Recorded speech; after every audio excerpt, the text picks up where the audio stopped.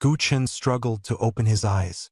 Cold and desolate, it was as if his consciousness had been frozen at absolute zero, every fragment of thought torn apart by an intangible void. As dark red nebulae loomed and shooting stars sporadically streaked across the night, suddenly, his awareness soared, scanning the expanse of light years around him. That crimson silence was a scar on his chest. Those faint shooting stars were the lingering radiance of his Shinnic energy, seeping from the depths of the cosmos. Ive transmigratet. Memories came flooding back like a tidal wave. The young man from Earth in his past life was no more. In his place stood the fallen Chaos Titan, a remnant of an ancient civilization, a colossal body, imposing and immense, with rivers of stars coursing his blood, and cosmic storms awakening with his every breath. He was meant to dominate myriad realms, claim stars, an invincible deity. But reality had mercilessly slapped him, pain sharp piercing to his core. He tried to move his right hand, yet the gigantic finger, capable of controlling stars, felt as heavy as a mountain, utterly immovable. With faint divine thought, he looked inward. His entire body was ice-cold. His lung region, once a dazzling kingdom of gold, was now shrouded in black mist. Countless void locusts, with grotesque visages, were frantically gnawing at his Shinnic crystal wall. Each bite brought the suffocating agony of a blazing burn. Both lungs were severely infected, as if encased in an invisible bacteria-induced inferno.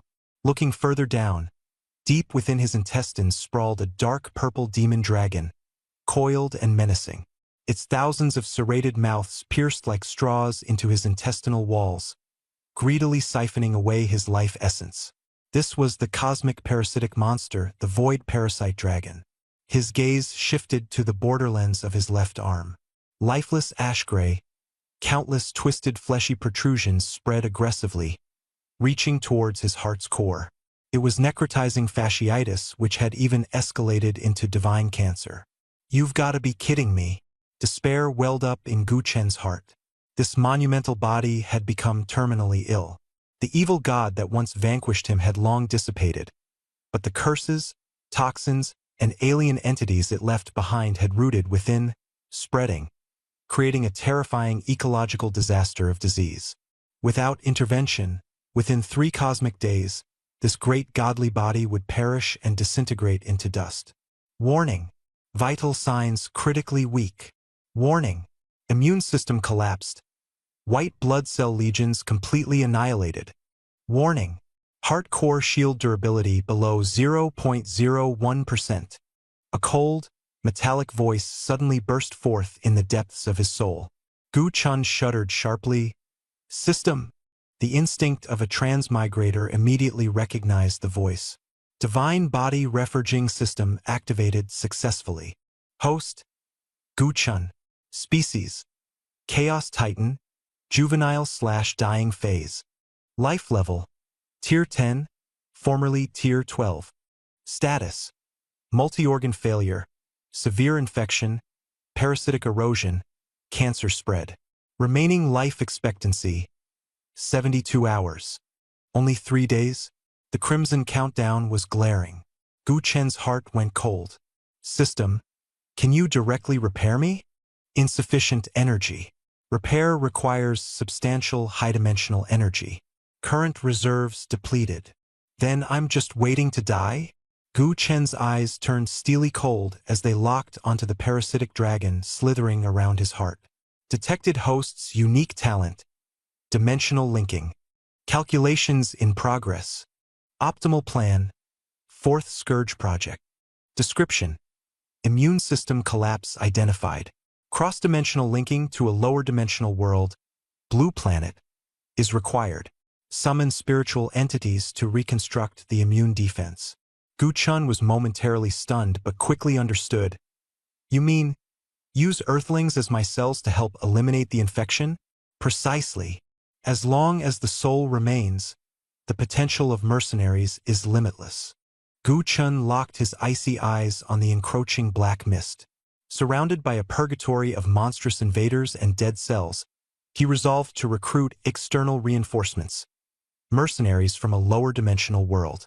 "Initiate the dimensional link," he commanded resolutely. The system responded swiftly, locking onto Blue Planet coordinates. Successfully. Constructing virtual server. Host's internal environment being gamified. His divine consciousness was drawn into a peculiar space, reflecting the dark, shattered map of his body. The scarlet hallways of blood vessels, the toxic storm-ridden lungs, the deep, dangerous dragon's lair of his intestines. It was vile and perilous, yet it was his battleground. The system inquired, "What would you name this game?" Guchun fell silent before finally replying, "Titan, Genesis." Official launch notifications illuminated rapidly. Beta access capped at 1,000 players, fully immersive, representing a monumental leap in evolution. Are you ready to become a god? At the same time, the Blue Planet trembled. Countless individuals scrolling through short videos suddenly found their screens invaded. A pitch-black pop-up with ominous golden text, accompanied by the unsettling sound of a heartbeat, struck their souls. "Do you seek to understand the meaning of life?" The system hastily corrected itself, projecting a more straightforward message. The world's first 100% immersive holographic MMORPG, Titan, Genesis, is now open for pre-registration. The door to evolution awaits you. By the year 2045 on Blue Planet, the evolution of holographic gaming had stagnated.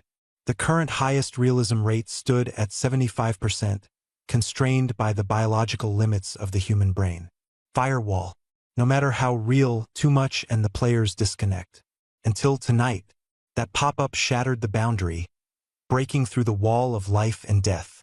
In the center of the Magic City, in the Cloud Edge apartments, neon lights reflected on his weary face as Chun Feng slumped in the Silver Wing survival pod. The cold and indifferent electronic diagnostic report floated before his eyes, neural synapse latency syndrome. The dreaded label, career ender. His reaction speed had plummeted below that of rookie trainees.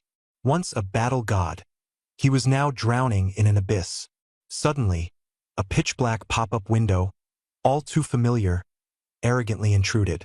"Do you want to understand the meaning of life?" it asked. Chen Feng sneered. "It's already 2045, and you're still using this outdated scam?" His finger hovered near the close button but stalled at the last moment. That question pierced into the hollowness of his desensitized heart like a needle. What did it matter anyway? He was already ruined. How much worse could it get? He pressed the blood-red confirm button. Yet, the screen didn't display any loading bar. The next second, the real story began. The survival pod roared violently as a torrent of intangible data surged forth, submerging his consciousness instantly. No dizziness, no nausea. Only the weightlessness of a soul unmoored, as though slipping into a seamless traverse through an unimagined dimension.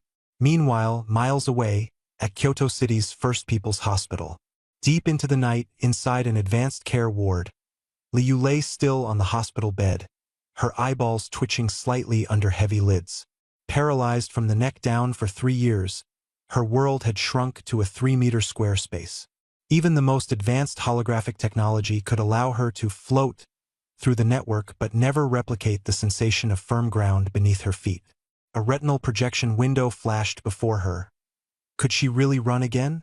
Her heart began pounding, each beat carrying a glimmer of hope.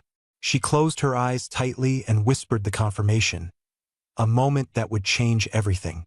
When his awareness returned, Chun Feng felt as if he had died. He floated in a pure white ether, encased in a warm, glowing liquid. For colossal double-stranded genetic helices swirled rhythmically around him, emanating an overwhelming sense of power. A voice pierced directly into his soul. "Choose your evolutionary path." Chun Feng's gaze swept across the options. Guardian of the Divine Citadel, weaving immutable destinies. Life Thread Shaper, teeming with vitality. Storm Shard Wielder, unleashing forces of thunder. But in the end, his eyes locked on Predator. A high-speed assassin, an executioner in shadows, a death dealer to the disobedient. The obsidian blade-like bone gauntlet shone with deadly brilliance. Feeling his dormant instincts roaring to life, Chun Feng's blood burned anew. He swore silently, "This time, I'll reclaim everything I've lost." On the other end of the void, Liu gazed at her newly forged legs encased in sleek, white exoskeletal armor. Sharp, angular contours gave the impression of unyielding strength. Tentatively, she commanded them, "Move." Almost instinctively, her legs obeyed, smooth and unrestricted. Bounding into the air without effort, she landed with a sense of tangibility so vivid, it brought tears streaming down her face. Laughter burst forth uncontrollably, its resonance filling the void. Trembling, she pointed toward the Life Thread Shaper class. "With these hands, I will mend and heal everything." The scene shifted, a grand core cathedral. A deafening crash marked Chun Feng's arrival, like a missile slamming into the heart of the ground. The force rattled the space, yet he landed firmly without faltering. Before him unfolded a vast world draped in hues of crimson. Massive scarlet pipelines arched into a domed ceiling above, channeling streaming rivers of molten gold-red energy. Each thunderous pulse reverberated through the earth and into the marrow. The air was tinged with the metallic tang of rust and an aromatic hint of ozone, invigorating the senses. In the plaza's center hovered a blazing red sun, beating like an immense and feral heart. Every thrum sent tremors across the land and echoed through his veins. Chun Feng stared down at his obsidian claws and swung them with force. They tore through air as cleanly as a blade through silk, their speed far exceeding even his peak in reality by tenfold. "Is this seriously part of a game?" someone exclaimed in astonishment. He turned to see Liu, carrying a massive mechanical backpack, her face aglow with excitement. In her hand, an ominous red fragment shimmered. "Look, I just scavenged microcardiac fiber from the floor. And guess what? I pinched myself, and it hurts. But it's not unbearable. Now this feels right. Two reborn souls, bound to set this extraordinary world ablaze. Just wait and see." As white light refracted across the plaza, thousands of players began appearing one after another. Each class was spectacularly distinct, guardians standing at imposing heights of 2.5 meters, clad in heavy bone armor, their chests pounding like titanic hulks of rage. Storm Shard wielders wrapped in arcs of cerulean lightning, mischievously shocking teammates into bursts of upright hair. There wasn't much time to marvel at the lifelike graphics or advanced physics engines, though. It all cut off abruptly. A piercing alarm cleaved through the rhythm of 1,000 pounding hearts. Above the scarlet firmament, a gash ruptured wide open, black mists oozing out like spilled ink. The clouds twisted, coalescing into grotesque, nightmarish silhouettes that loomed with a darker menace. Roar! The first monstrosity lunged forward, a black, chitinous beast the size of a raging calf. Its dripping viscera sizzled as the corrosive fluid seared the floor beneath it. Blood-red compound eyes flickered with unchecked ferocity. They were void locusts, physical manifestations of the deadly bacteria within the ancient murmurs of creation. The system voice thundered coldly, "Global Epic Quest initiated. Destroy the Void Locust Vanguard, 500 units. Reward, Pain Sensory Calibration System unlocked. Biotonic Energy Exchange activated." There were no introductory cinematic scenes. No grace period. The monsters descended upon them instantly. The rancid stench of decay whipped through the air, paralyzing some players on the spot. A few collapsed, trembling, their knees buckling into the ground. But within some eyes, their depths ignited into roaring infernos. All focus snapped to Chun Feng. He lowered his posture, his black chitin-plated face gleaming with feral intent, and beneath its sharp obsidian surface lay resolute, ironclad determination. In the real world, he couldn't even hold a cup of water steady. But here he was the bloodthirsty predator, brimming with adrenalized purpose. "If it dares show its health bar, watch as I slay in the divine capital." He flicked out his bone blade, a sharp click echoing as he transformed into a shadowy blur on the battlefield, charging into the fray. The air was filled with a swarm of void locusts, their dense rolling mass twisting unnaturally. Their mechanical insect-like shells were etched with grotesque details, dripping with green venom. Their mandibular mouthparts spun like vicious rotary blades. The first wave launched a frenzied assault, piercing through the defenses. One locust, like a black cannonball, propelled itself with its rear legs and lunged directly at Chen Feng. Perfect timing. Relying on his professional instincts, he anticipated the attack, sliding left to evade and counterattacking with a reverse stab. However, his new body lagged unexpectedly. His movements faltered, turning fluid dodging into a clumsy stagger, leaving his left shoulder torn open by the creature's claws. -35 bleed. Armor damaged. Intense pain surged through his entire being. Despite the system dampening the sensation, the burning agony from the gash brought a cold sweat to his brow. Retreating, Chen Feng quickly opened his interface. Feng Xingtiangxia, Class Hunter LV1. Status: lightly injured. Strength: 6. Agility: 9. Constitution: 5. Spirit: 5. Total: 25 points. Though his stats were nearly double that of an ordinary person, they represented the starting limit for his hunter class. Both Constitution and Spirit were deliberately minimized for balance. Chen Feng smirked grimly, wiping away the fresh blood trailing down his lips. Damn it! This was the stark disparity between reality and the virtual world. His new body's limitations were painfully clear, and the fight had only begun. Time to see how this plays out. Shedding all illusions of godhood, Chen Feng coldly declared, "For now, I'm nothing but low-tier cannon fodder." As the locust lunged again, he abandoned any attempt at flair. The single blade he wielded gleamed in defiance. As the creature's claws closed in, he surged forward instead, letting its strike carve a bloody gash across his chest. His bone blade pierced straight into the locust's abdominal joint. Weak point strike. -80. The damage indicator flickered. This was a clash of sheer resolve. Elsewhere, chaos erupted. The terrifying beasts tore into anything in their path, creating a horrifying spectacle of blood and carnage. The players fell into disarray. "Help! This hurts like hell. I only got hit twice, and I'm already almost dead." The unfortunate player, ID also indeed, was promptly ripped into shreds by 3 locusts simultaneously. Player, also indeed, has died. His fragmented body dissolved into white light, leaving his equipment clattering to the ground. The system interface blazed crimson with the death penalty alert. Death penalty notification. 50% experience deducted. Half of bioenergy dropped. Resurrection cooldown: 30 minutes. The players, who had fancied themselves capable of infinite revivals, instantly sobered up. This wasn't some casual grind game.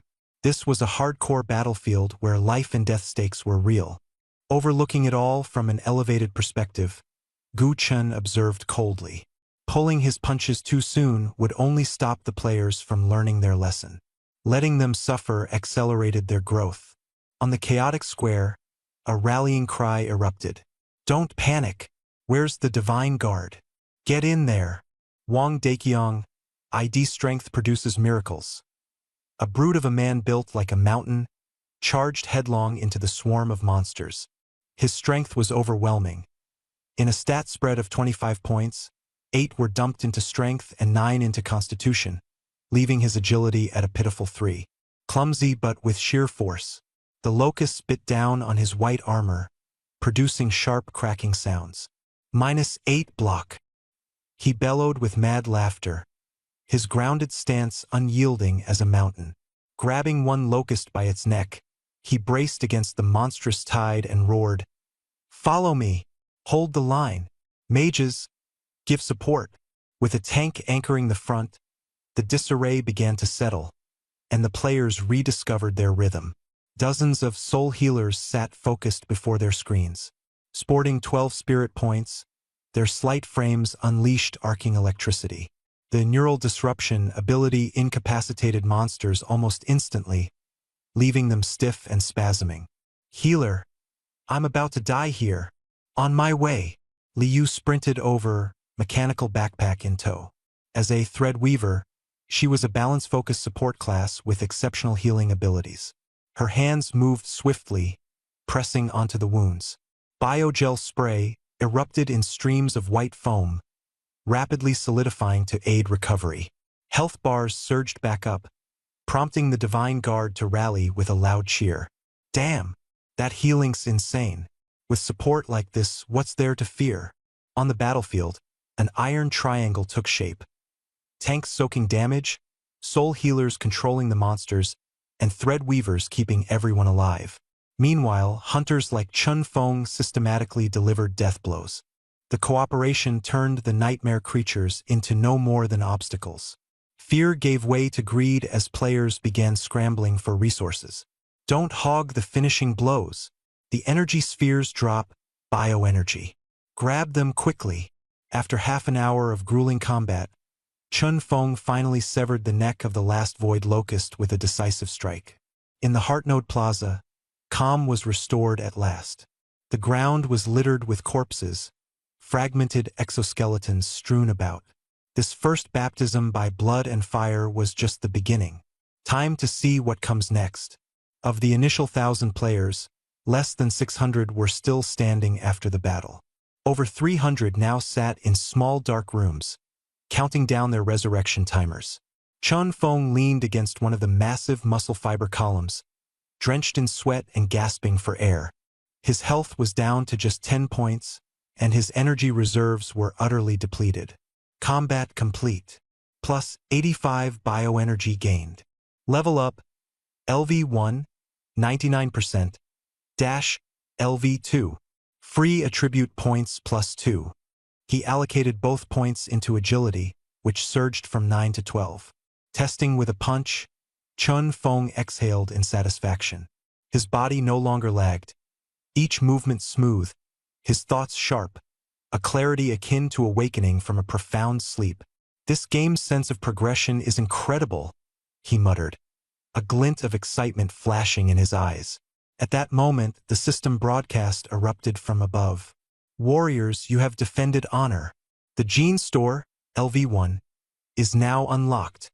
New zone unlocked. The Crimson Star Path, first defensive zone. Chun Feng closed the store and looked up.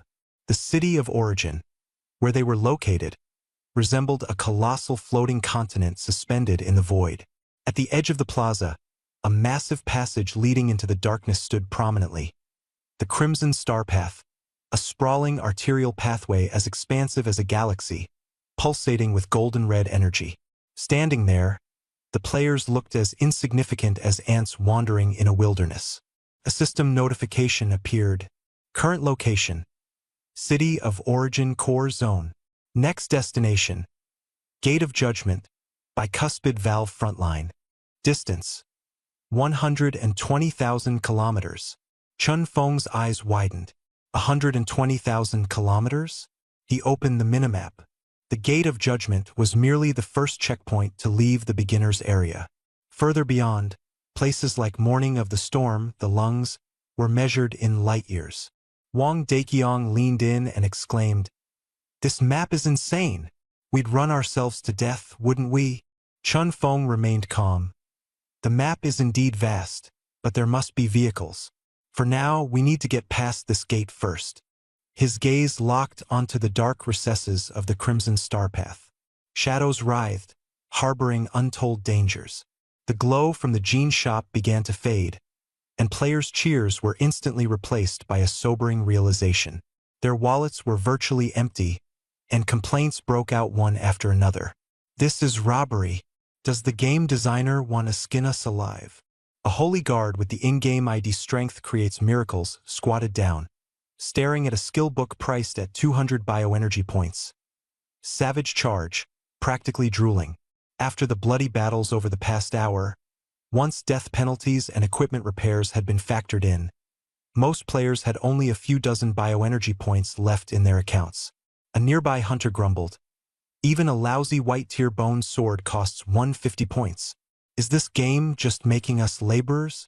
Chun Feng, with the ID frontier across the world, furrowed his brow. As a primary damage dealer, he only had 135 points left. He couldn't afford the skill book and had to spend 10 points to use a whetstone to restore his weapon's durability.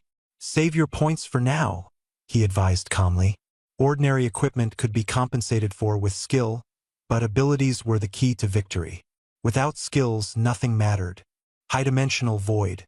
Gu Chun gazed at the bickering players from above, his emotions a mingled chaos of amusement and exhaustion. It wasn't that he was being ruthless. He was also broke. His system interface was flashing red repeatedly. His core shield was nearly depleted, with just 0.05% remaining. The players' bioenergy contributions and transaction taxes amounted to only 8,500 points total. Repairing the pericardium alone requires 5,000 points, and maintaining the network drains a substantial amount daily. With a heavy sigh, he made a tough decision and channeled 5,000 points into the system. This was par for the course. At the edge of the core plaza, the previously corroded pits began to writhe. Golden tissues and fibers rapidly multiplied, the fractured battlefield swiftly repairing itself and becoming pristine. Gu Chen's gaze fixed on the massive surging bloodstream that was the Crimson Star Path. Gigantic red cells drifted upon its currents like natural vehicles. He willed the interface and immediately modified the system description, adding a touch of dramatization for the Scarlet Vessel. Global announcement. The journey to the Gate of Judgment is vast and arduous. Hint. Along the Crimson Star Path, natural vehicles known as Scarlet Vessels have emerged. Ride the flow. Chun Feng's keen eyes scanned the expanse. The galactic pathway stretched wide, with crimson waves rolling endlessly. Within the golden-red energy river, large crimson disks floated, each shimmering with a soft glow, resembling futuristic bio-hovercrafts. "Is that the Scarlet Vessel?" A female player with the ID Cloudy Pomelo murmured in awe. "Strength creates miracles," acted without hesitation. Sprinting to the riverbank, he leapt mightily, landing with a loud impact that caused a disc to slightly dent before springing back up, perfectly supporting his weight. "Solid! Absolutely solid!" he shouted with excitement, waving enthused like someone snatching a seat during peak travel season. Immediately, players swarmed the edge of the core plaza, leaping at the discs en masse. The sound of splashes echoed incessantly. Chun Feng, sharp-eyed, analyzed the flow velocity and turned towards the hesitant, Cloudy Pomelo. "Stay with me. My agility is only 6. I'm afraid I won't make the jump," she whispered timidly. Chun Feng extended a hand. "I'll pull you." With a shared understanding, the two leapt together. Mid-air, Chun Feng precisely predicted her trajectory, grabbed her arm, and helped neutralize her impact. With a soft thud, they landed securely on the surface of the disc. It was firm yet had a subtle elasticity. Around them, crimson light flickered as shadows blurred by in retreat. Overhead loomed an infinite darkness. "This is practically a superluminal highway," Cloudy Pomelo exclaimed, astonished. By now, most players had boarded, their gathered forces flowing downriver in a mighty procession, heading swiftly into the depths of darkness. Before long, as Chun Feng closed his eyes to recover his stamina during the ride, a sudden deceleration jolted him awake. The system's red warning flared ominously. "Alert! Obstruction detected along the path. Crystal sediments. Triggered event. Clear the path. Objective: destroy the wall of size and eliminate the guarding amber devourers." Everyone's gazes shot forward. An enormous yellow crystal mountain spanned the river's entire breadth. Its surface glowed eerily with a translucent sheen. Squirming across its jagged walls were countless soft-bodied creatures, each half the height of a person, covered in golden yellow mucus, their countless eyes fixated on the players ahead. The journey had only just begun, and the trials awaited each step forward. "Look!" The starship squad ran headlong into a massive yellow mountain. Furious and incredulous, Dali Chu Chi Ji, translated as "power brings miracles," began complaining angrily. "Is the game designer out of their mind? A crystal mountain right in the middle of the flight path. With a mouth full of complaints but a heart full of determination, he blew the battle horn. It looks like soft jelly, charge. But the moment the starship made contact with the yellow mountain, it got stuck, unable to budge, as if trapped in a swamp. The squishy walls of the so-called mountain opened up like shark jaws, revealing they were alive. Slime monsters launched themselves at the players. No damage? Someone laughed nervously, noting their health bars remained steady. But within seconds, their agility dropped to zero, their bodies sealed in yellow crystalline shells, entirely immobilized. Ambercell. Spellcasters, spirit adepts, paralyzed them with lightning. Feng Xing Tianxia, translated as World-Walking Blade, roared sharply, directing the team. Bolts of electricity crackled wildly, only to fizzle out uselessly as the monsters revealed their immunity to magic. Physical attacks fared no better. Blades skidded off with no effect, leaving melee fighters frustrated. The deeper the starship sank, the more players were turned into amber statues, transforming into static trophies one by one. Tension grew thick as Feng Xing Tianxia stared intently at the monster information interface. No weaknesses were listed. They had to figure this out on their own. At that moment, Yun Zhongyu, translated as Grapefruit in the Clouds, tugged on his sleeve, pointing to the environmental buff in the top right corner of the interface. High-energy ether current. Fire effectiveness plus 200%. Highly flammable. A critical clue not to be overlooked. No torches and no fire mages. Feng Xing Tianxia's mind raced. Then a spark of inspiration struck. The Guardian NPC's crude bone weapons paired with chitin armor used the high-energy environment to create physical fire sparks. Dalichu Qiji gaped at the idea. Smash ourselves? Feng Xing Tianxia shouted. Strike sparks and ignite the environment. All right, let's light it up. Dalichu Qiji, holding a bone hammer, took a decisive swing against a companion's chitin armor.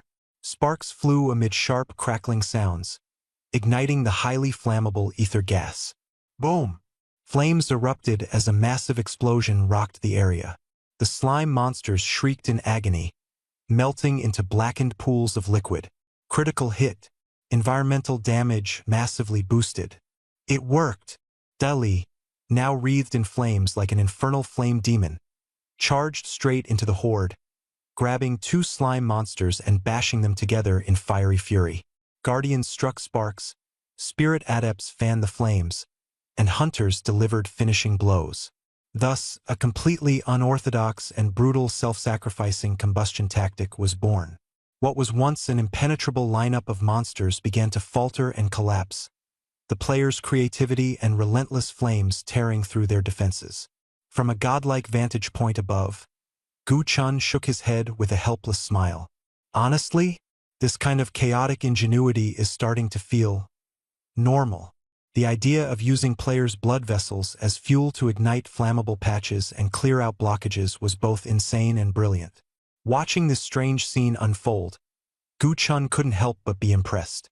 While insane, these fourth-day Calamity players were undeniably effective. His gaze shifted to the high-energy amber fragments scattered among the monster remains. An inspiration struck him. Moments later, a global announcement rang out across the server. Congratulations! Players' tactical creativity has triggered a hidden mechanism. New Guardian advancement unlocked.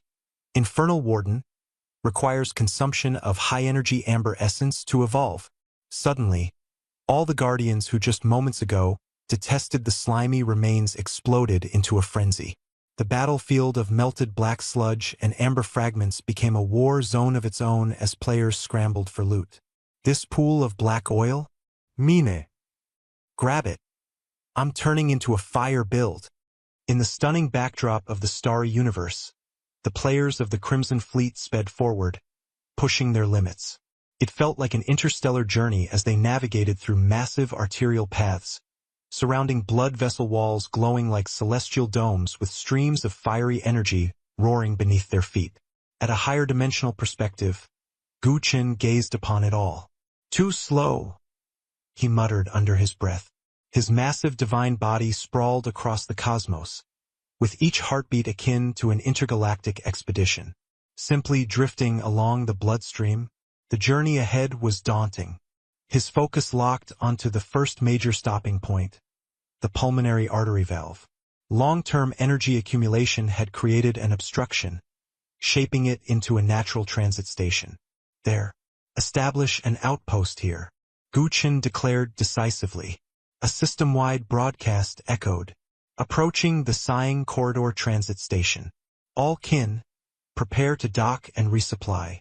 Before the player's eyes, the starry path suddenly divided, revealing a titanic white gate that stood like a divine structure of unimaginable scale.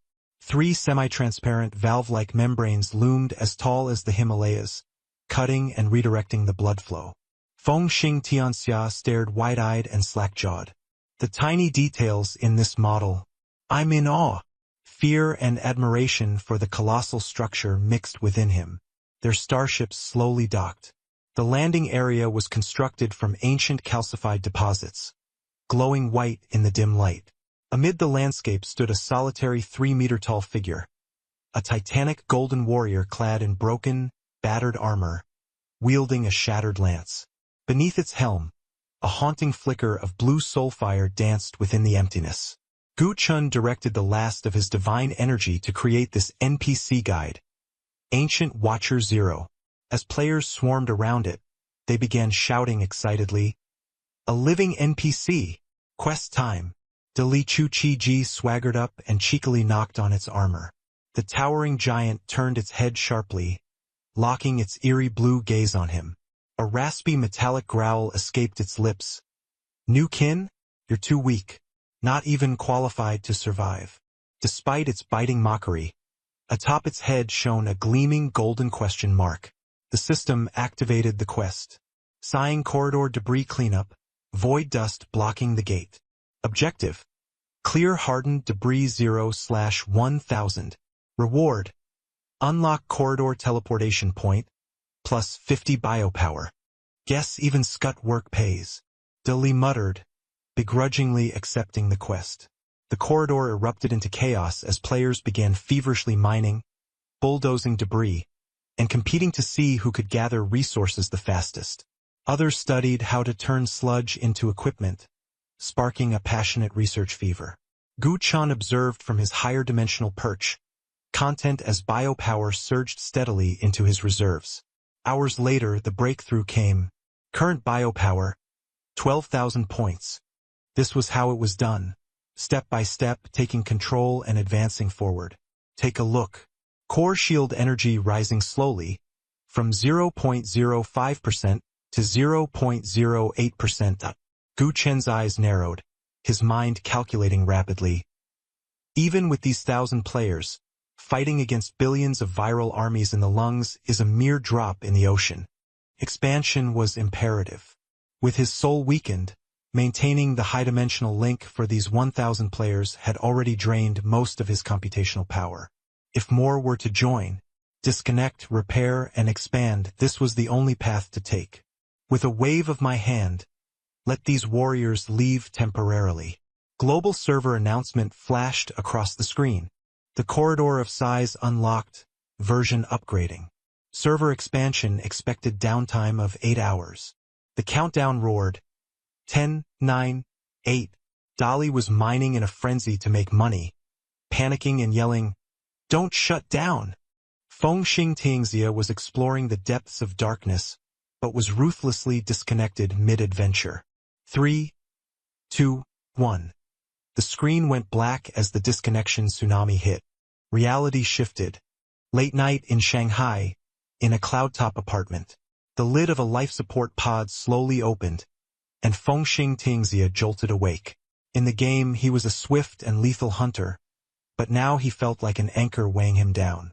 His fingers were stiff and icy. When he reached for a water glass, his trembling hand knocked it over, water splashing onto the floor. He collapsed back, staring bitterly at his own rebellious right hand. The glory of the past felt like nothing more than an illusory dream. He mocked himself, a failure, a prisoner of his own body. Desperate, he yearned to return to that world where he could slay monsters. Inside the life support pod, the screen glowed with the message, "Server maintenance." The cold 8-hour countdown starkly grounding him in reality. Hurry up! His bloodshot eyes brimmed with unwillingness and desire. At the same time, far away in Kyoto in the ICU, Liu was forcibly logged out for the first time. Her body remained cold, so rigid that even lifting a leg felt like an unattainable luxury. Tears streamed down her face, muffled sobs piercing the silence. Why? Why make me wake up? Her dreamlike escape among the stars transformed into the harshest reality. She stared at the countdown. 7 hours and 59 minutes.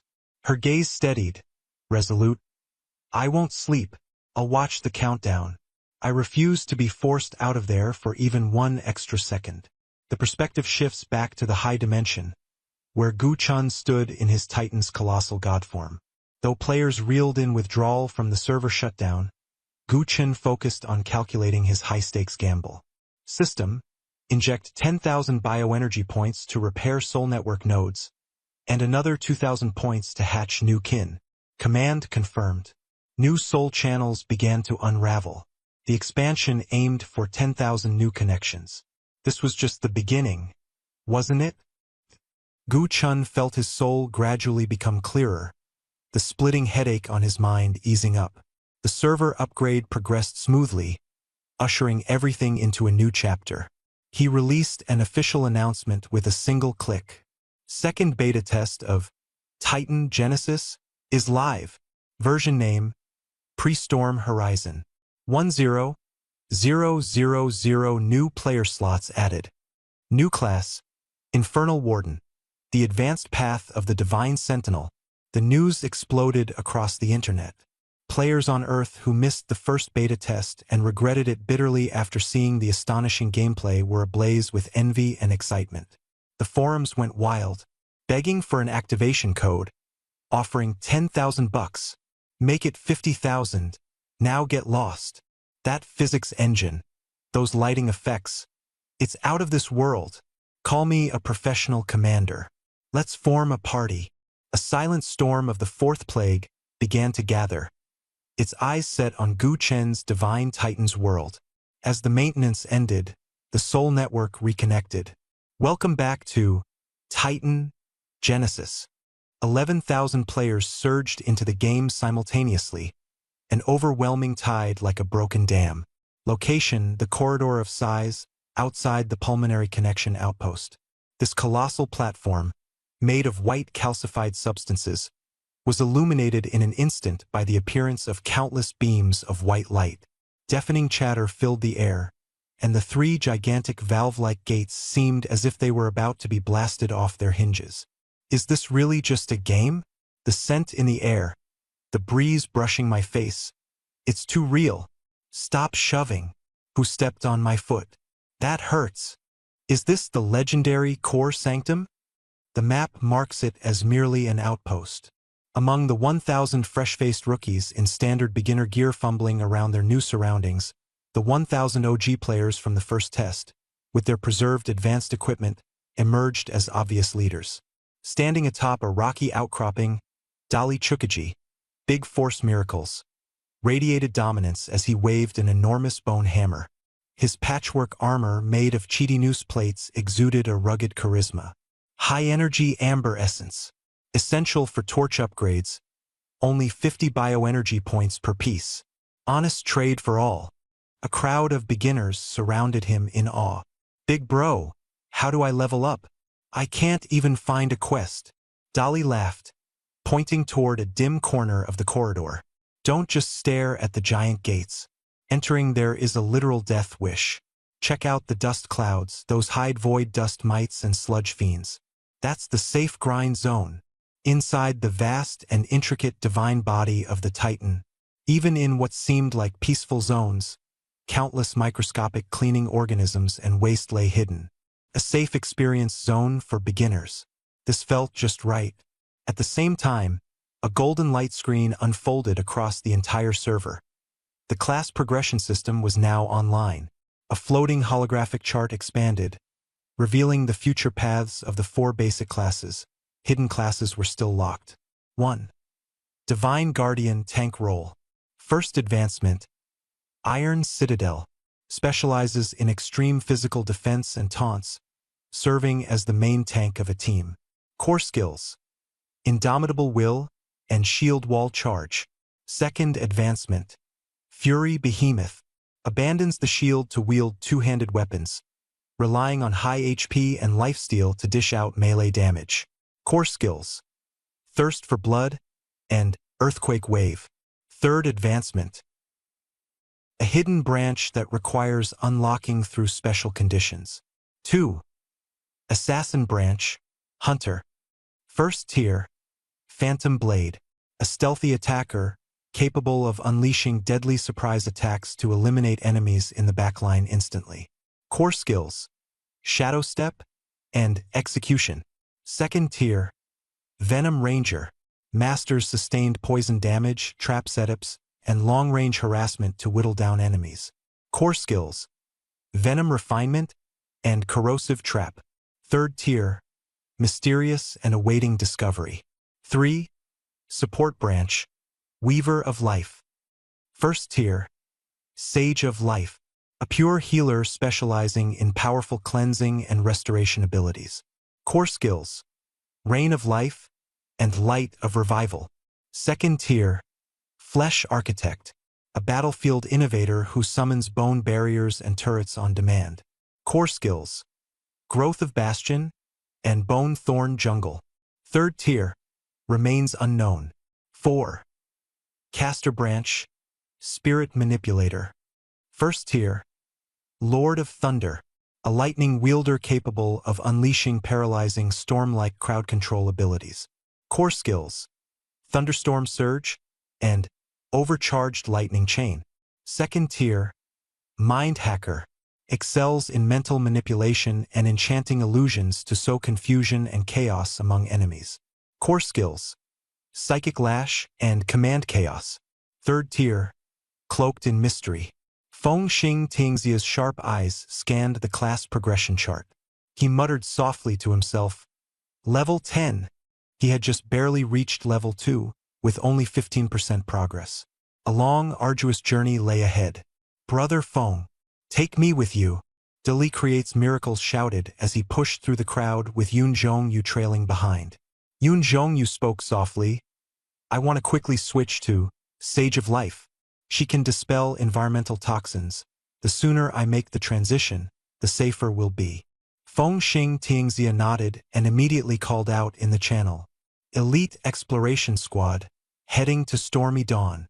Need 2 spirit manipulators, level 2 or higher, experienced players only.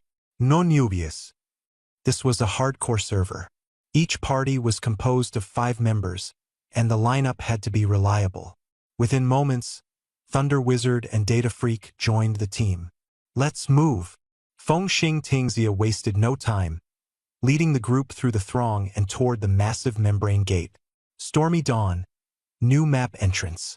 Beyond the colossal gate, the environment shifted abruptly.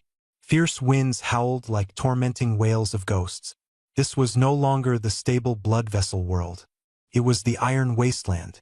The sky was gray, pocked with alveoli-like openings that exhaled violent hurricane winds. The ground, charred and sponge-like, was cloaked in a haze of fine dust. Environmental warning. Entering the inflammatory storm zone. All members take 1 point of burning damage per second. Feng Xing Tingxia gave the order decisively. Healer. Apply continuous regeneration. Yun Zhongyu raised her hand, casting the biogel spray, rapidly covering the team in a layer of healing membranes, fully counteracting the environmental damage. Enemies ahead. Stay hidden. Feng Xing Tingxia crouched and pointed toward the charred ground. Ahead, a new adversary emerged into view. It was an inflamed golem, composed entirely of charred rocks, with molten lava flowing through its cracks. His burning arms swung a massive flaming boulder. Standing nearly 2 meters tall, it looked ferocious and menacing. Monster. Inflamed Golem, Level 5. Description. An elemental giant formed from necrotized flesh and fire, boasting high defense and immunity to fire-based damage. Dali creates miracles went pale. Level 2 fighting level 5? No way. Feng Xing Tingxia remained calm. It's just a common patrol mob, nowhere near a mini-boss. Then he gestured further into the mist, where countless inflamed golems spread out like a tide. Beyond them, a colossal flame demon lumbered, towering over the battlefield. There was no classic one-strike kill final boss here, only an unrelenting gauntlet of trials and challenges. This too felt just right. The Lung battlefield, where life and death hung by a thread. Here, no piece of land was at peace. Enemies blanketed the horizon, and monsters surged forth in boundless waves. For the microscopic players, a severe case of pneumonia meant an endless assault of hostile forces. Feng Xing Tingxia calmly laid out the strategy. We won't clear the entire map. Only massive armies can pull that off. Our goal is the stronghold. Dachong, kite that slow inflame golem. Just that one. Dully Creates Miracles hoisted his Cheetynus shield high and charged forward with a battle cry, yelling, "Come at me, punk! Let's see how you handle Grandpa." The inflamed golem turned, swinging. The blazing fist struck, forcing Mighty Miracles back, the health bar plummeting by a fifth in an instant. Feng Xing Tianxia's eyes gleamed like lightning. "Hold steady. Don't let them gang up on you. I'm with you until the end." With that command, the Thunder King and Data Maniac launched a perfectly timed attack. A streak of blue lightning precisely struck the golem's knee joint. The massive figure staggered, momentarily frozen. A shadow darted behind it. Feng Xing Tianxia moved with incredible speed, embedding a bone blade into the molten crack in its surface, reaching directly for the energy core. In just 2 minutes, the flawless teamwork brought the golem crashing to the ground, shattering into pieces. Killed Flame Toxic Golem, LV.5. Team Biometrics +30. Obtained Flame Toxic Crystal Nucleus, usable as weapon enchantment material. Excellent results. Experience rocketing. Mighty Miracles exclaimed, pocketing the crystal nucleus with excitement. 100 more of these, and we'll hit level 3 without a doubt. Feng Xing Tianxia fixed his gaze on the distant monster-laden mountains and seas, issuing a calm warning. Stick to the plan. Pull more than 2 monsters, and it's all over. This battlefield was like treading on the edge of a knife. One misstep, and the entire effort would collapse. This was reality, unforgiving and uncompromising. From a higher dimensional perspective, Gu Chun looked down, observing the spark-like bursts of conflict within the lungs, nodding slightly. The trivial disputes among beginner players were like dust mites, insignificant. Teams like Feng Xing Tianxia's elite squad had already secured the lungs periphery. Gu Chun thought to himself, the Apocalypse trial adaptation has begun. Energy coursed rapidly. 1,000 players online simultaneously consumed resources voraciously, with even more provided to sustain them. Maintaining the front lines ensured continuous energy reclamation, which was the foundation for the restoration of the divine body. But he knew the lungs didn't only harbor beasts like the flame-toxic golem. Lurking within were the virus legions, the true invaders. Hidden in the depths, they watched and bided their time, coveting the fresh vitality of the newly regenerated cells. "Grow strong, warriors," he murmured. The war had only just begun. 3 days later, Psi Corridor. The desolate land where the heart and pulmonary arteries converged, transformed into a bustling slum. A wave of tens of thousands flooded in. The once barren, calcified land was now teeming with players. The ground bore the marks of countless makeshift stalls, and chitin tents were scattered everywhere. Buying flame-toxic crystal nucleus at high prices. Recruiting for mud monsters in the corridor. Heavy labor needed. Potions provided. Help. Borrowing 5 biometrics to repair equipment. It's been 3 days, and I'm still running around naked. Amid the noise, complaints abounded. One newbie, Walking Grass, stretched his aching legs with a sigh. This map is way too big. Takes 2 hours to walk to the downwind zone to grind monsters. If you die, it's another 2-hour trek. I've spent the whole day just running. I'm losing my mind. The sheer scale of the game was a stumbling block. From Psi Corridor to the downwind zone, players traversed vast stretches of vascular wastelands and had to contend with periodically respawning wandering monsters. Going solo was a shortcut to disaster. This hardcore die in 5 minutes. Rerun for 2 hours gameplay turned away many fresh-faced players. But that's the way it was, like it or not. In the storm-shrouded depths of the right lung, a forbidden zone yet untouched by players, the environment grew increasingly perilous. Toxic, searing dust swirled in the air, obscuring vision with thick mist. The ground was no longer solid calcified layers, but instead a soft, writhing expanse of alveolar tissue. Suddenly, a black bone blade flashed like lightning, stabbing into the back of another flame-toxic golem's neck and precisely shattering the core. Feng Xing Tianxia, panting heavily, kicked aside the rubble beneath his feet. Behind him, his elite squad stood weary, their faces etched with exhaustion.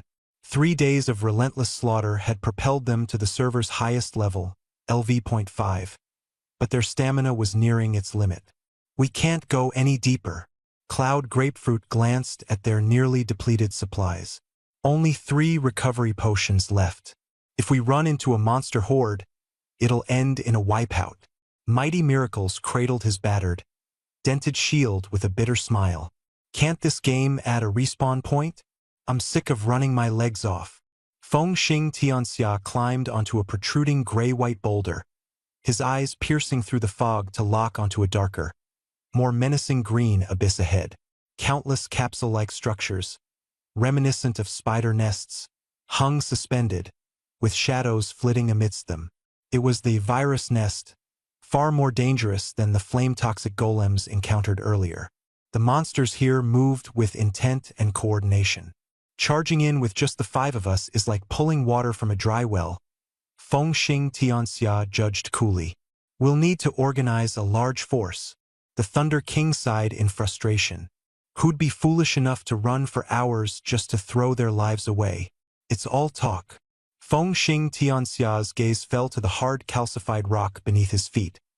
A natural high ground, sheltered from the wind, easy to defend but tough to attack. Inspiration struck. If the system won't give us a respawn point, we'll build one ourselves, he declared resolutely. He turned to Cloud Grapefruit.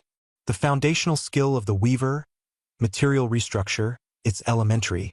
But can it use monster bone armor combined with high-adhesion biogel to construct walls? Cloud Grapefruit mulled over it, her eyes suddenly lighting up. Theoretically, yes, this could be the beginnings of flesh crafting. Let's do it. At Feng Xing Tianxia's command, the whole team switched gears. Mighty, haul the golem debris. Thunder King, gather the adhesive slime. He issued sharp, concise orders. We're going to build a flesh fortress. Right here. From his elevated view, Gu Chun watched this small team come to a sudden halt. No longer resisting like a mantis trying to stop a cart, they busied themselves instead, collecting rubble like ants moving house. Though slightly surprised, a smile of admiration crept across their faces. The indomitable spirit of the nation. When faced with obstacles, miracles are created. Gu Chun understood. Without forward outposts that targeted the lungs, players fatigued from traversing maps would inevitably give up. Thus, he opted for a low-profile approach. The Gene Store launched new items, while permissions to special zones were also unlocked. Server-wide system announcement. Squad Feng Xing Tianxia has triggered the exploration system. Permissions for the Stormy Dawn zone unlocked. Entering construction mode. New blueprints added to the store. Bio Beacon basic respawn point requires 5,000 biomass plus 100 blaze venom crystals. Chitin Wall blueprint construction guided by Weaver skills. Defense turret blueprint requires Ling Shu Master to channel energy. The moment the announcement hit, the server exploded. Holy crap!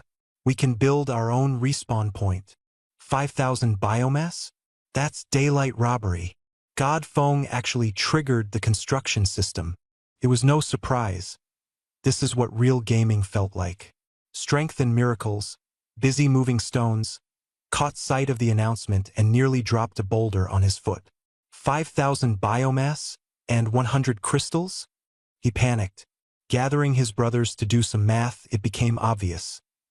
Even if they sold themselves, they couldn't scrape it together. After all, as top-tier players, every dime had been sunk into gear and potions. They hardly had 500 biomass among them. At that moment, Fengxing Tianxia logged on with his usual calm demeanor and, for the first time, spoke in global chat.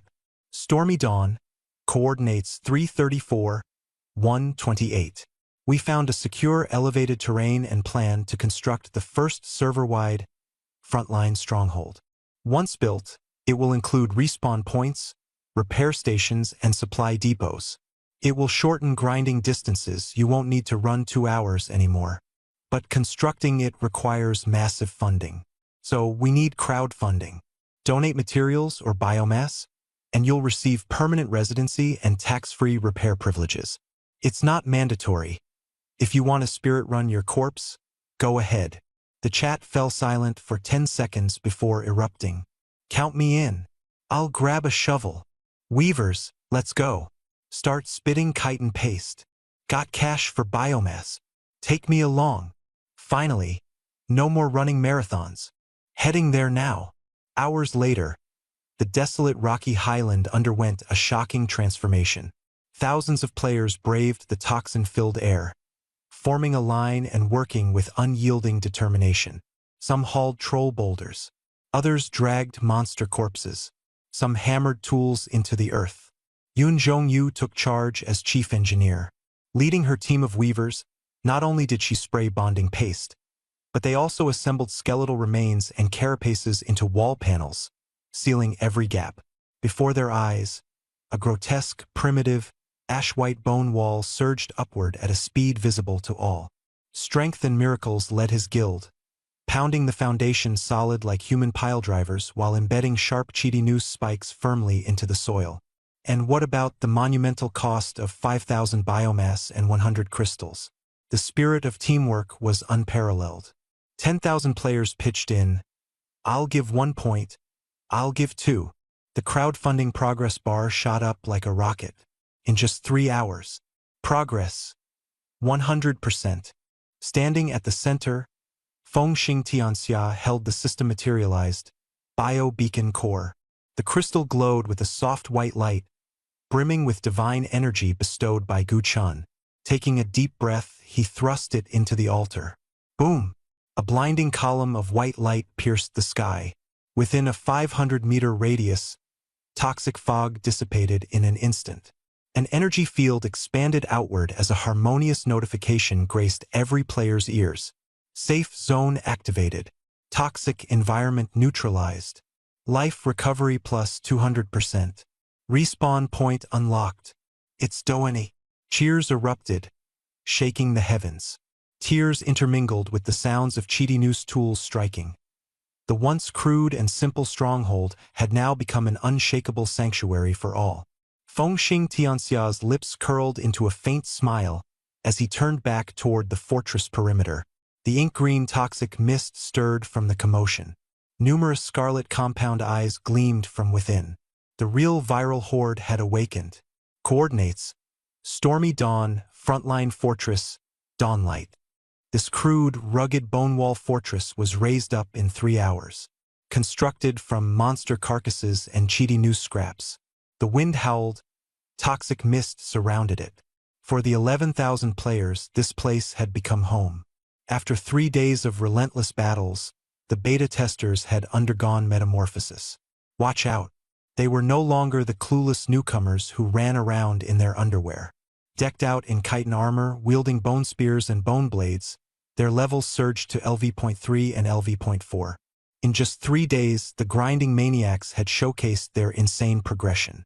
Just as everyone believed victory was in sight and the fortress was destined for brighter days, the ground suddenly quaked. Thud, thud, thud.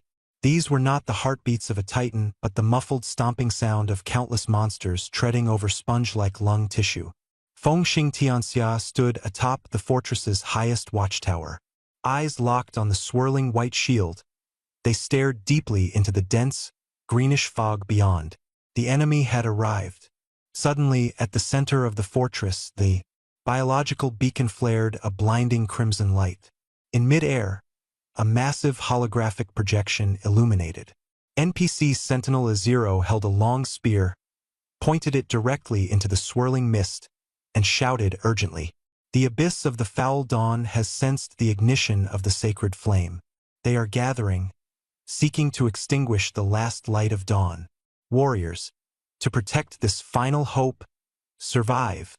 For days, Guchan had been controlling NPC Zero to launch an epic resistance campaign against the dark forces of the Abyssal Dawn for all players on the server.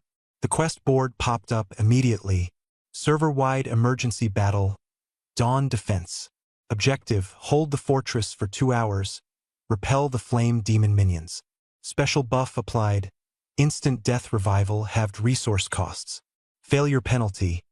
Fortress destroyed. Frontline retreated. Shop access downgraded. Levels reset. Instant death revival?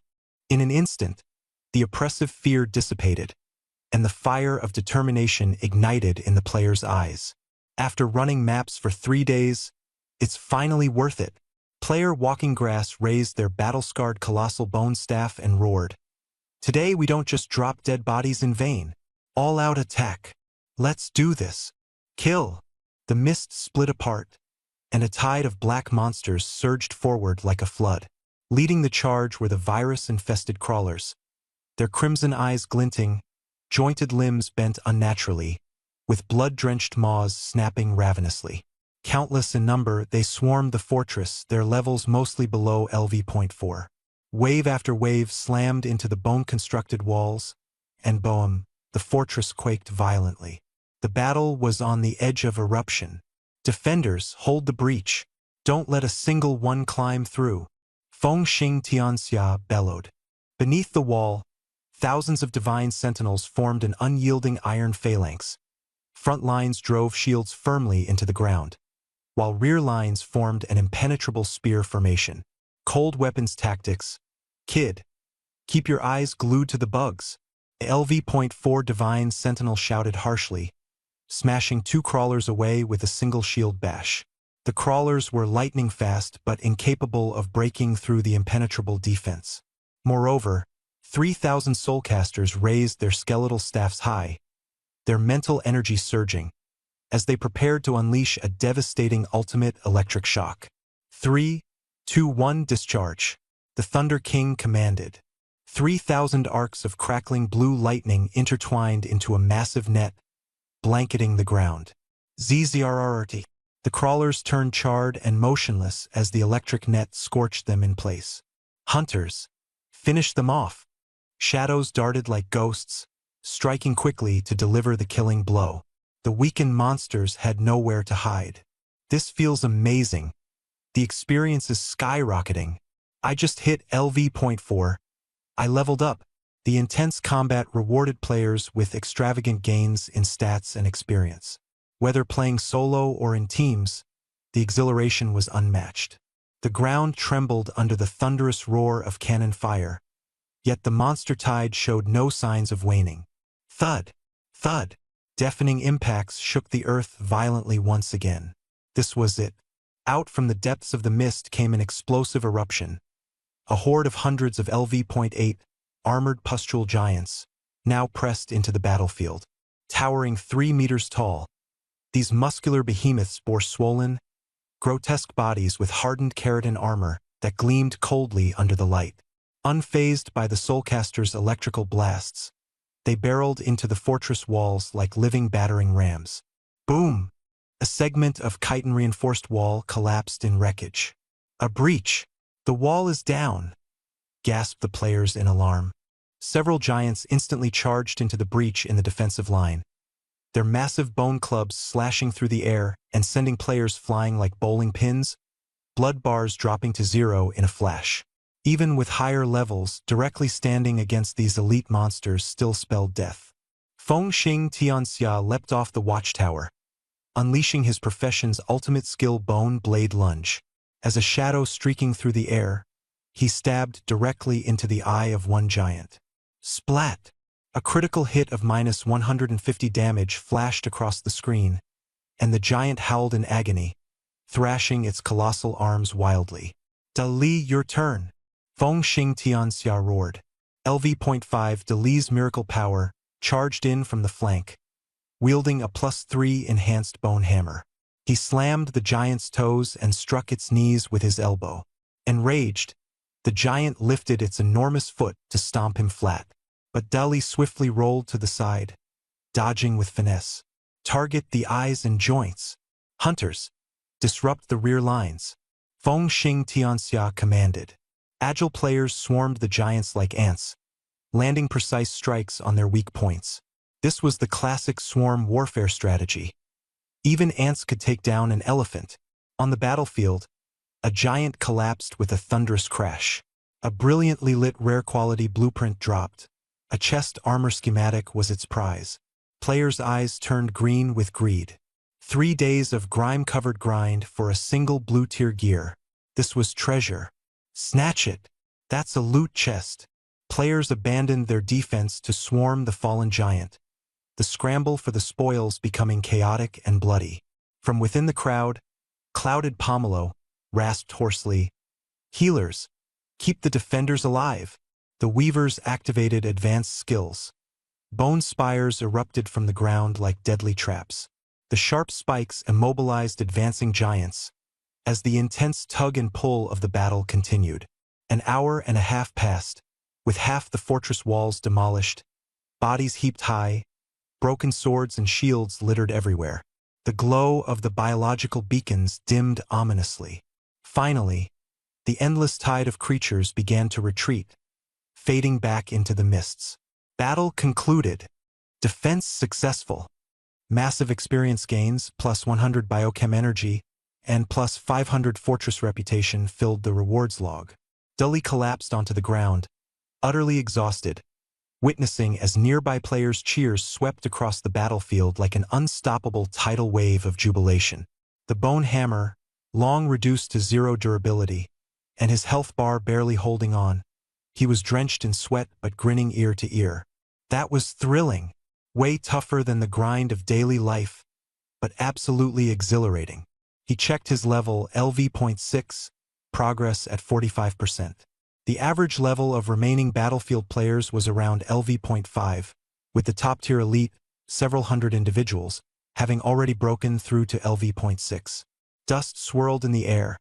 Their equipment was battered and worn, but their faces were full of satisfaction and the pride of victory. This was a true fight for survival. This was how it should be. Standing at the edge of the crumbling city wall, Feng Xing Tianxia's gaze was cold and sharp as he looked out into the temporarily quiet mist in the distance. There, the true protagonist had yet to appear. The regional lord Flame Demon remained nowhere to be seen. But he was not anxious. As he turned back to look over his teammates, they were laughing and cheering, poking fun at one another while scavenging materials left behind on the battlefield. Just 3 days ago, this group was a chaotic mess. Now they were forged into a hardened, iron-blooded legion. Clear the battlefield, Feng Xing Tianxia commanded. Repair the walls and restock our ammunition. All looted resources go straight to storage. Conduct a full overhaul. For the next wave, we charge straight back. Build more primary cities on the front lines.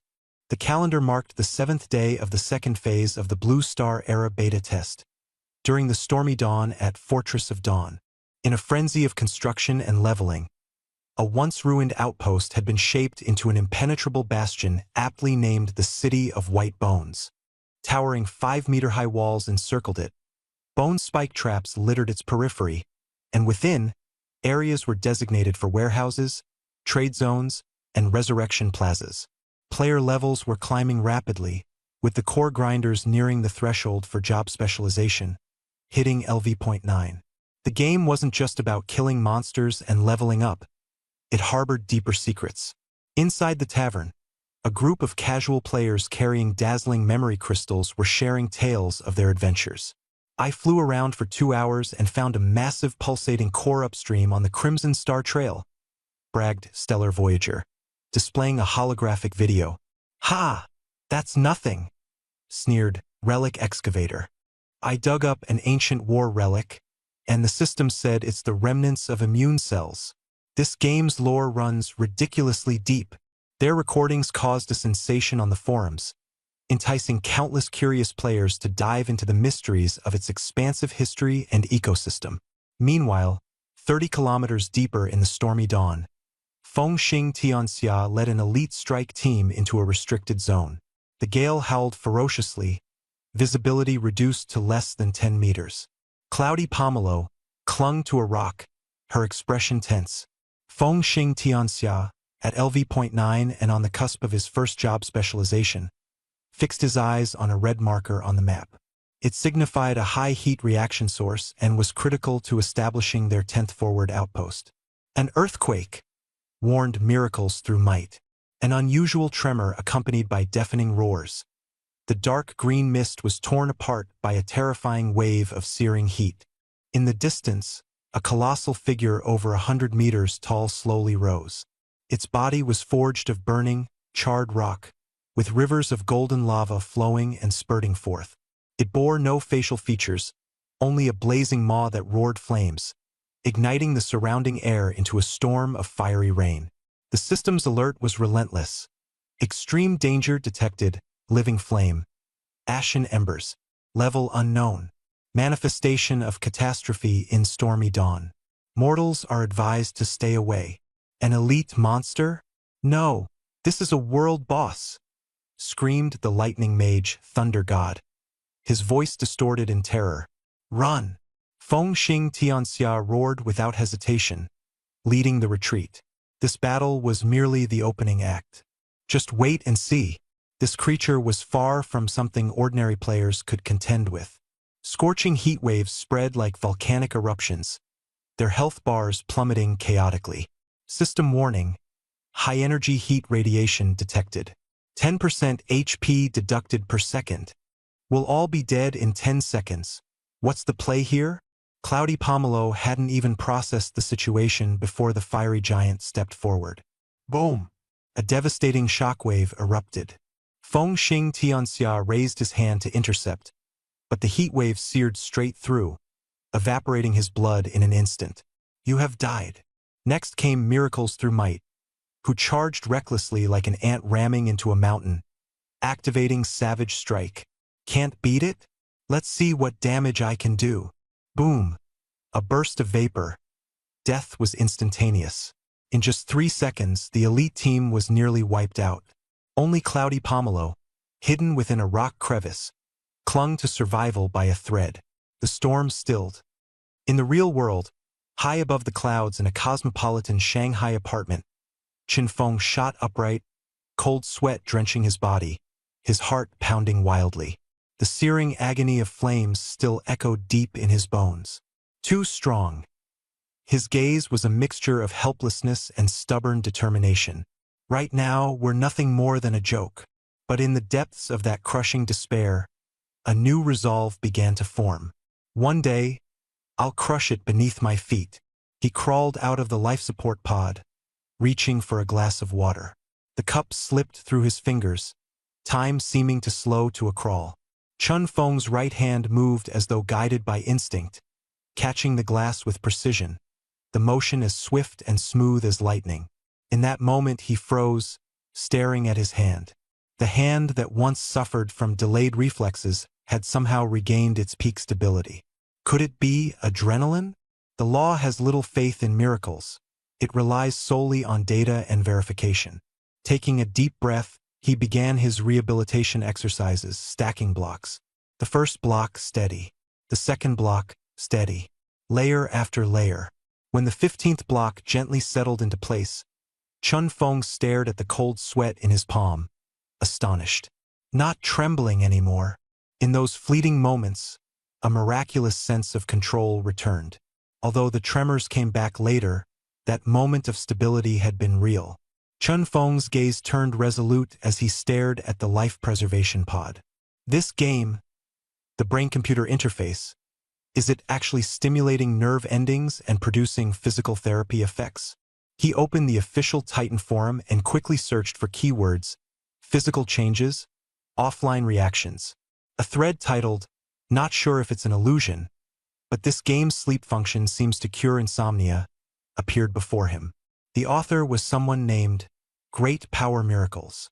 He wrote, "Guys, I've had lower back muscle strain for years, and lately, after grinding the game, my back feels warm and pain-free every time I log off. I even tried carrying a bag of rice, and miraculously, I didn't throw my back out." Most of the responses below the post were mocking. Placebo effect, that's all. This wasn't surprising. Only time and continuous observation would reveal the truth. Chun Feng fixed his gaze on the screen. The post silently pulled at his resolve. Closing the web page, he clenched his fists so tightly that his nails dug into his palms. Even if there's only a 1 in 10,000 chance, I have to give it my all. At the same time, far away within Tempest's deep mourning, Gu Chun, the towering Titan god's colossal form, observed from heights above billions of players. What players regarded as the destructive flame was, in his view, merely a tiny necrotic lesion in his lung, a weak and insignificant spark. This puny thing managed to wipe out an entire player squad? Gu Chun shook his head, his voice calm. Pathetic. To him, these players were no different from active viruses. Yet, he had detected an extraordinary spike in bioenergy during the moment of their deaths. Not bad. Quite lively. Gu Chun smirked to himself, deciding to intervene discreetly.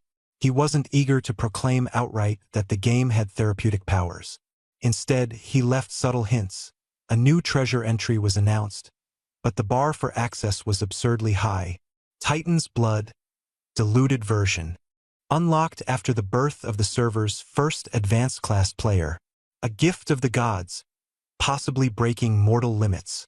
As he spoke, Gu Chun closed his eyes, using bioenergy to heal the cracks in his body, all while anticipating the player's growth. Let's see how this plays out. Tempest's Deep Mourning, Resurrection Square at Dawn Fortress. Synchronization rate, 100%. The countdown reached 0. Amid a flash of white light, Blade Through the World's form rematerialized. The emptiness of death dissipated, replaced by the clamorous noise of the square. Great Power Miracles ran over immediately. "Blade, you're finally back. That last attempt was a disaster, we lost big. Dying once costs half our XP. I need to retrieve my shield." Blade Through the World wore a somber expression, burdened with a lingering 30-minute, weakened debuff that reduced all attributes by 10%. The price for challenging something far beyond their level had been steep. The massive flaming giant is on another level. Its aura damage alone is devastating. Pure skill isn't enough to handle it. That thing is obviously meant for later stages, Blade Through the World calmly analyzed. Opening the system interface, his eyes locked onto the bottom of the Gene store at the red-labeled Titan's Blood, priced at 3,000 bioenergy with a clear unlock condition. Purchasable after the birth of the server's first advanced class player, and in limited quantities. His heartbeat quickened slightly. If we can't beat it, then we grow stronger first. Closing the interface, his voice was resolute. Great. How much bioenergy do we have left? Over 200. Buy as many return scrolls and potions as possible first. The newly introduced return scrolls were priced at 50 bioenergy each and could significantly cut down on travel time. Blade Through the World made up his mind to grind through the night with his team. Drawing his bone blade and fixing a steely gaze on the sea of creatures outside the barricade, he barked instructions. "Everyone rotates, rests. I'll lead the charge. As long as I stay standing, we keep grinding. Within 24 hours, we hit level 10, and then we test this item." His tone was crisp and unwavering. Great Power Miracles froze for a moment before breaking into a wide, toothy grin. "All right, if the boss says so, we'll go all out. I'm curious to see if this Titan's Blood really works miracles." On Blue Planet time, it was the 9th day of the second Titan beta test. The entire server felt like it had been supercharged. Activity levels skyrocketed. Even casual players who had been focused on base building and sightseeing were drawn into the frenzy. Eyes fixed on the leaderboard and the top player, Blade Through the World. This guy seemed like an unstoppable killing machine, leading his elite squad to sweep through the outskirts of Tempest's deep morning day and night without rest. The atmosphere was electric and completely amped. Blade Gods already level 10. What are we waiting for? First to advance rewards are insane. Let's grind. No falling behind now. Tempest's deep morning turned into a battlefield. Monsters were being hunted to extinction by swarming players. A newly emerged flame Venom Golem barely had the chance to roar twice before. Surrounded by dozens of burly warriors, it was instantly shattered into pieces. In game time, 22 hours. Storm Dawn, E7 zone, Rotten Gorge, a high-danger monster grind zone. Fengxing Tingxia gripped his bone blade, now lined with cracks. With one final sidestep dodge and a precise backstab, the elite LV.8 crawler let out a heart-wrenching screech before collapsing into a pool of dark red blood. A golden beam shot through the murky, toxic air, piercing straight into the heavens. Congratulations! LV.9, LV.10, Class Cap. All attributes +2. Free attribute points +5. Notice: experience pool locked. Head to the Corridor of Size and seek out Mentor Watcher 0 to begin your class advancement trial. It's time! Fengxing Tingxia slumped onto a rocky outcrop, exhausted as though drained of all energy. Quick! Use the town portal scroll. Dali Chushinji LV.9 exclaimed in excitement. Get the class advancement quest started before someone else beats us to it. Without hesitation, Fengxing Tingxia ripped apart the costly parchment. Space twisted, and in a flash he vanished. In the blink of an eye, he reappeared at the white checkpoint, Corridor of Size. Corridor of Size, Watcher's Base. The golden, 3-meter-tall giant NPC Watcher 0 stood aloof on higher ground. As Fengxing Tingxia approached, a golden exclamation mark flickered above Zero's head. This NPC, known for only issuing mundane mud-digging tasks, seemed to radiate an overwhelming aura today. Zero lowered his gaze, his ghostly blue soul fire locking onto Fengxing Tingxia. You've reached the limits of your current shell. Yet, in this war, you remain but an ant. If you seek greater power, you must prove your worth. Critical quest trigger. Advancement trials. 2 cards materialized before him. 1. Ethereal Blade, difficulty hard. Master the Blade of Shadows, the Invisible Reaper. 2. Venom Ranger, difficulty normal. Control Corrosion, the Battlefield Hunter. Hidden classes were not yet accessible. Players could only choose Titan Guard progressions. Without hesitation, Fengxing Tingxia declared, Ethereal Blade. Class Advancement Quest, Blade in the Shadows. Quest Objective, deep within Storm Dawn's Wrinkle Gorge, a group of LV.10 Poison Sting assassins conspires to sabotage the supply line. Conditions: assassinate 10 Poison Sting assassins within 5 minutes while in stealth mode. Restrictions: non-stealth kills or being detected will result in quest failure. Fengxing Tingxia's eyes turned ice-cold. This quest was hardcore, not just about raw damage but demanded peak control and awareness. From the perspective of Titan's masterminds, these poison sting assassins lurking in the flesh-like folds of the gorge were both a potent poison and the perfect cure, warranting a stealth expert to eliminate them. Accept, he agreed decisively. Storm Dawn, Wrinkle Gorge. The terrain was bizarre, layered with fleshy folds intertwining and shadows harboring concealed dangers. Let's see how this plays out. Fengxing Tingxia activated the system-granted shadow camouflage, blending into the air instantly, disappearing without a trace. 5 meters ahead, a transparent poison sting creature patrolled, its crystalline stinger shimmering lethally under the dim light. Exhale. Even his real-life breath control synced into the game. Fengxing Tingxia slowed his movement, timing his approach with the loudest gusts of the wind, masking his footsteps as he crept closer. Closer, closer. As the creature turned, he struck without hesitation. The bone blade severed its sound organ with precision before plunging into its core. Killed Poison Sting Assassin, 1/10. No alarms triggered. 9 more to go. In just 4 minutes, Feng Xingtingxia fully unleashed his skills as a veteran pro player. Like a ghost, he danced through the gorge. Every movement was clean, precise, and relentlessly lethal. As the final assassin fell, the countdown still flashed with 30 seconds remaining. Trial complete. Class advancement achieved. Hunter Ethereal Blade. All attributes greatly increased. Gain skills: Shadow Step, Teleport Backstab, Execution, Increased Slaughter Threshold. A system-wide announcement exploded. Congratulations to Feng Xingtingxia for being the first player to complete class advancement. Gene Shop LV.2 access unlocked. Player chat rooms and forums ignited with wild excitement, but Feng Xingtingxia paid no mind. He immediately opened the Gene Shop, where once grayed-out items gleamed golden and seductive. Titan's Blood, diluted version. Price, 3,000 biomass.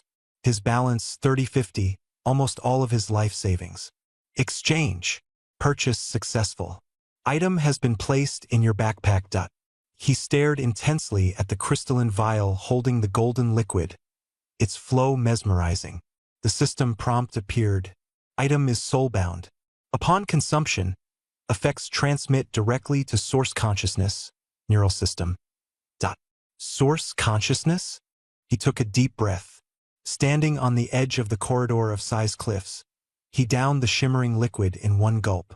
At that moment, a tidal wave of heat surged through him, as if molten lava were invading the deepest part of his soul. Boom! His mind burst in fiery cacophony, and his vision twisted into a chaotic blur. System alert. Effects absorbing. Detecting damage to source consciousness. Initiating primary repairs. Blue Star, Shanghai. Chun Feng suddenly awoke from the life-sustaining pod, gasping for air. His body drenched in sweat as though he had been dragged from the depths of an ocean. A lingering burn scorched his mind, the throbbing pain burrowing deep.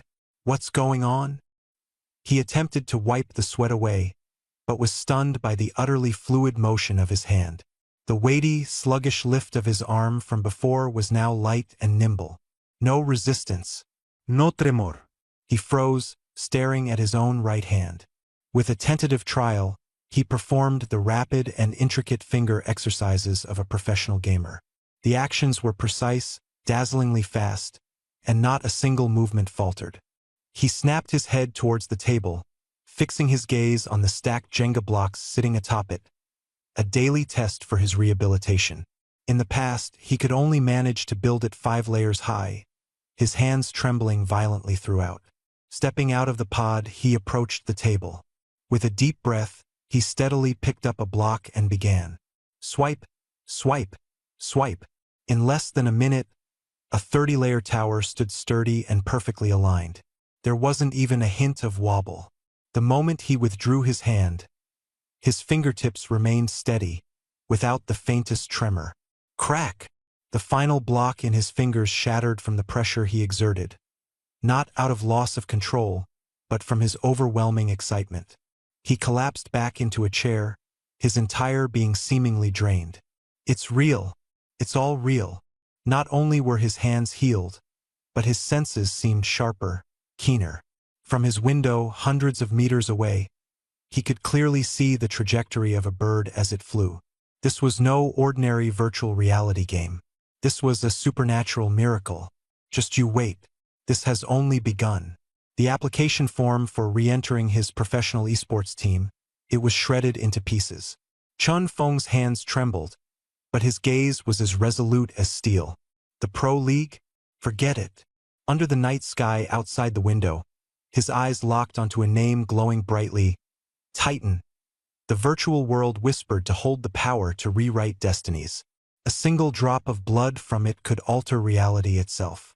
Chun Feng pressed the button to open his built-in voice channel, joining a private group chat. His teammates, De Li, Yun Zhongyu, F.A. Wang, and Quang Run still retain their familiar presence in this digital space. Feng Ji, how's the potion? Tastes good. De Li's voice carried an unmistakable tone of curiosity. His voice remained calm, yet bore an unrelenting firmness. De Chong, Yuzi, Fa Wang, Quang Ren, listen carefully. From this moment, liquidate all personal assets in the real world. Buy the top-grade nutrition solutions. Gear up to the max and dive into the game. Farm bioenergy like your lives depend on it. There's no room for complacency. The channel fell into a heavy silence. Only the faint gasp of Dali's astonishment broke through. Fengji, you okay? Why are you suddenly so serious? Chun Feng looked at his right hand, now as steady as a mountain, his voice weighted with gravity. Do you remember my delayed neural response syndrome? The Titan's blood. It's healing me. Real. Completely. A silence thick enough to feel oppressive followed, broken only by Yun Zhong's sharp intake of breath, cutting through the quiet. This isn't something to joke about.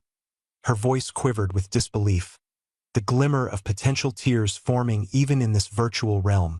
It's not a joke. It's the truth. Chun Feng's gaze grew unbearably icy. I just tore up my return-to-play application. My life is staked on Titan. Listen carefully, this stays between us for now. We only reveal it when we've seized a significant advantage. He understood the weight of the truth. If the secret that the game could cure illnesses got out, it would unleash a storm of capital and governmental intervention, trampling over ordinary players in the process. Their lead needed to be secure first. He glanced at the in-game gene store, a key to changing destinies. Once purchased, it immediately shows out of stock. Time is of the essence. His brows furrowed. The system says, insufficient divinity reserves in the battle zone. Unable to synthesize further. We can't afford to slow down. We need to expand the map. Dali was dumbstruck. Even critical items have cooldowns? Chun Feng let out a cold laugh, his eyes burning with sharp determination. The system is forcing us into unexplored zones, demanding more resources. From her vantage point in the higher dimensions, Gu Chan stood at the edge of the cosmos, eyes fixed on a sprawling star chart. Players waged battle within Storm's dawn. Yet their progress was akin to ants crawling against the bronchial pathways of a monstrous lung. Despite all their efforts, they had only advanced 5 kilometers from the front lines, confined within an activity radius of just 30 kilometers. It's far too slow. Gu Chen frowned. This was an interstellar war. A mere 10,000 players and their feeble skirmishes would never suffice. She swept through the server's back-end data. Public attention was skyrocketing, biological energy soaring to unprecedented levels, and the player count had broken 10 million. Expand recruitment. Immediately. With a wave of her hand, Gu Chun began server expansions, simultaneously unleashing divine power and broadcasting targeted promotional strikes across Blue Planet's social platforms. The floodgates opened. Players swarmed in. The flames of war were about to erupt. It was expected. Titan Genesis, Phase 3 test incoming. Version update. Galactic Expedition. Featuring newly unlocked Legion systems, campaign missions, and Lord bounties. 50,000 spots, Blue Planet citizens in a frenzy. Largest-scale full-dive VR event in gaming history. Players scrambled. The hype exploded. War loomed on the horizon. On the first day of the beta, Storm's Dawn Fortress of Daybreak. A cascade of white light rained down as 39,000 new players flooded the fortress, leaving it bursting at the seams. Shouts and footsteps mingled into a chaotic symphony. Move! Stop blocking the view. This feels insanely real. Need a group. Begging for a carry.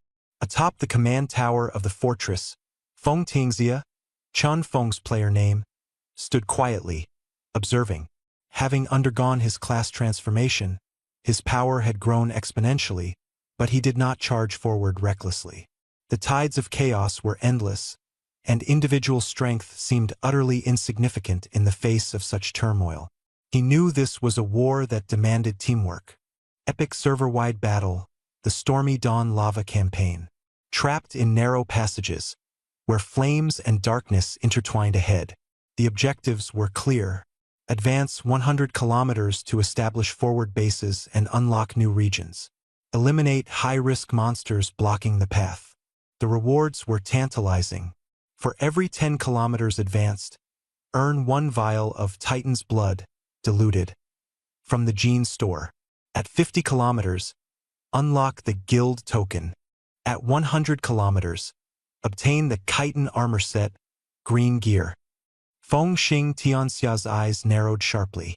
1 potion every 10 kilometers? This was incredibly challenging. Only the top elites and resource controllers could dream of continuing on the path of rebirth. He opened the server-wide regional channel, his golden-edged notification shining brilliantly across the screen. I am Feng Xing Tianxia. Do you want to see the depths of new regions? Loot equipment from the bosses? It's not that simple. After the 30-kilometer mark lies the lava zone, with extremely high temperatures and toxic fumes in the air. If your level is too low, you'll be burned to death in seconds. Don't even think about barging through. The channel erupted into chaos. What are we supposed to do then? Even Feng God can't pass? Feng Xing Tianxia calmly replied. At the entrance of the lava zone stands the Living Flame, a level 12 elite boss.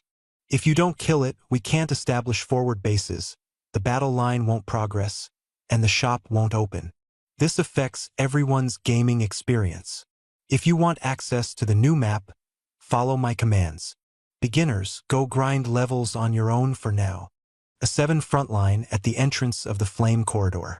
A narrow canyon with searing heat waves and raging winds.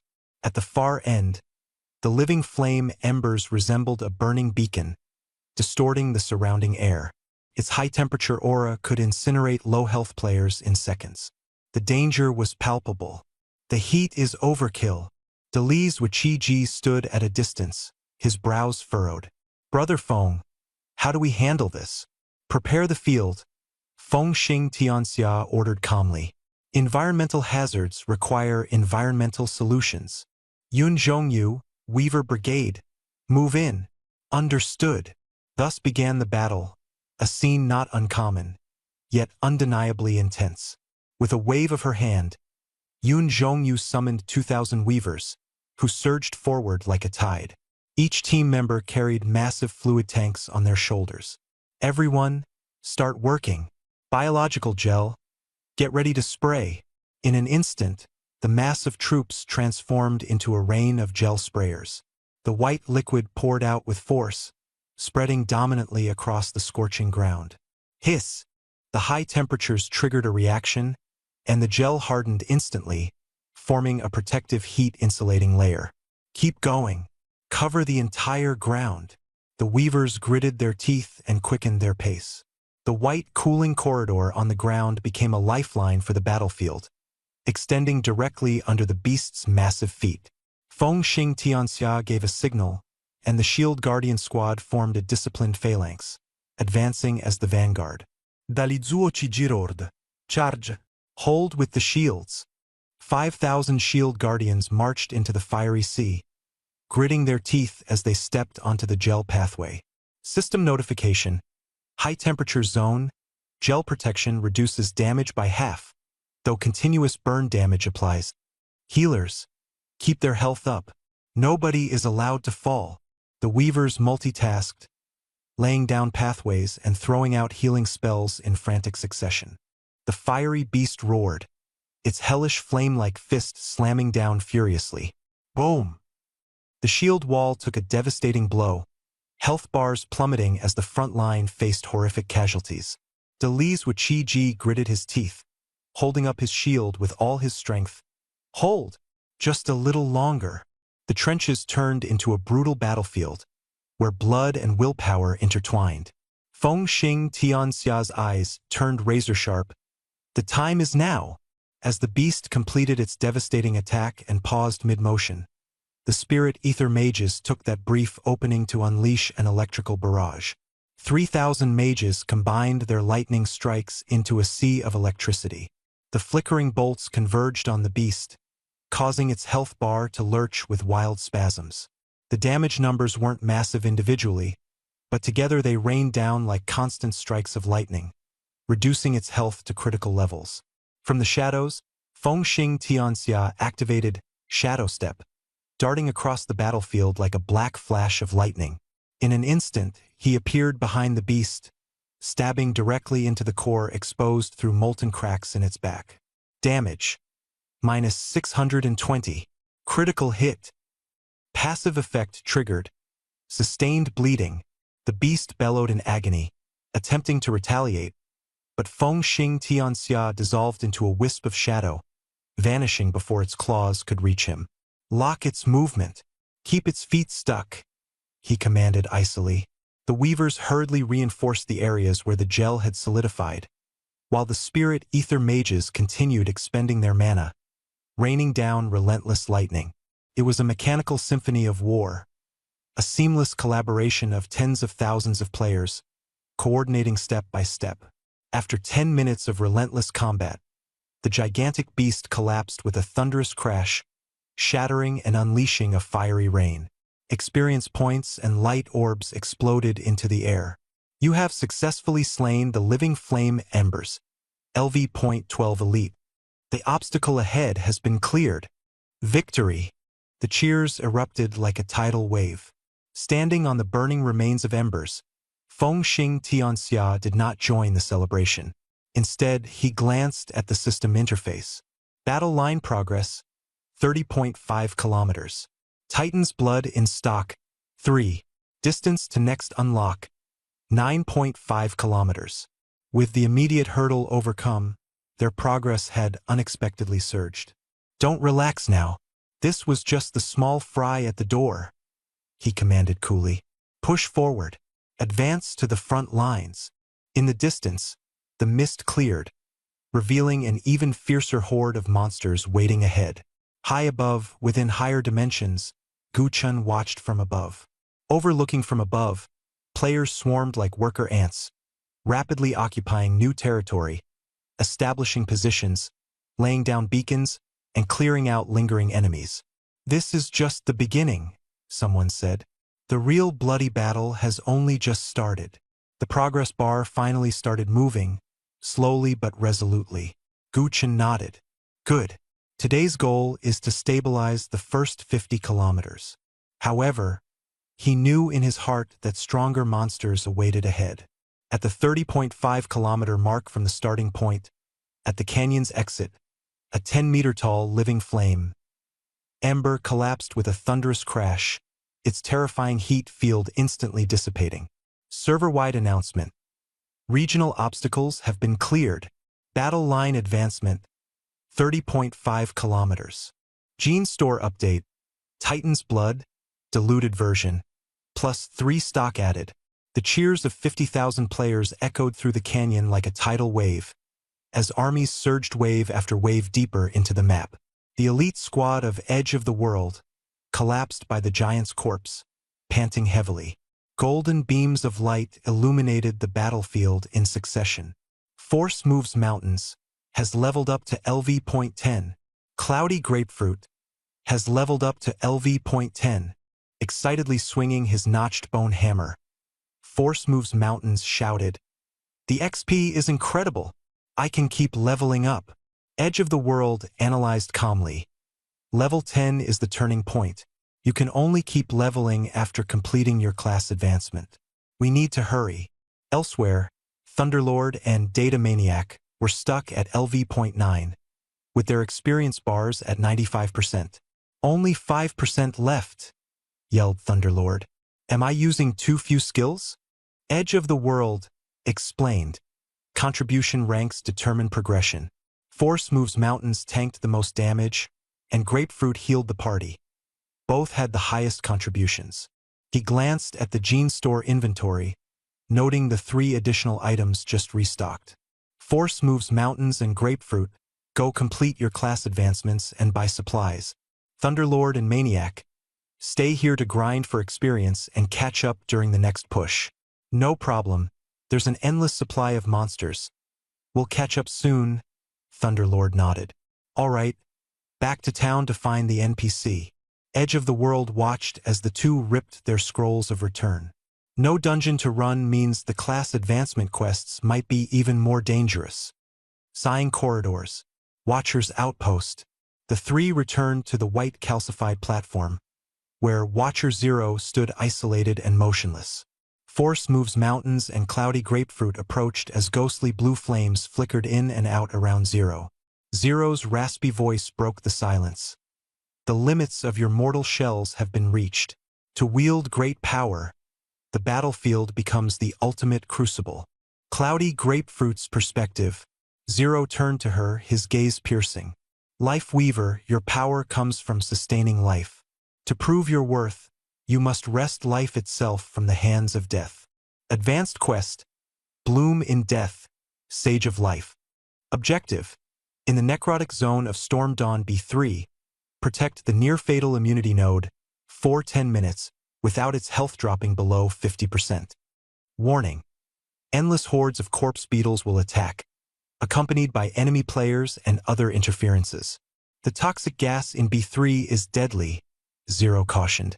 Cloudy Grapefruit took a deep breath, tightening her grip on her staff. I can do this. Force Moves Mountains perspective. The high-energy amber essence in his backpack pulsated fervently. Zero gazed directly at him. You carry the aura of flame. A guardian is both shield and inferno. To master fire, you must first be consumed by it. Hidden Class Advancement Quest. Furnace of Flesh, Infernal Warden. Objective. Leap into the molten lava pool within the geothermal rift of Storm Dawn without using fire resistance potions, and survive for 300 seconds. Warning. True damage will be inflicted. Failure results in your character's instant demise and loss of 1 level. The corners of Force Moves Mountain's mouth curled into a grin, revealing his pearly white teeth. Jumping into lava? A real man bathes in molten rock. Location. Storm Dawn Geothermal Rift. This felt just right. On the side flank of the battlefield, the ground had fractured, with crimson lava bubbling and gurgling up. Force Moves Mountains stood by the volcanic pool, surrounded by curious players whispering among themselves. What's that guy doing? Suicide. Shut up. He's the server's #1 warden. Ignoring them, Force Moves Mountains cast a glance at Cloudy Grapefruit standing near him. Grapefruit, your quest is over there in the necrotic tumor zone, but I'll need your heals for this. No problem. We'll fight through it together. Force Moves Mountains roared, gripping the high-energy amber in his bag tightly before leaping straight into the molten lava pool. Arg! The pain was searing, his health plummeting as blood dripped rapidly. -50. -50. Gritting his teeth, he gulped down the scalding magma, the amber bursting with radiant red light. Several dozen level 8 gelatinous lava creatures were lured to the flames, swarming toward him. The mobs are here. Hold on. On the edge, Cloudy Grapefruit healed the immunity node while continuously throwing healing spells toward the lava-immersed Force Moves Mountains. Life Surge. White gel vaporized in an instant, but the effect still took hold. Force Moves Mountain's body began to char and blacken, obsidian-like armor gradually forming. He punched ferociously, causing waves of magma to surge, incinerating the incoming lava creatures. 5 minutes later, 2 beams of light tore through the battlefield, drawing everyone's attention. Force Moves Mountains emerged from the molten pool, his body encased in black obsidian armor with fiery light flickering through the cracks. Both hands transformed into enormous lava gauntlets, leaving scorched marks everywhere he passed. Class change successful. Infernal Guardian. Cloudy Pomelo's staff also morphed into a translucent revitalizing scepter, surrounded by a verdant glow of life. Class change successful. Life Sage. This is the true power of class change. He clenched his fist and struck a boulder, shattering it in an explosive blaze of flames. Stop showing off. Buy some potions. Rushing World approached, and both of them shelled out 3,000 bioenergy to acquire 2 golden vials of Titan's Blood, diluted version, leaving only 1 in stock. Drink it and log out. Log back in half an hour later. Meet at the A7 District frontline. Got it. Reality, 3 a.m., Kyoto First People's Hospital. Liu removed her helmet, her body sinking like stagnant water, but suddenly a searing heat surged inside her. It coursed through her damaged spine, burning her very bones, the pain piercing into her marrow. 15 minutes later, the heat subsided. Liu hesitantly attempted to command her legs, but there was no response. At the brink of despair, her right big toe twitched ever so slightly. Tears streamed uncontrollably. 3 years of confinement were finally beginning to loosen their grip. Meanwhile, Wang Deqiang curled up in his dilapidated rental room, collapsed in agony as his muscles underwent convulsive reconstruction. When he stood, his bones crackled thunderously. Grasping the heavy grip strength trainer in the corner, he gave it a sudden squeeze. Crack! The grip trainer maxed out effortlessly. In the mirror, his muscular structure swelled wildly, the explosive force shocking him. Biological mutation or supernatural rejuvenation? Half an hour later, the game world was in turmoil once more, though such chaos had become the norm. Strength and Cloudy Pomelo appeared on the A7 district frontline, their presence immediately commanding the scene. Cloudy Pomelo trembled as she announced the joyous news. My toe moved. Strength was even more direct. My back is healed, and my strength is terrifying. He clenched his lava gauntlets, flames roaring in his eyes. Grinding and leveling up is no longer just a catchphrase. Thunder Lord and Data Maniac listened, their hearts racing as they longed to plunge into the monster hordes to slay. Rushing World, staying calm, barked out orders. Don't rush. Potions will come, and everything will fall into place. Yet his gaze darkened as it rested on the extensive black corridors of the map. His brow furrowed. We're facing a massive problem. Pointing at the map, he continued, 30 kilometers of passage is nothing. What about millions of kilometers to the boss? Our 5,000 troops marching on foot would be dead tired before we even get there. Suddenly, the skies trembled, and the atmosphere shifted dramatically. From a higher dimensional perspective, Gu Chen observed the frontline players below.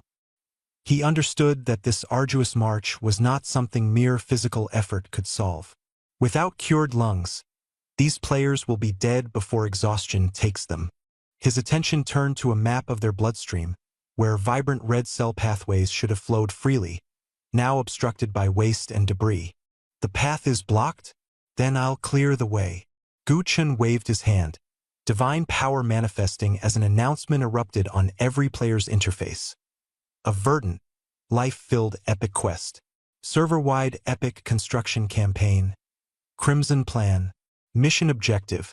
Establish an uninterrupted supply line and restore the Crimson Artery. Phase 1. Clear the entrances of clogged vessels. Move stones, dissolve hard blocks, rewards in bioenergy. Phase 2. Harden the decayed ground with biological gel to pave the arterial floor, amassing experience along the way. Phase 3. Guide the Crimson Vessel to navigate the pathway, unlocking fast travel nodes. Rushing World's eyes lit up. The devs are initiating a mega construction project. Will we be able to directly drive flying vehicles to the front lines? Players from Dragon Nation were overjoyed. Their love of road building ignited to a frenzy. He roared, the system's spoken. Time to build highways. Assign tasks and get moving. Guardians, put down your hammers and grab shovels. We're clearing the trash that's blocking our road. Life Weavers, don't save on mana. Solidify the arterial surface. Respawn points, teleportation arrays. Someday we might bring them straight to the boss's doorstep. The battlefield took a transformative turn. The bloodthirstiness faded away. Strength swung his lava gauntlets like a human tunneling machine, shattering the calcified obstructions. Cloudy Pomelo, alongside thousands of healers, worked like cement pourers, solidifying the decayed meat ground to pave hardened, bone-like highways. The first colossal Crimson Vessel slowly entered the freshly cleared arterial tunnel, emitting a warm, pulsating red glow. It was a supply train reaching straight from the heart to the front lines, a swift locomotive heading deep into the dawn's depths. Now this is progress. Gu Chen's eyes sparkled with satisfaction. This is how it's done. As the highway connected and the blood vessels pulsed anew, his condition significantly improved. The goal was clear: to use this roadway to launch 50,000 troops like a cannonball straight into the Infernal Lord's lair. On the battlefield near A7 District frontline within the Stormy Dawn region, at the 41-kilometer mark, the army surged forward like an overwhelming force of nature. But the five-man core group of Rushing World came to an unexpected halt. The calcified highlands had just been cleared. Thunder Lord and Data Maniac stared nervously at their experience bars. 99.9%. Thunder Lord's staff trembled in his hand. The last remaining monster held the key to their level up. Destiny. With a smirk, Miracle Force grabbed the crippled flame venom larva with his molten arm. The Lightning Lord took a deep breath, electricity crackling as the larva disintegrated into white light in an instant. Level up to LV.10. Two simultaneous prompts echoed, and the team's atmosphere turned tense but brimming with excitement. Data Maniac adjusted his imaginary glasses on the bridge of his nose, his voice trembling slightly as the pressure of the upcoming evolution weighed heavily on him. "Let's go. Back to town." Blade Across the World ordered curtly, wasting no words. Money? They had plenty. With 3,800 team currency from shared spoils, paired with reserves, the Lightning Lord was ecstatic to no end. "I'm at 4,000 here," Data Maniac replied coolly, clutching his staff tightly, his grip firm and resolute. Scene transition: the corridor of size, the Watcher's outpost. Watcher Zero stood coldly, his azure soul flames locking onto the two ascending soul binders. The Lightning Lord was destined to transform into the Thunder Warlord, while Data Maniac would evolve into a mind hacker. The trials had been set, and Gu Chan arranged everything with calculated precision masked beneath his faint smile. Lightning Lord's perspective. The soul flames within Zero spoke earnestly. "Your neural pulses. Your mortal body cannot contain the wrath of thunder." The leveling quest was revealed: integrate into a bioelectric network and withstand a voltage of 500 volts for 3 minutes. Electrotherapy training? The Lord smiled wryly but willingly accepted the challenge. Blue lightning cascaded like a torrent, engulfing his entire form instantly. The staff pierced directly into his heart's node, as thunderous light devoured everything in its path. Data Maniac's perspective. Zero calmly presented the trial: a battlefield between logic and chaos. Decode the neural labyrinth. Before his eyes, the world transformed into an ocean of code, intertwining red and green lines forming an intricate maze. This isn't magic. It's biological algorithms. A fervor for comprehension ignited within him. 10 minutes later, two beams of light radiated upward, illuminating the corridor of size. The Lightning Lord emerged, now encircled by an aura of violet electricity, his staff having evolved into a thunder magnetic floating cannon, his transformation complete. Data Maniac's gaze glimmered with flowing light, telekinetic force bending the air itself. He had become a true mind hacker. "Buy potions," Blade Across the World ordered decisively. The scant reserves of Titan's blood, diluted in the genetic pharmacy, were bought out in seconds. "Log off. Group in half an hour." They wrapped up, each anticipating a new chapter in their unfolding legend. The narrative panned to reality on Earth. In Longuo's deep city, within the futuristic tech zones, massive curved screens looped streams of complex code, undercurrents swirling ominously. The game had only just begun. Li Zihun removed his helmet, his eyes shining with calm brilliance, his face healthy, unencumbered by frailty. He was the genius hacker, the Data Maniac. Though his body was strong, the weariness in his heart surpassed anyone else's. Abruptly, a bone-chilling cold, like liquid nitrogen, poured into his consciousness, triggering his nerves instantly. The world before him shifted profoundly. The skipping of a second hand, the trajectories of cars, even floating specks of dust, all captured, analyzed, and reconstructed by his mind. The sound of typing accelerated, faster than lightning. Complex algorithms, once obstacles, were now dismantled in an instant. His brain had evolved into a quantum processor. Overdrive, Li Zihen murmured, a fervent smile tugging at his lips. Firewalls on the screen crumbled at once. He understood now Titan's blood was a key to evolution. Yet the cost behind such power remained an enigma. Meanwhile, on the outskirts of Longguo's Kyoto, within the Thunder tactical shooting range, Lei Jun removed his helmet, his scarred, muscular upper body bearing the marks of countless battles, every fiber taut with steeled resilience. He was a warrior by nature, averse to illusion. However, the past few days spent in the game world had him contemplating a reality beyond comprehension. Electric currents surged through his body, tingling every muscle to its breaking point, hardening as though forged steel. Minutes later, the newfound strength settled within him. Clenching his fist, a beast within him roared to life. Taking aim, Lei Jun drew a deep breath. 50 meters away, a flying clay target drifted, moving sluggishly in Lei Jun's eyes. 3 consecutive shots, all in one perfect line.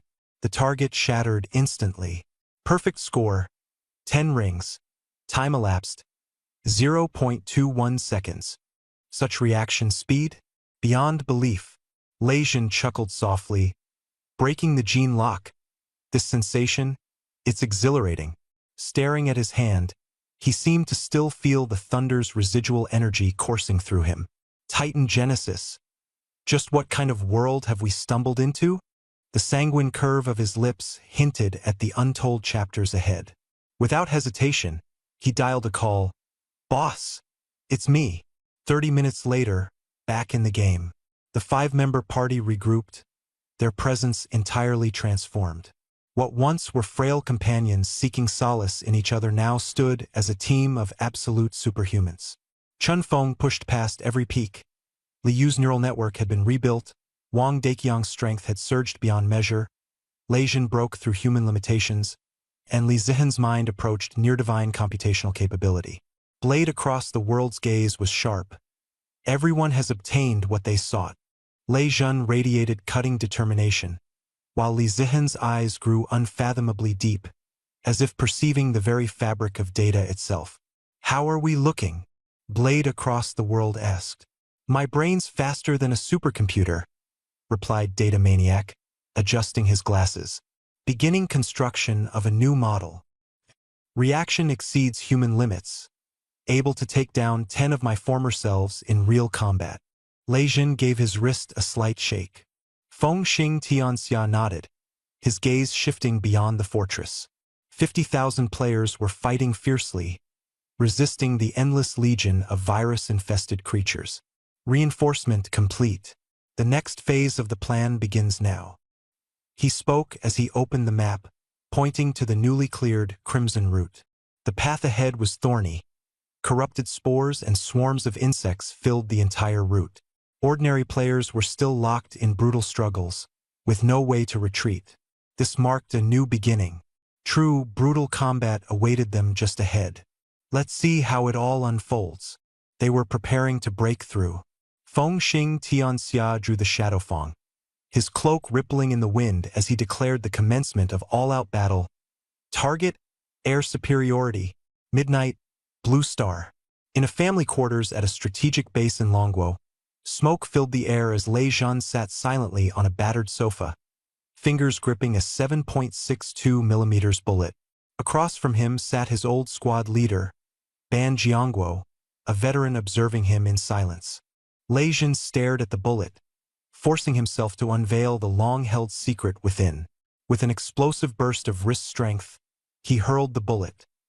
It whistled through the air and embedded itself deeply into a redwood cabinet, a faint wisp of smoke curling upwards. Ban Jiangguo was stunned. Is this some kind of bio-enhancement serum? The precision and force controlling that bullet go beyond human limits.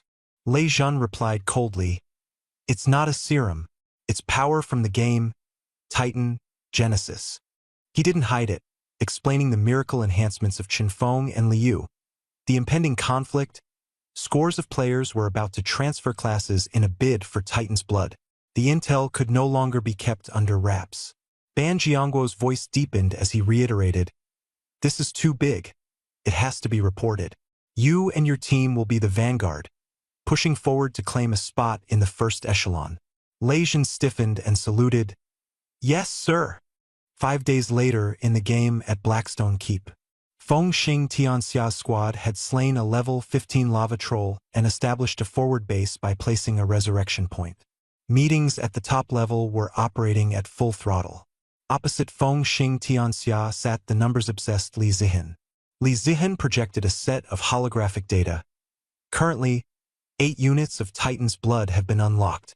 The core team has claimed 5 of them, leaving 3 heavily contested in the market. Guild leaders and solo players alike are bragging about its miraculous healing properties, stirring a frenzy on the forums. Fengxing Tianxia rapped his knuckles on the table. With only 1,000 units allocated in total, it's a first-come, first-served race. We lack the real-world funds, so we must attract players through sheer strength and form a guild. I strongly suggest monopolizing the materials needed for class transfers, the essential items for Infernal Watchers, Li Zihin proposed. Li Zihin shook his head in rebuttal. Those materials are environmental resources. Players will always find ways to obtain them. We can't patrol mining zones 24/7.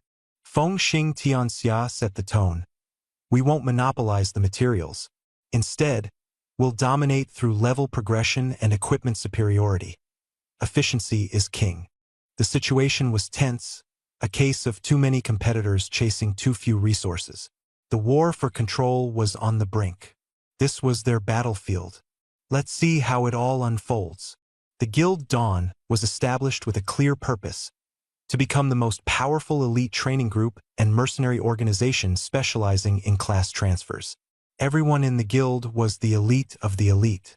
Gu Chen calculated that battle contributions dictated experience in group fights. As long as their elites acted, ordinary customers could never surpass them.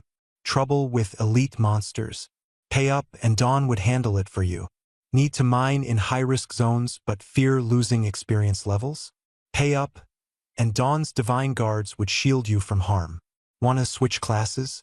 Pay up, and Dawn's professionals had guides covered from end to end. Dawn wouldn't become the server's greatest enemy, but its premier service provider, raking in bioenergy and competing for restock refreshes. This player-driven economy was thriving, with bioenergy production surging upward. From a higher dimensional perspective, the Titan's colossal form stood silently. Gu Chen observed the bustling players below. The accumulated bioenergy had reached 85 million, sufficient to power the initial activation of a small-scale immune reconstruction. Relying solely on players is too slow, he muttered, as his gaze turned to the slumbering immune legions buried deep within the marrow. He began his revival plan. System: summon the Silverwing Sentinels, quantity 5,000. Activate high-intelligence interaction mode. Consume 10 million bioenergy. With a single gesture, 10 million bioenergy evaporated in an instant, and the entire scenario took a drastic turn. At the central square of Blackstone Keep, the ground trembled. A massive portal suddenly erupted with dazzling light, overwhelming the glow of nearby bonfires. Monster raid. No green-tagged allies. Clad in silver armor and streamlined light combat gear, the Silverwing Sentinels stepped through the portal. Their twin blades glimmered as they moved with agility, their faces concealed by full-cover tactical masks, leaving only cold, glowing electronic eyes visible. A system notification exploded on the interface. Immune system revival. Reinforcements arrive.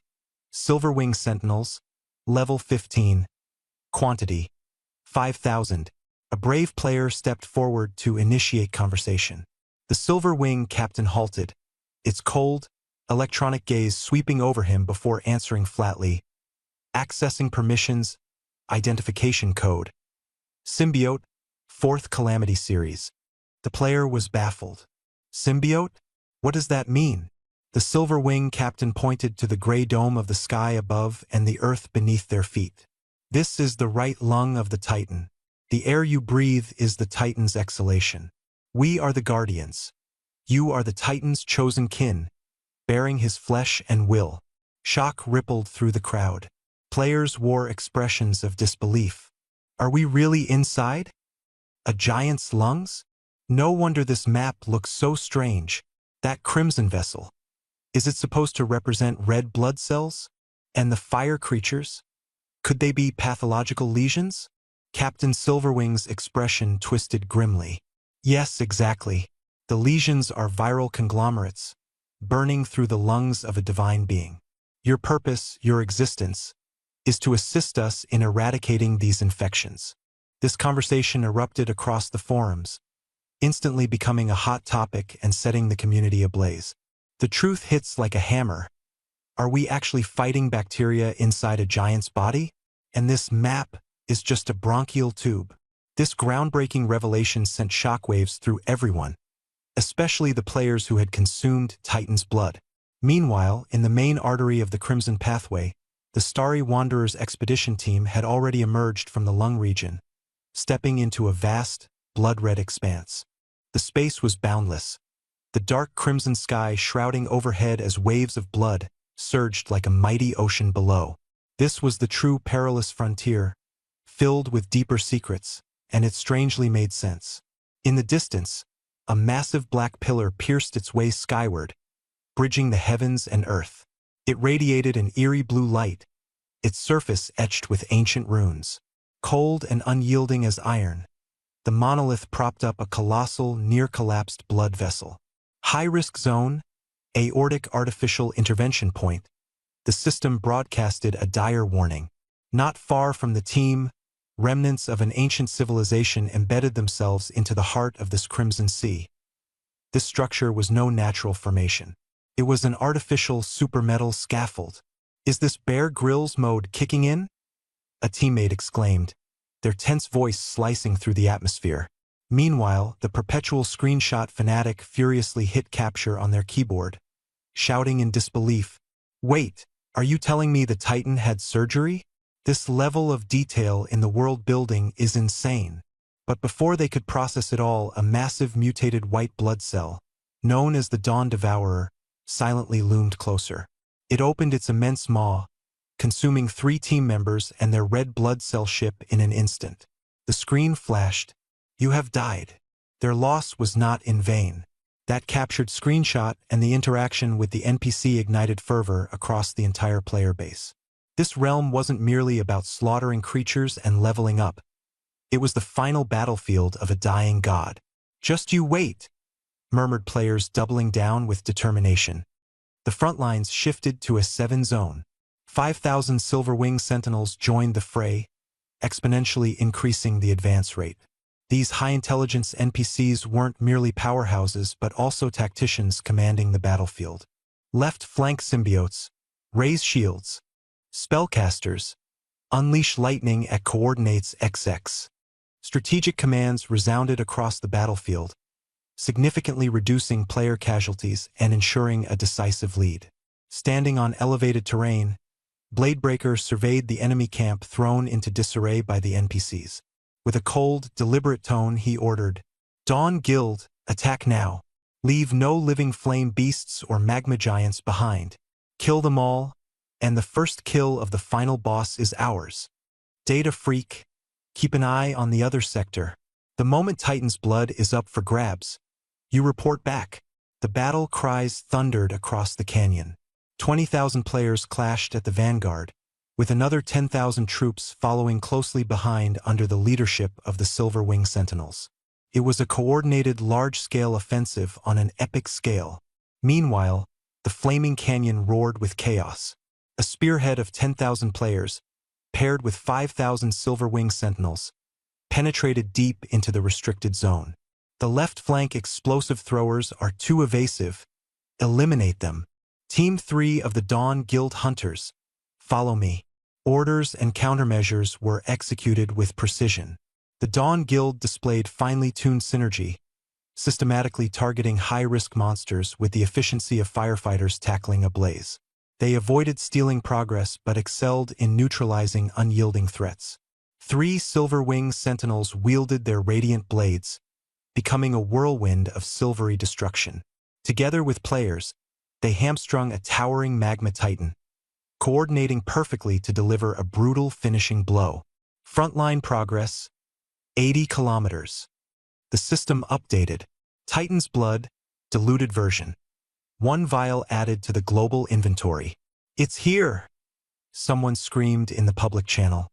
A frenzy erupted. The status changed. Current inventory, 0. Players exploded in outrage. Who's this fast? Cheats? Bots? I didn't even get to click. A wealthy player flaunted a screenshot of their inventory, broadcasting their success across the server, gloating over their coveted Wonder Serum. The singular vial sparked chaos across the community. Those who failed to secure it burned with envy and rage, while those who succeeded reveled in unrestrained euphoria. Charge. Keep going, more are on the way. I'll die trying if I must, but I will get one. With adrenaline at its peak, players poured every ounce of power into their fight, surpassing even the NPC input. At the end of the Flaming Canyon, the final guardian, a colossal magma demon, collapsed. The entryway to the canyon exit unveiled itself.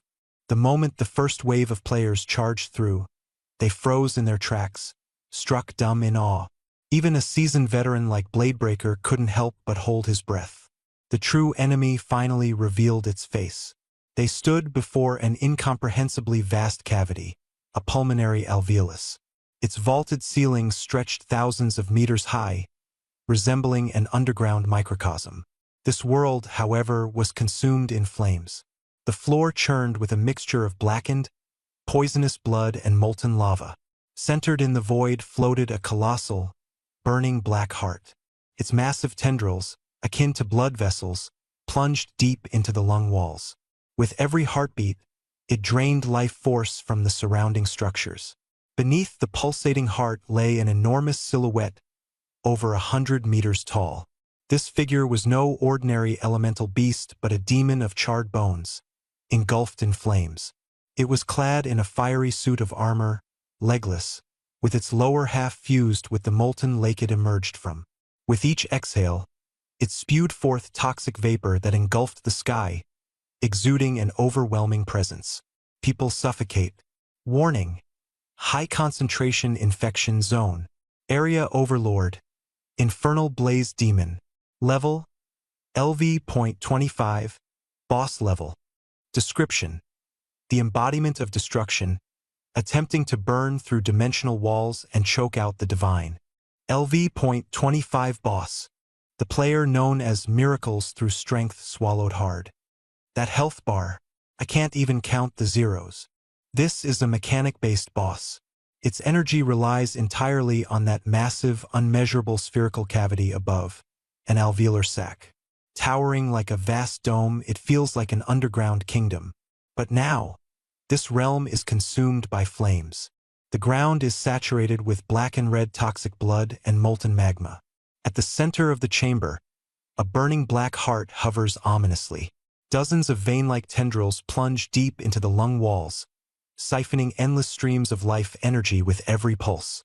Beneath this heart lurks a colossal, terrifying demon over 100 meters tall. It is no longer a mere elemental creature. Its raging flesh twists and burns, with bones transformed into fiery armor. It has no legs, instead merging with the searing magma sea. Every breath it takes spews a suffocating, poisonous fog that blankets the area. Warning: high concentration infection zone. Area Overlord. Infernal Blaze Demon. Level: LV.25. Boss level. Description: incarnation of destruction. A fire demon burning through the dimensional barrier to suffocate the gods. An LV.25 boss level entity. Its health bars so long, you can't count the zeros.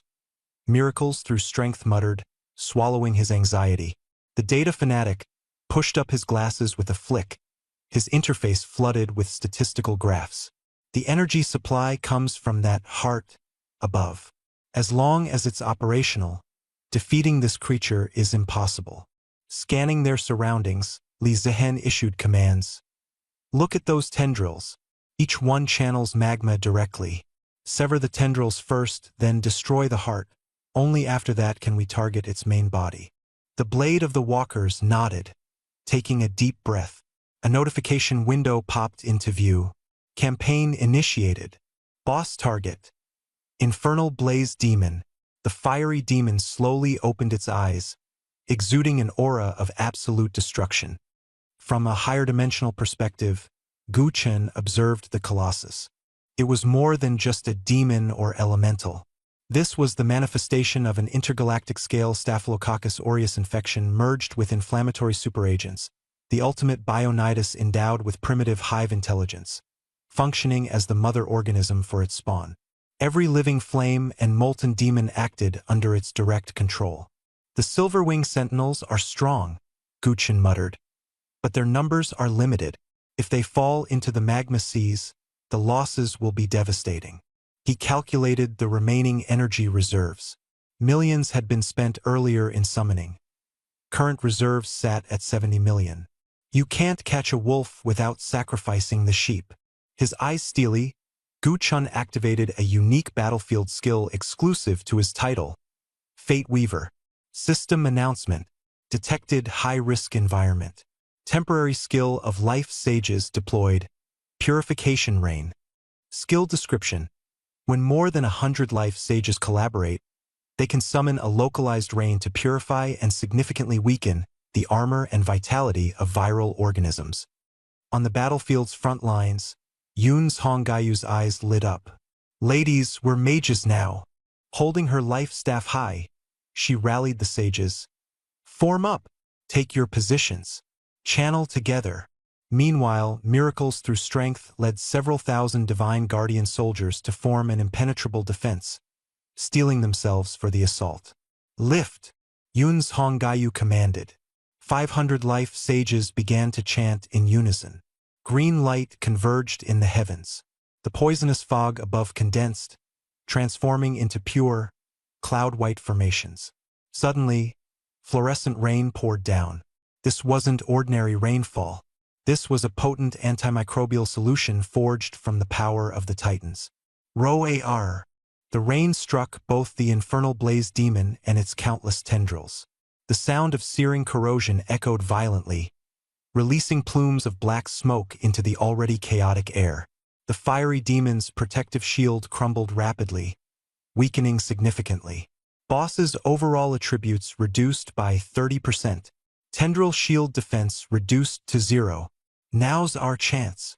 The Blade of the Walkers shouted. Follow the Silverwing Sentinels and strike with everything you've got.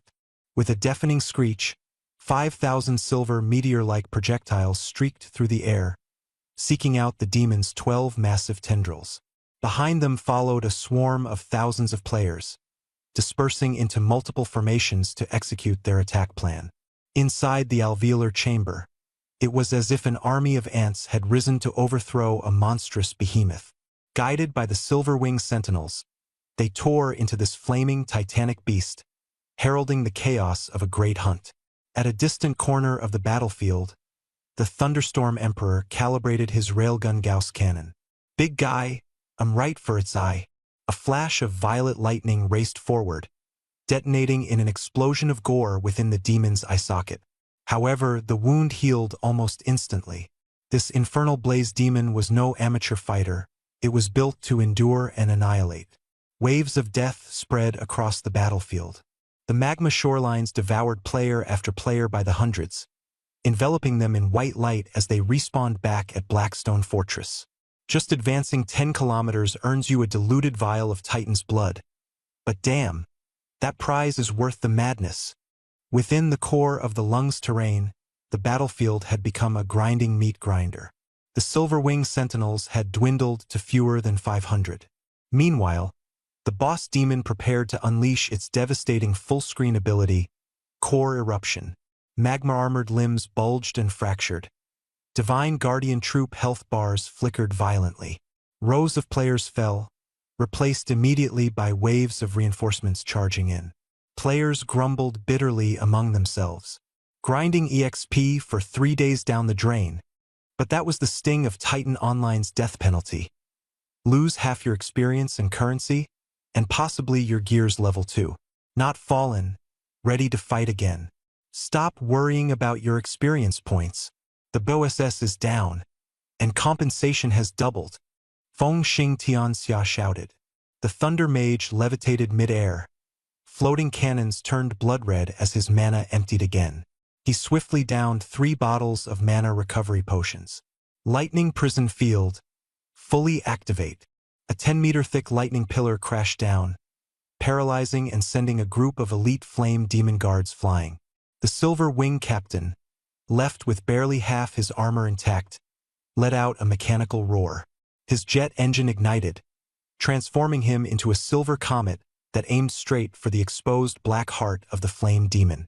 The Flame Demon panicked, swinging its massive hand to block, but the Data Maniac teamed with the Psycontroller for a mental disruption. Even with blood seeping from their 7 orifices, they persisted in locking it still. In an instant, the spear pierced through the black heart. Inhibitory enzyme injection activated. A thunderous explosion erupted, golden light spreading outward. The demon's molten blood solidified into black stone in a flash. The Flame Demon's defenses dropped to 0, collapsing amidst swirling dust. The health bar is gray. The defenses are broken. Feng Xing Tianxia roared. Forget the small ones. Full firepower on the BOSS. 1,000 attackers unleashed a storm of colorful attacks. The onslaught overwhelmed, and the massive body of the Flame Demon gradually dissipated into light fragments. The black heart shattered completely, its golden energy merging into the battlefield. After a brief moment of silence, cheers erupted. Surviving players swung their weapons wildly in celebration of this brutal victory. Above the fortress, a massive golden leaderboard unfurled, reflecting in the sky. Battle results. Contribution ranking published. Número 1 Feng Xing Tianxia. Rewards to the brim. Growth Weapon Selection Box. X1. Legendary Title. Demon Hunter's Vanguard. Biopower plus 100,000. Number 2 Strong Miracle Maker. Reward. A bottle of Resilient Life Elixir. Permanent Enhancement. Biopower plus 80,000. Number 3 Dragon Battler in the Wild. Reward. Skillbook. Earth Stomp. Biopower plus 60,000. Feng Xing Tianxia's excitement was warranted, but he knew there was something more critical awaiting him. He opened the Gene Shop, and a series of refreshed numbers appeared on the screen. Operation. Storming Dawn Settlement complete. 1 focused bronchiole cleared. Battle rewards. Gene Shop inventory expanded. Blood of the Titan. Diluted. Inventory soared massively. 1,000 doses added as the BOSS settlement reward. Total inventory now 1991. Previously, only 9 people had obtained it. Now, the inventory explosion was unprecedented. Feng Xing Tianxia yelled, "Restock alert! Hurry! Grab them! Nearly 2,000 doses available." Strong Miracle Maker acted quickly and clicked the purchase button. System notification. Already purchased. One-time limit. Purchase failed. No luck. It's limited to 1 purchase per player. Strong Miracle Maker said in frustration. I even thought about sending a bottle to my clan elder. Feng Xing Tianxia chuckled at the predictable outcome. These 1991 doses serve as the access pass for all new elite LV.10 players, distributing resources evenly to prevent dominance by a few select players. World chat went into a frenzy. I got one. Qualify to buy. Why's it gone so fast? Only 30 seconds. Inventory wiped out. Those reflexes are on par with a tentacle monster. Despite the massive inventory boost, the sheer number of players made it a drop in the ocean. Players who snagged a dose rejoiced, while those who missed out gritted their teeth and continued grinding monsters, vowing to save up for the next chance. Fairly justified. As the buzz over the potion settled, Feng Xing Tianxia switched tabs, setting his eyes on a special item. A shimmering golden token lay quietly in the catalog. Titan Vanguard Legion Contract. Guild Token. Unlock requirements. Frontline advanced by 50 kilometers. Completed. Price. 50,000 biopower. Previously, no one had the spare resources, but now Feng Xing Tianxia's wallet was substantial. Purchase. He made the call decisively. Congratulations. First, Guild Token, acquired server-wide. He raised the token high, broadcasting his command loud and clear. Guild Dawn is officially established. Guild Leader Feng Xing Tianxia. Membership requirements LV.10 and class transitioned. Applications flooded in like a torrent, making the Dawn Guild a rising star overnight. Let's see where this leads. Higher dimensional perspective. Titan's body.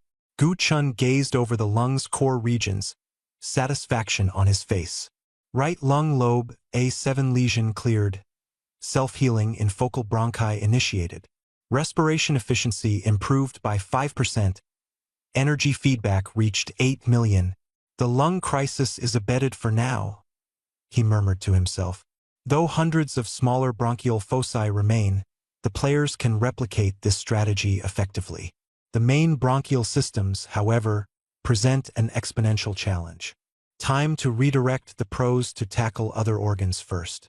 Though the flame demon was vanquished, residual lava slimes and flame venom larvae still lingered across the terrain. The fields of thermal energy deposits left by the corrupted flame demon body were now marked as high-priority leveling zones. This area will now serve as a noob zone, specifically for players ranging from LV.5 to LV.10 to grind and level up. Gu Qin gently adjusted S7. Danger level unveiled. A new chapter begins. Gu Chen's consciousness delved deep into his body, targeting a more perilous battlefield, the liver. Toxicity was piling up madly. Early signs of cirrhosis had appeared, and the situation was critical. Second battlefield, open. In the game at Blackstone Fortress, players were celebrating their victory when an anomaly suddenly occurred in the Crimson Path. A ghostly green tributary slowly extended, leading into the endless darkness of the abyss. Expansion released. Toxic Maze. Server-wide quest. Liver expedition. Description. The flames of war in the lungs have subsided, but the detoxification hub has been corroded by venom. Access level, LV.10. Notice, players below level 10 should remain at Stormy Dawn to grind levels. The toxic fumes in the new map are too intense, and the weak won't survive. New map launch. Those above level 10, follow me. Dragon fights wildly roared, instantly igniting the communication channels. If you're not at level 10 yet, don't panic. Dawn Guild will lead dungeon runs for rapid leveling. The crowd split. A portion of elite players boarded the Crimson Vessel, heading into the unknown, while the majority stayed behind at Blackstone Fortress to begin another frenzy of grinding. The real world was just as insane, with everyone struggling to survive. The resurgence of the Titans was only beginning. It didn't seem so unusual after all. Blue Planet, Day 7 of the third beta test. An invisible storm swept across the globe. Isolated miracles suddenly spread. Paralyzed patients started walking, ordinary laborers bent steel rods with bare hands, and a professor with Parkinson's disease reasserted his influence in academia. When the number of cases surpassed 2,000, the entire world erupted in chaos. On Dragon Country's internet, a popular forum boiled over. A thread titled In-Depth Investigation into Titan Players' Physical Anomalies dominated the front page. A private investigator posted numerous real-world cases and secretly filmed footage. In the video, a frail man with glasses leaped astonishingly high, vaulting 3 meters into the air and clearing a speeding car as if possessed by superhuman abilities. The comments exploded. Special effects? Too fake. I'm a doctor, and this is real. Many miraculous recovery patients all play Titan. No wonder activation codes are selling for $500,000. Is this the secret to immortality? Send me a code. I'll sell everything I own to get it. Madness, panic, greed. The flame of humanity's desire for evolution was ignited to its peak. Dragon Country Security Bureau, Breakthrough Task Force meeting. On the large screen, data flickered continuously. Team leader, there are now 1,982 individuals categorized as superhumans, with 3 marked as A-level threats. Their IDs are Edge Runs World, Thunder God King, and Strength Brings Miracles. In Ban Jiangguo's hands was a top-secret file sent by Thunder God King Lei Jin, the liver battlefield expansion plan and a materials list. This kid thinks we're his logistics department. Amid a wry smile, his gaze sharpened like a blade. Approved. Initiate the Great Wall Plan. Deploy the military, scientific research teams, and top-tier athletes. All parties must be integrated into the Titan game. This is the fast track to evolution, and we must secure our position in the driver's seat. Across the Pacific Ocean, in an underground bunker owned by a shadowy conglomerate, several white men in suits sat around a table, coldly staring at the Titan game icon. No trace of servers, no trail in the flow of funds, and the signal source even appears to originate from outer space. Precisely. An elderly man with golden hair knocked on the table, his expression resolute. This miraculous tool for reversing aging, it's real. One word, buy. The command was issued without hesitation. At all costs, secure every account imaginable. If we can't buy them, kidnap advanced players. In a higher dimensional space within the body of the Titan god, Gu Chun watched the undercurrents surging across Blue Planet with an icy gaze. It did not matter who they were. Once within him, they became his cells. Clenching his fist, he issued the decree. Energy reserves are sufficient. Begin expansion. The numerical tracker for bioenergy in the system backend skyrocketed uncontrollably. Suddenly, system update. 4th beta test opened. Additional slots, 50,000. Server capacity, 100,000. Newbie guide fully optimized. Help new clans adapt faster. In Blackstone Fortress's top-floor conference room, tension hung in the air. Thunder God King took his seat, glancing at his closest comrades as he spoke gravely. Edge, I reported the secrets of Titan to the Dragon Country's Security Bureau Special Action Team. The atmosphere froze instantly. Strength Brings Miracles widened his eyes. The data man stopped typing to adjust his glasses, and Cloudy Pomelo stared intently at Edge Run's world. Turning over core secrets to the government meant the Dawn Guild might lose its independence, soon falling under official jurisdiction. Yet Edge Run's world simply smiled as he polished a newly obtained weapon, his voice steady. You did well, Old Thunder. I don't blame you. The secret was already out. It's better to take the initiative. We need the regular army, the map's too vast, and the monsters too numerous for free players to handle. Lei Jin exhaled in relief. The first batch of 300 retired Special Forces operatives has been granted approval to register. They'll join Dawn unconditionally, taking direct orders. Resource support will also escalate. Excellent, Edge replied. Feng Xing Tianxia nodded. Retrieving a treasure from the top-ranked rewards, Weapons Select Chest. A black, liquid-like substance swiftly coiled around his arm, transforming into a dazzling short blade that devoured light. Weapon. Fong of origin, upgradable. Quality. Unique. Bound to.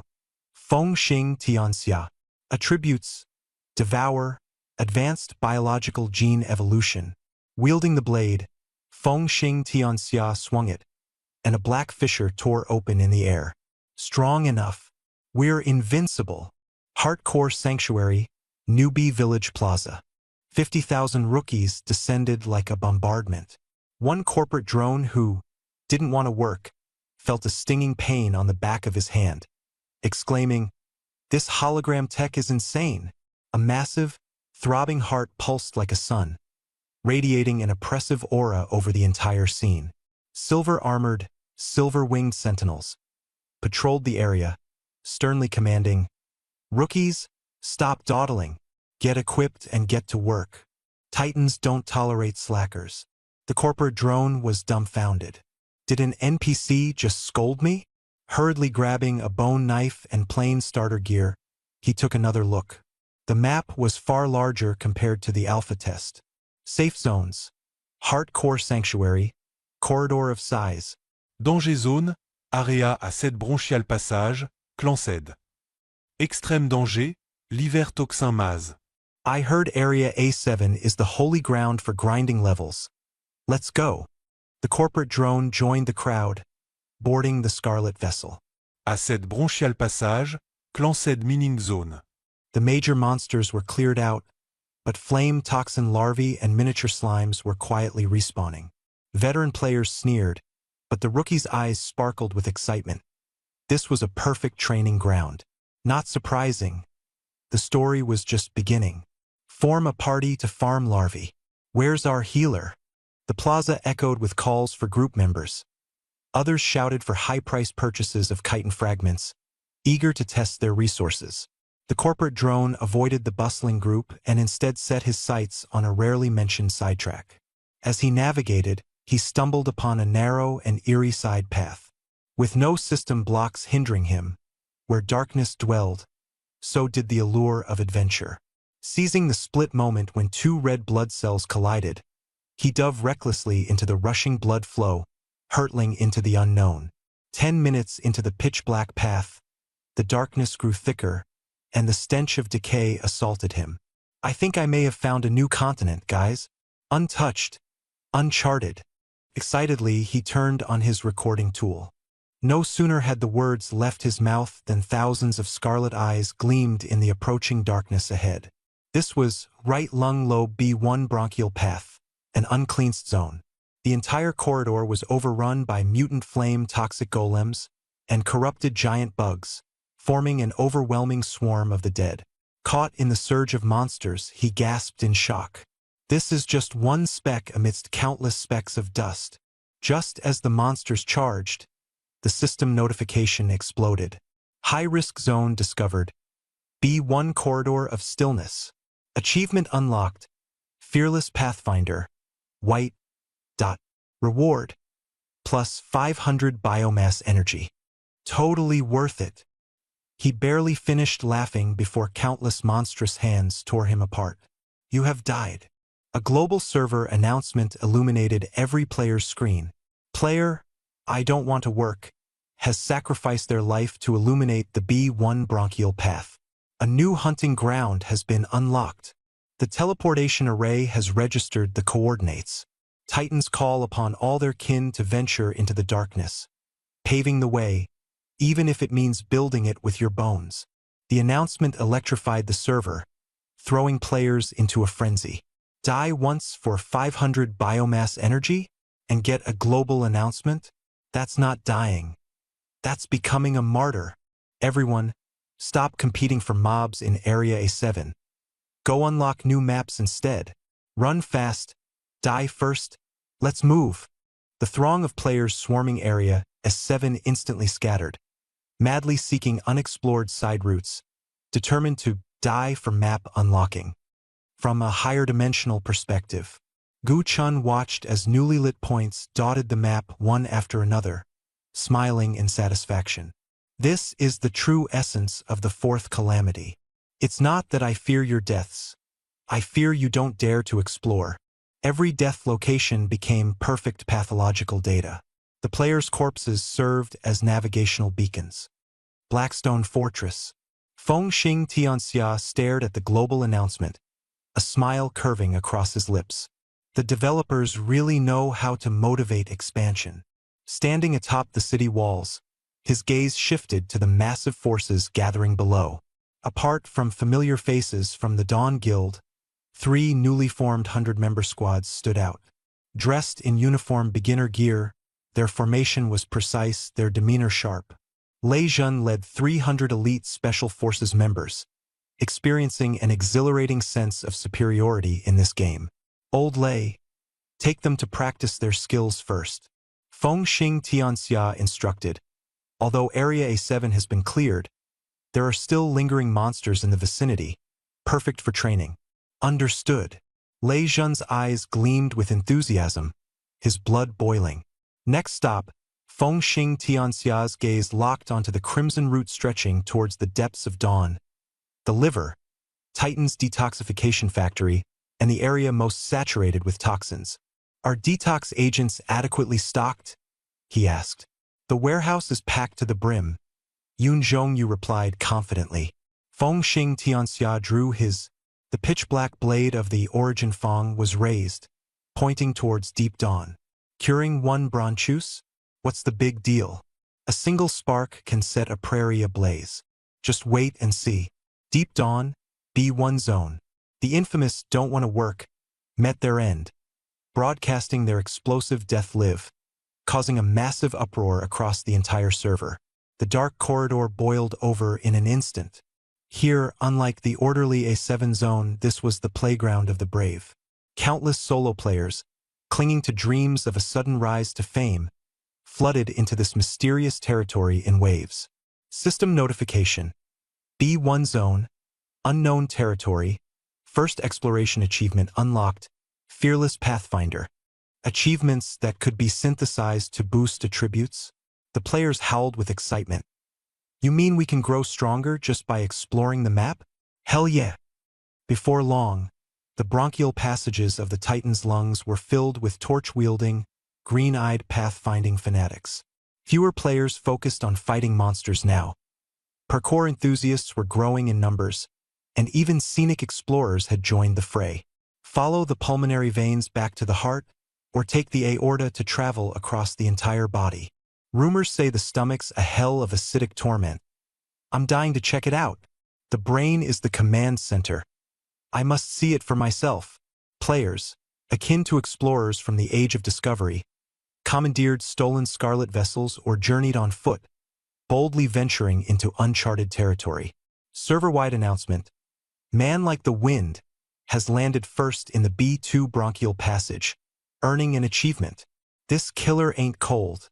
Has discovered the left lung's upper lobe first. Achievement claimed.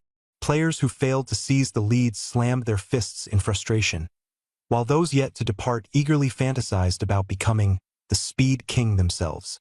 The Titan's vascular maze had transformed into a playground for adventurers. Meanwhile, foreign players began to flood in. English, Japanese, and Russian usernames flooded the zone. Oh my god! This is real! Amazing physics engine! Legends of Titan's blood spilled out from Dragon Nation, stirring up a frenzy across international networks. Impassioned foreign pro players swarmed in. On the forums, the veil of mystery surrounding hidden classes was finally ripped away. A scavenger spilled the beans. Don't believe the hype about hidden classes. I ate some gross monster meat and turned into a carrion walker. The skills suck so bad. Corpse-devouring HP recovery and poison resistance can save a bit on potions, but it makes you look like some lost freaky mutant. Replies beneath were full of mockery. Haha. Weird classes are only good for soloing whales. I picked Bone Craftsman. All I can do is make dumb bone trinkets. No HP recovery skills. Nobody wants me in squads. Gradually, players grew more rational. Hidden classes might offer unique gameplay, but they weren't inherently powerful. A steady path to progression was the true way to rise. At that moment, on the docks of the Blackstone Fort stronghold, a modified heavy-class Scarlet vessel, belonging to the Dawn Guild, was docked. Its hull featured newly installed Cheetah Noose barricades and rudimentary ballistay. Standing at the bow was Blade Across the World, bidding farewell as 300 elite operatives stood in solemn formation behind him. Their commander, Viper, dressed in basic novice cloth armor and carrying a bone spear, spoke with a calm tone. Blade Team, Thunder Squad, head to the front lines worry-free. We'll hold down B1 zone and train. Everyone is to reach level 10 and complete their class transitions within a week. 1 week. Blade Across the World's heart thudded. That was the spirit. The Thunder King of Lightning nodded silently. To regular players, reaching level 10 within 1 week was nearly impossible. But for Blade Across the World and his pioneering squad, they bore the critical mission of expanding the frontiers of B1 Zone.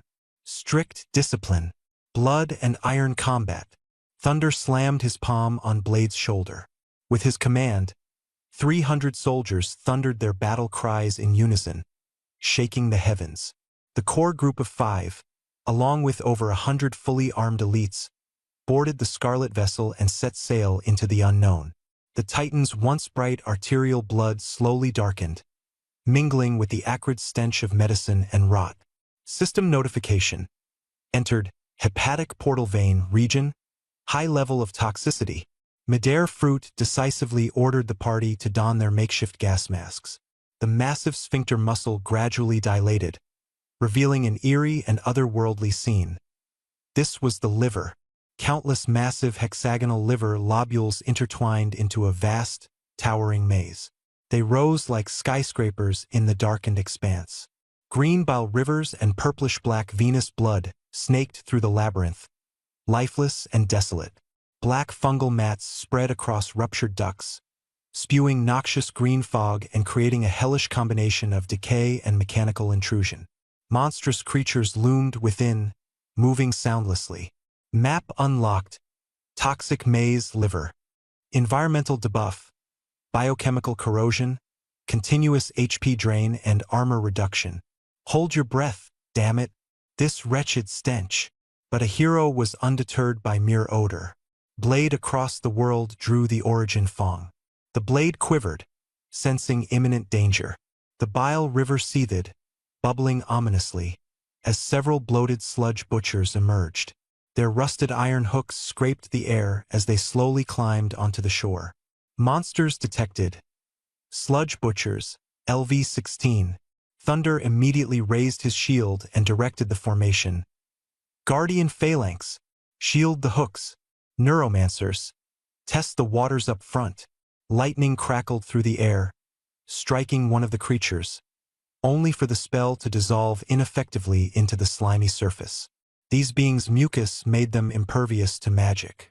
Use physical attacks. Hack them apart. Blade Marches the World moved decisively, vanishing with shadow step to reappear behind its target, slicing through the venomous gland with precision. Poisonous blood burst out in a crimson arc. The damage skyrocketed, striking critical weak points, while toxin absorption boosted his resistance. Dali Charge. The fiery shield activated, blazing like a meteor colliding into a cluster of enemies. The intense heat evaporated the mucus. Though a hook had snagged him, it couldn't slow this raging tiger. Heal me. Cloudy Yuzu swung her scepter, a cascade of divine light enveloping the battlefield. Dali's health skyrocketed, and the toxins vanished as if swept away. The battle rhythm was as fast as lightning, the team's coordination flawless as ever, even in this new hazardous environment. A few sludge butchers were swiftly cleared away, the expedition's first steps proving highly successful.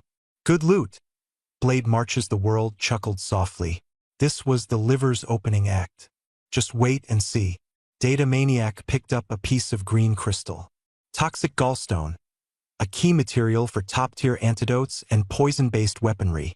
Blade Marches the World stood at the riverbank, his gaze piercing through the fog, locking onto a towering hexagonal structure that shot straight into the clouds. Deep in this labyrinth, a massive shadow squirmed ominously. This was the hardened core lesion of the liver, its blood supply zone tightly held under its grip. The path ahead is long, Blade Marches the World muttered, shaking the venom-stained blade vigorously. The outskirts are just the beginning. Brothers, advance cautiously with every step. The urban skirmish begins. Plant the flags and set up the respawn point. At the hepatic portal vein entrance, the air was thick and sticky, shrouded with a green toxic mist, visibility reduced to no more than 20 meters. Something's wrong here, Dali Makes Miracles muttered, glancing at his smoldering arm guard. My molten shield can block physical and monster attacks, but this miasma's corroding my mana bar. 3 points per second. Cloudy Yuzu swung the staff of recovery, quickly refreshing the team's purification aura. The toxins are suppressing our energy flow. We won't last 2 hours. We need a safe zone immediately. Leading the front lines, Blade Marches the World slashed through the air with his weapon, Fong of Origin, bisecting a camouflaged, toxic insect in one swift motion. Maniac, have you found the nodes? Data Maniac's eyes flickered with blue light as holographic map data revealed subtle regulation patterns within the hexagonal maze, each segment poised around a central vein surrounded by converging capillary-like passageways. Found it. Li Zihan pointed toward the intact base of an ancient tower. The metabolic center's pipeline is ruptured, but the calcified foundation is solid enough to support a biobeacon. Blade marches, the world's expression turned frosty. Secure it. Everyone, prepare for battle. We're hammering in the first spike. Base H103 of the hepatic lobule resembled nothing less than an abandoned biochemical plant. The ground slick with streaming black bile, piled high with tumor-like growths. As over 100 elite members of the Dawn Guild breached its perimeter, the tumor spheres began to rupture one by one. Ashen-skinned creatures emerged, raw, muscle-bound monstrosities without skin, their elongated arms morphing into grotesque spraying cannons. Bile sprayers, LV.18, we're here. The ranged ones. Don't let the acid jets hit us, shouted Thunderstorm Monarch. The electromagnetic hover cannon fired instantly, spewing thunderbolts that pierced the group of enemies. The bile-soaked wetlands conducted electricity. The acid ignited into flames, and currents exploded wildly, causing more than a dozen sprayers to convulse in paralysis. Assassins! Flank them! Blade marches, the world's silhouette flashed, cleaving weakened foes apart with Shadow Step plus Blade Fan. Blades erupted like a dazzling display of light, executing the perfect kill. Vanguard! Form up! Dali Makes Miracles commanded 20 Infernal Guardians to plant their shields into the ground, activating the fiery aura. The high heat vaporized splashing acid, forming a semi-visible barrier of steam.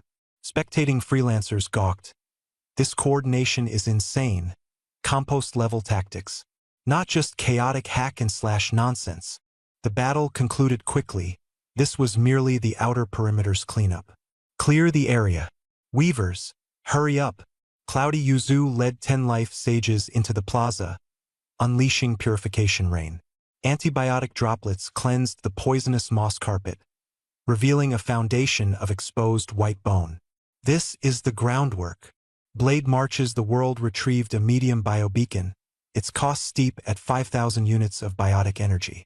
His voice firm, he commanded, "Plant the flag!" Crack! The beacon's flagpole locked into place, anchoring the team's position. Indeed, step-by-step victories would show the path forward. The gigantic crystalline beacon thrust through the liver maze's polluted terrain. A green purifying force field exploded from its core. Toxic fog dissipated. Corrosive slime neutralized and disintegrated. Within a 500-meter radius, an absolute safe zone was born. Server-wide notifications rang out in awe. Guild, Dawn, successfully secures the liver region. Respawn point activated. Teleport pad linked. Environmental toxins within area neutralized, granting a slow health regeneration buff. We finally made it out alive. Dali Makes Miracles removed his gas mask and greedily inhaled the clean air. If I stayed in that bleeding out debuff for a minute longer, I think my mind would have cracked first. Blade marches, the world's sharp gaze fixed on the countdown ticking down on the beacon's purification mechanism. Don't get complacent. The liver's mechanics are nothing like the lungs. Data Maniac worked on a live analysis as he spoke. The monsters in the lungs actively attacked. Here, the ones in the liver behave more like an immune system fending off invaders. Hardly had the words left his mouth when the hexagonal tower began to quake violently. Deep within the pipeline, the sound of fluid gurgling rumbled forth. A flashing red alarm appeared. Foreign object detected. Liver rejection response activated. Mobilizing swarm defense. Rejection response? The group felt their hearts tighten. Hundreds of black sludge monsters and hardened stone beetles surged like a tidal wave, flooding in from every direction. They felt no pain, no fear, moving only with the purpose to engulf the beacon. Hold the beacon! Feng Xing Tianxia unsheathed his blade and roared. This isn't just any siege. This is tower defense. Once the beacon is purified, the swarm will retreat on its own. Dawn Guild, form up and face the enemy. Viewed from above. At a higher vantage point, Guchun gazed down at the faint yet resilient green glow radiating from the liver region. It resembled a single purifying pill resting within a dark and murky abyss. The liver is far more complex, he said grimly. While the lungs were vulnerable to external attacks, the liver's battle came from internal chaos, metabolic dysfunction, and toxin accumulation. The monsters here were merely mutated normal cells. Combat alone won't cut it. We need to clear the blockages. He activated a newly unlocked system feature. System update, outpost upgrade. New facility unlocked. Toxin extractor. Function. Players can deposit toxin sacs and bile stones to convert them into high-energy fuel and antidote serums. A toxic hotspot. Guchun smirked. Sometimes you fight poison with poison. And this kind of profit-making opportunity, it's like mining in hell itself. Let's see how far this'll go. Inside the game battlefield, the Dawn Guild held a stalwart defensive line as the savage sludge monsters endlessly battered against their formation, unable to break through. Eventually, the beacon held firm, and soft green light began to spread gently across the area. We held it! Cheers echoed triumphantly as a peculiar new machine came into view. Curious, Dilly emptied a pile of rotten toxin sacks from his backpack into the contraption. The machine buzzed and hummed, spitting out antitoxin serum, rare, X5, plus 500 bioenergy. Whoa, bro. Trash turned into treasure. These toxin sacks used to sell for 10 points each, but this machine makes the rewards 50 times better. The discovery felt like a bomb detonating among the players. The once disgusting and loathed sludge monsters had now become walking wallets. Notify the guild. No more grinding in the barren lung zones. The liver is the real gold mine now. Toxin sacks can be converted to gold and medicine. Fengxing Tianxia eyed the waves of incoming players, a sly smile playing on his lips. Our first foothold is firmly nailed into the liver lobules. Ahead lay a vast labyrinth of hexagonal structures. Next, we plant the Dawn Guild's flag across the entire liver maze. Liver Detox Encampment, H103 Safe Zone. A land of swirling toxic haze and lurking danger. The Dawn Guild's claim of their first foothold had unlocked access to the toxin extractor, bringing new opportunities to this venomous dungeon. For the elite warriors, this was a frontline charge. For casual players, it was a treasure trove, provided they weren't afraid to risk death. At the fringe of the encampment, near a giant severed bile duct, LV.8 player Go-Going-ing bent low, swinging a pickaxe. Red warnings flashed incessantly on his screen. High-risk area. LV.10 plus recommended. His health bar dwindled steadily, the hiss of his gas mask growing louder. Half a health bar left. Just one more crystal. Old Go muttered, eyes wide with determination as he furiously hammered away at a glowing green crystal. Ding! A bile stone the size of a fist fell to the ground. Overjoyed, Old Go, now down to 30% health, immediately bolted back toward the safety zone to heal. Around him, more low-level players repeated similar risks, dashing into the toxic mist to mine, then frantically retreating to recover.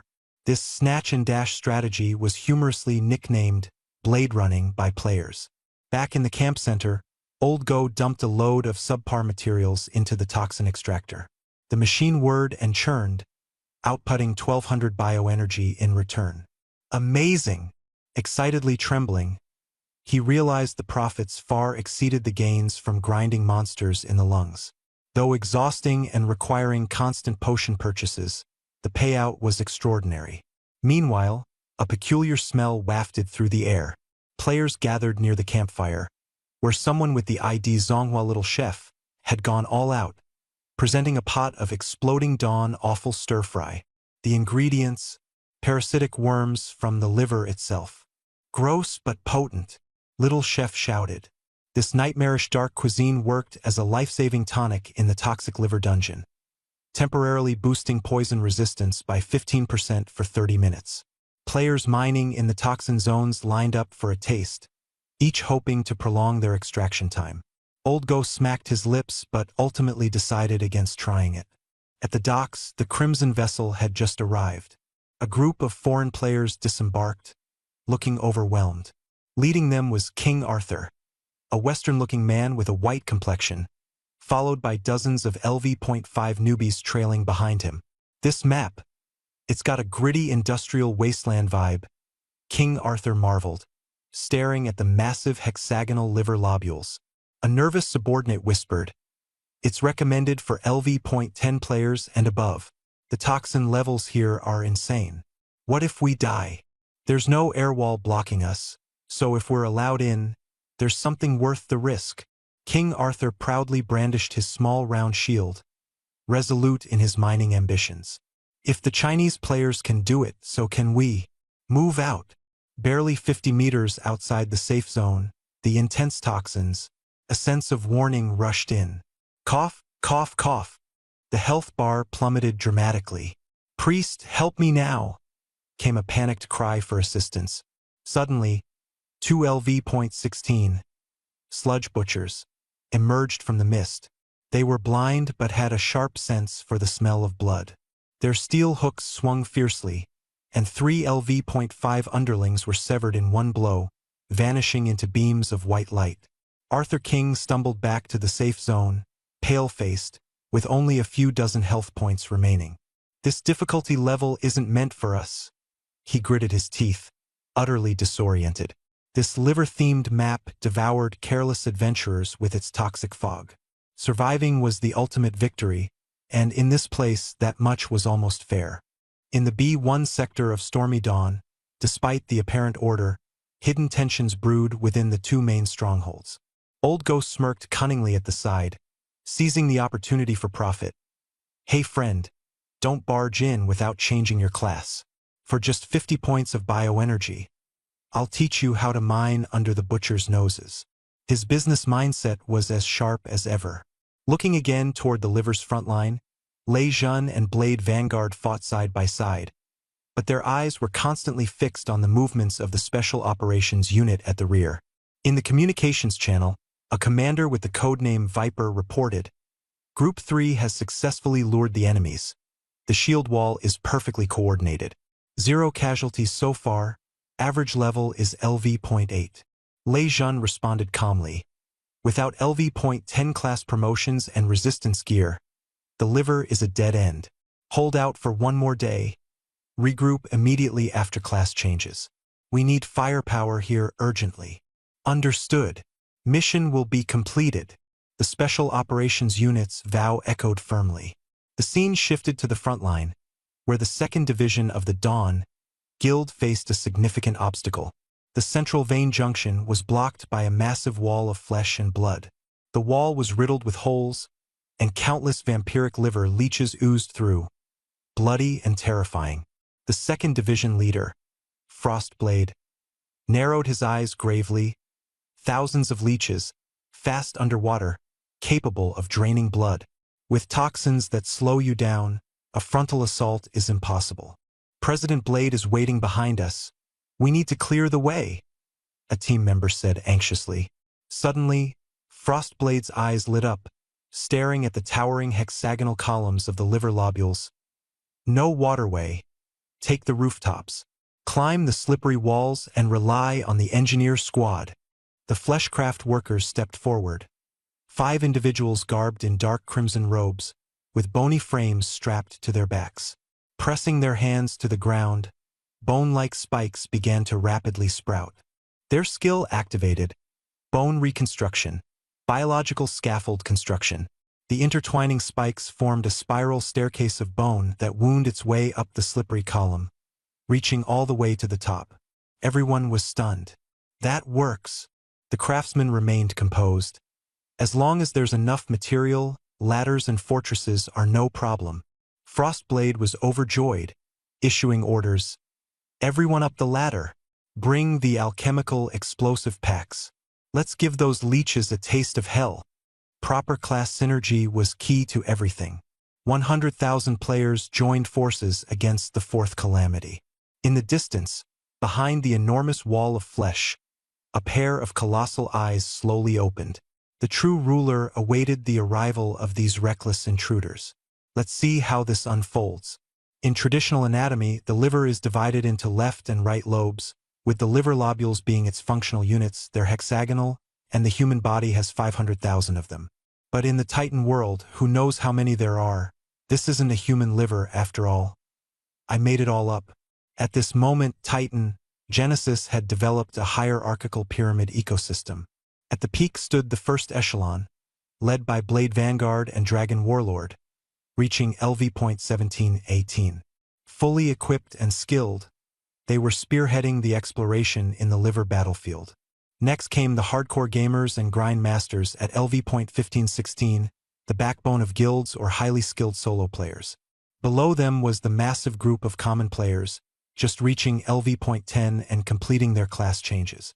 Some boldly formed teams to challenge the liver zone and were subsequently crushed. Others stayed in the lungs B1 and B2 zones, farming the smaller regions in pursuit of the first completion achievement. Finally, there were 50,000 beginners at LV.56, still crowding newbie Village A7, competing to farm slimes. There were even players aboard the Crimson Mist vessel, roaming around taking photos, occasionally encountering mysterious bosses, and dying instantly without even checking their stats. That's how it should be. Liver Zone, H103 Liver Lobule District. Engineering Team, Plant the Explosives. Frostblade, the 2nd Division leader of the Dawn Guild, commanded coolly from atop a towering hexagonal column. Dozens of alchemical explosive barrels were ignited and hurled down from the heights, landing precisely on the cirrhotic nodules blocking the veins. Boom! Boom!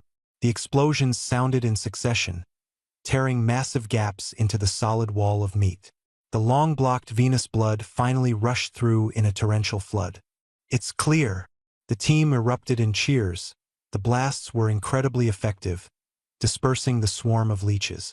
As the water level dropped, the sludge-covered riverbed gradually came into view. Get down there, loot the bodies, gather resources. The elite team threw down ropes, sliding down the columns with practiced skill. They were seasoned LV.15 players. Suddenly, Frostblade felt something was wrong. It was too quiet. The dense swarm of vampiric liver leeches, LV.19, hadn't been washed away but had inexplicably vanished. Scout the area. Light up the zone. The spiritualists threw illuminating orbs, lighting up the center of the riverbed. The sludge began to bulge upward. A massive structure suddenly, a mountain of flesh slowly rose. From the shadows of the hidden wall of flesh, the true overlord finally revealed itself. Warning. Encountered regional overlord. Monster. Corrupted broodmother. LV.22 leader level. Description. It's not a single entity, but a nest of countless parasites. LV.22 leader level. The players froze in shock as the corrupted broodmother let out a deep, guttural sound. And then hell descended. From tens of thousands of pores, black viscous liquid was ejected in unison, and the swamp beneath their feet quickly came alive. The players looked down in horror, realizing that they were standing on a dense mass of blood-sucking liver leeches. 1,500 in number. Warning. Trap triggered. Sea of worms. Retreat. Frosted Blade shouted with his scalp tingling. Facing this sea of worms, even if Guildmaster Feng himself were here, retreat would be the first option. But it was already too late. Swish, swish, swish. The black leeches surged like a tide, climbing up the pillars with astonishing speed. One player, halfway up a rope, had their neck bitten by leeches latching on from the side. Sacred guards, form up. Defend the platform at all costs. Atop the hill, Frosted Blade stared at the looming black wave of leeches, dread sinking into his heart. Spiritual arcanists, lay down firewalls and thunderstorms. A storm of chaotic skills erupted. Flames surged, lightning flashed, but the monsters continued their relentless swarm. Over 1,000 LV.19 leeches were unstoppable. Roar! The broodmother let out an enraged bellow, spewing a noxious mist that instantly engulfed the platform. Warning. Toxic environment. Attributes drastically decreased. Healing effectiveness halved. Continuous HP loss. The healers were plunged into despair as their frantic efforts seemed futile. Their mana wasted while health bars plummeted uncontrollably. The leeches swarmed onwards. First one, then 10, then 100. Frosted Blade, We can't hold on. A desperate cry for help. He struck down 2 leeches with his sword, only to have one latch onto his leg. The paralyzing venom spread rapidly through his body. In his final moments he bellowed, "The H103 riverbed is a trap. Toxic mist and climbing creatures. Don't enter the water." Dawn Brigade 2 has been wiped out. Heading back in the next second, countless sharp teeth descended, and Frosted Blade fell to the ground. "You have died." 10 minutes later, at the detox camp, white light flickered at the revival point as members of Dawn Brigade 2 returned one after another, their equipment damaged and their spirits completely drained. "My new gear just broke. Even with dozens of people, there's no way to beat that sea of worms." The players looked pale and discussed the disaster fervently. Even the main team from Dawn Brigade got wiped, and the Broodmother poisons the battlefield? Plus, there's a giant trap underwater. The camp was tense, the atmosphere heavy with dread. Meanwhile, the teleportation array began to glow. Feng Untamed led his core team, returning at full speed. Seeing the despair on the faces of those from the last battle, he calmly asked, "The gear, swallowed by the Broodmother." Frosted Blade growled through clenched teeth. "As long as we're still here, that's all that matters." At the dock, a massive Crimson battleship slowly docked. Lei Jun disembarked with 300 elite Spec Ops members from aboard the deck. All of them LV.10, fully specialized into their roles, armed to the teeth, and exuding an aura of strict discipline. "Lei, you're here." Feng Untamed nodded. Lei Jun surveyed the camp and sneered, "Looks like we're just in time." The 300 players swiftly formed into 4 formations. The first formation, Steel Bastion, comprised of 100 heavily shielded warriors forming an impenetrable line and standing unshakable in defense. The second formation, Stormlords, consisted of 80 ranged damage dealers controlling the battlefield through overwhelming firepower. The third formation, Phantom Blades, included 60 stealth specialists for flanking and assassinating key targets. The final formation, Life Sages, consisted of 60 powerful healers to ensure sustained support. This special operations unit has undergone hellish training with 0 casualties to date, Lei Jun boasted. "Let's show those worms what an organized military force can do." Feng Untamed's gaze turned sharp. "Good. Assemble all main forces. Whether it's the Spec Ops unit, Brigade 1, or experienced solo players, gather everyone. Main Brigade 2 stays close behind." He unsheathed his pitch-black longsword, Fong of Origin, and pointed it toward the fog-covered H103 zone. "First, we retrieve the fallen equipment. Then, we crush the damned Broodmother and its worms. One by one. Move out. Target H103 riverbed. All troops, advance." This is how it should be. The curtain of battle was reignited. The black sludge surged, as thousands upon thousands of blood-sucking liver leeches blanketed the dry riverbed like a writhing, repulsive carpet. In the center, the colossal, corrupted Broodmother lazily spewed more noxious mist, savoring the triumph of its previous massacre. Suddenly, from the hexagonal pillars, synchronized footsteps echoed. The Broodmother's compound eyes twisted, locking onto the rows of gleaming silver figures. "Everyone, regroup." At the lead, the Thunder Lord raised his hand. Hovering magnetic cannons hummed as they fully charged. His voice, cold as steel. "Target locked below. Gravity strike. Deploy." Without hesitation, all 300 players leapt from 100 meters above. Frosted Blade stood there, dumbfounded. Are they insane? Moments ago, his Brigade 2 had leapt into the river and been slaughtered. The third squad voluntarily jumped into the river? Feng Xing Tianxia smiled indifferently. "This is called the Steel Torrent." In midair, 100 steel barriers raised their giant shields. Gravity crash. Boom! The giant shields slammed into the silt with immense force, triggering a shockwave that sent leeches flying in all directions. In less than 3 seconds, the steel shield wall locked into place, with each piece seamlessly connected. An indestructible circular battle formation rose firmly. The outer perimeter sealed off. The inner circle unleashed firepower. 80 Thunder Lords wielded staffs and unleashed a barrage of floating cannons, weaving an intricate electrical grid. The shield wall formed the core as electric waves spread outward. Leeches attempting to climb were instantly scorched, turning black and falling away. The tides have turned. Great strength creates miracles, scratched his head. This coordination is flawless. It seems they don't need me to tank the damage anymore. Feng Xing Tianxia assessed the battle situation. The mother nest was momentarily startled, quickly attempting to outflank the third squad. He unsheathed the Fong of Origin and shouted his command. First and second squads advance. Cut off the retreat of the third squad. Kill! Ice Blade Frost Fury, eyes bloodshot, charged in with the resurrected second squad, descending rapidly using zip lines, igniting the flames of vengeance across the battlefield.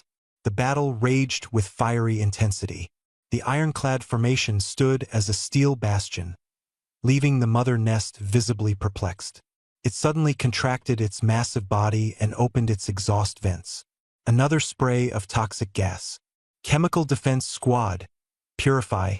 60 life sages shed their heavy robes, standing sharply in lightweight armor, raised their staffs in unison, and cast purifying winds. The poisonous mist dispersed, transforming into a churning tornado. Beautiful, Cloudy Orange praised, the timing and precision of the skill impeccable, as healers maintained military-grade composure. With the poison fog dissolved and the sea of insects held back, the mother nest grew increasingly desperate, issuing a piercing shriek that shook the heavens. The massive creature writhed, attempting to burrow into the silt in an effort to escape. You won't get away. Feng Xing Tianxia's gaze turned icy. Assassin Squad, execute decapitation strike. Mages, provide suppressive fire. 60 Ghost Blades, along with Feng Xing Tianxia and Ice Blade Frost Fury, activated Shadow Step, darting toward the target like spectral wraiths. The assassins landed with precision, swiftly closing in on the mother nest. Feng Xing Tianxia gripped the Fong of Origin tightly. It glowed with a devouring black light as he plunged it into the back of the mother nest. Squelch, a fatal strike, the weak point hit, special effect triggered. Devour, reduces target movement speed by 30%. Daggers rain down like a storm, piercing, tendon slicing, and bleeding attacks intertwined in relentless assault. The mother nest writhed in agony, flailing its tentacles wildly. But against the current legion of assassins, its movements were sluggish. Each tentacle strike was deftly dodged, and a follow-up slash landed squarely in retaliation. The tide of battle shifted sharply, waiting only for the third squad to stabilize and launch their counterattack. That's how it should be. The loot's inside its stomach, Cloudy Orange suddenly shouted, her voice cracking. Through the semi-transparent body of the mother nest, several weapons were visibly lodged in its digestive tract, floating as they were yet to be fully dissolved. I see it. Feng Xing Tianxia responded calmly. In a flash, he maneuvered past a jet of corrosive acid, leaping directly onto the head of the mother nest, targeting its maw. Great strength. Thunderstorm. Pry its mouth open. Infernal Avatar activated. Great strength transformed into a fiery giant, using both hands to pry open the hardened jaws of the mother nest. Open up for me, roared Great Strength. In the distance, Thunderstorm operated a floating cannon, directing a surge of violet lightning that struck the mother nest's oral cavity, causing its internal muscles to spasm and forcing its mouth open. Thanks. Without hesitation, Feng Xing Tianxia dived straight into the nauseating, acid-drenched maw of the creature. What the hell? Did Brother Feng just get eaten? Nearby ordinary players exclaimed in shock. In the next moment, the mother nest abruptly convulsed violently, as if it harbored a goddess of iron fans in its belly. Rip! A pitch-black blade sliced out violently from its abdomen. Emerging covered in sticky mucus, Feng Xing Tianxia clutched several weapons in his hands, bursting out from the mother nest's gut.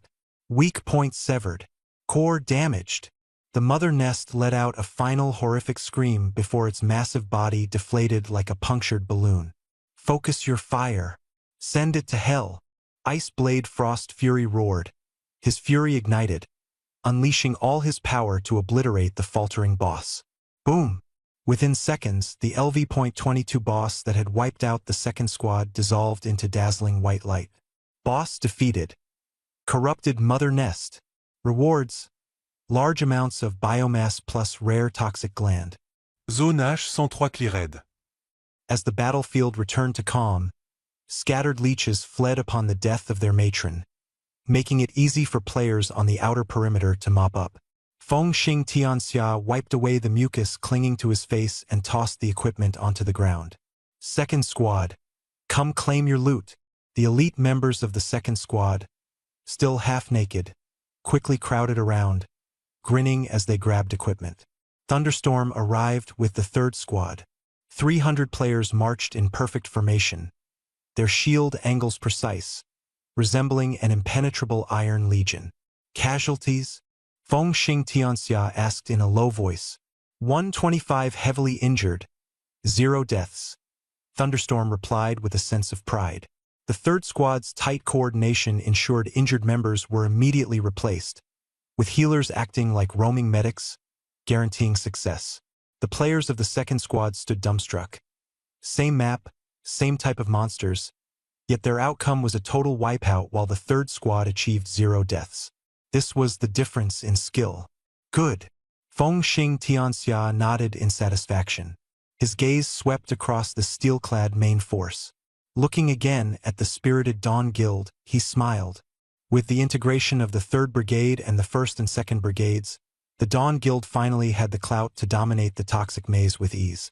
Well, for now, at least the heavyweight creatures hadn't shown up yet. 10 minutes rest. He fixed his gaze on the depths of the maze, where the towering central vein tower gleamed with a cold light. Next target. Liver lobule H105. That's the right approach. Just like this, zone by zone, we'll conquer this entire maze in no time. In the timeless chaos of the void, Gu Chen's colossal titan-like form floated, silently engaging in introspection. His body was no longer flesh and blood. Instead, it was a shattered cosmos, a galactic river of stars. At the dim edge of his right lung's starfield, a resolute streak of golden-red light shimmered. It was the players clearing the life pathway of the A7 bronchial zone. Deeper down in the Liver Nebula, the situation was far more convoluted. 5 faint yet resilient light dots flickered amidst the toxic mists. The Dawn Guild has taken over H103, the Dragon Battle Guild has secured H109, and a few independent alliances have established a mushroom village on the fringe. Gu Chen observed these busy lights within his vast body, an indescribable sense of peculiar emotion welling up inside him. We'll see. In front of his immense build, the 100,000 players weren't even specks of dust. Yet, these seemingly insignificant little fighters, driven by immortality and that unyielding greed, were like countless diligent worker bees, step by step restoring this collapsed hive. Liver metabolism recovered by 0.01%. The data was meager but profoundly significant. It was the very first drop in turning the tide. After all, this was the beginning of hope. Meanwhile, on Blue Star, the real world. Location: First People's Hospital of Kyoto City, Rehabilitation Center. Liu was slinging her luggage over her shoulder, ready to leave. The doctors frantically tried to stop her, their white coats flapping as sweat beaded on their foreheads. Miss Li, you're a miracle in world medicine. You can't leave. Comprehensive tests are still needed. Dressed in activewear, Liu casually shrugged them off, as carefree as a free-flying swallow. I've done enough tests, and I'm already recovered. Better than ever before. The doctors gaped, baffled, as the elderly professor nearly dropped his glasses. No scientific explanation, huh? The reason is simple: good mood, good health. With that, she cleverly evaded the obstructing crowd and lightly pressed the elevator button. One shoulder carrying her bag, she moved with unrivaled ease. Dad, Mom, hurry and come downstairs. I've escaped. The elevator doors slid closed, cutting off the doctor's shouting. Outside, under the bright sunshine, Liu took a deep breath. Freedom had begun. That evening, the Dawn Guild's core voice channel erupted into chaos. I escaped from the hospital. The doctors look at me like I'm some kind of alien. Ha ha ha, you're awesome, girl. Same here. I ran from weight training rehab and just found a hotel in Magic City. Since everyone's settling in, why not meet in person? Feng Xing Tianxia spoke calmly. Offline may thúc. Discuss the future. Agreed, Lei Jin stated tersely. Zihan and I are already in Magic City. Then tomorrow night at Cloud Apartments. Feng Xing Tingxia shared the location. End of the world or not, we're having hot pot. The next night at Cloud Apartments in Magic City. For the first time, the 5 members of the Dawn Guild met in person. Despite the luxurious location, the apartment's decor was simple and understated, with rows of gaming equipment being the only indicator of their identity. Tonight, however, it was filled with warmth and excitement.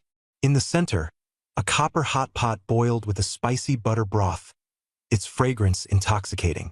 Wang Daqiang's massive chest muscles stretched against his tight t-shirt as he stared hungrily at the paper-thin slices of lamb in Feng Ji's hands, practically drooling. Feng Ge, you've got some serious skills with the knife. Steady hands, professional gamer perk? Chen Feng replied with a smile, neatly arranging the meat as the knife spun like a dancing sprite. Li Zihen was busy fiddling with his portable terminal, occasionally adjusting his glasses. Lei Jun took a cautious sweep of the balcony, ensuring escape routes, before finally closing the door and joining the group. Ding dong! The doorbell rang. Chen Feng opened the door. Standing there was a girl with a healthy glow, her ponytail swishing as she stood casually in denim jeans. Liu was here. Just wait and see. This was only the beginning. Hello, everyone. I'm Cloud Yu. The girl waved shyly, and the atmosphere instantly warmed. Liu hopped lightly over the threshold, her previous situation entirely unnoticeable. Everyone was astonished. You're moving so fluidly now, even jumping. Chen Feng interrupted with a smile, handing out chopsticks. The food's in the pot already, less talking, more eating. Sit down and dig in. As the hot pot steam clouded the room and the alcohol flowed, online comrades became offline brothers, dissolving all barriers into thin air. After 3 rounds of food and drink, Chen Feng turned to Lei Jun, starting a topic that brought everyone to full attention. Old Lei, any updates from the official side? Lei Jun calmly sipped his beer, his gaze steady as he replied, the higher-ups have designated our guild as a strategic cooperation unit. As long as we don't cross the red line, the authorities are fully supportive. The salary cards of the 300 Special Operations team members are all tied to the guild's account. Chen Feng nodded. Now that's reassuring. Suddenly, Li Zihen's expression turned grave. Brother Feng, over the past 2 days, more than a dozen major conglomerates such as Tiankai Group and Longting Capital have approached us. They want to buy shares, acquire us, or even threaten to mess with the people in our game. Wang Daqiang immediately shouted, what are we afraid of? If anyone dares to mess with our players, I'll take my team to camp at the respawn point and take them out. Chen Feng shook his head, his eyes steady. We can't act rashly. They won't make a move unless there's a loophole within our ranks. He pointed to his head. Real-world money is useful, but within the game Titan Genesis, it's just numbers. These conglomerates might use money to buy bioenergy from freelance players, but that's not the key. The real hard currency is combat strength. Combat strength is what matters? Liu furrowed her brows. So, should we fight them? Chen Feng smiled. No fighting. We do business. Do business. The group was taken aback. The game world is vast. No one can devour the whole pie. He gestured toward the night outside the window. The liver, the lungs, each region can be expanded and colonized. We at Dawn only have a few thousand members. We can't possibly take the biggest share. So, we need to position ourselves smartly. Chen Feng pointed his finger. First, establish technical barriers. We need to conquer the strategies and lock down the special resources. Second, prioritize military power. Keep Dawn's combat capabilities as the strongest in the entire server. When big guilds run into tough bosses, they'll have no choice but to pay us for assistance. Lei Jin summed up, "They provide the funding, we provide the expertise, and capital supports the elites." Chen Feng raised his glass. Cooperation maximizes profits. Don't let short-term gains ruin the grand strategy. The real impacts on the virtual world need to be with a long-term view. Li Zihen teased, "The virtual world affecting reality. It's practically miraculous. I, a staunch materialist, am starting to believe in the divine." Li Yu retorted with a raised glass. "Divine? We are Titan's chosen descendants, recipients of blessings. That's what's real. Cheers." 5 cups collided, their crisp clink echoing through the room. The camera pans to the in-game liver region. Dawn Guild's detox camp had taken shape, accompanied by 2 nearby strongholds that had also risen from the ground. Coordinates H109, the Ironblood Outpost. This was the fortress of the Dragon War Guild, constructed with tremendous expenditure, an ironclad bastion. Tensions were rising, a testament to the fierce competition in the liver zone. Let's see who comes out on top. Voiceover. These groups may lack the top combat power of Feng's world, but they have wealth and backers. With tens of thousands of players, unified equipment, and a carpet-style offensive strategy, their target is the Mushroom Village at the edge of the liver zone. Scene switch. Mushroom Village, a recreational hub for players. Giant luminescent fungi, symbiotically coexisting in the liver zone, offer a serene ambience. Players here farm, fish in the Bile River, and experiment with peculiar cooking. Weak combat power? No problem. The detox potions and special culinary ingredients produced here are the server's top sellers. A true paradise of leisure. High-dimensional perspective. Gu Chun stared at the 3 glowing purification stakes piercing through the toxic fog, carving out a pocket of light in the darkness of the liver zone.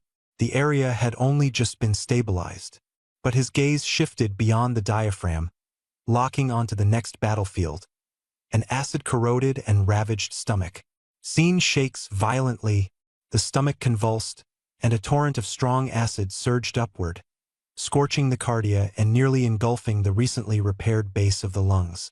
This tiger's maw cannot be left unchecked.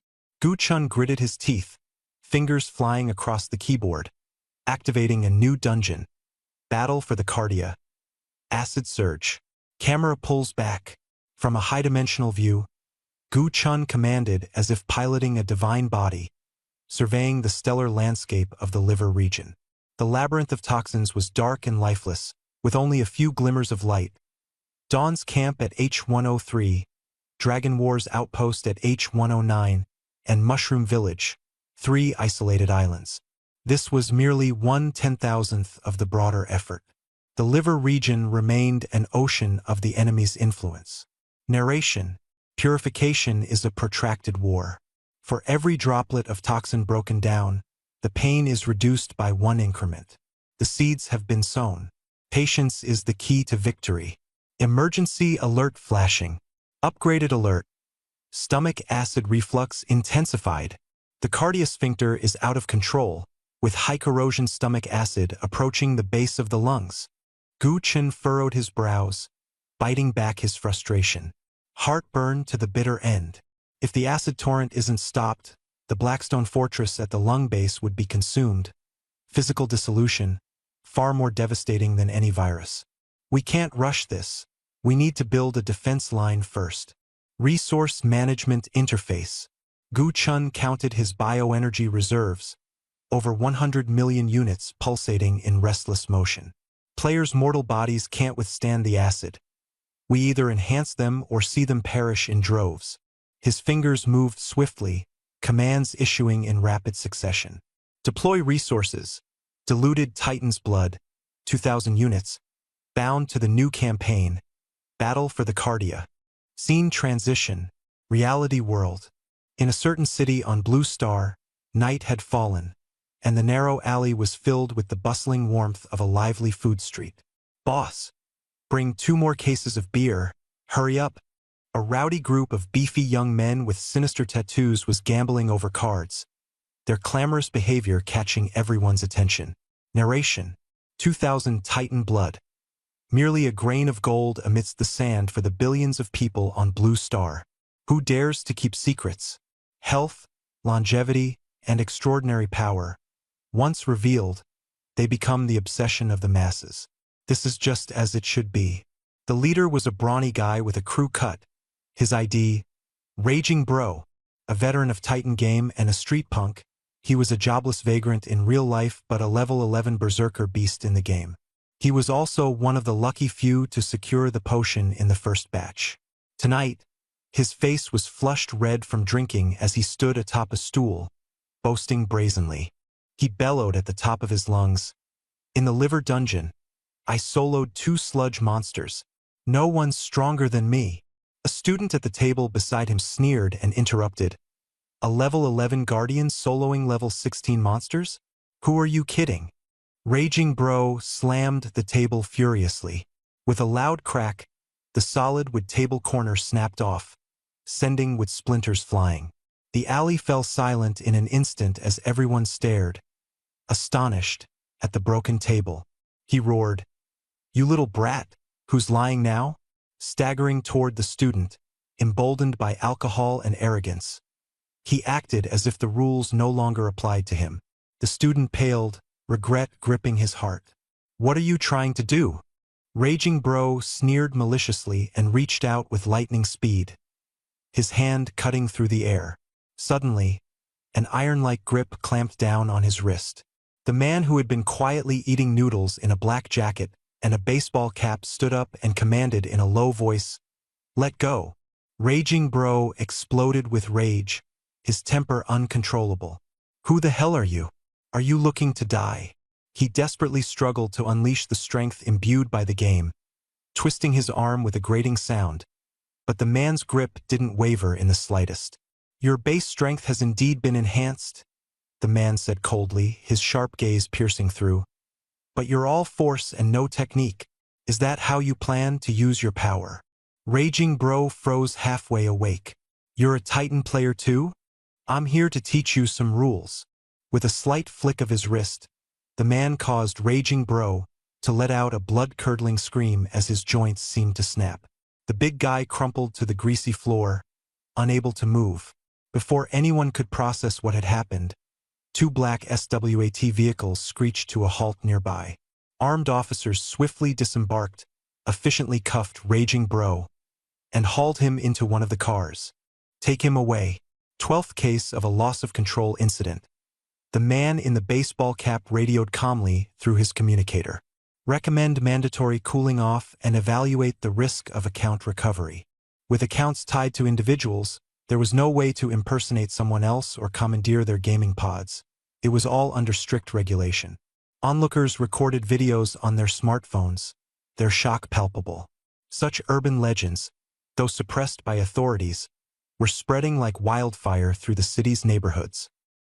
At the Dragon Nation Security Bureau, in the conference room of the breach operations team, Ban Jiangguo furrowed his brows, staring intently at the rapidly scrolling list of enhanced individuals. 2,000 enhanced users, still relatively well-behaved, but this get-rich-quick mentality is becoming more prevalent. His gaze shifted to Lei Jun, who had just logged off and rushed over to provide his report. "Lei, when power comes this fast, the mental state can't keep up. Explosions are inevitable. It's better to guide than suppress." "Fengxing Tianxia has already taken action," Lei Jun replied. "Dawn Guild has issued the Extraordinary Code of Conduct, strictly prohibiting the misuse of power in the real world. Violators will be expelled, blacklisted server-wide, and even reported to collaborate with official real-world tracking." "A wise move," Ban Jiangguo nodded in agreement. "Inform Fengxing Tianxia that the authorities support their efforts. Reports indicate the second distribution of Titan blood is about to begin. This battle would be far from quiet, and that was to be expected. This time, even more eyes were watching. foreign financial conglomerates, mercenaries, extremist organizations, all mobilizing to snatch accounts, kidnap players, and even intercept shipments of Titan blood. Standing in front of the screen, Old Ban issued a stern warning. This is a smoke-free war. Hold the line. While the undercurrent of chaos surged in the real world, a golden server-wide announcement detonated like a nuclear bomb within the game. Expansion update. Acidic tidal wave. The liver expedition has just begun, and the gastric defense line at the Cardia is on the verge of collapse. Acid reflux threatens to engulf the pulmonary passage. Emergency server-wide campaign. Construct the Cardia Great Wall. The objective was straightforward and intense. Head to the gastric entry point, construct barriers using anti-acid materials, and stop the stomach acid's invasion. Eliminate the waves of corrosive sludge monsters and acid spitters. The rewards were dazzling. Gene Store second batch update. Titan Blood. Diluted version. Limited 2,000 vials. This time, it wasn't about reaction speed. Qualification was based entirely on your contribution to the Cardia campaign. 2,000 vials? Players burst into an uproar. Finally, it's not about internet speed anymore. Grind. Grind like crazy. Everyone's eyes burned with determination. This was a matter of life and death. Previously, only a small circle knew about the potion's effects, but in just 10 days, the rumors had spread like wildfire. This potion could defy fate. It was driving everyone mad. Madness. The battle in the liver zone escalated instantly. Even the lowest-level players threw themselves at the front lines, desperate to scramble for contribution points. Dawn Guild Headquarters, Detoxification Camp. Feng Xing Tianxia stared at the explosive chatter flooding the guild channel. Turning to their core team, they spoke with a commanding tone. Do you see now? This is a fight for contribution. It's both the fairest and the cruelest rule. Yun Zhongyu clutched her staff tightly, speaking with conviction. Brother Feng, my parents are getting old. I have to secure one for them. Li Chu Chi Ji scratched his head awkwardly. There's a kid from my village who broke his leg. I want to help him. Li Zihen, calm and composed, adjusted his glasses, his eyes shining with determination. My mentor has Alzheimer's. Curing them would be a scientific miracle. Feng Xing Tianxia fell silent. He understood their emotions, but as a leader, he had to remain rational. You can help others, but first, you must ensure your own strength. His piercing gaze scanned the group, and his tone turned icy cold. Right now, this is a diluted version of Titan's Blood, just an entry-level tool. The game has only just begun. Stronger items and rewards will undoubtedly appear in the future. If we dilute our resources now and let our core strength falter, when faced with even stronger bosses and rare treasures later, we'll only watch others take what should have been ours. After a brief pause, his tone softened slightly. We must grow stronger first, then protect those we care about. Today's selfishness is the foundation of tomorrow's ability to protect. Do you understand? Everyone was struck by the weight of his words. Li Zihen nodded emphatically, his hand still on his glasses. Brother Feng is right. We can't afford to squander our advantages. Then let's move. Feng Xing Tianxia drew his sword, the artifact of origins, pointing it forward decisively. March. Target. Cardia. Location, lower esophagus, cardiac junction defense line. The first wave of Dawn Guild's vanguard force raced down the Crimson Vessel, emerging at the tracheal bifurcation and plunging into the deep vascular tunnels ahead. The atmosphere turned heavy. A suffocating nausea gripped everyone. The air was damp, viscous, and saturated with a nauseating stench of acidity and decay. It felt as though they had crawled into the throat of a living creature that had just burped. This smell, it's beyond overwhelming, someone muttered in disgust. Wearing a gas mask, Li wrinkled his nose. The foul odor in the air was indescribable, like 10,000 rotten tomatoes fermenting together with sulfurous eggs for 3 days and nights. As their ship approached a towering pink, fleshy cliff, they could see it clearly. At the cliff's base sat a massive circular muscle valve, the Cardia. The gate-like valve, which should have been tightly sealed, now spasmed violently, creating a wide, gaping fissure. SSSSSSS. Yellow-green liquid erupted intermittently like geysers from the valve, splashing onto the surrounding tissue walls. It charred and melted the flesh, releasing clouds of white smoke and a stinging acidic stench into the air. System warning: hazardous acidic environment. Environmental debuff: high-concentration gastric acid corrosion, causing true damage every second. Within the crowd, a player sneered. An environmental debuff? Seen worse before. But worse still, a further message appeared. Equipment durability damage increased by 1,000%. One of the forward scouts let out a pained scream as his +4 chitin bone shield, touched by acid, rapidly melted into a pool of sludge within 5 seconds. The acidic liquid dripped from his burned arms, and his face contorted in agony. My shield. Repairing it costs 800 durability points. This one drop just ruined it entirely. A desperate voice echoed among the players. Fear spread like wildfire. If their equipment was destroyed, all their hard-earned efforts would go to waste. For most players who earned their livelihood grinding daily, gear was everything. Feng Xing Tianxia roared. Full retreat. Ordinary chitin gear can't hold up. Withdraw to the elevated platforms. The group retreated hastily, scrambling toward the safety of higher ground. Looking down, they could see the bubbling acid below, where glimmering glob-like creatures swam happily. Corrosive ooze monsters with bodies glistening under a sheen of mucus. Dawn Guild fell into a tense silence. Yun Zhongyu gripped her staff tighter. Bit by bit, her equipment's durability drained away. The pervasive acidic mist seeped into every crevice, corroding their gear relentlessly. Fire could be evaded, poison resisted, but this acidic environment, it directly attacked the players' most critical assets, their wallets. This was the real challenge. Just as the group intently debated strategies, a commotion broke out in a distant section of the passageway. Make way! Dragon War Guild! Coming through! Hundreds of sleek crimson vessels cloaked in an anti-corrosive shimmering coat surged forward, a massive fleet swelling like an unrelenting tide.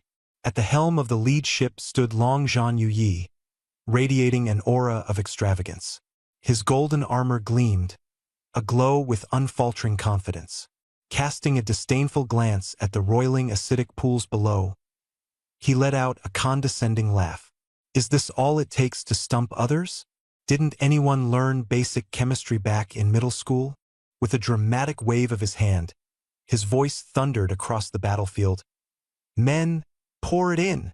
Thousands of Dragon War members heaved oversized alkaline galestons, expensively sourced from trades, into the acid pools below, as if terraforming an entirely new landscape. A chemical reaction erupted. White foam bubbled violently, releasing heat energy in dramatic bursts. The deadly acid neutralized rapidly, its ferocity vanishing before their very eyes as the pH shifted toward balance. System notification. Acidity levels reduced. Team contribution points for Long Zhan Yuyi have skyrocketed, securing them the top rank on the leaderboard. Long Zhan Yuyi burst out laughing. Money rules all. Forward, troops. Seize the kills and rake in the contribution points. With that, his forces stormed across the neutralized battlefield, slaughtering the corrosive ooze monsters en masse. Their softened armor shredded instantly under attack, allowing the Dragon War Guild to reap an unrivaled harvest. The sight of the Dragon Battle Guild sweeping the arena left the Dawn Guild patiently waiting for a breakthrough, their frustration visible in their fiery, unwilling gazes. Just wait and see. This game is far from over. Brother Feng, they're cheating. De Li stomped his foot in anger, crushing the stone in his hand. Isn't this just pay to win?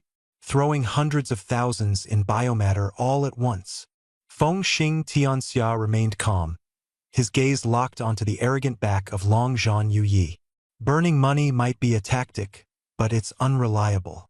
No matter how much he throws, it's only solving the symptoms, not the root. The acid keeps flowing incessantly, and those stones won't stop it. He turned around and pointed to the data master behind him. The latter nodded and chimed in. We won't play by the usual rules. The system's task is to construct a dam, not neutralize the acid. Without a proper stopper, the acid will endlessly gush out. With a Titan's sheer size and metabolism, total neutralization isn't possible. Sealing the gap is the key. Thunderbolt King, take the third troop to the high ground. Rope experts, set up a battlefield along the slick muscle walls. Yuzai, summon the flesh artisans. We're not diving down to fill the sea. Build the floodgate at the top. 2 battlefields erupted simultaneously.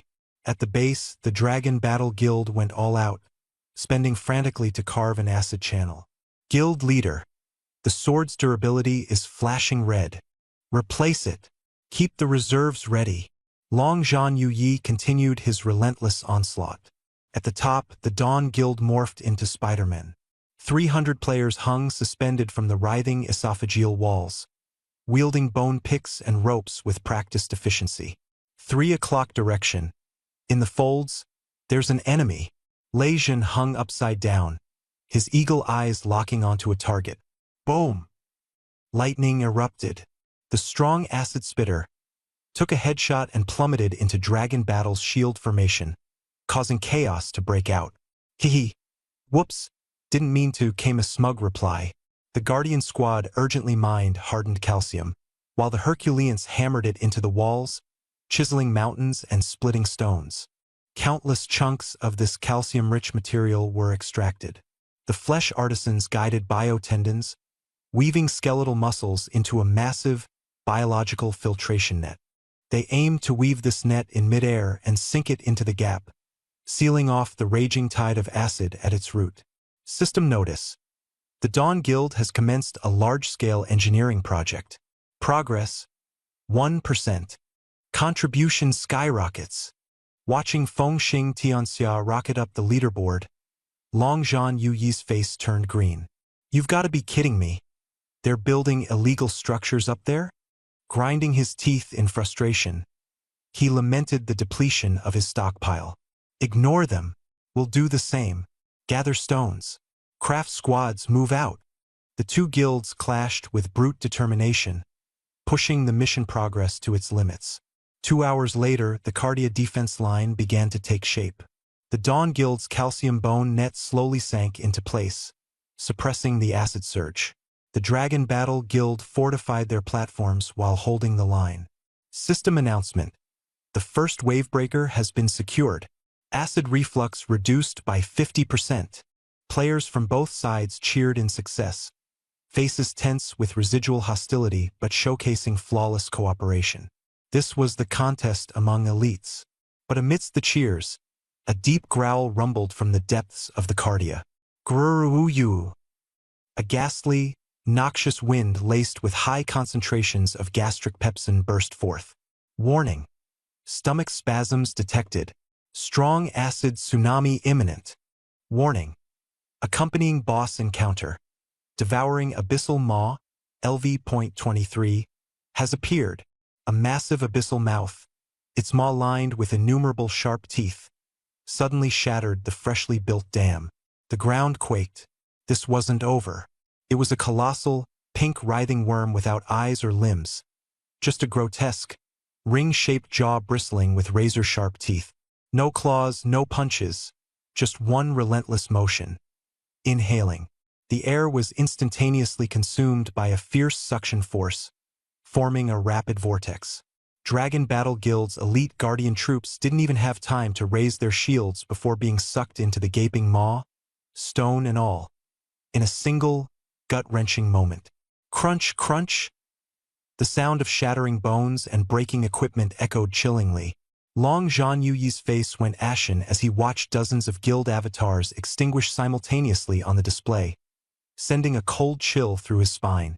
High above, Fengxing Tianxia gripped the Fong of Origin tightly, his gaze resolute. This is our chance. Dragon Battle took the brunt of the first wave of aggro. The boss is staggered now. He commanded decisively, Spirit Channelers, target its breathing pores. Close combat squads, prepare to board the attack. Here, there were no allies, only the battle for Titan's blood. Whoever claimed the boss would secure a dominant lead on the contribution board and seize the rare rebirth slots. The battlefield shifted to the bottom of the esophagus, where the Cardia defense line held precariously. Struggling cries echoed as Dragon Battle's elite guards were ensnared by the sticky, writhing maw and cried out for help in agony. Devouring abyssal maw half emerged, covered with mucus. Both magical and physical attacks repeatedly missed their mark. This monster is immune to physical and resistant to magic. Long Zhan Yu Yi cursed under his breath. Suddenly, the air split with the sound of a new surge. Dawn Guild, full assault. Feng Xing Tianxia issued the urgent command. From the ridge-like folds of the esophageal wall, dozens of squads dived like bats, beginning their attack. Grappling hook secure on the boss's back. Steady your footing. Unit 1. Follow up. Focus on breaking its armor. Unit 2. Clear the tentacles. Protect the healers. The Dawn Guild's first ever coordinated assault was flawless. The grappling hooks entwined precisely around the edge of the beast's spiracle, and in mere seconds, a climbing web was constructed atop the monstrous creature. Strength brings miracles. Unit 1. Charge. With a roar, high-level sacred guards charged up the web with wild ferocity. Dragon Fury Wild's mouth twitched as he observed the Dawn Guild's movements, stirred and apprehensive. Should we charge in too? The Vice Guild leader asked. We're nowhere near that level, he snapped, slamming his backpack to the ground. Dawn is all about finesse and precision, but me? I'm all about the explosives. Buy up all the high explosives from the mines. Get me every ounce of strong acid too. Guild leader, it's sold out, the logistics officer said helplessly, shaking his head. There's not even a single grenade left in the trading post. For the first time, Dragon Fury Wild realized the cold truth. Resources were finite, and wars couldn't be fought with infinite supplies. Fine, use what we've got left. Aim for the weak points, he ordered through gritted teeth. The tension in the battle reached its peak. 3 units of the Dawn Guild clung to the beast's back like sharks, operating with strict discipline. The 3rd unit pulled aggro and maintained the boss's attention. The 1st unit maxed out their damage output, while the 2nd unit intercepted disturbances and protected the healers. From atop the giant insect's head, Blade Marchworld issued an order. The Spiracle Mage King. Thunder Mage King Rayshock knelt on the beast's back and unleashed a railgun of electromagnetic energy straight into the spiracle just as it opened. Boom! Lightning exploded in a searing blast, triggering a violent shockwave. The boss's enraged roar was silenced, forcibly stifled. Blade Marchworld gripped the blood-soaked Fong of Origin tightly, transforming instantly into a shadowy black drill, plunging into the spiracle blasted open by the lightning. Just watch. A predator's precision. Target the weak points. Shadow kill. One strike pierced the fragile organs. The insides of the beast, a gluttonous maw, imploded in an instant. Seconds later, a furious howl tore through the air. Say-ah! The massive beast's body stiffened, like a collapsing skyscraper, and fell with a thunderous crash into the abyss of acidic pools. BOSS defeated. Gluttonous Maw, LV 23. Cardia Wall Defense. Success. The front lines erupted. Don't just stand there. Repair the gates. Grab the minions. Battle results. Cardia Great Wall construction complete. Número 1 Dragon Fury Wild, Dragon Guild. Battle highlights. Saturation bombing, total conquest. Número 2 Blade Marchworld, Dawn Guild. Flawless coordination, killer finisher. The top 2 players clearly distinguished themselves, with roles starkly divided and results awe-inspiring. Blade Marchworld's lips curled into a cold smile. Dragon Fury Wild threw mountains of resources to claim first place. Fair enough. Second wave of Gene Store restocking commencing. Titan's Blood, diluted. Stock, 2,000 units. Purchase eligibility, top 2,000 contributors in the battle. The system instantly sent out purchase consent notifications. Zero delay, instant pressure. I'm eligible. The player ranked at 1,999 cried tears of joy, collapsing to their knees. Ha ha ha! Defying fate is no longer a dream, but the player at rank 2001 rolled on the ground in fury, left only to lick their wounds. From a higher dimensional viewpoint, Gu Chen observed the defense line with cold eyes. The line held firm, halting the flow of gastric acid. Esophageal reflux suppressed. Threats to the lungs eliminated. The stomach has stabilized. For now. He shook his head in resignation as he watched players charge headlong into the acidic pools, effectively mounting suicide missions. With such poor equipment, their physical resistance is high, but their magic resistance is practically non-existent. Without addressing the resistance issue, no one's getting deep into the stomach, let alone the liver. At that thought, Gu Chen made a decision. The liver and lungs are resource-rich, abundant in elemental materials. It's time to roll out a new system-wide update. Enchantment Alchemy unveiled. New NPCs, rune artisans, available at all strongholds. New feature available, equipment enchantment. Players returned to the lung raid zones. As Blade March World landed, a mysterious old man appeared beside the smithy. Your blade is sharp, but without attributes. Want to burn? Poison? Hasten. The old man gestured at his dagger, and a dazzling interface popped up. Enchantment system details. 1.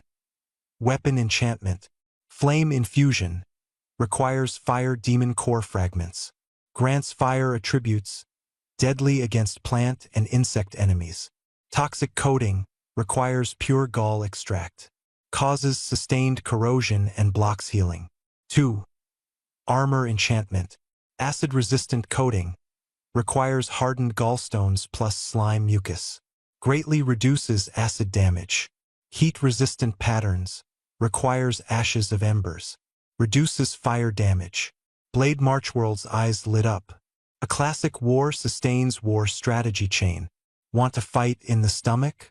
Gather anti-acid materials in the liver first. Looking to penetrate deeper, liver, an essential for the fire core of the lungs, supplemented with enchantments to craft high-temperature protection shields. The perfect balance between the three major organs ensures a flawless counteraction system. Listen up, everyone. Fengxing Tianxia bellowed into the guild channel. Put the Cardia campaign on hold. The stomach map is too dangerous right now. If any loners want to throw their lives away, we won't join them. Everyone, shift focus to the liver and lungs. Start farming materials. Enhance all weapons. Activate full fire and poison resistance. When everyone's fully geared up in acid-proof suits, the time to strike back at the stomach will come. The moment the enchantment system activated, the haze lifted, the goal became clear, and morale soared. Just wait and see. The price of gallstones in the liver skyrocketed, and fire cores in the lungs became scarce. Within Titan's body, the frenzy of monster farming surged once more. Time frame: shortly after the Cardia campaign. Location: Liver H105 Hepatic Lobule Zone. In a labyrinth of towering hexagonal columns, the battle raged on incessantly. The walls were sturdy, covered in jade-like bilirubin crystals, impervious to ordinary weapon strikes. Clang! Fengxing Tianxia darted past, his origin fang slicing with precision through the joint of a crystalline gallstone golem, which shattered loudly upon impact.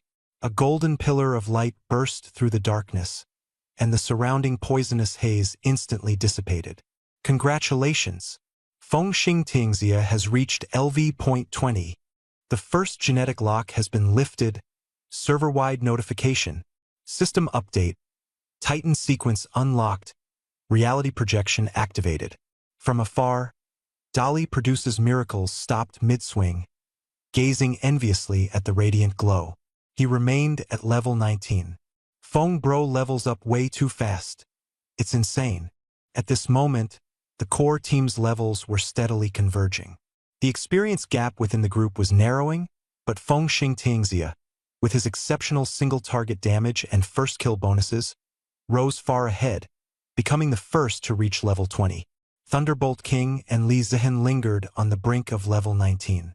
The Spirit Conductor, more specialized in area damage, had limited output for single targets. Meanwhile, Dali produces miracles and Cloudy Pomelo held steady in mid-level 19. Fengxing Tingxia felt the qualitative evolution that came with leveling up. It was no longer just a stacking of numbers, it was life in transition. He fixed his gaze on the silver and gold double helix shimmering in the center of his vision. Titan Sequence. Talent Tree, Titan Sequence. The culmination of mortal flesh and the dawn of divinity.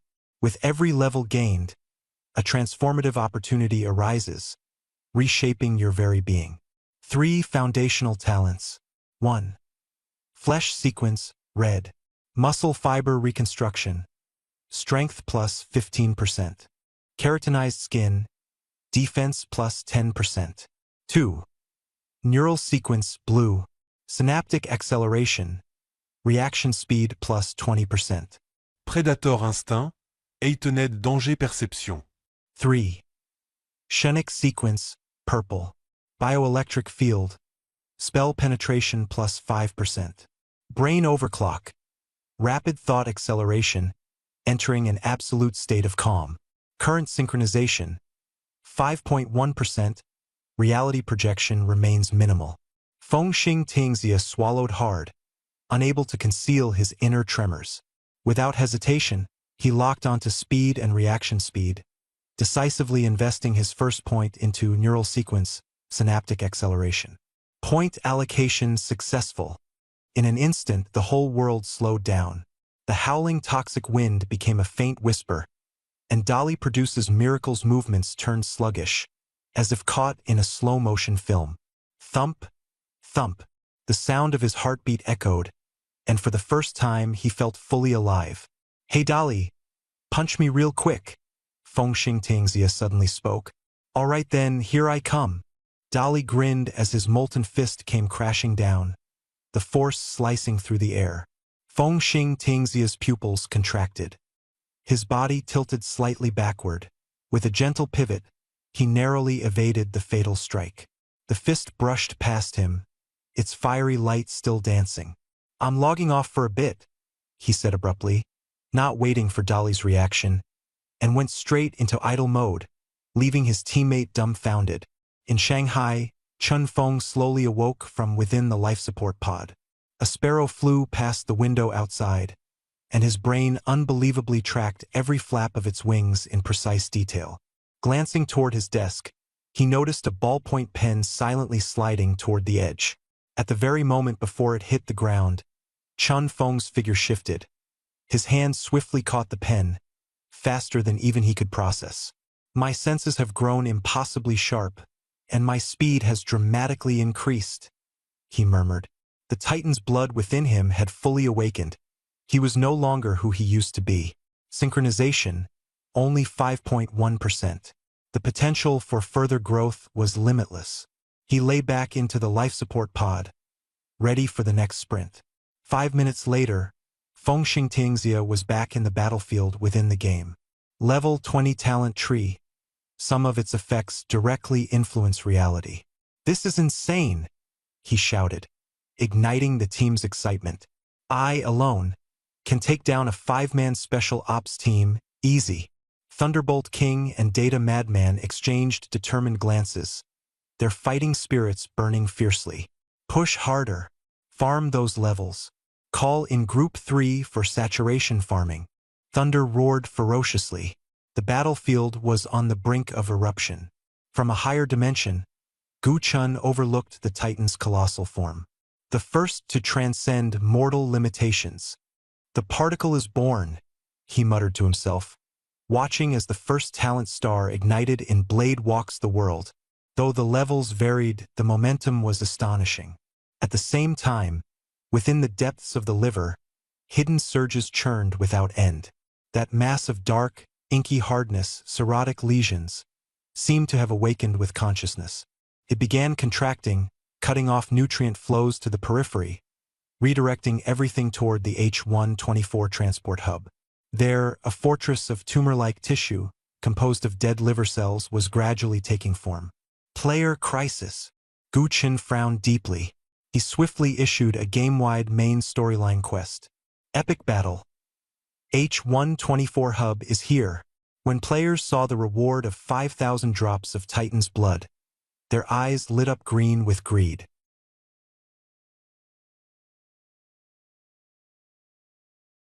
The money tree is here.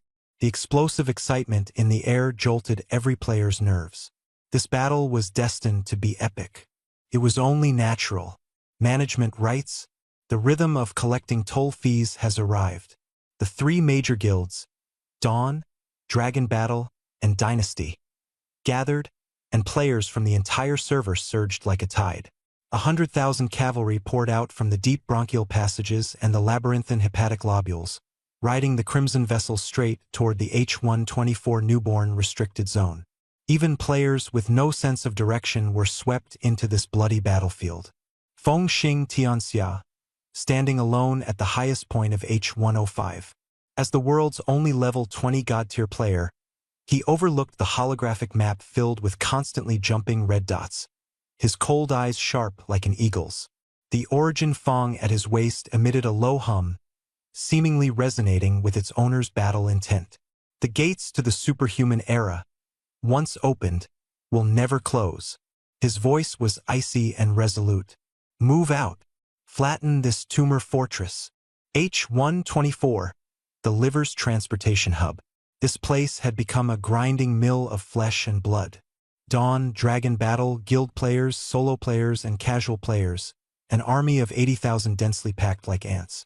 Tens of thousands of people fought fiercely against the fortress built from necrotic cells, with shouts and explosions echoing continuously, the battle for purification management rights raging intensely. At the branch of the aortic arch, blood flowed rapidly, and the crimson vessels shuttled back and forth like busy buses. On one relatively empty vessel stood the anatomy class representative. No armor, no weapons, dressed in plain white cloth, wearing system-issued goggles on his nose, holding a small notebook, muttering to himself. That fork has rapid blood flow, likely the renal artery, smells strongly of urea. Let's skip it. This vessel's blood is bright red, high in oxygen content, most likely the common carotid artery or subclavian artery. The anatomy class representative, a fifth-year medical student in the real world, was both a research enthusiast and a scenery enthusiast in the game. Ever since confirming the game's setting as an adventure inside a Titan's body, he had gone completely mad. While others were slaying monsters and looting gear, he was enjoying a one-day tour of the human body. Everyone, the class representative is here. We're doing something big today. He waved his memory crystal and began live streaming. After dying dozens of times and summarizing patterns, as long as you follow blood vessels with thin walls, slow flow, and dropping temperatures, you can reach the world's edge. The comments section exploded. Streamer, don't send gifs. Last time the large intestine was almost submerged in excrement. Boundary? Is there an air wall? No. It's the microcirculation on the surface, the edge of the skin. I just want to break through this layer of skin and see the world outside. He passionately declared, I am the first man to reach the end of the world. The journey was long and monotonous. The anatomy class representative transferred 5 times on the crimson vessel from the aorta to the small arteries, and then to the arterioles. The path grew narrower and narrower. Rivers turned into streams. The blood vessel walls were as thin as cicada wings, translucent and semi-transparent. The temperature dropped to the extreme. System prompt. Environmental temperature is dropping. Please keep warm. We're here. This is it. He excitedly jumped off the crimson vessel. The road ahead branched into thousands of hair-thin capillaries. The crimson vessel could no longer proceed, forced to queue up and squeeze forward with difficulty. The anatomy class representative took out a bone pickaxe and began excavating the outer layer of the Titan skin. Fresh flesh turned into a hard, rock-like keratin layer, peeled off layer by layer, passing through the basal layer, spinous layer, and granular layer. This was no ordinary skin. It was practically a natural geological fault. Finally, The last layer of hard rock was broken through, revealing a deep, dark expanse ahead. He crawled out of the hole with his hands and feet, stood upright, and the sight before him was breathtaking. This was the wasteland on the Titan's back, a vast, limbless gray-white desert. The cracked ground was filled with massive canyons, which were the folds and textures of the skin. In the distance stood towering black pillars piercing the clouds, covered in scales, the forest of hair follicles. And the sky completely shattered all understanding. No ceiling, no flesh walls, only endless deep darkness, dotted with stars, as if standing in the universe. System prompt. Reached the end of the world, Titan's epidermis. Achievement unlocked. Gazing at the stars. The anatomy class representative knelt on the ground, tears streaming uncontrollably. We really live inside a giant's body, and outside is the universe. How realistic is this game? Could it be from an advanced civilization? However, the romantic moment was instantly shattered. Boom! The earth trembled. A meteor with a green tail flame crashed down violently from the distant sky. Dust and sand flew. Keratin debris was stirred up, almost blowing him away. No, that was not a meteor at all. It was a gigantic void devourer worm, as massive as an aircraft carrier, exuding deadly menace. As soon as it landed, its tentacles frantically pierced into the cracked ground, gnawing at the Titan's keratin layer. The smaller, void fleas on its back swarmed down like a landing force, spreading in all directions. Warning: external invasion void parasite species. They roam the universe, greedily devouring the flesh and blood of ancient gods. Holy crap! A Star Wars scenario? The anatomy class representative instantly shivered. The oxygen here was thin, his health points plummeting, making it impossible to stay for long. From a distance, he took photos, recorded videos, and quickly retreated back into the Titan's body. These monsters were simply a dimensional strike. With his highest level only at LV.20, he stood no chance. In the higher dimensional space, within the Titan's divine body, Gu Chun watched coldly. Finally, they've been discovered. Players' desire for exploration is ultimately endless. But this damn group of mites, the itching and stinging on his back reminded him that the void-devouring insect swarm had been entrenched on his body surface for quite some time. Initially, a few scattered parasites appeared, but later they came in droves, almost impossible to expel. At this moment, they were frantically burrowing through the dermis to suck blood, taking advantage of his body's recovery to devour recklessly. System: issue a cleanup task. Simulation result: players lack sufficient combat power, missing vacuum survival equipment and heavy armor-piercing firepower. Direct deployment would result in certain death. Gu Chun shook his head helplessly, wanting to utilize the players but unwilling to send them to their deaths. If you want to soar across the stars and seas, you first need a ship and a spacesuit. Equipment cannot be cheated. Players must rely on their own efforts. Give a man a fish and you feed him for a day. Teach a man to fish, and you feed him for a lifetime. Gu Chun understood that advanced biochemical armor wasn't something that could be casually created. Energy was tight, and even repairing internal organs required some buffer. Discovering a new map, Starry Wilderness. He came up with a clever plan, giving players a preparation period while dangling some bait. With a flick of his finger, the Void Obelisk rose in the central squares of several super fortresses. Though not yet completed, its imposing presence was already awe-inspiring. A server-wide announcement was released with a roar. Player, Dissection Class Representative, has touched the world's boundary. Starry Wilderness emerges. Universe-level predators are invading. Homeland is in peril. Server-wide quest chain activated. Titan's Arsenal, Phase 1. Want to win? Upgrade your equipment. Quest objective: collect high-purity alloy bones, high-energy fuel, and other top-tier materials. Accumulate 1 billion biological energy server-wide to immediately unlock the biodynamic armor research line. Solving problems for the Titan. Facing enemies is the order. The time for preparation has arrived. In the live stream, the dissection class representative was enthusiastically chatting away. Suddenly, the chat exploded. "Watch out! Turn around!" He spun around abruptly. The giant beast burrowed into his body, its blood-red maw wide open. At the last second, he shouted, "Brothers, activate the Gundam." The screen went black. Titan players were in an uproar. H124 battle for dominance? Not interested anymore. I'm going mining. No one stop me. The thickest fat. I'm extracting oil. Mecha, mecha, mecha. Gu Chen closed his eyes in satisfaction.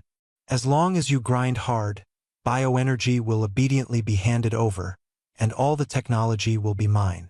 Reality and virtuality technology advancing on two fronts. Detox camp.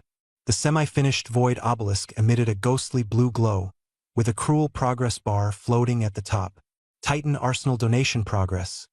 8.55 million/1 billion. 1 billion. A solo player looked up, his neck sore. 100,000 players across the server? Each has to contribute 10,000. Repairing my equipment once costs 800 points. Where would I find spare funds to donate? Gu Chen's economic harvesting trap had been set. Behind high-yield monsters lay exponential resource consumption. Durability decreased, consumables multiplied, and liquid funds ran dry. Among the crowd, a data fanatic hurriedly led logistics to transport frontline resources. Dawn Guild Channel, comm analysis. Brother Feng relying on solo players to gather, it would take half a year to collect enough. The system is forcing us into war. He pointed to the red on the map. H124 hub. There's high-purity basalt crystals there, worth a fortune. One crystal can replace several units of bioenergy. This is the only shortcut to unlocking mechas. Feng Xing Tianxia stood on the high ground, taking a deep breath. Everyone prepare.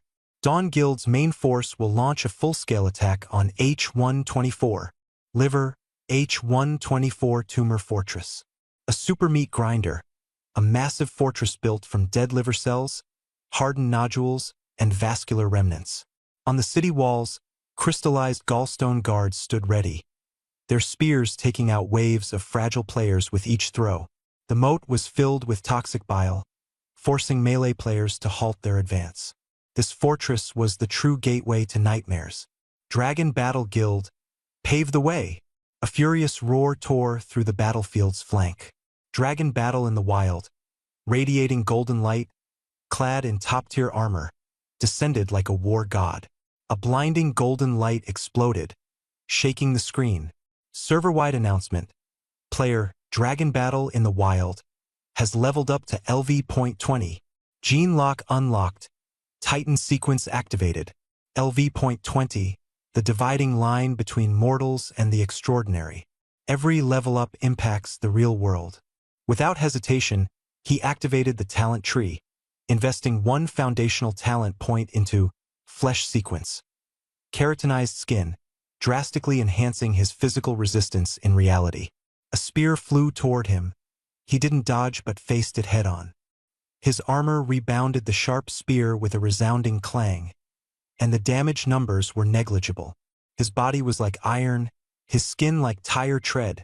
Dragon Battle in the Wild laughed thunderously, shaking the heavens. The guild leader will tank the monsters. Throw money at the walls if that's what it takes to break them. Thousands of troops roared and charged. Dragon Battle in the Wild leading the way, his shouts inspiring the masses, solo players surging behind him like a tide. The camera shifts to the other side of the battlefield. The black robe is as solid as iron, and the leader of the Imperial Guild, Tian Su, cuts into the chaos like a scalpel. He is a strategist, a cold and aloof scholar. A flash of gold. LV.20 achieved. Psionic sequence, brain domain overclocking activated. Real-world thinking accelerates rapidly. A torrent of information floods his mind. His brows furrow, and he takes a deep breath to ease the pressure. Follow my command. The battlefield instantly breaks down into countless data lines. Aggro range, trajectory paths, healer mana, all under his control. Tian Su commands like a deity, and the Imperial Guild's advance is as efficient as that of Dawn and Dragon Battle Guild. Calm and ruthless, he strikes with precision. Blue Star Reality. Dragon Battle in the Wild's real-life counterpart, Zhao Kuo, slowly climbs out of the life pod. A top-tier second-generation rich kid, he has invested tens of millions to craft equipment, spending money like water in the game. Though the rumor of 500 million is exaggerated, it is undeniable that he is the biggest tycoon. Constantly purchasing materials, maintaining a full-time team, converting resources into combat power directly tied to wealth. Bare-chested, Zhao Kuo looks at himself in the mirror, picks up the cigar cutter, and slices his arm. His skin is as tough as leather, leaving only a white mark. Pressing lightly on the blood, his ambition surges. This keratinized skin is worth it. At max level, can it even resist bullets? The phone rings. Finance. Add another 10 million to the budget. What? Why? Who cares? My dad will handle it. Coordinates, Dragon Country Deep City, Network Security Center. Li Zihan has just leveled up to LV.20, having helped Fengxing Tianxia execute a precise tactical deployment in the game. But he has no time to celebrate. The server is persistently lagging, algorithm models are crashing, and the pressure is immense. In front of the screen, lines of code pile up, dull and monotonous. Li Zihan closes his eyes, activating brain domain overclocking, synchronization rate 4.9%. When he opens his eyes again, the cold, lifeless symbols come alive, computation speed soar, and efficiency skyrockets. Logical conflict, optimize redundancy. His fingers fly across the keyboard, executing a series of god-tier operations. The supervisor is dumbfounded. Is your brain a quantum computer? Li Zihan adjusts his glasses and replies nonchalantly, the version has been updated. The camera shifts back to the game. The battle at Fortress H124 is in a stalemate, with the three major guilds deploying their LV.20 leaders, boasting an astonishing number of participants. However, this liver core hub is not to be underestimated. Monsters at the entrance keep coming in waves, with level 21 elite, toxic aberrations, appearing one after another.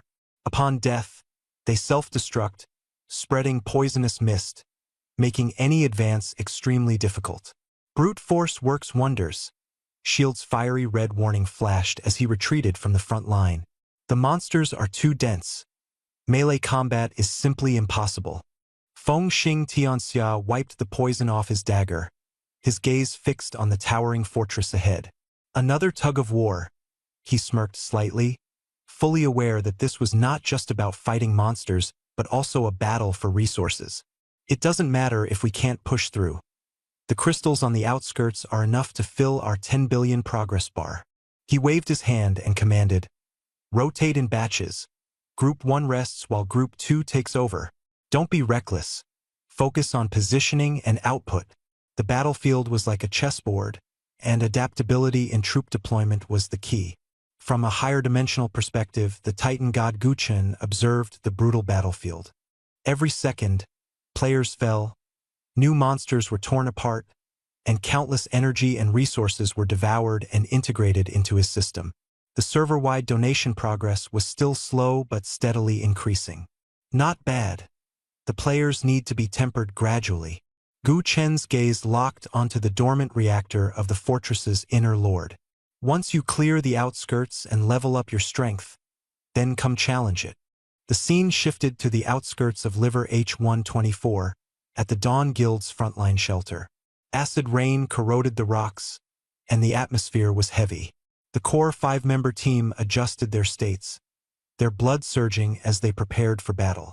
The server's first batch of LV.20 players made their debut, and the Titan sequence appeared for the first time. The data maniac projected the talent tree vast and intricate. Most branches were locked and dim, with only the foundational roots glowing faintly. Li Zihan pointed to an advanced icon, frowning deeply. The threshold for second-tier talents is insanely high. After level 20, you only get 1 potential point per level, but unlocking a second-tier talent requires 2 points, and you have to invest 2 points in the first tier first. The good news is that the 3 major sequences, Flesh, Neural, and Psionic, can be mixed. Bad news, the threshold for the second-tier ultimate skill is above LV.23. For now, we can only rely on the first tier to endure. The Thunder King toyed with the floating cannon in his hand, sighing helplessly. Hidden opportunities lay deep within the purple depths, but he could only look on with regret. The group turned their attention to the existing first-tier talents of the 3 major sequences. Though basic, they were already enough to turn the tide of battle. Talent Tree Titan Sequence. The end of the mortal iron body, the starting point of divine evolution. Upgrades mean transformation with limitless potential. From levels 20 to 29, 1 potential point per level. The Flesh Sequence, Neural Sequence, and Psionic Sequence each lead to different destinies. The battle has just begun. This is their starting point. Enhanced potential points, sudden surge in combat power. 3 sequences. Flesh, Neural, Psionic. Each corresponds to different attributes. Max out the talents and the strength doubles. Flesh Sequence focuses on improving physique, strength, and recovery. Muscle fiber restructuring pushes explosive power to the limit. Keratinized skin becomes as hard as iron armor, impervious to small projectiles. Unyielding bones enhance resilience, making them incredibly tough. The Life Furnace aids regeneration, instantly healing injuries, ensuring sustained combat against monsters. Neural Sequence emphasizes agility, perception, and precision. Synaptic acceleration speeds up neural responses, making dynamic visuals seamless. Hunting instincts activate, capturing killing intent and sight. Bullet time enables rapid thinking, making the world seem still. Micron-level control maximizes body precision, ensuring flawless blade handling and muscle coordination. Psionic Sequence prioritizes intelligence, spirit, and control. Biomagnetic fields enhance spell penetration. Brain overclocking boosts computational power, and thoughts flow effortlessly. Mental Threshold locks strength and resistance to control and pressure, while Energy Resonance amplifies spell range, enabling feats that simple spells can't achieve. At this moment, everyone had reached level 20, with all first-tier talents fully allocated. The main tank, Dali, immediately chose the Flesh Sequences, Keratinized Skin. His skin emitted a faint gray glow, and even biting attacks couldn't faze him. The Thunder King and Data Maniac abandoned their staffs, dominating the Psionic Sequence. The Thunder King locked onto a biomagnetic field, while Data Maniac chose brain overclocking, unleashing overwhelming magic power, excelling in both control and output. Unique among them was Yun Zhongyu, the Fate Weaver. Her healing wasn't simple magic but a blend of flesh and spirit. With high health and strong healing abilities, she didn't hesitate to first select muscle fiber restructuring, enhancing her own life limit. Staying alive is fundamental. Her gaze was resolute. The team's eyes all turned toward the corner. Who? The server's number 1? Chun Feng, who had just reached level 21. The data fanatic was eager to try. Feng, what did you choose? Chun Feng spread his hands, the blue neural circuit on the panel flickering. The only player in the entire server with 2 potential points, he went all in on the neural system, paving the way for advancing to the second tier. Synaptic acceleration, plus hunting instinct. Speed to the extreme, instincts worthy of a god of slaughter. To play the game at this level, your strengths can't be weak, he said calmly. Weaknesses? You guys can cover for me. Narrowing his eyes slightly, the trajectory of dust moved slowly in his vision, as if time had frozen. The world has slowed down. Weaknesses are crystal clear. Mark the target. Strike where it hurts. Standing up, the Origin Fang in his hand spun into a flourish, its cold gleam faintly visible. Points allocated. Let's move. In the distance, the massive tumor fortress came into view. Conflict ignites. Battle is about to erupt. Titan Gu Chen's perspective. The frigid wind of the cosmic dawn. Several cells within flickered on and off. This was the qualitative transformation of life, as ordinary carbon-based lifeforms gradually evolved into higher-dimensional beings. Time is running out. Gu Chen felt the toxins on the surface of his liver accelerating their erosion, the collapse of his body far outpacing the player's rate of destruction. I must recruit more organisms, restore the neural network, and accommodate more players. Liver H124 perimeter. The battlefield boiled like a cauldron. The Dawn Guild's first group was tightly suppressing a gatekeeping boss named Crystal Centurion, a 5-meter-tall purple crystal-stitched monster wielding a massive core sword. Each swing unleashed a wave of toxic gas, every strike lethal. Frontline warriors held their shields high, their health bars plummeting. Without the desperate healing efforts of dozens of priests in the rear, the line would have already broken. The first group leader roared, "Armor so thick it reflects magic, physical attacks can't penetrate. We must break through." At this moment, the guild leader Feng Xing Tianxia calmly ordered, "Group 1, hold the aggro, clear the middle lane." The formation instantly opened up, and the Dawn Core 5 charged forward like a scalpel, piercing straight into the boss's throat. With the power surge at level 20, sheer numbers were no longer enough. The 5 of them could now carry the entire field. De Chong, take the aggro. No one gets through. De Li Chu Chi Ji ignored his shield, using his body to forcibly withstand a massive sword strike. Amid the clash of metal, the blade left only a white mark, without a single scratch. The flesh sequence granted him immense hardness, like a solid rubber tire, with keratin tough enough to shatter. This is way too tough. The priest behind him was stunned. The healing rate can keep up. The Centurion roared, its crystal core flashing, as it prepared to unleash its ultimate move, Crystal Resonance, a full-screen AoE. The data maniac adjusted his glasses, his overclocked brain calculating energy frequencies, launching a precise mental disruption. Thought disruption, an invisible mental spike shot into the boss's core. ZZZ. The ultimate move was forcibly interrupted, leaving the Centurion stiff and stunned, defeated on the spot. Controlled. At this moment, several venomous hounds took the opportunity to flank, targeting the frail healer Yun Zhongyu. The guards rushed forward, shouting, "Protect Sister Yuzi! No need to panic." Yun Zhongyu calmly cast her spell.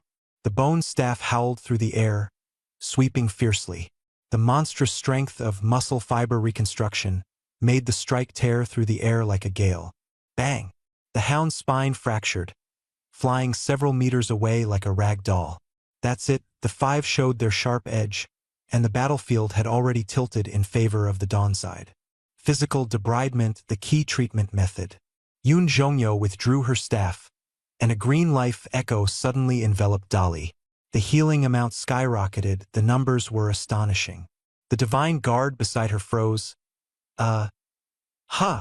This melee healer was too incredible, instantly igniting the atmosphere of the scene. Feng Xing Tianxia calmly spoke, "Mage King, armor break." His figure gradually faded, swiftly shuttling around, seeking the most lethal strike. The Thunder Mage King's shoulder-mounted electromagnetic floating cannon finished charging. The passive bioelectromagnetic field compressed the thunder element into a deadly particle stream. Boom! The crystal armor on the Centurion's chest shattered violently, exposing the decayed flesh core, its absolute weak point revealed.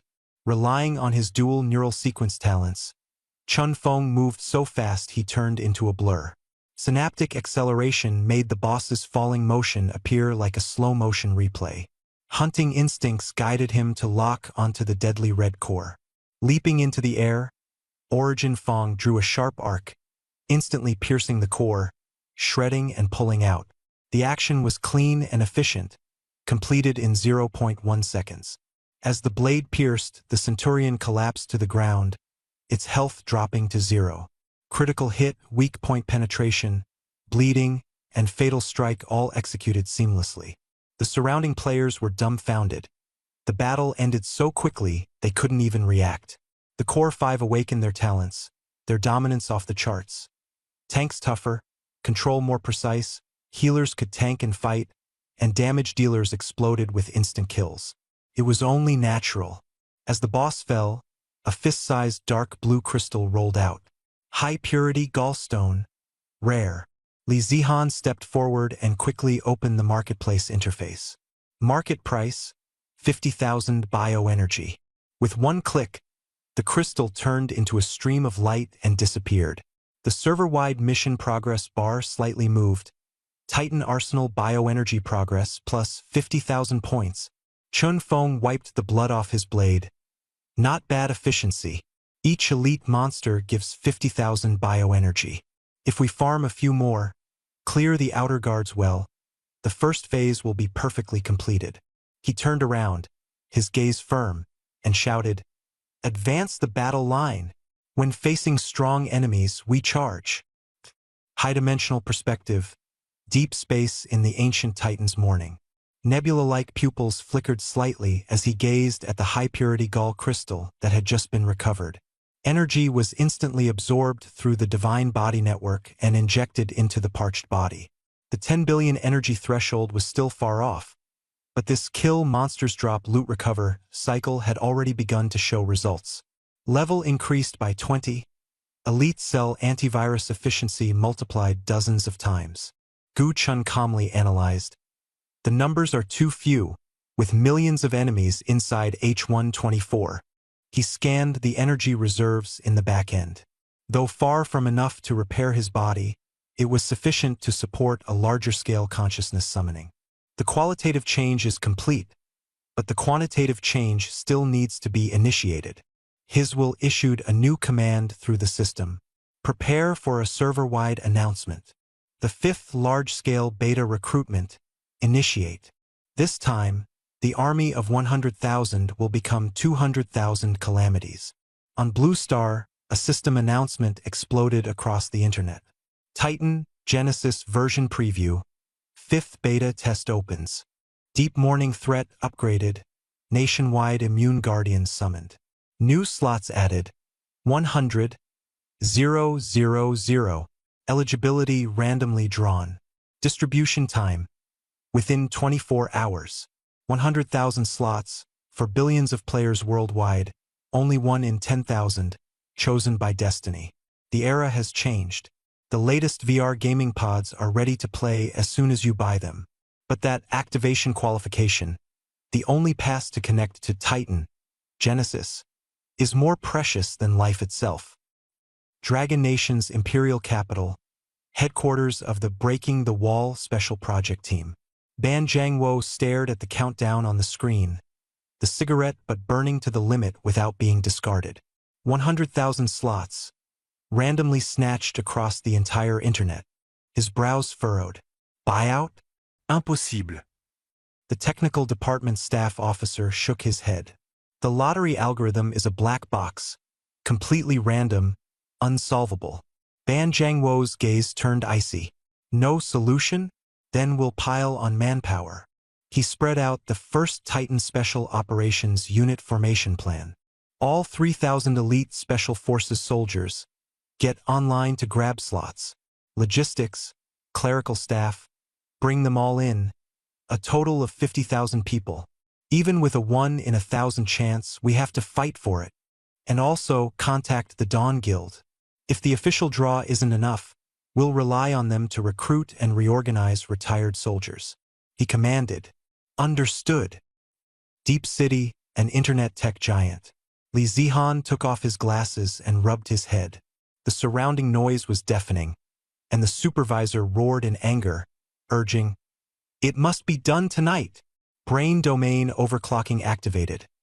All the chaos instantly froze, and the fury on the supervisor's face was precisely deconstructed into data. This code is trash. Li Zihan calmly handed over his resignation letter. Are you crazy? Where are you going? To another world. He put on his coat and walked out resolutely. As he stepped out of the building, his phone buzzed with a secret invitation. Code Utopia's top coders assemble. Titan new beta test slots up for grabs. If you win, notify me, and I'll show you a new world. A large construction site. 2 strong men were handling the soaked cement bag. their faces flushed. At that moment, Wang Daqiang, wearing a safety helmet, walked over. 300 pounds of cement was like a feather as he carried it on his shoulder and steadily headed to the second floor. The workers were shocked. What kind of miracle drug did Daqiang take? Wang Daqiang chuckled. It's from Titan. This game is great for building strength. The qualifications are hard to get. If you don't have money, you rely on luck. For those doing physical labor, being a tank in the game is the most sought after. I need to register and give it a try. There's hope. If you get selected, come find me. Leveling up beats bricklaying. He spoke with great enthusiasm. At a high-end shooting club, the doors were locked, and the sign had been removed. Lei Jin calmly wiped the sniper rifle model in his hands, his gaze sharp as lightning. 7 or 8 men in casual clothes sat around, with unopened game helmets neatly placed in front of them. Captain, is this thing really as amazing as you say? A burly man with a buzz cut raised an eyebrow. Lei Jin put down the model in his hand, his eyes cold. Once you're in the game, the bullet impact feedback is more precise than real combat, and the trajectory naturally drops. Your shooting skills won't go to waste. He glanced at the helmets. I've prepared the helmets, but account qualifications depend on the system's draw. Tonight at midnight, everyone will log in to grab registration slots. What if we don't get selected? Someone asked nervously. Lei Jin sneered. If not, then buy, trade, or use foreign connections to get an account. This opportunity is crucial. The faster we move, the faster we progress. At Yoon Jongyo's home, Liu sat beside a folding wheelchair, teaching her parents how to use the helmet's iris recognition. Dad, Mom, the qualifications are randomly drawn, so there's no guarantee, she said worriedly. The elderly couple smiled as they put on the helmets. We're lucky. If we get selected, we'll help you with logistics. If not, we'll just be home guards. Liu looked at her parents' graying temples and silently prayed for everything to go smoothly. The 5 screens in the online conference room lit up simultaneously, and 5 groups of players were ready to go. In front of the office building, Li Zihan announced, I quit my job. I've saved enough money and gathered a few friends to charge forward together. At the construction site, Wang Daqiang grinned foolishly. The foreman was just about to dock my pay, so I lifted the loader to change the tire. He got so scared he gave me triple pay and begged me to leave. He rallied a group of fellow villagers to register, preparing to grab slots. In a cozy bedroom, Liu turned the camera. My parents are getting old and slow at operating, but they'll definitely be great at logistics. At a private shooting club, Lei Jin, dressed in uniform, chuckled lightly. Retired and now a consultant, bringing my old assault team brothers into the game. Our marksmanship is top-notch. Switching to hunter or spirit weaver won't be a problem. At Fengxing Tianxia's home, Chun Feng's gaze was firm as he looked at his companions in the video and said, Excellent. He raised an eyebrow at everyone. Worried about the lottery? Statistically, pulling in all your friends and family is unrealistic. Li Zihan frowned. Yeah, it's almost impossible. Chun Feng smirked coldly and opened a system email he had just received, projecting it. Titan's gift. Those holding the beacon can skip the lottery and directly obtain the 5th beta test qualification, with the spawn point near you. This is an internal referral code, Wang Daqiang exclaimed, waving his hands excitedly. Exactly, Chen Feng said. Reaching LV.20 and unlocking the talent tree grants 3 to 5 direct access slots. It's a privilege the system gives to elite players. While you're busy handling real-life matters, don't forget to claim them quickly. Liu instantly logged out and returned. I have 3 slots, just enough for my parents. This well-executed series of actions had already set the stage for the future battlefield. It was only natural. Lei Jin let out a sigh of relief. With 5 slots successfully securing the core assault team, the rest could be left for their opponents to worry about. Chun Feng put away his smile and solemnly declared, Slots are limited and will only go to the most trustworthy and capable people. He stood up, his gaze piercing through the screen, staring into the vast early dawn. This round is the express ticket to the evolution of a new era. We must seize the initiative. The next day, Blue Star was in an uproar. A fallen esports champion stared at the screen, the fire in his eyes reigniting. In a campus dormitory, a student lost in post-graduation confusion frantically refreshed the registration page. Outside a hospital ward, a patient trembled as they stared at the slot distribution. As the countdown hit 0, Titan, Genesis, officially launched its 5th beta test. 100,000 new units descended with a roar, the waves of data tearing through the stillness of the early dawn like thunder. Coordinates, Hardcore Sanctuary, where the scarlet giant walls stood tall and imposing. Heartbeats echoed like ancient war drums. At the center floated the silver-white fluid-armored guide, NPC-0. 2 rows of silver-winged sentinels stood solemnly with light spears, untouchable high-level guards. Suddenly, a rain of white light poured down, and 10,000 players descended onto the plaza. Clad in simple cloth with soft-boned swords and shields, their blood boiling with excitement. A 1,000-strong team swiftly cleared a vacuum zone with surprising order. At the forefront, a stern man, Great Wall 1, attempted to establish a guild but lacked the critical item, Titan's Oath token. At that moment, an urgent email popped up, and LV21 Fengxing Tianxia sent over a guild token.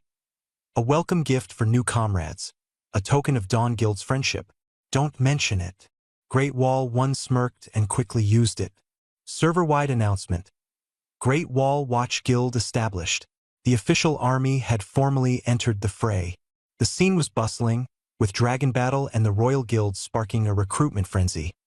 Join the guild and get bioenergy, plus level-up assistance. Advanced talents in mathematics and physics preferred. The core sanctuary instantly became a hub for talent. Meanwhile, at the detox camp near the hepatic portal vein entrance, it was a completely different scene. Thick fog enveloped the area with faint roars echoing. It was the stronghold of the Dawn Guild. The Core 5 temporarily retreated from the H-124 assault to focus on protecting newcomers. By the bonfire, white light flickered as over a dozen figures landed precisely. System notification. The Chosen have descended. Wow, why is this place so suffocating? Someone complained, as the curtain quietly rose on a new battle. A loud exclamation, thick with a regional accent, pierced the air. 5 burly men, dressed in coarse novice clothing but as strong as young bulls, barged in beside Mighty Miracle. Taiju, ergo. Mighty Miracle laughed heartily, punching the leading man on the shoulder. I didn't trick you guys, did I? Brother Chong, this feels way too real, Taiju said, touching the thick shield issued by the system. We're only level 1, and this environment around us, it's unnerving. Don't worry, it's a safe zone. Mighty Miracle patted his chest. These 5 slots are all yours. Our construction site, Brick Moving Task Force, is all set. Turning to the other side, 5 sharp-eyed men stood silently in front of Lei Jin. The moment they landed, they instinctively scanned their surroundings, highly alert. Captain, the man codenamed Falcon stood at attention and saluted. 2 more brothers got accounts too. They're heading to the Great Wall Watchpoint to explore the bronchi in the lungs. Lei Jin stared at them, his expression stern. 5 is enough. This is the liver, a level 10+ restricted zone. If you go out now, it's a dead end. You're instructors, not cannon fodder. The camera shifted to the warmest scene, where Yoon Jong-yu's parents and relatives surrounded her, curiously observing the harsh environment. This is Yuzu's battlefield? Yun's father gazed at the river flowing with green bile in the distance, his eyes filled with shock and heartache. Dad, it'll be fine. Yuzu smiled as she handed out gas masks. Even though it's a safe zone, the smell is really annoying. This will help a bit. The camera turned again to the data fanatic, whose companions, seemingly a collection of model answers, were seriously studying.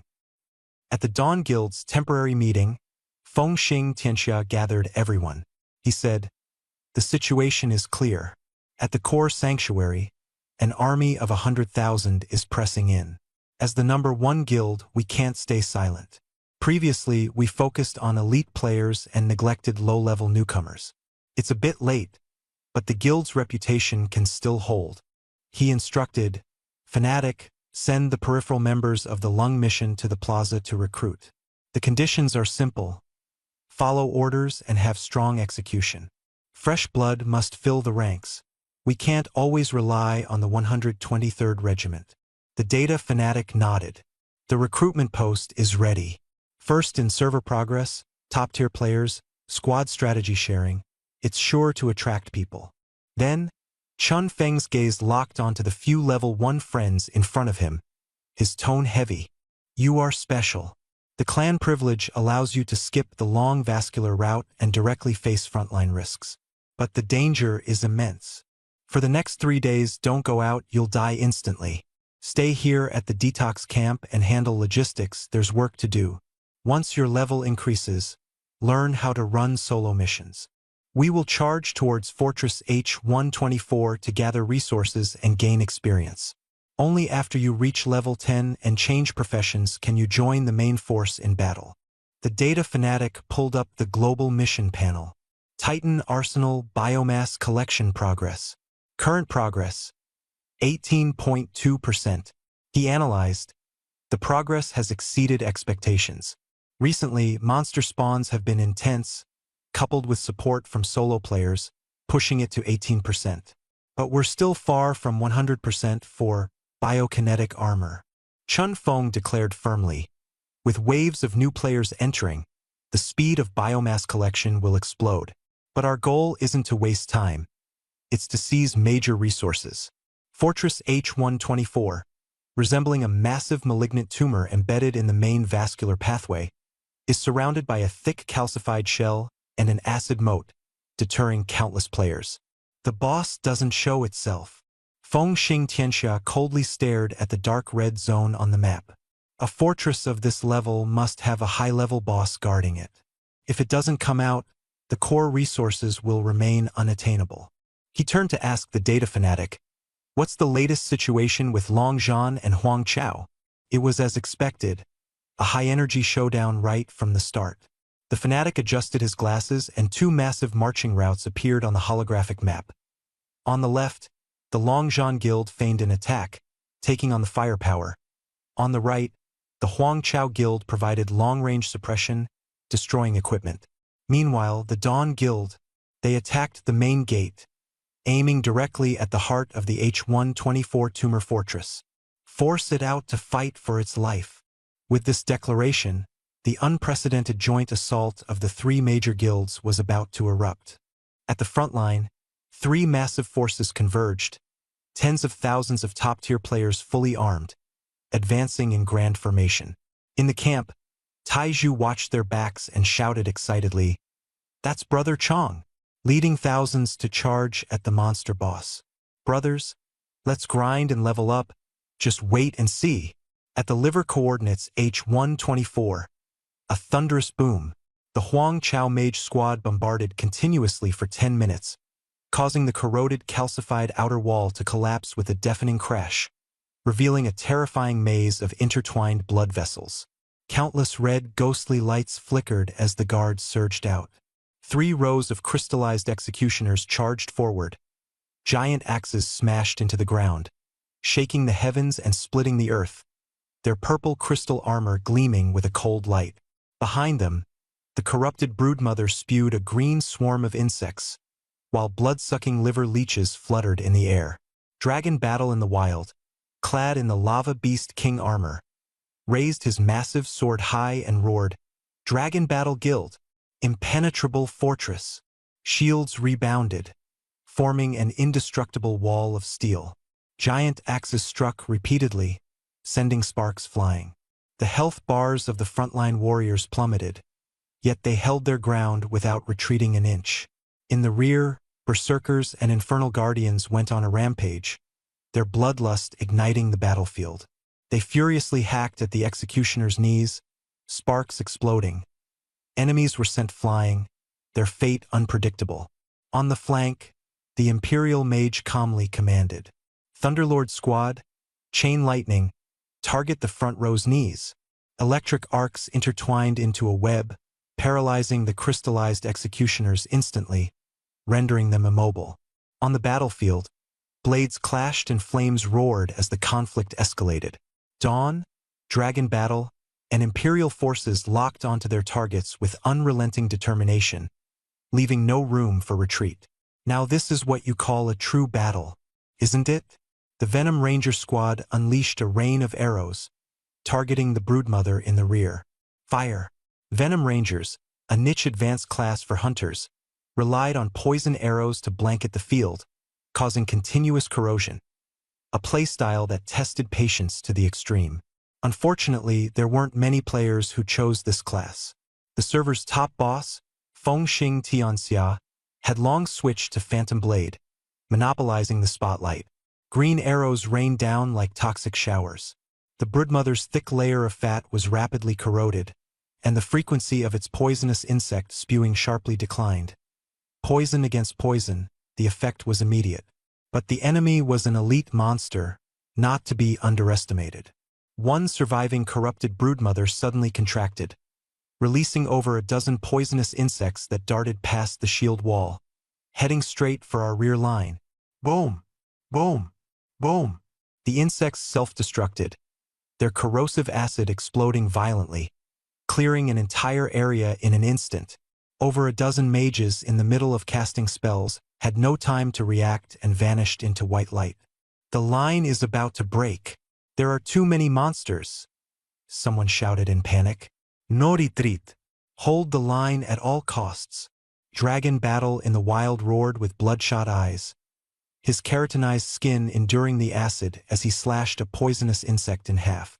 He turned to the Dawn Guild and demanded, "Is the rear assault ready?" "Patience." A calm and resolute voice rang out. The core of the Dawn Guild finally revealed its fangs. The special ops team was about to strike.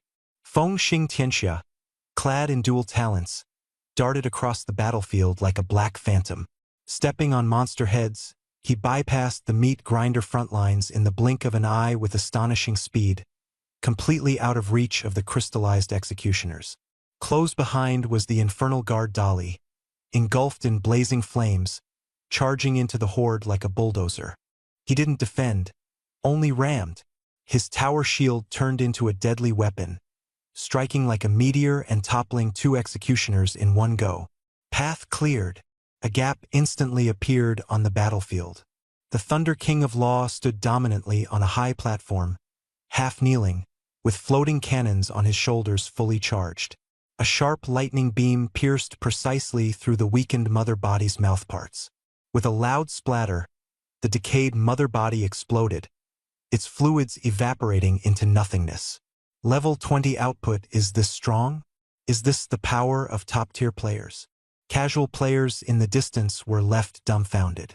Only the guild leaders of Dragon War and Dynasty had reached level 20, while the few members of Dawn's silent advancing team tore through the enemy lines as if they were in a marketplace. Don't just stand there, follow up. Yun Zhongyu waved his staff, casting life chains in succession, providing continuous group healing and holding the bloodline amidst the acid rain. The three major guilds fought fiercely to the boiling point, suffering heavy casualties, but ultimately wiped out the elite gatekeeper monsters. It's down.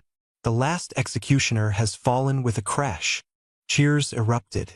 The allied forces advanced step by step, reaching the open plaza inside the fortress. Here, dimly glowing pipelines coiled around, reactors roared, and the ground was covered in thick, dark green liquid. Though the outskirts were cleared, an oppressive feeling in their hearts grew stronger by the moment. Where are the monsters? With so many minions dead, the boss should have appeared by now. Something's wrong. Data Maniac and Dynasty Guild leader Tion Su's expressions changed as their abilities issued warnings. Energy levels are abnormally off the charts. Retreat! Before the players could react, the ground suddenly cracked open. 3 green beams of light burst out from the earth, instantly sealing all escape routes. A terrifying pressure swept over, suffocating everyone. The suppression from the level disparity couldn't even begin to describe this instinctive fear. Like ants intruding into an elephant's feeding ground, The crisis escalated sharply, and the battle was far from over. The grating sound of bones grinding marked the beginning, followed by the hissing of boiling liquid, and finally transformed into a deafening roar. In midair, a withered figure slightly tilted its head, gazing coldly downward. A massive shadow slowly emerged on the ground, muttering filthy desires. Meat. More. Premium meat. 3 malicious wills intertwined, echoing across the desolate square like the death knell of hell. Server-wide warning. A Lord-level unit has awakened. High-risk biological reaction detected. LV.28. Extremely dangerous. The light beam dispersed, revealing 3 giant beasts in a triangular formation. On the left, a moving mountain of flesh, dozens of meters tall, covered in rotting fat and stitched gallstones, dragging a blood-dripping, rusted cleaver. On the right, a hydra half-buried underground, its heads dripping corrosive venom capable of melting steel, fused with the bile ducts of the fortress. In the center, a floating emaciated priest, its tattered robe fluttering, a bone staff embedded with a purple evil eye, and soul chains connecting the mountain of flesh and the hydra. The 3 lords, gluttonous devourer, flesh mountain, toxic touch hydra, plague priest LV.28 iron triangle. This time, no one was coming to help, no silverwing sentinels, no buffs. Dragonfights in the wilds stared at the endless health bars, his giant sword heavily striking the ground, his throat dry. 3 bosses? And they can coordinate? The priest lightly waved its bone staff, and 2 green light chains connected the 3 beasts. System notification. Symbiotic link. Activated. Health shared. Triple regeneration. Dragonfights in the wild slashed down with his sword. The damage negligible, instantly healed back to full. How are we supposed to fight this? It's like fighting 3 monsters with triple health. While the players were stunned, the priest immediately counterattacked. A purple-black void rift opened, and shadow lasers rained down like a storm. ZZZZZ. Full health divine guards and fragile mages were instantly killed. Indiscriminate true damage unstoppable. Even healers can't hold up. Spread out quickly. The ray will refract. With just 1 wave of skills, over 100 players fell, the formation collapsed. Hold the line. Don't retreat. Feng Xing Tianxia roared. Die and revive immediately. Rush back. Wear them down. The resurrection point flashed with white light as players gritted their teeth and ran back to the battlefield. My armor's broken, but I'm still coming. Don't just stand there. Divine guards, retreat quickly. If the front line breaks, we're doomed. Soldier, this is your mission. Corpses piled up like a copper wall and iron barrier. The 3 major guilds firmly blocked the plaza perimeter, pinning down the meat mountain and hydra. Elite players pulling and consuming. How could they easily admit defeat? But the high-damage AoE sweeps, revives unable to keep up with deaths, frequent equipment explosions, and the war of attrition became increasingly hard to sustain. On the high ground at the flank, 2 figures stood side by side. The only 2 level 20 mind hackers in the server, Data Maniac and Tian Su. Data Maniac adjusted his glasses. The data streams between the 3 bosses surged like a waterfall, so clear it was shocking. Tian Su frowned. Symbiotic link? It's not just shared health, but a massive energy cycle. The Plague Priest is the core, draining the life force of Meat Mountain and Hydra to unleash destructive magic, while dispersing the damage back to them. The 3 kings combined, bound together to live and die as one, a monster with triple health bars. Tanking it head-on? Absolutely impossible. Maniac pointed to the sky. To win, we must cut the network. Physical and magical resistance won't work. Only mental interference might have a chance. Tian Su shook his head. Priest LV.28. Mental resistance is off the charts. We're both LV.20, relying solely on mind hacker skills. The immunity chance is extremely high. Maniac grinned. 2 won't work. Then 200 will. There are plenty of players in the guild who switch to mind hacker.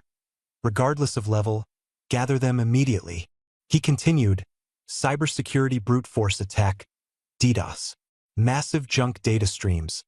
A wave of mental bombardment, severing the connection in seconds. Tiansu decisively ordered, all psychic hackers, gather at the coordinates. Prepare to unleash mental shock. Dawn's team, Dragon Battle's team, everyone move out. In the center of the battlefield, Dragon Battle spat out a mouthful of blood and roared, "Finally! A move! Brothers, push these 2 chunks of meat aside. Mages, secure some space." The warriors, disregarding their shattered equipment, fought barehanded against the mountain of flesh, holding the line for the rear. On the high ground, hundreds of psychic hackers were already in position. Data Maniac and Tiansu stood at the forefront, their mental energy like sharp needles, targeting the Plague Priest. Tiansu inhaled deeply and activated Brain Domain Overclock. 3, 2, 1. Detonate. Invisible mental waves surged like a flood, crashing into the priest's brain. The priest froze, his mental vision surrounded by noise and gibberish, wave after wave of disruption. The light chain connecting the 3 kings flickered violently and suddenly snapped. System notification. Severe mental interference detected. Symbiotic link has been severed. The opportunity is here. The Plague Priest collapsed, and the Fleshcrafting Guild erupted, scarlet vines surging forth, entangling him in an instant. In the shadows, Fengxing Tianxia locked onto the moment. "De Chong, send me up!" Miracle of Strength's veins bulged as he lifted Fengxing, sprinting and leaping like a black missile soaring skyward. In the distance, the Thunder Mage King waved his hand furiously. "All mages, electrocute him!"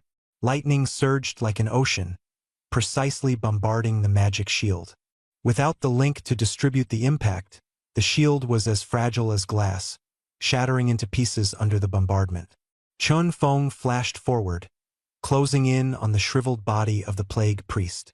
It was stunned and terrified, its life-sharing severed, its shield shattered, reduced to a useless state. That's it, victory is at hand. Now the Plague Priest looks like a fragile mage, high in health but unable to withstand the frenzied assault of Blade across the world. Origin Fong slashed through the sky, a black streak piercing straight ahead. Blade across the world roared, "Die for me!" The lightning-fast Shadow Dance unfolded, blades raining down like a storm. 16 strikes in a second, each a critical hit, targeting the core directly. The priest's health bar plummeted wildly but wasn't instantly killed. It struggled, attempting to reconnect its symbiosis and reverse the tide of battle. Seeing the danger, Blade across the world drove his short blade fiercely into the priest's chest energy core and twisted hard. Then he shouted, "Mages, don't hesitate. Fire at full power." Before the words finished, lightning flashed and thunder roared, the sky weaving an impenetrable net of lightning, striking the airspace like divine punishment. Boom, the explosion was dazzlingly brilliant.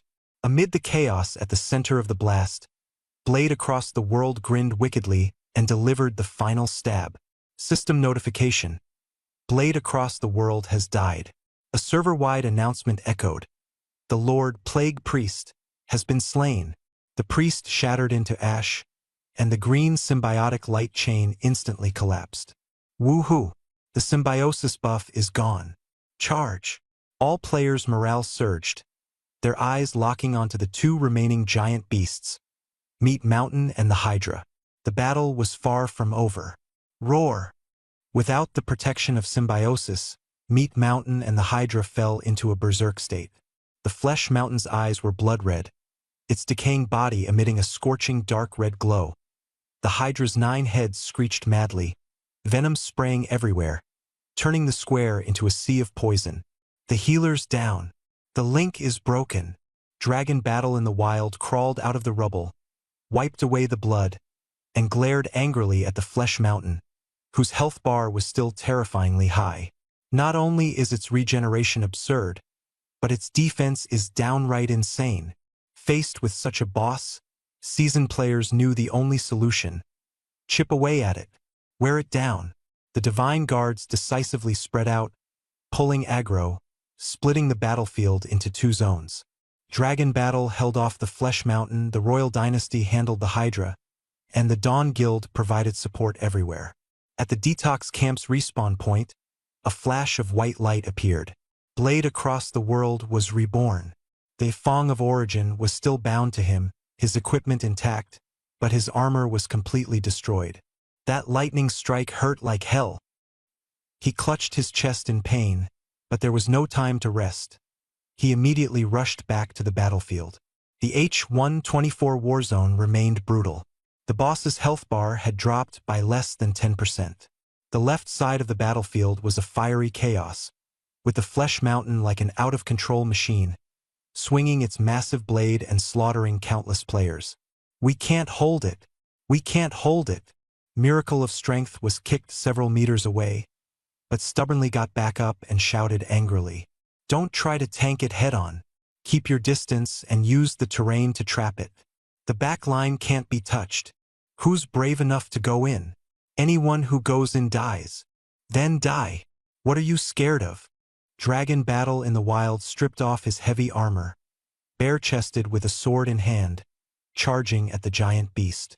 "All Divine Guards, remove your armor. We need speed. Lure the Flesh Mountain to the collapsed corridor in Zone B. Keep taunting it." Hundreds of players shed their armor and weaved through the battlefield, swarms of flies circling the Flesh Mountain. "Pus-filled monster, over here. Come chase Grandpa, you fat pig." The battlefield reached a fever pitch, the slaughter intensified, and the climax was about to erupt. Quite normal. Meat Mountain is enraged. This giant beast, massive in size, shakes the earth with every step it takes. It locked onto the player with the highest aggro, charging madly, its roar reverberating across the battlefield. Flesh Craftsmen, build walls. On the ruins, dozens of Flesh Craftsmen moved in unison. Bone walls and flesh barriers rose instantly, forcibly halting the beast's advance. Meat Mountain missed a step and fell into the filthy ruins. Unable to move, players surged forward like a tide. Divine Guard attacks flew out like a barrage, their damage numbers negligible, but the hunters' precise sniping unleashed continuous high damage. The advantage in numbers was clear. Endless rounds of combat, like ants gnawing at a giant beast, covering every inch of Meat Mountain's skin. Some hacked at its ankles, some stabbed at its boils, while others focused on attacking its eyes. Meat Mountain struggled, each twist crushing several players, the white light of respawn points forming a continuous band. "Hold on. Wait for me to respawn. Block the path with corpses. Don't let it escape. Ah! I got sprayed with pus on my face. Get away." The Flesh Craftsmen were overjoyed. The corpses became their blood and mana, and they even crafted flesh grenades in their hands. This wasn't just a battle. It was a clash of wills. Meanwhile, on the right side of the battlefield, the Imperial Guild was locked in a fierce fight with Venomous Touch, Hydra. As a stationary turret, Hydra sprayed venom across the field, instantly draining health upon contact. "Spread out. Maintain a 5-meter distance." The Data Madman stood at a high vantage point, his brain operating at hyperspeed, precisely calculating the attack trajectories of each Hydra head. Tian Su followed closely to assist. "The 3 heads on the left are charging up. Zone B is dangerous. Roll to the right. The main head's venom is depleted. Hunters, strike." The tactics of the Royal Guild were precise and ruthless. Hundreds of Thunder Lords and Mind Hackers took turns attacking, not aiming for damage but for brief moments of stiffness, locking down the Hydra's abilities. Amid the poisonous mist, the Ghost Blade advanced stealthily, launching a frenzied assault. The health bar kept dropping as healers fought desperately to provide support. "The healers can't hold on much longer. Retreat." "No, 3 more strikes will do. 1, 2. I was wrong. Stop attacking." This battle lasted a full 3 hours. On the square, corpses piled up like mountains, trampled by resurrected players charging back into the fray. Equipment broken? Pick it up from the ground. Mana depleted? Healers step in. This is the cruelty of the 4th calamity, undying persistence, endless cycles. Finally, a furious roar shattered the heavens as the massive flesh mountain collapsed. Its legs were severed by players, riddled with wounds, not a single patch of intact skin left, and its regeneration ability completely exhausted. Boom! The giant body fell, raising clouds of dust. Immediately after, the Hydra's last head was crushed. Global announcement. The player coalition has successfully breached the H124 hub. The portal to the first liver region has opened. Victory! Damn! Finally wore it down. My hands are sore. This is the taste of victory. Quite normal, actually. Wow, died 8 times, lost all my money. But this time it was worth it. My experience skyrocketed to the point of spamming the screen. The battlefield was instantly drowned in cheers. The players slumped on the ground, panting heavily, their smiles brighter than the victory itself. From the black hole where the boss disappeared, a green glowing crystal, half the height of a person, emerged.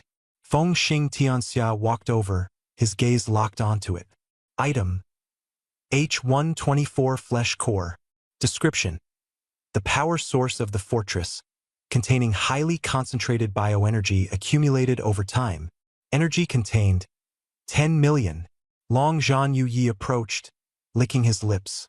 If we sell this thing, we can repair the equipment for the entire guild. Tiansu also came closer, silently staring at the core, his gaze filled with a wolf-like hunger. Fengxing Tianxia placed his palm on the crystal, feeling the earth-shaking energy waves. He glanced around. Dawn, Long Zhan, Royal Dynasty, and the scattered solo players, all bloodied and with battered equipment, yet everyone was returning with full rewards. This thing can't be divided. His steady voice echoed through the regional channel. The investment was too great and its value is too high. It can only be reclaimed and converted into bioenergy for redistribution. Everyone agreed. Fengxing Tianxia immediately launched a server-wide mission, Titan Arsenal. The bioenergy progress bar was stuck at just over 20%, a billion-level target that seemed blindingly distant. With the core added, the progress jumped by 1%, but the players were disappointed. Only 1%? How many bosses do we have to kill for this? Suddenly, the roar of machinery tore through the air. H124, United Camp established. Core energy injection activated. Bile salt refinery activated.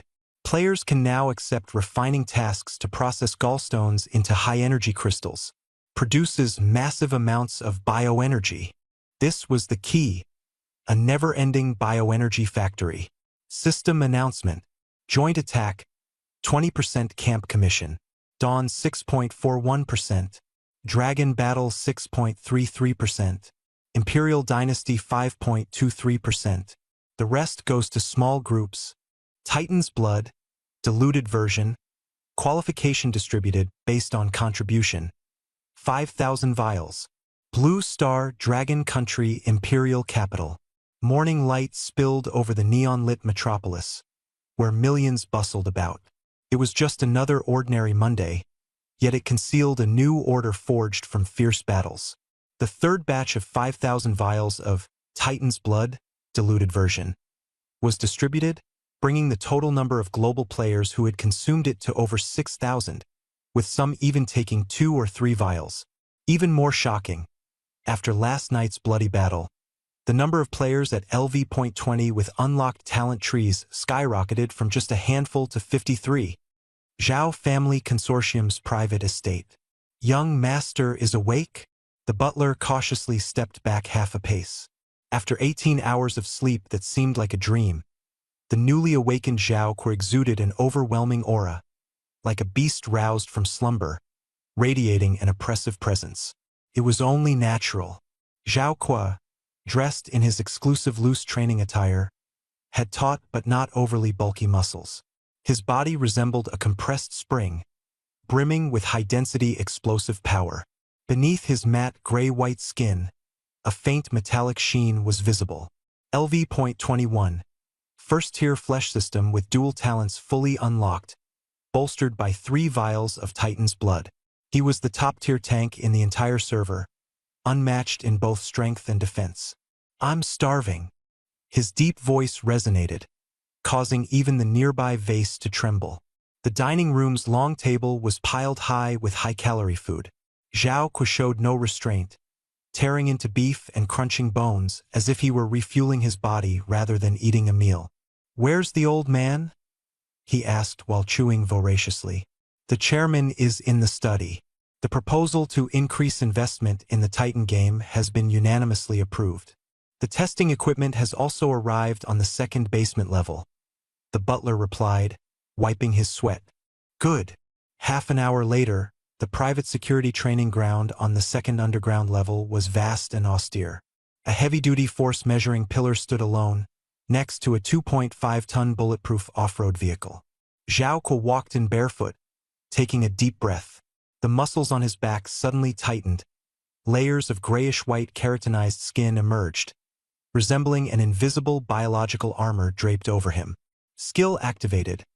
Tier 1 muscle fiber restructuring plus Tier 1 keratinized skin. He threw a punch. A thunderous boom shattered the silence, and the force measuring pillar was dented. The display screen flickered with an error message, and the sensors smoked and exploded. His fist remained unscathed as Zhao Ku calmly observed.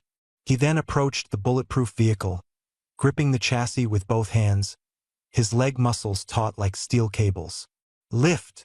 The metal creaked and trembled as the off-road vehicle tilted at a 45-degree angle, its rear wheels lifting off the ground. The iron beast was forcibly hoisted into the air. Zhao Ku set the vehicle down, causing the ground to tremble slightly. What does power truly feel like? He clenched his fists, a fiery passion igniting in his eyes. If he were to enter the underground black boxing matches, those so-called champions would be nothing more than fragile porcelain dolls before him. "I'm done being human. Housekeeper, prepare the car. Take me to the address I gave you earlier." In the capital, at the headquarters of the Breaking the Wall Special Task Force, Ban Jiangwo stared at the top-secret list displayed on the large screen. The cigarette in his hand was nearly burning his fingers. His eyes filled with excitement and shock. The global high-risk player list LV.20 and above, only 53 individuals. 52 from the Dragon Nation, 1 from overseas, suspected to be a foreign student. "This is exactly the situation we wanted." Ban Jiangwo slammed the table with force. The game originated in the Dragon Nation, and with strict regulations in place, it had essentially become the nation's private server, leaving top foreign players scarce. Intelligence Officer Report. Dawn Guild. 22 members, including 14 core members and 5 key figures. Dawn 3rd Squad. 8 members, Special Operations Unit. Imperial Guild. 11 members. Dragon Battle Guild. 9 members. Other scattered small guilds. 10 members in total. Delay resources and training on Lei Zhen's side, and continue using Dawn Guild to train Great Wall Watch newcomers for maximum efficiency, Ban Jiangwo affirmed. "Keep a close watch on that sole overseas player. If they're friendly, make contact. Otherwise." His gaze turned icy as dark clouds gathered outside the window. "Just wait and see, the real showdown has only just begun." In the northern suburbs of the imperial capital, a mysterious base glowed faintly, and the story continued. This was a semi-militarized base funded by Zhao Ku and rented by Lei Zhen through official connections. The perimeter was secured with electric fences, retired veterans led patrols, and the security was as tight as a fortress. Inside the meeting room, the leading figures of the 3 largest guilds in the Dragon Nation's Extraordinary Circle, Feng Xing Tianxia, Dragon Battle Yu Yi, and Tian Su, gathered together. This meeting would determine the future landscape. Tian's Feng Su adjusted his glasses and spoke in a steady voice. "The game is progressing smoothly, but urgent news from the dark web indicates overseas forces are unable to obtain accounts and have placed bounties on kidnapping players." Lei Zhen coldly interjected, "Kidnapping?" Feng Su nodded, hinting at the danger. The core members of the 3 guilds are equipped with security, but those scattered and mid-level players could become targets at any time. Zhao Ku's eyes turned fierce. Anyone who dares touch my people, I'll cut them down. Chun Feng stood up, his gaze sharp as a blade. Violence alone isn't enough. We share common interests and should unite. He pushed forward a proposal for the 3 guilds to form a transcendent alliance. Dawn Guild will handle armed special operations, eliminating all threats. Dragon Battle will manage funds. Zhao Kuo, you need to establish a nationwide player protection network. Imperial Guild will focus on intelligence. Fang Su will monitor the dark web and immediately locate the bounty initiators. Fang Su smiled. Resource sharing, alliance in offense and defense, united as one. Zhao Kuo said boldly, money is not a problem. Peace in reality makes the game more enjoyable. The 3 tightly clasped hands together, and the extraordinary alliance was born. This was not just about game power. It would also stir up a storm in reality. Chen Feng's gaze shifted to the special operations team outside the window, the alliance's first operation, helping the officials test the waters. The scene shifts to the Tianjin port. Piercing sirens blared as SWAT armored vehicles heavily surrounded the abandoned warehouse. Lu Biao was causing trouble. He was an LV.18 Divine Guard player, smashing riot shields with his bare hands, arrogantly boasting, I am Superman. The sound of collapsing metal shelves was deafening, and the threats kept escalating. A black SUV aggressively broke through the blockade, and Zhao Kuo, Chun Feng, and Fang Su stepped out of the vehicle. Zhao Kuo glanced around. Troublemaker? LV.18? Judging by the sound, just a brute with strength. Nothing special. The 3 major guilds joined forces, confronting chaos in reality. The real battle was just beginning. Li Zihan adjusted his glasses, staring at the thermal imaging footage sent back by the SWAT team in the distance. His brain worked at high speed, and the psychic sequence brain domain overclocking made him exceptionally calm, with analytical skills off the charts. Although the psychic sequence seemed weak at this stage, he and Fang Su had long predicted, one day it could become a humanoid signal transmitter, directly controlling electronic devices, an incredible feat. Fang Su turned his head and calmly reported, heart rate 148, muscles nearing spasm, eyes dazed. The surge in strength has caused cognitive dissonance. He can't control his desires. Li Zihan nodded. Proceed. Chun Feng flashed a red badge, and the on-site commander waved his hand. Snipers, stand down. Don't waste bullets. Zhao Kuo, go wake him up.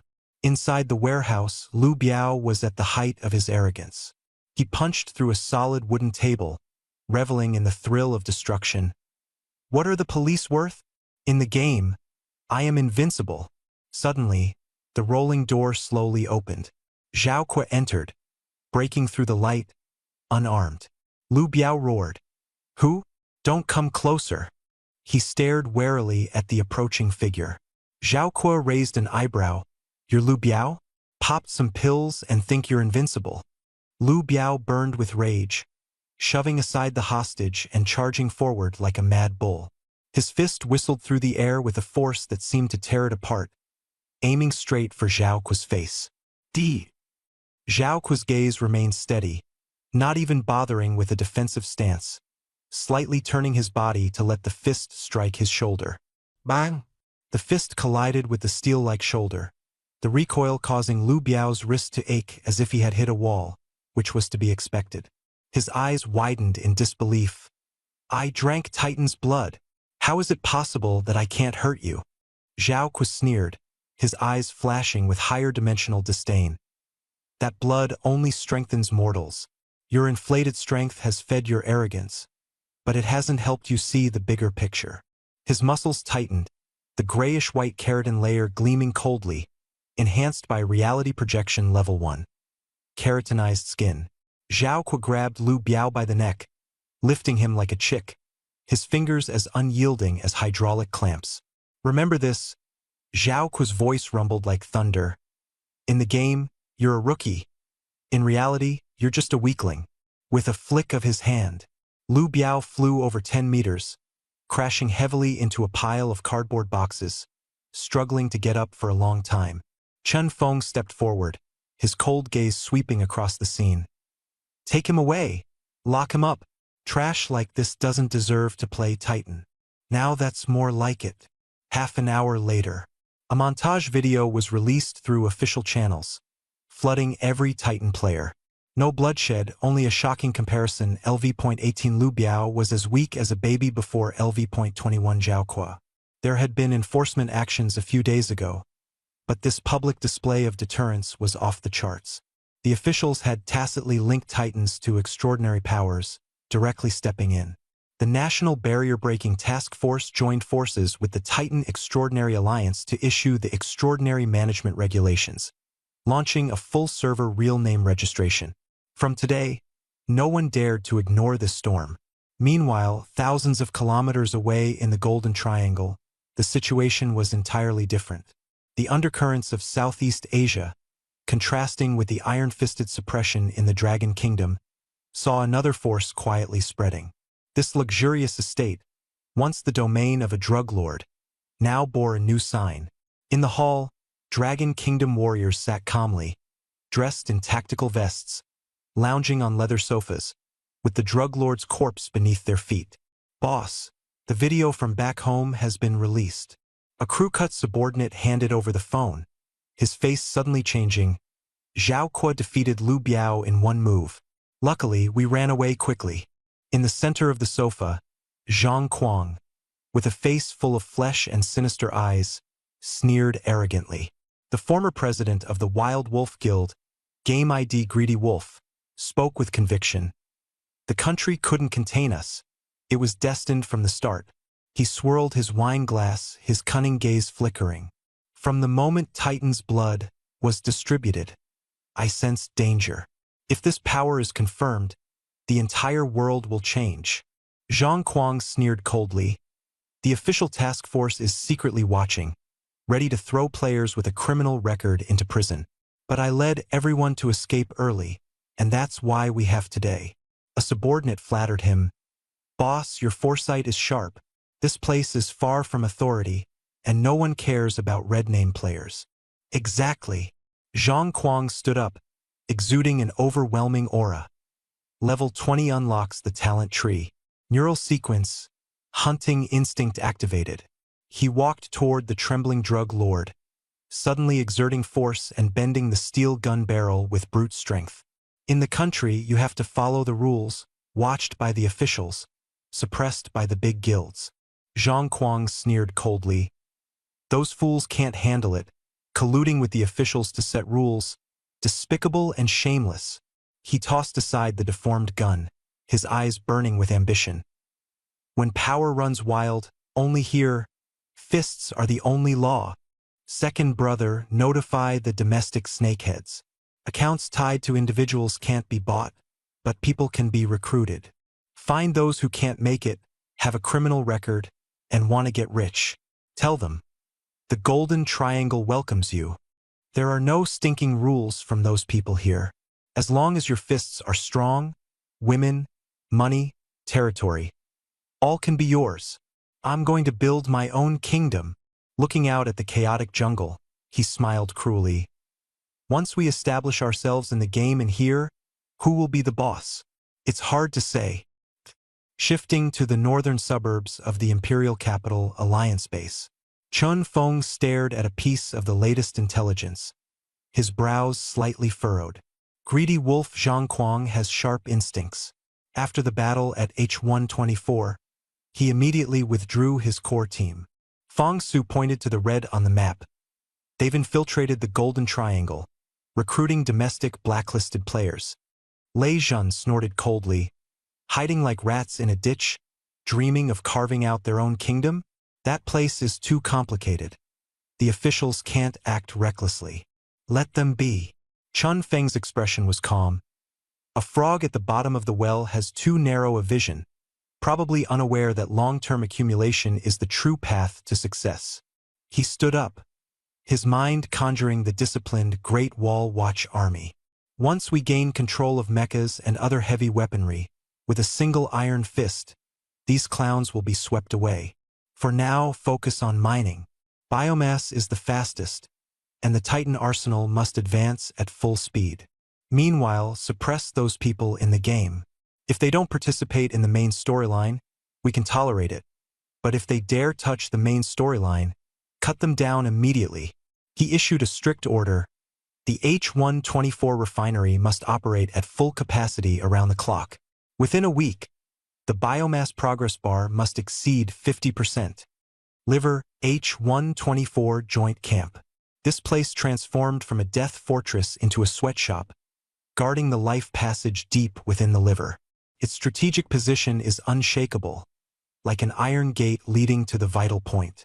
This situation has only just begun. The Transcendent Alliance, formed with an iron grip by 3 major guilds, controls the new stronghold with astonishing efficiency. The moat, once filled with deadly venom, has now been completely transformed by the Flesh Craftsmen. Hundreds of craftsmen working overtime have turned piles of monster corpses into a pale bone bridge, connecting the fortress to resource points, ensuring smooth logistics.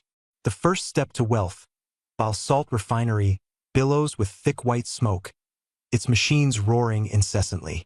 Regional announcement. Batch 108 of high-purity bile crystals has been refined and stored. The temporary commander, Mind Hacker, wielded a staff to direct transportation. Rampaging beasts disarmed, carrying bone containers filled to the brim, with raw materials delivered from the outskirts. Move. Biomass loot multiplied several times. But this is merely surface-level revelry. Climbing to the highest point of the fortress, ahead lies a sea of green fluorescence. A massive, fleshy, pillar-like hepatic lobule, standing like skyscrapers amidst the dense toxic mist. There, it is a more vicious and dangerous deep region. H124 is merely an outpost at the gate of the Liver Nebula.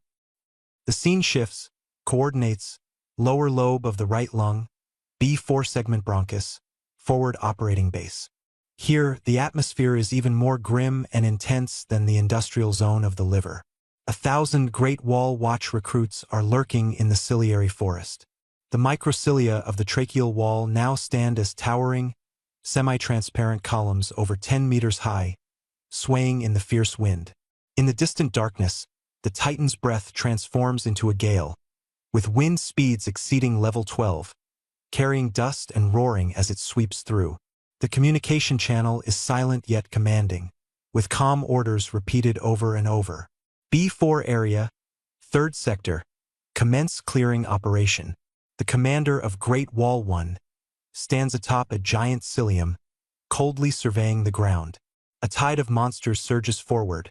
On the pink mucous membrane plains, countless gray-green, pus-like slimes, LV.8, squirm, splitting and proliferating.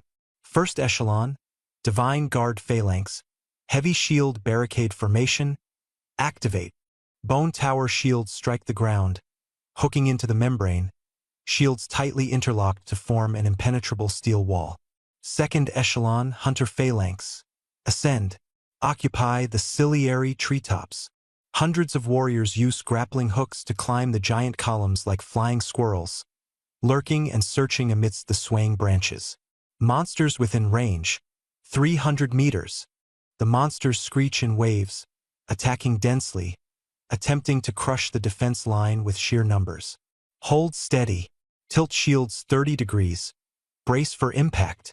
Iron shields fiercely meet the monster tide, the sound of collision deafening, reverberating through the blood bars touching the shields. Yet the defense line remains unmoved. Weavers in the rear swiftly replenish, stabilizing the front line. The wind is coming, use it. It was during the Titan's breathing cycle, with fierce winds howling out of the trachea. The Watchers remained motionless, but the slimes were thrown into disarray by the gale, swaying precariously in mid-air. Throw and shoot. Cover every angle. Countless bone spears and venomous stingers shot out with the wind, piercing through the struggling slimes. Green pus splattered, and acid rain engulfed the battlefield. Thrust. The hunters leapt down suddenly, their blades slicing through the air and stabbing into the monster's core with uniform precision, harvesting mechanically. That's it. The battle had just begun. After tens of minutes of fierce fighting, the battlefield fell silent, with thick layers of viral remains covering the ground. Great Wall 1 calmly issued orders. First squad, collect bioenergy.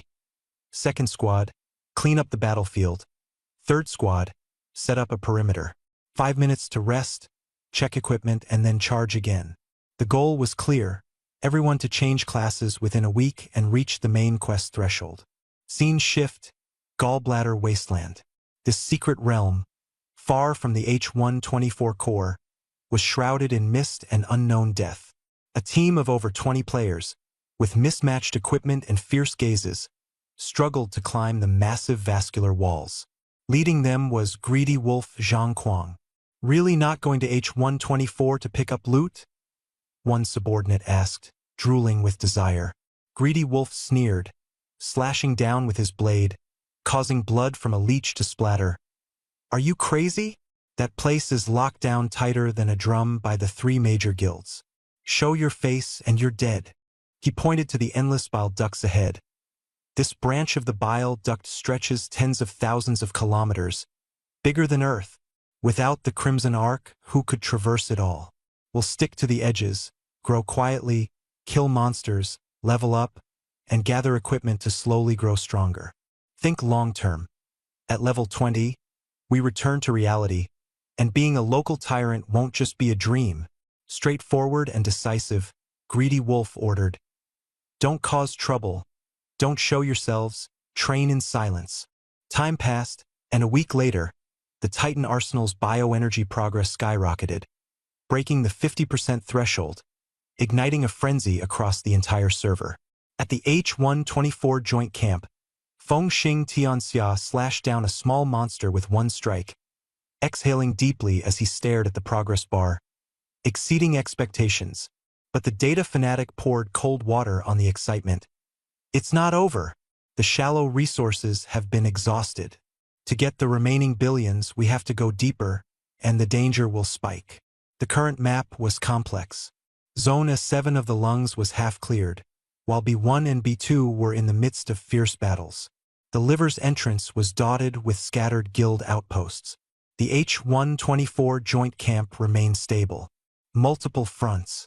Experts go solo, newbies stick together. Venturing into the toxic miasma zones is terrifyingly risky. Anyone who doesn't follow orders will die quickly, the data fanatic said coldly.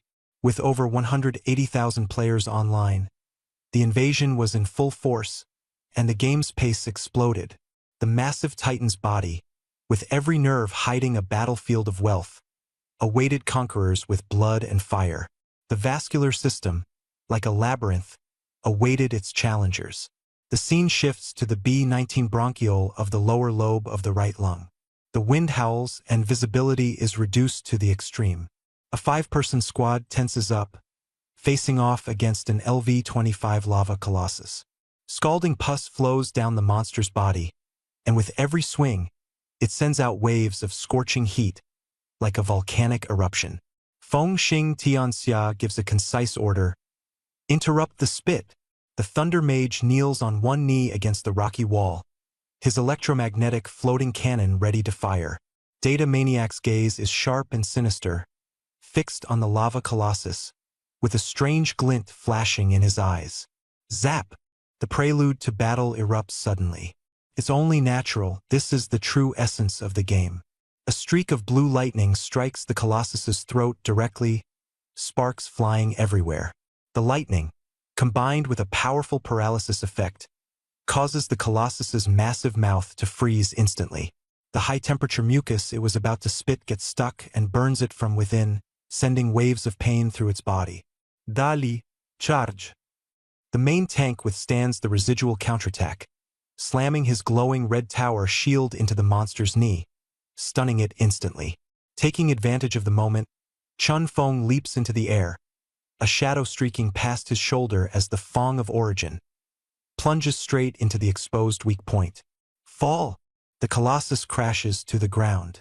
In less than 10 minutes, the elite monster is annihilated by the Dawn core team, and the entire scene erupts in excitement. Data Maniac quickly analyzes and records the weak point data, then gives the order to continue advancing. Chun Feng looks at his panel, seeing his level rise to LV.23. Overjoyed, he prepares to unlock his second-tier talent. Enhancing the second tier is one thing, but trying out other talents is more thrilling.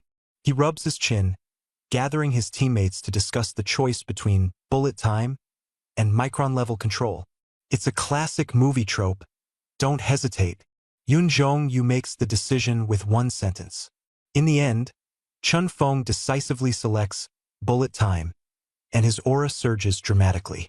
I'm logging off first. Good luck, everyone. With those words, Chun Feng exits, leaving his teammates full of anticipation. At the edge of the liver, the Great Wall Watch Guild launches a large-scale military suppression. Over 1,000 LV.10 plus elites coordinate flawlessly, advancing with shield walls and a web of lightning and thunder. Divine Guard Unit 1. Hold the shield wall steady as a mountain. Spirit Conduit Corps. Unleash full firepower with the lightning net. The commander, ID Great Wall 1, oversees the operation from a high vantage point, his gaze sharp as he watches the bile duct crawlers swarming below. A white bone shield wall slowly moved forward, as long-range mages unleashed a web of lightning, the blue light dazzling. Under the electric shocks, hundreds of monsters convulsed and collapsed, followed closely by the hunter's phalanx, slaughtering them like mowing grass. Hold the formation. Hunter's squad report back. The command was like a death warrant, crushing the red threat zone like a bulldozer, gradually turning it green.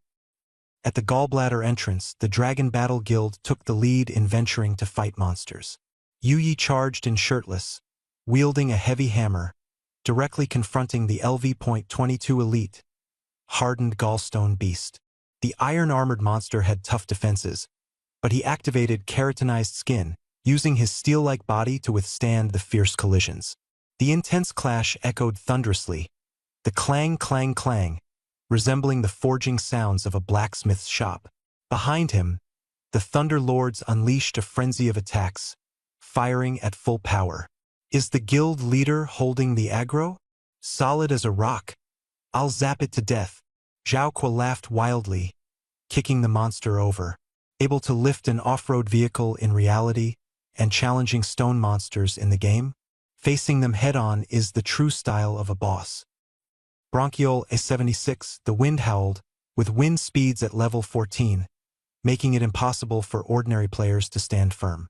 6 LV.20 Royal Dynasty Guild All-Star team members stood ready, advancing steadily.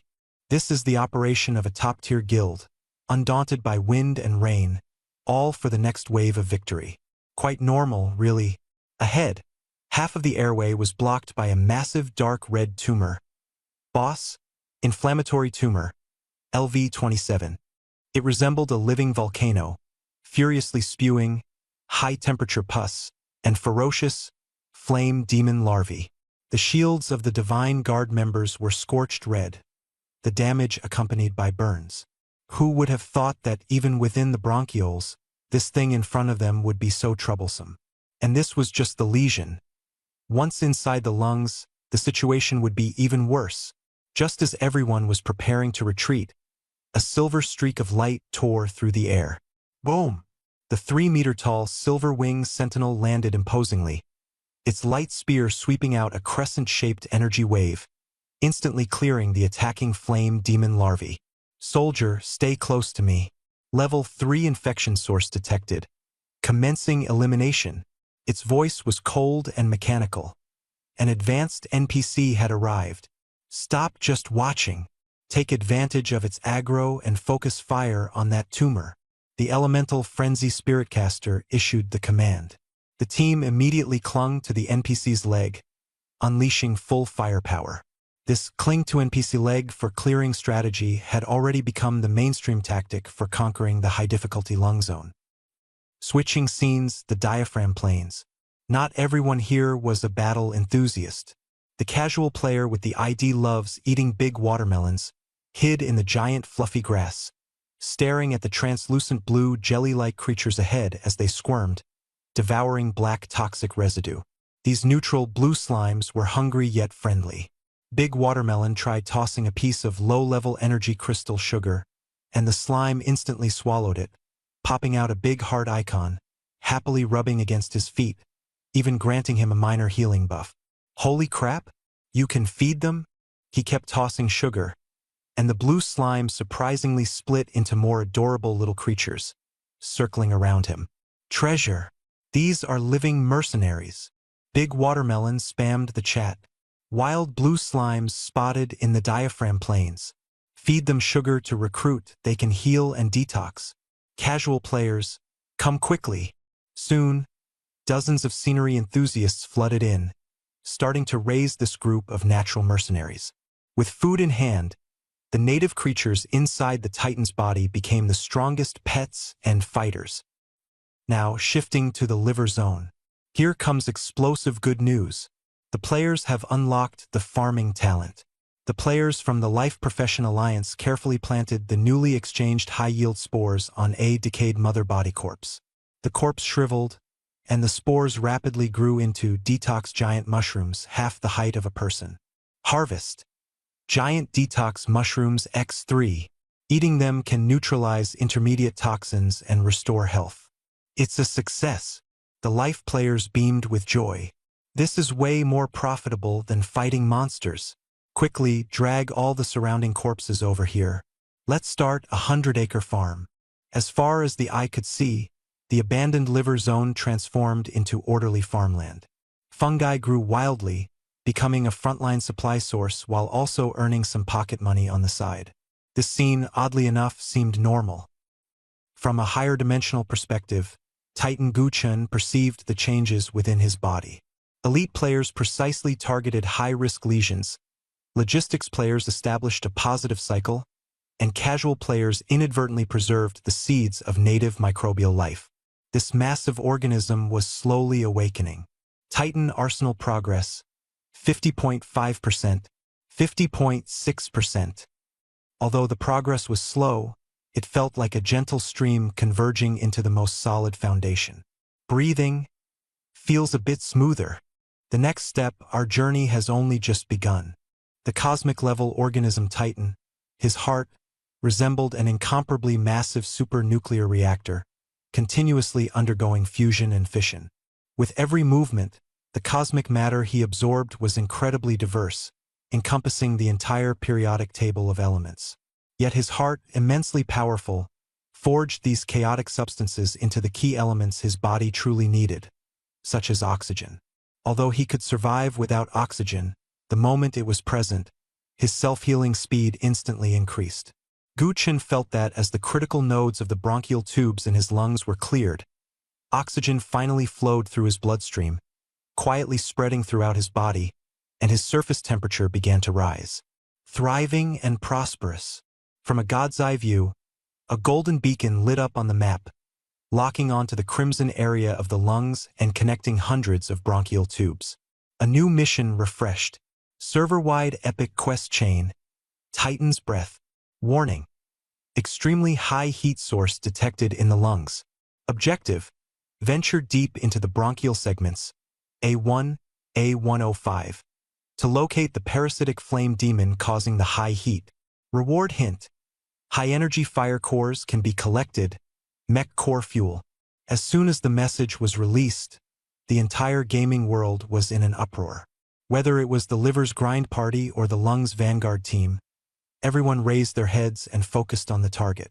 At the entrance to the bronchial segment, an awe-inspiring vast space unfolded. Its diameter exceeded 100,000 kilometers, yet it was engulfed by raging flames.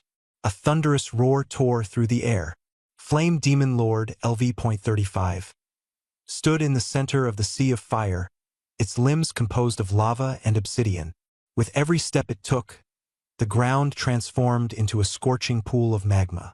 The player's prideful cold weapon tactics were nothing more than ants before it, and the divine guard shield wall seemed insignificant and powerless. Retreat! Retreat now! Feng Xing Tianxia shouted urgently in the command channel, his tone heavy.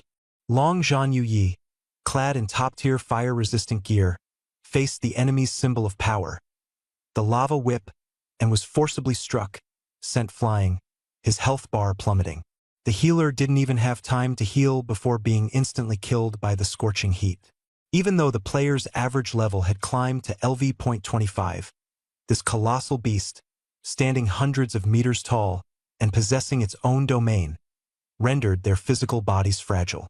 Players retreated like a tide, scrambling back to the A105 bronchial segment, temporarily holding their ground. From a higher dimensional perspective, deep in the cosmos, Titan's chest, resembling a brilliant nebula in the universe, began to emit faint pulsations, taking advantage of the opened airways. The universe lacks oxygen, but Titans do not rely on oxygen to survive. His heart is a biological nuclear reactor more magnificent than the sun, wrapped like a Dyson sphere. Gu Chen's will traverses the lungs, inhaling thin stardust, high-energy particles, and tiny meteorites.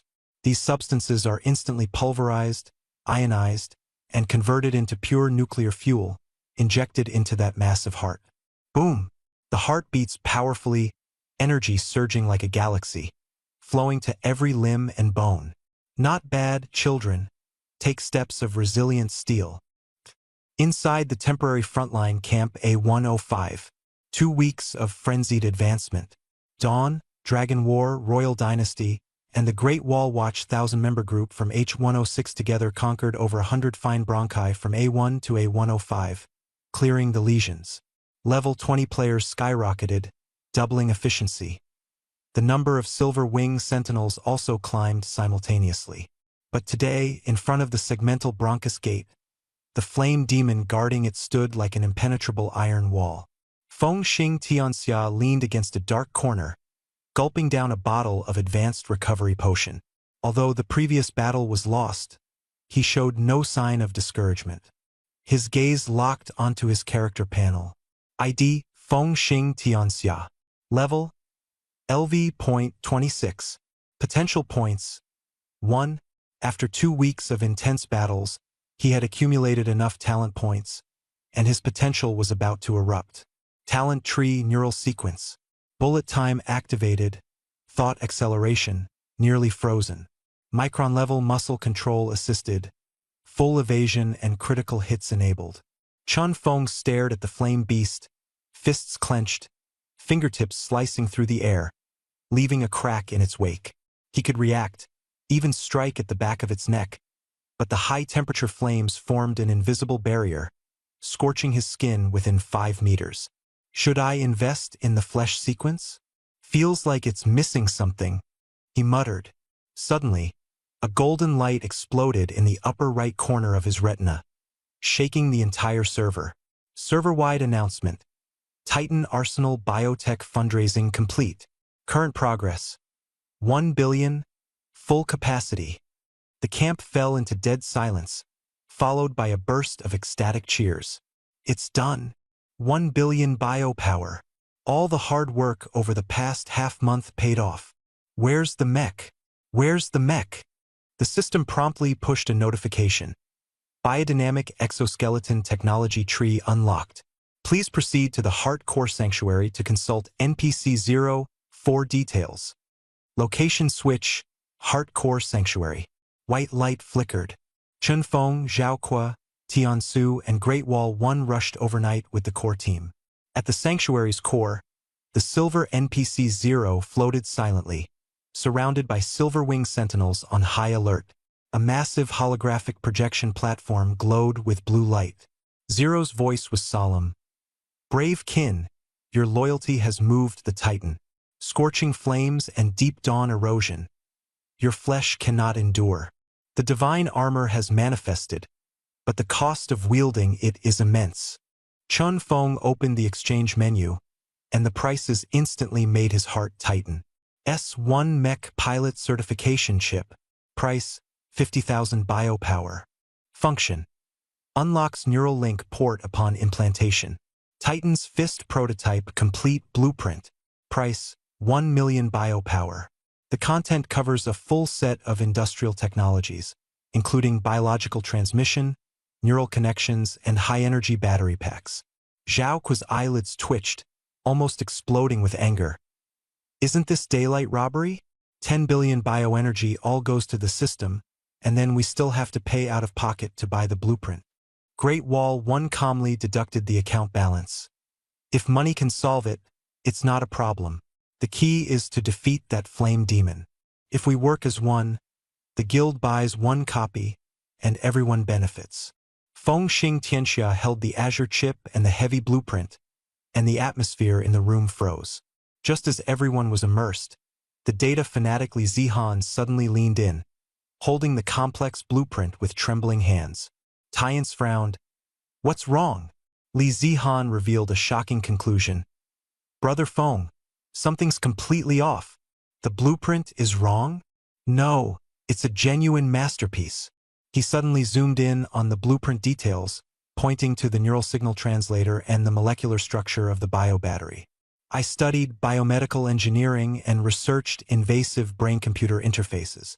This structure isn't some game art fabrication. It's a theoretically feasible engineering design. The alloy formula is insane too.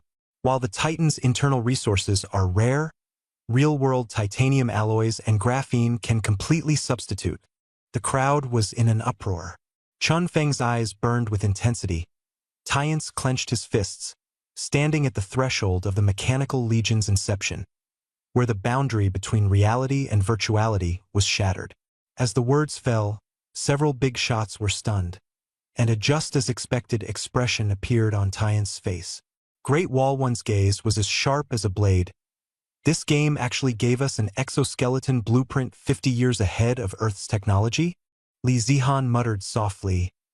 "Not just 50 years. If this neural direct link technology becomes real, disabled individuals could run like ordinary people, and prosthetic technology would go straight to the museum." Great Wall 1 took a deep breath, quickly cutting off the public channel, and calmly ordered within the core group, "Log off immediately. Export all the data. Send it to the Academy of Sciences." This isn't just a simple game. It's technological assistance from an advanced civilization. It makes sense. Chun Feng looked at the blueprint, feeling the surging LV.26 strength within his character. While real-world technology is under official control, he is just a player, and his goal is singular: to crush the flame demon blocking his path. Reality can wait. For now, let's build a mech first. Flesh craftsman, all hands on deck. Burn the money. 1 hour later, H-124 Joint Camp, Workshop Number 01. The most expensive extravagance war in the entire server was in full swing. Precious materials poured out like a stream. Forging, Titan's Fist, prototype. Consumption, high-purity Gall Crystal X 20,000. Hardened Flame Demon Bones X 10 tons. Bioenergy X 5 million. A massive furnace injected scorching liquid into a 3.5-meter mold. Dozens of craftsmen sweating profusely as they meticulously carved neural circuits. Suddenly, a roaring pressure release, steam dissipated. A violent black-tech mech slowly took shape, covered in chitin armor, with glowing blue energy circuits flowing, equipped with 6 miniature jet ports on its back, and a chainsaw thermal blade buzzing on its right arm. Titan's Fist. Completed. Mech strength depends on the operator. Long Zhanyu, jealous yet envious, pouted at Chun Feng. "You go first." Chun Feng gazed up at the steel behemoth, inserting his hand into the neural link slot. Detected LV.26 player, Feng Xing Tianxia. Titan's Fist. Activated. Buzz. The mech's faceplate snapped shut, its eyes flashing blood red. His entire perspective instantly elevated, the power of flesh and technology fused into one surged. He swung his arm in a strike. The air exploded, the sonic boom blasting several craftsmen off their feet. "For my peanuts. Work injury reimbursement." Chun Feng lifted the craftsman with one hand, like holding a chick, and through the loudspeaker, his voice resonated like a steel deity. "Awesome." He glanced at Zhao Kuo, Tiansu, and Great Wall Number 1. "Stop saving money. Bring out the reserves. Mass produce. Build a mech army. With this thing, forget about twisting off the Flame Demon Lord's head to kick it like a ball. I feel like I could wipe out a whole colony of bronchial parasites in one breath." Blue Star, Dragon Nation Imperial Capital Academy of Sciences, underground 3rd floor. The high-level military laboratory was dead silent, the atmosphere tense. Ban Jiangwo sat upright and solemn, while Lei Jun stood sternly by his side. Over a dozen top academicians in materials science, bioengineering, and mechanical dynamics surrounded the holographic projection of the blueprint 4th Titan's Fist. 2 elders, whose mere presence commanded respect, sat at the head of the table, figures known throughout the Dragon Nation. Academician Li, what is the expert panel's conclusion? The elder's voice was steady, veins slightly visible, as he tightly gripped his teacup. The addressed academician Li, a titan in neuroengineering, removed his glasses and gazed reverently at the neural translator structure at the core. This game had just begun. Academician Li nervously reported, "This is not a simple game design. This neural signal-to-electronic signal zero-delay conversion system breaks through a decade-long bottleneck in our brain-machine interface research. Although we cannot synthesize biological materials, a downgraded substitution using graphene and memory alloy should be feasible." The power expert took over. The bionic muscle bundle transmission system completely outclasses bulky hydraulic rods. The load capacity of a single soldier exoskeleton would increase at least 5-fold, with flexibility approaching that of a real human body. Ban Jiangwo's face was heavy, his eyes filled with disbelief. The elder at the head of the table remained silent for a moment before slowly standing up. "This game requires our utmost effort. Immediately elevate the Breakthrough Team's authority and establish the Titan Engineering Bureau. Mobilize experts nationwide and spare no effort to decode the blueprints." Lei Jun stood silently by, listening. Within the player community, there was a shared consensus. Anyone who uses the power of the game to disrupt reality is bound to meet their own demise. The data fanatic scoffed disdainfully. Those arrogant types really seem to lack brains, especially the hot-headed ones popping up recently. They're so strong, yet they still want to go solo? Clearly, they're tired of living. The elder's eyes sparkled. The surge in players has made nationwide participation inevitable. Law enforcement must collaborate with top players to regulate power. Fortunately, they're smart enough not to step out of bounds and divide territories. Let them fight it out in the game. In reality, we need to forge this technology into a blade to protect our nation. With our current advantages, we might not need to just hold the defensive line. Inside the game, H-124 Joint Camp was experiencing a painful moment.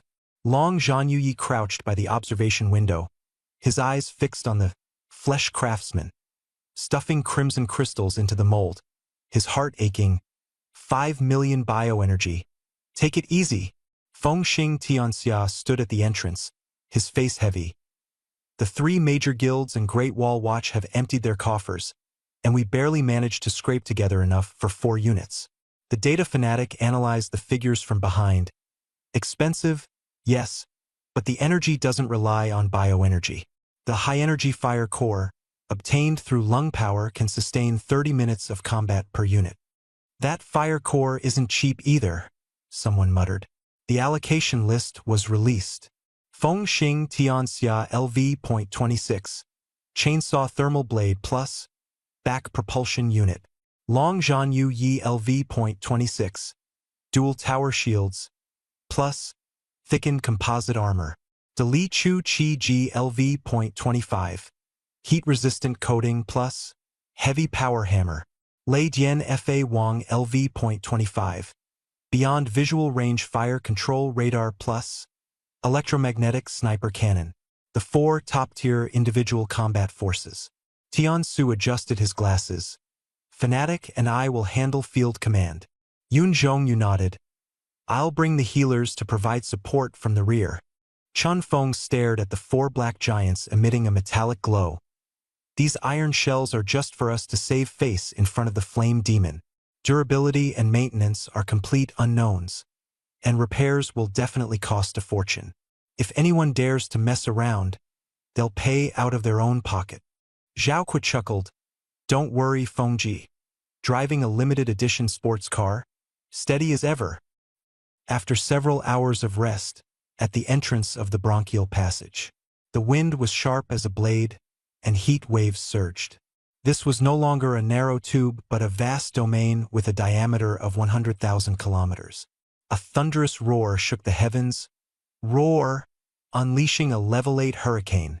In the center of the Sea of Fire, a terrifying 300-meter-tall giant beast, the Flame Demon Lord, spewed magma, and with each step, the ground transformed into a scorching pool of molten lava. The mech squad stood silently on standby. Fengxing Tianxia's cold voice echoed through the loudspeaker. Mechs will engage head-on. Tiance, take the mages to clear the flame demon spawn. Yuzi, healers, don't let go. Rotate in. Boom. For black mechs spewed blue flames, charging into the Sea of Fire. The flame demon lord's furious eyes widened, raising a 100-meter-long molten whip, striking directly at the frontline black mech. Last week, Long Zhan Yuyi was instantly killed by this whip. But this time, Zhao Kuo's heavy armor mech transformed, twin tower shields suddenly converging, deeply embedding into the rocky ground, with exhaust ports fully counter-thrusting. The whip struck the shield fiercely, sparks flying, and a deafening crash echoed. Zhao Kuo was pushed back dozens of meters, the ground splitting into 2 deep cracks, and the armor quickly lost 15%, with the cockpit alarm blaring sharply. But the mech remained intact, and Zhao Kuo survived. Blocked it, he shouted. Tiance's data showed damage reduced by 80%. The heat-resistant coating absorbed the remaining heat. Long Zhan Yuyi laughed wildly. This time we can stand and fight. Fengxing Tianxia calmly ordered, attack! 2 black shadows instantly darted in, teammates leaping mechanically, heavy power hammers spewing flames, smashing fiercely into the flame demon's toe joint. Boom! The rock shattered, and the giant beast's body suddenly tilted. Chun Feng activated bullet time. The mech's rotation speed skyrocketed, defying the laws of physics to dodge the fiery ring midair. The chainsaw thermal blade buzzed, slicing through the obsidian shell, causing scorching magma to gush out. Armor breached. Lei Zhun set up the sniper cannon. A blue beam shot through the flame demon's eye, unleashing a torrent of psionic energy. The flame demon let out a painful roar, shocked that these bugs, clad in iron, could actually break its defenses. Players in the rear shouted, "We can break its defense now!" 4 mechs and 7 top-tier experts forcefully tore open a path through the inferno. Chun Feng frowned. "Don't celebrate too early. This is just the warm-up. We must take it down before the reserve fuel of 1,000 fire cores runs out." Steel versus the supernatural. In Gu Chen's eyes, this flame demon was already a second-tier cosmic-level combatant. Its body resembled a planetary core, magma flowing, its long whip cracking the air, creating vacuum zones that pressed down menacingly. For black mechs danced like phantoms amidst the Sea of Fire. The cockpit alarms blared repeatedly. Right arm armor 15% damaged, coating peeling off. Long Zhan Yuyi, drenched in sweat, grew even more fervent. Peeling off? Just hold on. The heavy mech stomped down, digging deep into the magma ground. The battle had only just begun. The flame demon's massive foot, capable of crushing a tank, slammed down hard, shaking the battlefield and kicking up dust. Zhao Kuo stood his ground, the 4 rear thrusters roaring as he used the thrust to push against the giant foot, his twin tower shields firmly resisting the impact. Screech! Hydraulic rods wailed in agony, sparks flying everywhere. The mech was on the verge of collapse. "Don't break, my new mech!" Zhao Kuo gritted his teeth, enduring the pain. "Where's the output?" Li Chuqi maneuvered behind the flame demon's foot, delivering a heavy punch. His powered thermal hammer struck decisively. Bang! Bang! Bang! The boosters exploded, shattering the obsidian surface and exposing the magma muscles beneath. In midair, Fengxing Tianxia remained as calm as ice. Bullet time had just cooled down, and he swiftly adjusted his posture. With micron-level precision, he dodged the flame demon's massive hand, his chain blade flashing as it pierced the soft spot under the flame demon's armpit. Lava erupted. The mech's outer shell sizzled. The flame demon roared, ready to strike, but a lightning armor-piercing round hit its eyelid like a flash. In the distance, Yoon Jongyo waved her staff, while waves of healing spells from the healers covered the four mechs. Don't panic. The torn muscle bundles of the mechs can recover. This wave of healing is solid. Position yourselves. Position yourselves. The boss's health bar dropped to 70%, followed by an enraged roar. The ground trembled. A giant whip struck the earth. Fire pillars erupted, and the temperature soared. System warning. The boss has entered the second phase. A large number of flame demon larvae are hatching. From the cracks, thousands of lava elements surged out, roaring as they charged toward the player army. Don't panic. This is just a massive AoE. Prioritize clearing the mobs. Great Wall Number 1 commands the Bone Shield Array to form a defense and hold the perimeter. Berserker Corps switch to long weapons and charge. Imperial Mage Corps lay down the electric grid. The main forces of the three major guilds were brimming with morale, forming a flesh and blood defense line to firmly block the lava elementals. At the edge of the battlefield, a group of peculiar-looking players were busy placing blue jelly. They were the summoner team led by Big Watermelon, deploying giant blue slimes onto the battlefield. Balky, go! Eat the fire sparks. The slime pounced on the flames, instantly turning red, and with a poof, it spat out cooling mist, miraculously smoothing out the scorching terrain. This can even reduce debuffs? The Guardian watched as the sea of fire was licked clean, and the pressure was instantly halved. The casual players are defying the odds. Just as the Flame Demon was preparing to unleash a full-screen ultimate move, an even greater storm was about to arrive. This is it. Suddenly, the sky was streaked with over a dozen silver cross-shaped beams of light. Detected irreversible organ damage risk. Requesting intervention. Approved. Initiating enzymatic program. Whoosh, whoosh, whoosh. A silver legion pierced through like sharp blades. 12 silver wing sentinels, LV.20. All highly trained, precisely embedded themselves into the massive body of the flame demon. At the center, a larger and more robust figure with crimson gold wings, Silver Wing Sentinel Squad Leader, LV.30, led the charge. As the giant flames were about to erupt, the squad leader raised his light spear high and thrust it fiercely into the flame demon's body. Lysozyme field activated. ARG. A semi-transparent prismatic force field instantly enveloped the area, even enclosing the 12 sentinels within. Boom! The explosion of fierce flames swept across the shield. However, a shocking scene unfolded. Within the shield, the sentinel's armor wriggled, devouring the burning flames. The fire was reversed, and the enemy's blaze was turned against them. The data panel flickered, armor obsidian shell, corroded by bioenzymes. The captain gave the order. Light spears glowed with a pale white light, fiercely stabbing at the joints and chest. Sizzle! The obsidian melted like a candle, corroding into pitch-black pus. Defense significantly reduced. The data fanatic shouted excitedly. It softened.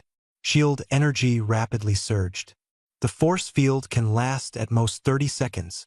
The captain's gaze was icy, his arm distorted by energy devouring, resembling a steel giant's arm.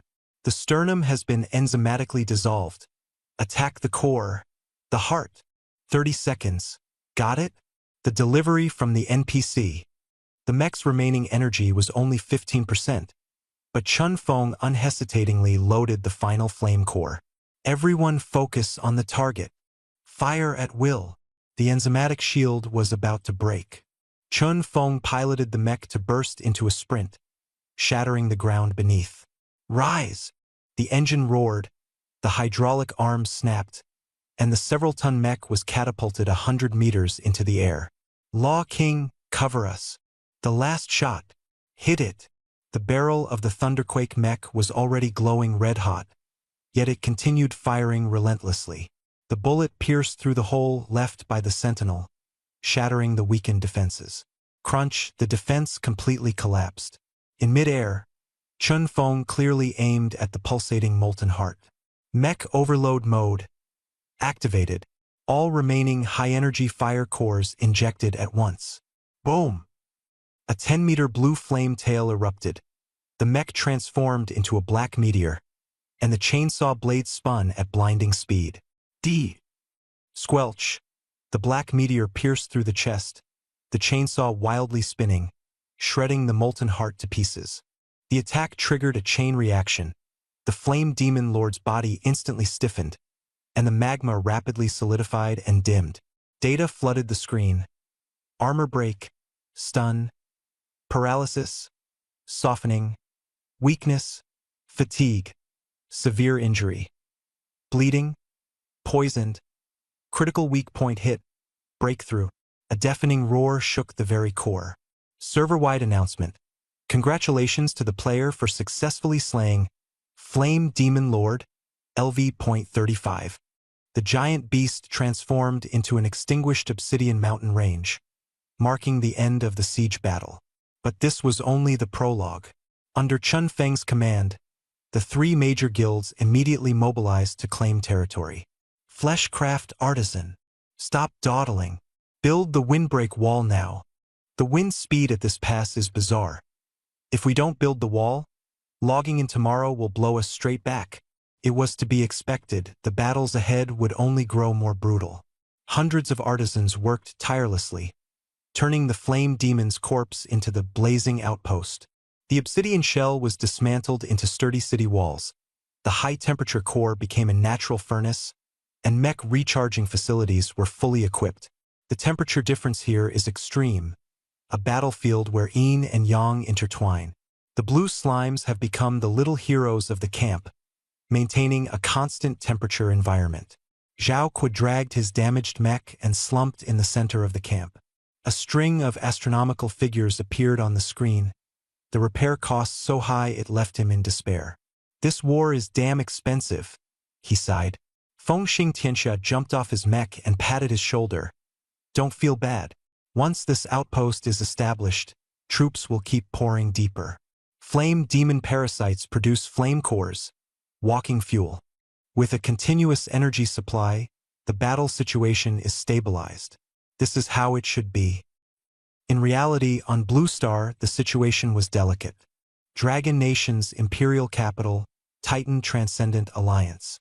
Fong Su slammed the heavy report onto the table, his brows tightly furrowed. The cost of maintaining stability has skyrocketed, and the number of level 20 players across the server has exceeded 3,000.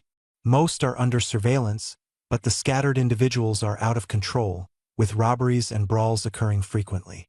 The map is dotted with red markers, social panic is intensifying, and ordinary people are growing increasingly fearful of players. Lei Jin pulled up a satellite map of the Golden Triangle in Southeast Asia.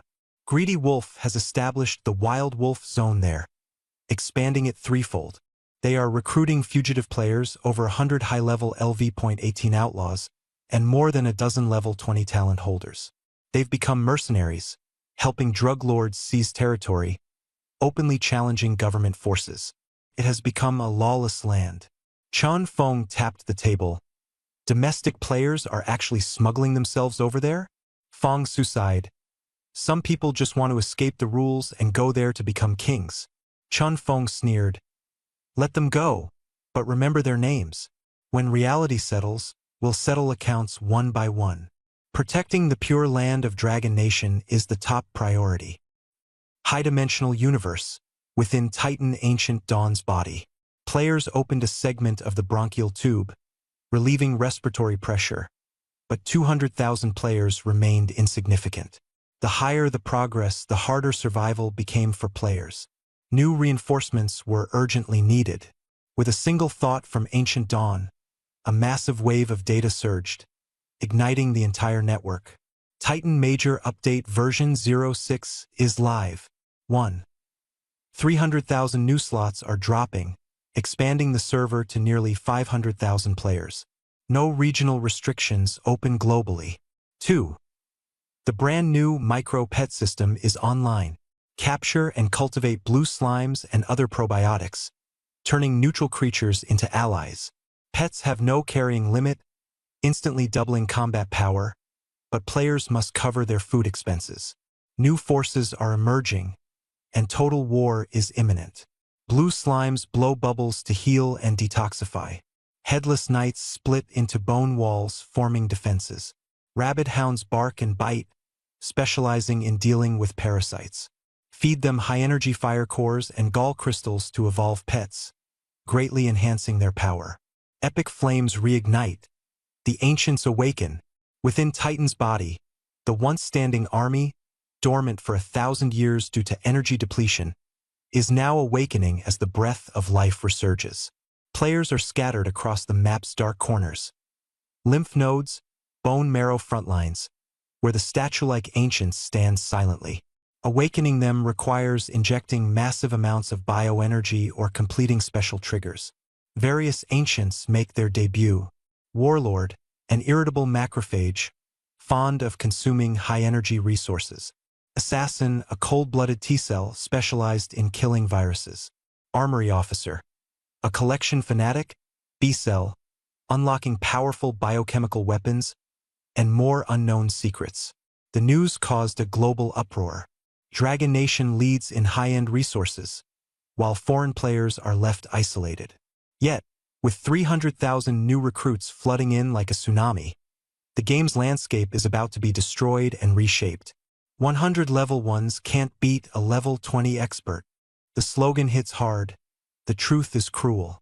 Blazing Outpost. Players cheer. Updates here. Pet system is live. Check out my blue slime. Fed it flame demon ash. Now it's a lava slime. Burning basic attacks. A hand warmer all in one.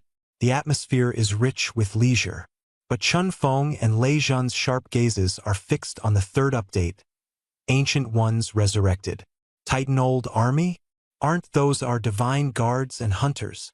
A scout assassin rushes in, panting. Guild leader. There's a strange cavern near the bronchial segment. A row of giant shield statues. Kneeling giants. Chun Feng's eyes flash. Let's go investigate. Searchlights pierce the darkness. Over 10 statues, each 10 meters tall, covered in cracks and dust. Kneeling on one knee, shields damaged. The oppressive aura descends silently, bringing a sense of slaughter. Interface pops up. Dormant warlords available for awakening. Energy severely depleted. Awakening cost, 50,000 bioenergy per statue. Zhao Kuo is surprised. Cheaper than building mechas.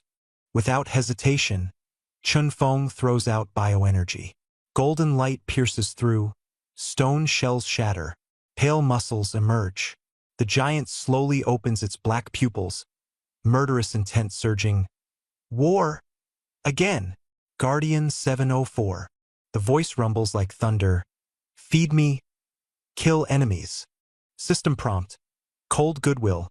Hiring fee 2,000 bioenergy per day. Meals included. Just feed them and they'll work? I like this personality. Zhao Kuo bursts into laughter. Chun Feng's lips curl into a cold smile. With these ancient ones, 30,000 new recruits, powerful mechas, and the depths of the bronchial segment, who dares to stand in the way? The scene shifts again to the hardcore sanctuary, as chaotic as an international market in uproar. That's right. A new battle is about to erupt. 300,000 new players are flooding into global servers like a tidal wave. Newcomers from all over the world, with different skin colors and languages, are swarming in. The majestic and oppressive Scarlet Hall leaves them dumbfounded. Some new players squat down to touch the floor, while others cautiously approach the aloof, Silver Wing Sentinels. The once solemn newbie square has now turned into a recruitment frenzy. The Dawn Guild's 9th Division is recruiting healers and tanks. Join us and get top-tier bone gear. Led by Fengshen, the #1 in strength. The Dragon War Guild is giving away 100 bioenergy. We'll take you through high-difficulty dungeons. Guaranteed level-ups. The Royal Guild only wants high IQ players. Pass the logic test and keep up with the pace. Not only the 3 giants but various small and medium guilds, as well as freelance studios, are sprouting up like mushrooms after the rain. The Brotherhood is recruiting. Loyalty comes first. Gold Farming Group pays daily wages. Bioenergy can be exchanged for cash. A newly joined foreign player hadn't even reacted yet when an enthusiastic middle-aged woman from Longwa grabbed him. "Young man, want to join? Our Sunset Red logistics support is top-notch." Scene switch, a second-tier city in Longwa, late at night. Lu Wei, game ID man like the wind, an ordinary food delivery rider. He has no special skills or big guild background, but with incredible luck, he got into the game early, scavenging and grinding monsters online every night. Finally, last night, he leveled up to LV.20 by stumbling upon the corpse of an elite monster. The moment of destiny's turn had arrived. He was speeding on his electric bike, delivering food, trying not to be late. Suddenly, at a red light intersection, a car ran the red light recklessly, heading straight for Lu Wei. Time seemed to freeze. Talent activated.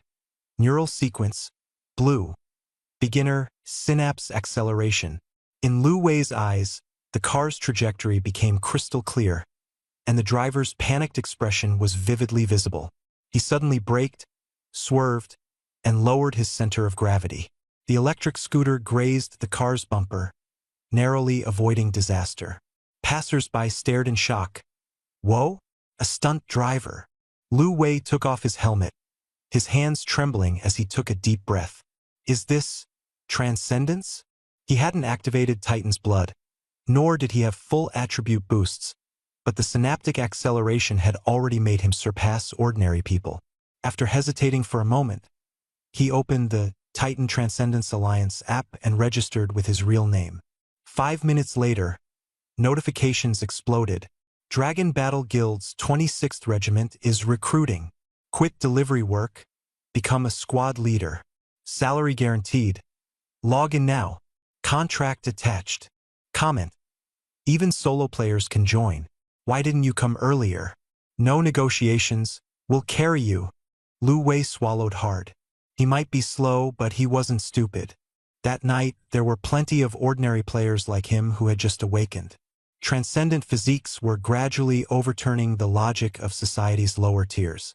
It was only natural. Scene switch, right lung segment, bronchial entrance. Blazing outpost. This was no playground for beginners, but a meat grinder of life and death trials. The flame demon lord had been slain, yet the bronchial segment remained occupied by swarms of inflammatory tumors and lava elements. Players relied on the outpost, fighting fiercely. Feng Xing Tianxia controlled Titan's Fist, slashing down an LV.30 elite monster. The mech issued a warning. Left arm transmission shaft worn 80%. Factory repair recommended. Broken again, so annoying. Feng Xing Tianxia reluctantly logged off, staring at the smoking steel behemoth. This thing is awesome, but it burns through money like crazy. The data fanatic next to him analyzed. Its combat power caps at LV.35, but our first-tier average is LV.26. At this rate, in less than 2 months, players' physical capabilities will completely surpass the mech prototype. It turns out that the awakening of the human body is even more terrifying than machines. Mechs are just a temporary crutch. The real future battlefield will be supported by self-evolution. Feng Xing Tianxia's gaze was resolute. The future held limitless possibilities. On the other side of the defense line, Zhao Kuo led a group of people frantically feeding pigs. These weren't ordinary pigs but 30 awakening giant ancients, mutated macrophage forms. Number 704, standing 12 meters tall, its shell shield covered in spikes, led its overpowered brothers. NPC Legion, Ancient Guardians. LV.27, friendly but reliant on food to sustain life, their ultimate move is devouring evolution. Number 704 let out a burp, roaring in an ancient language. 30 giant creatures stood up in unison, their aura exploding like moving walls. Intruders, eliminate. The charge was imminent, the biological tanks smashing through lava elementals, stuffing the debris directly into their mouths, crunching loudly. Zhao Kuo's face was full of pride. See that? These gluttons are even tougher than mechs. If they break, they can fix themselves. Truly the chosen workers. It made sense. Meanwhile, the player's daily joy, the pet system, was equally popular. Besides the usual probiotic slimes and eosinophilic hounds, a lucky player showed off a rare exclusive. Holy crap! What kind of treasure is this? A black orb surrounded by purple lightning arcs, with a sly grin on its face, turned out to be the natural killer cell, assassin type. NK Ghost. LV.18 epic quality, capable of precisely identifying cancerous mutations, delivering a critical hit with 5 times the damage. It moved as soon as it decided, suddenly appearing behind enemy lines, rapidly draining the elite monster's health bar. This game not only tests your grind but also your luck. Tears of envy flowed. Just as everyone was immersed in the excitement of pet raising, NPC feeding, and mech repairs, a system warning suddenly swept through the scene. System notification: segmental bronchial blockage cleared. Outpost ventilation efficiency increased by 0.2%, though 0.2% seemed insignificant. Feng Xing Tianxia felt uneasy. The blockage was more severe than expected, and the Silver Wing Sentinels were working at full capacity to clear it. Then, a red alert blared. Oxygen concentration abnormally increased. The oxygen-rich environment activated the hidden, flame demon parasites.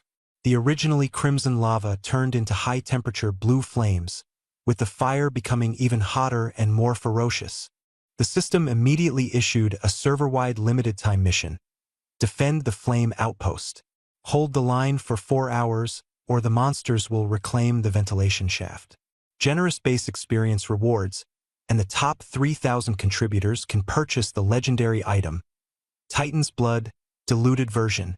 The entire scene erupted, and Feng Xing Tianxia gave the order: stop all feeding and petting. Prepare for battle.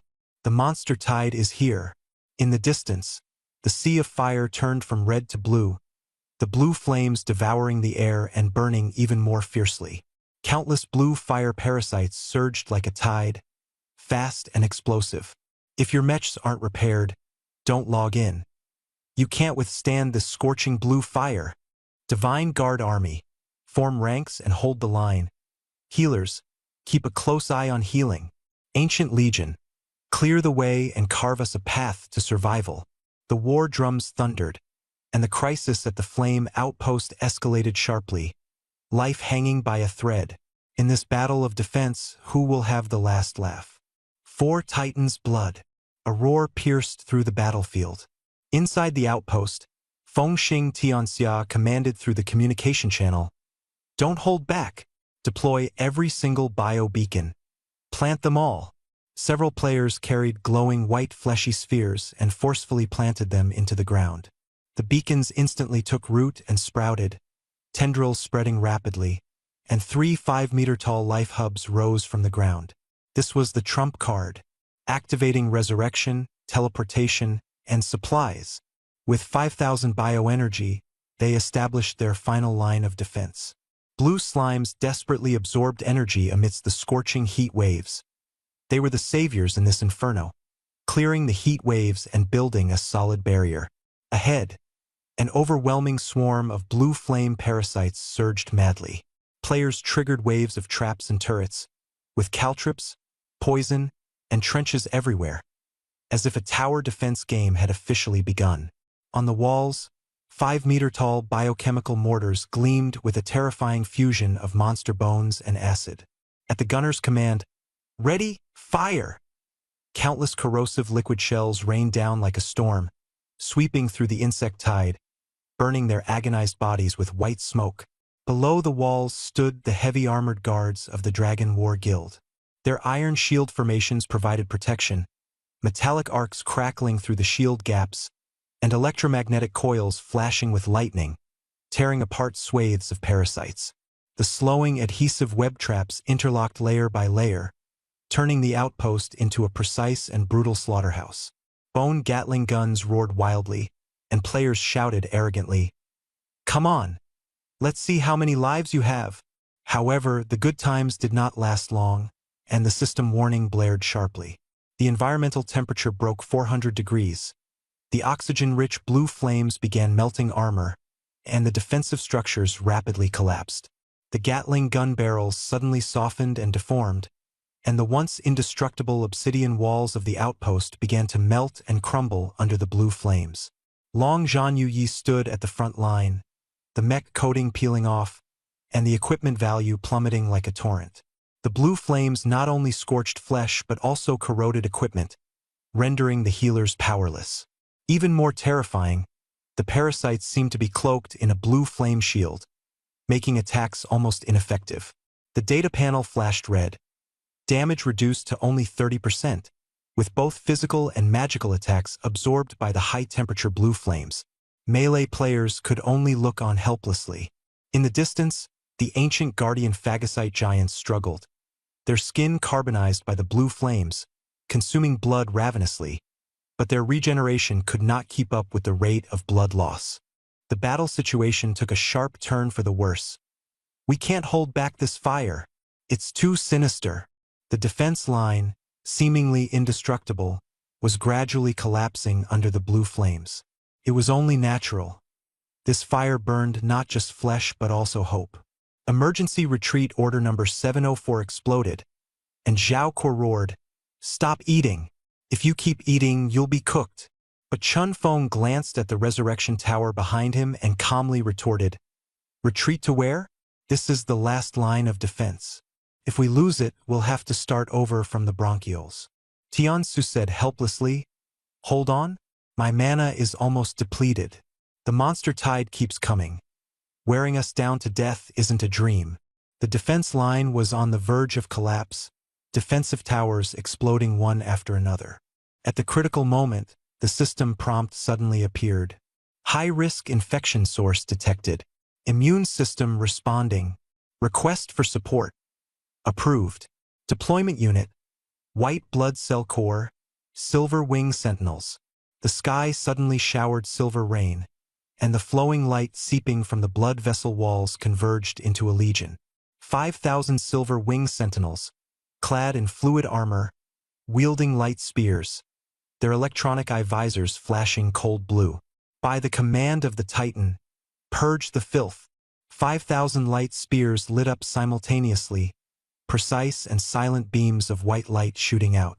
Look, the once all-conquering blue flame parasites had their flames extinguished in an instant, their hard shells melting like snow. Silver wing sentinel applies enzymatic decomposition. Enemy armor nullified. Blue flame shield disabled. Duration 60 seconds. Armor broken. This NPC is way too overpowered.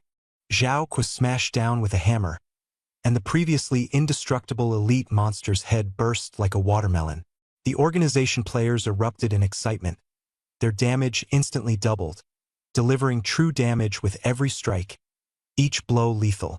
Fengxing Tianxia dragged his broken mech to stand again, wielding a chainsaw blade with a missing edge. The NPC stripped the armor. Even plot armor has to step aside. The defensive line instantly revived, with the steel torrent and silver wing sentinel launching a counterattack. Players unleashed their full output. NPCs stripped armor and broke shields. The ancients tanked damage on the front lines, and pets cleaned up the surroundings. Perfect coordination, flawless execution. The smoke cleared, leaving ruins everywhere. The cost was heavy. The ironclad mech knelt down with a roar, its cockpit hatch opening, the smell of burning filling the air. Fengxing Tianxia crawled out of the broken mech, his face as black as the bottom of a pot. System notification. Mech core melted, left arm transmission scrapped. Repair requires 2 million bioenergy plus massive resources. Suggestion. Directly scrap it. 5 million to build. Scrapped in 4 hours. Fengxing Tianxia was heartbroken. Although the mech withstood the hardest wave, the high heat erosion destroyed it at an extremely fast rate. Long Zhan Yuyi patted his own mech. Out with the old, in with the new. As long as the frame isn't broken, a few repairs and it can fight again. Fengxing Tianxia remained silent, his gaze falling on the rapidly flashing experience points. This brutal defense, combined with the experience gained from eliminating the Flame Demon Lord, allowed him to break through his bottleneck in one go. System notification. Congratulations on leveling up. Current level LV.27. You have gained 1 potential point. Remaining potential points 2. Chun Feng took a deep breath, opened the talent tree, and the battle truly entered a new chapter. At LV.20, he unlocked Neural Sequence and decided to go all in with 10 points. At LV.23 and 25, he respectively unlocked Bullet Time and Micron Level Control, leaving only 2 first-tier talent upgrades. Neural Sequence, Tier 2, unlocked. Consumes 2 potential points to gain Intermediate Synapse Acceleration. Brain neurons transmit signals at lightning speed, surpassing the limits of carbon-based lifeforms. Thinking speed doubles, the world slows down. The rotation of a bullet in the chamber is clearly visible. Buzz! The brain roared, and the battlefield sounds layered. The whistling wind, the vibration of mech engines, the dancing dust in the air, all came into view. Chun Feng grabbed a handful of ashes and released them. The ashes fell slowly, almost unbelievably so. He swiftly drew his dagger and flicked up the unburned particles before the ashes hit the ground. The blade returned to its sheath, and only then did the particles bounce up. Who? His gaze sharpened, and the frustration from the mech's explosion was swept away. Surpassing mechs is just around the corner. At the edge of the battlefield, Titan's blood was fully distributed. On the other side, hundreds of Silverwing Sentinels. Rangers LV.20. With golden markers above their heads coldly stared at the players. Employment contract. Price, 100,000 biomass energy plus 10 blue flame crystals. Can be hired indefinitely as long as you can afford it. Bringing a squad of Sentinels is no problem. 100,000 each? And they're LV.20. Ordinary players shy away, the price is intimidating, and they look fragile on the surface. But high-level players reveal greedy smiles. Armor-piercing artifact, absolutely solid. Zhao Kuo waved his hand, threw out his savings, and directly bought 20 Sentinels. Form 2 rows, follow me. As long as you strip the monster skins, I'll smash their heads. The scene was explosive. Silver Wing Sentinels surged like a tide. High-level groups were surrounded by silver soldiers, while ordinary players only had a few blue slimes tagging along. The first echelon finished resting and decided not to venture into the deeper parts of the segmental bronchus for now. Preliminary speculation suggested a boss above LV.40 was guarding it. Certain death awaited. Chun Feng pointed at a fork on the map. The main path is blocked. We'll go this way. Recon reports that the airflow there is still, the Crimson vessel can't pass through, will need special methods. Coordinates. Right lower lung lobe B404 outside the segmental bronchus. No path ahead, President. The scout pointed forward. The once surging Crimson galaxy came to an abrupt halt. The dark void devoured the way ahead. In the distance, the faint blue B404 loomed faintly. Red blood cells can't get through. How do we cross? Long Zhan Yu Yi frowned. Walking the tightrope.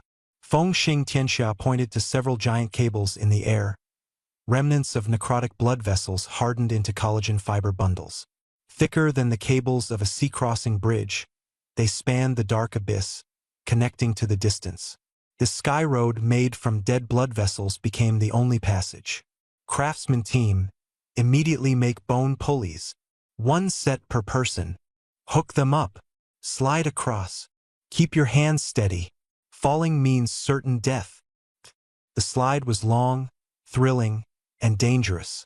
500 members of the joint exploration team finally set foot on solid ground. A chill swept over them. No wind, no fire, no eerie cries. Only a deathly silence. The tracheal walls beneath their feet were no longer healthy pink or crimson but a lifeless gray-black, necrotic tissue. The data fanatics stared at the detector.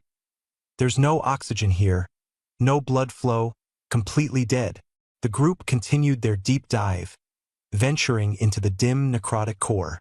Suddenly, a faint blue light flickered. Upon closer inspection, it was a city. Countless glowing mycelium, calcified bones, and crystal-like buildings sprawled across it.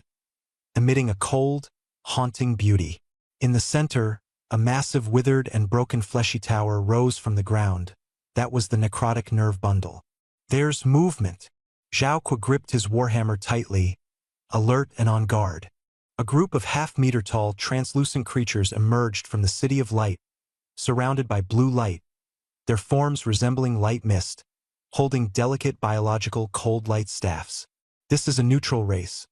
Light energy fungus, Titan's kin, a mutated probiotic symbiotic civilization, levels ranging from LV1 to LV35, in a state of vigilance and weakness, their faith wavering. The elder at the forefront slowly raised his staff, his voice not transmitted through air but via bioelectric waves, directly resonating in the mind, filled with ancient despair. Outsiders, have you come to plunder the last spark? Chun Feng stepped forward, signaling to cease hostilities. We are Titan's kin, here to eliminate the infection. The elder's eyes turned from confusion to sorrow, pointing at the nerve tower. It's too late.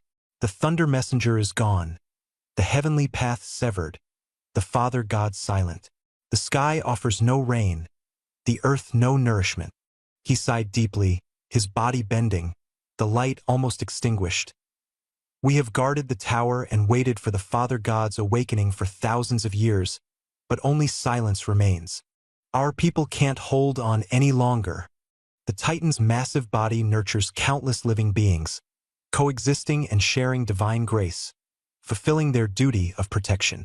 But the divine war brought severance, nerve necrosis, and the light energy fungus civilization was isolated, trapped in a collapsing ecosystem.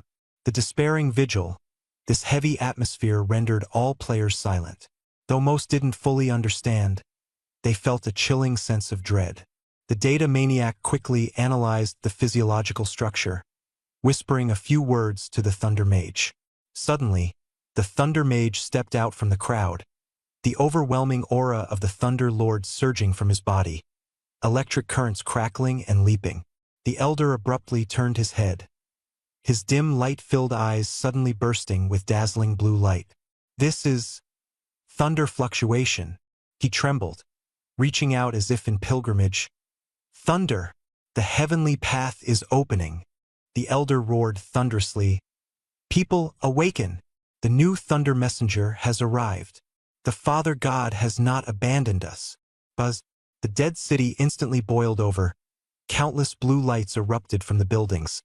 The light energy fungus gathered in the square, their gazes devout as if witnessing a divine miracle. Hidden epic quest triggered. Remnants of the old days. Light up the lost lighthouse. Mission objective. Infuse electrical energy from the Lord of Thunder. Activate the withered neural tower. And restart the Skyway. Just wait and see, this time there's hope for the Skyway again. Camera zooms in on the shattered fault of Zone B404. Deathly silence spreads. Fiber bundles hang like broken harp strings in the vast darkness. Suddenly, a sharp screeching sound tears through the silence. Hundreds of black dots swiftly streak across the sky, the Weaver's forces racing in, with the Life Sage and Flesh Artisans converging. This is a life-or-death assault. They bear high overload resistance, breaking through extreme speeds, slicing through the air with bone pulleys and biopropellers, rushing at full speed toward the core of the 30,000-kilometer-long sky chasm. Scene shifts to the ground. Luban number 7 lands steadily. This is B404? He steps down, leaving a deep pit, his gaze locking onto the ghostly blue city and the severed Crimson Star River. The president said to connect the bloodline? Don't kid me. This is clearly about building a super bridge across the equator. Brother Luban, since you're the bridge expert, tell us how to fix this. Luban coughs lightly. To be honest, I've never seen such a crazy project. Inside the command center, the atmosphere is tense.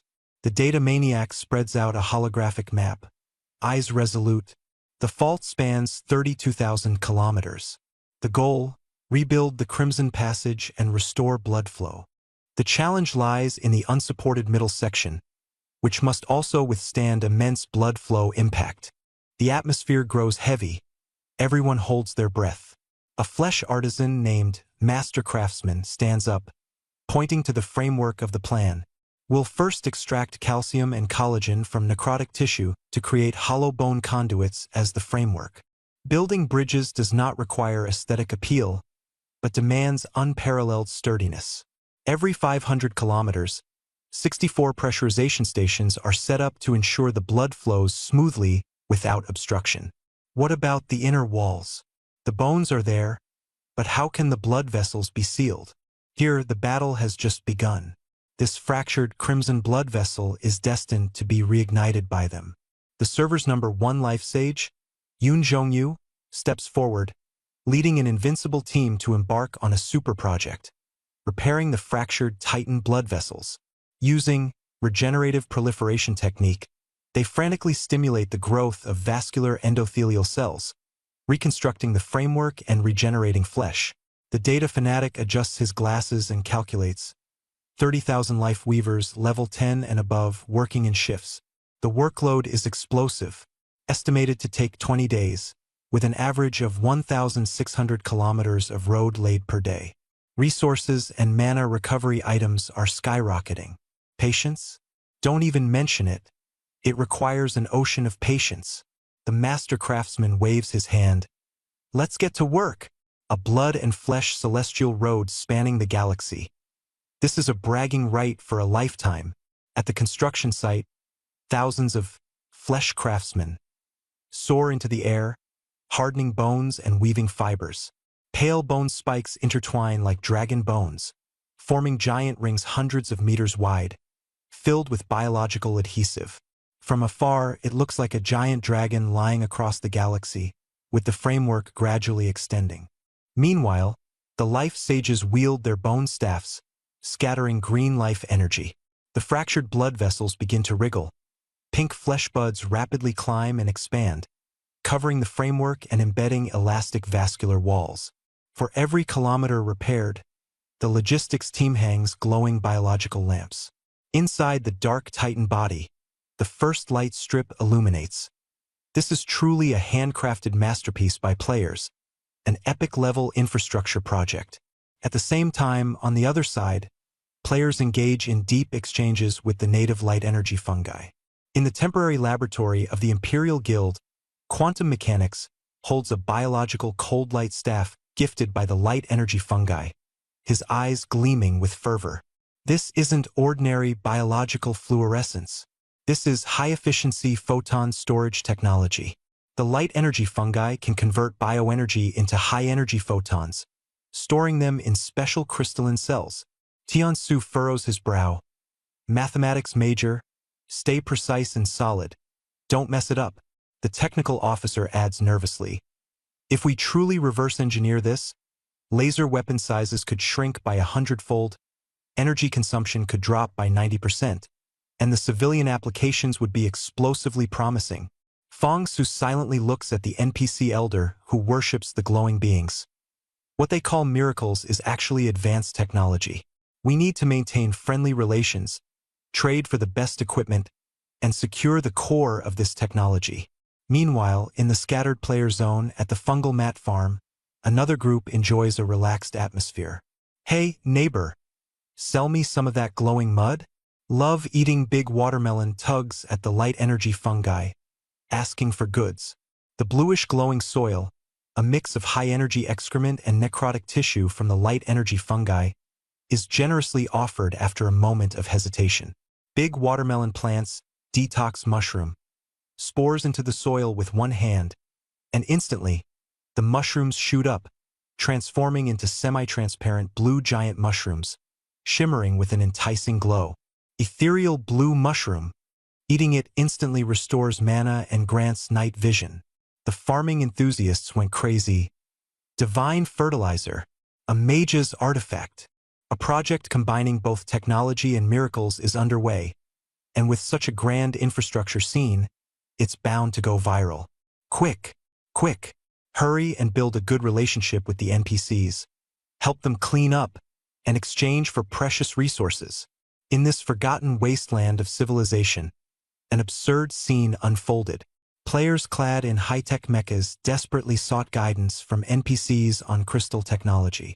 Meanwhile, Other players followed closely behind NPCs with shovels, collecting poop.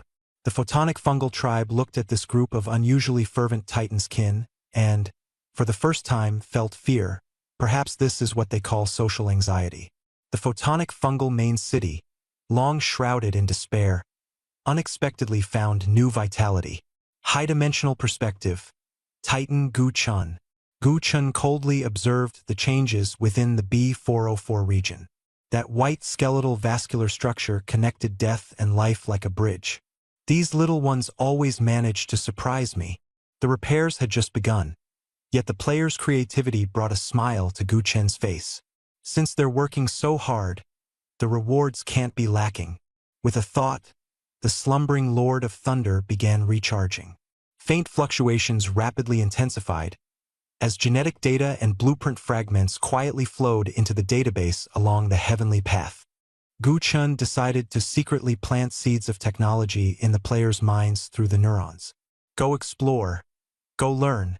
This is just the beginning.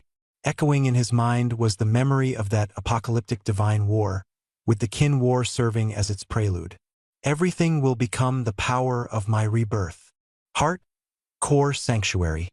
Time passed, and the novice village bid farewell to chaos, transforming into a bustling transit hub. Language posed no barrier, yet cultural and factional divides were hard to overcome. On the east side of the square, the new Dragon Nation guild Wings of Freedom was recruiting, shouting about conquering the left kidney and expanding their territory. Captain Know-It-All stood on a high platform, passionately igniting the crowd, gathering all the newbies.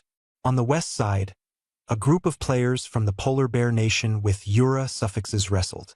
Their Steel Torrent team consisted entirely of berserk beasts, immensely powerful and brimming with fervor. The true elites, Dawn, Dragon War, and the Royal Dynasty veterans, had all disappeared into the deeper maps.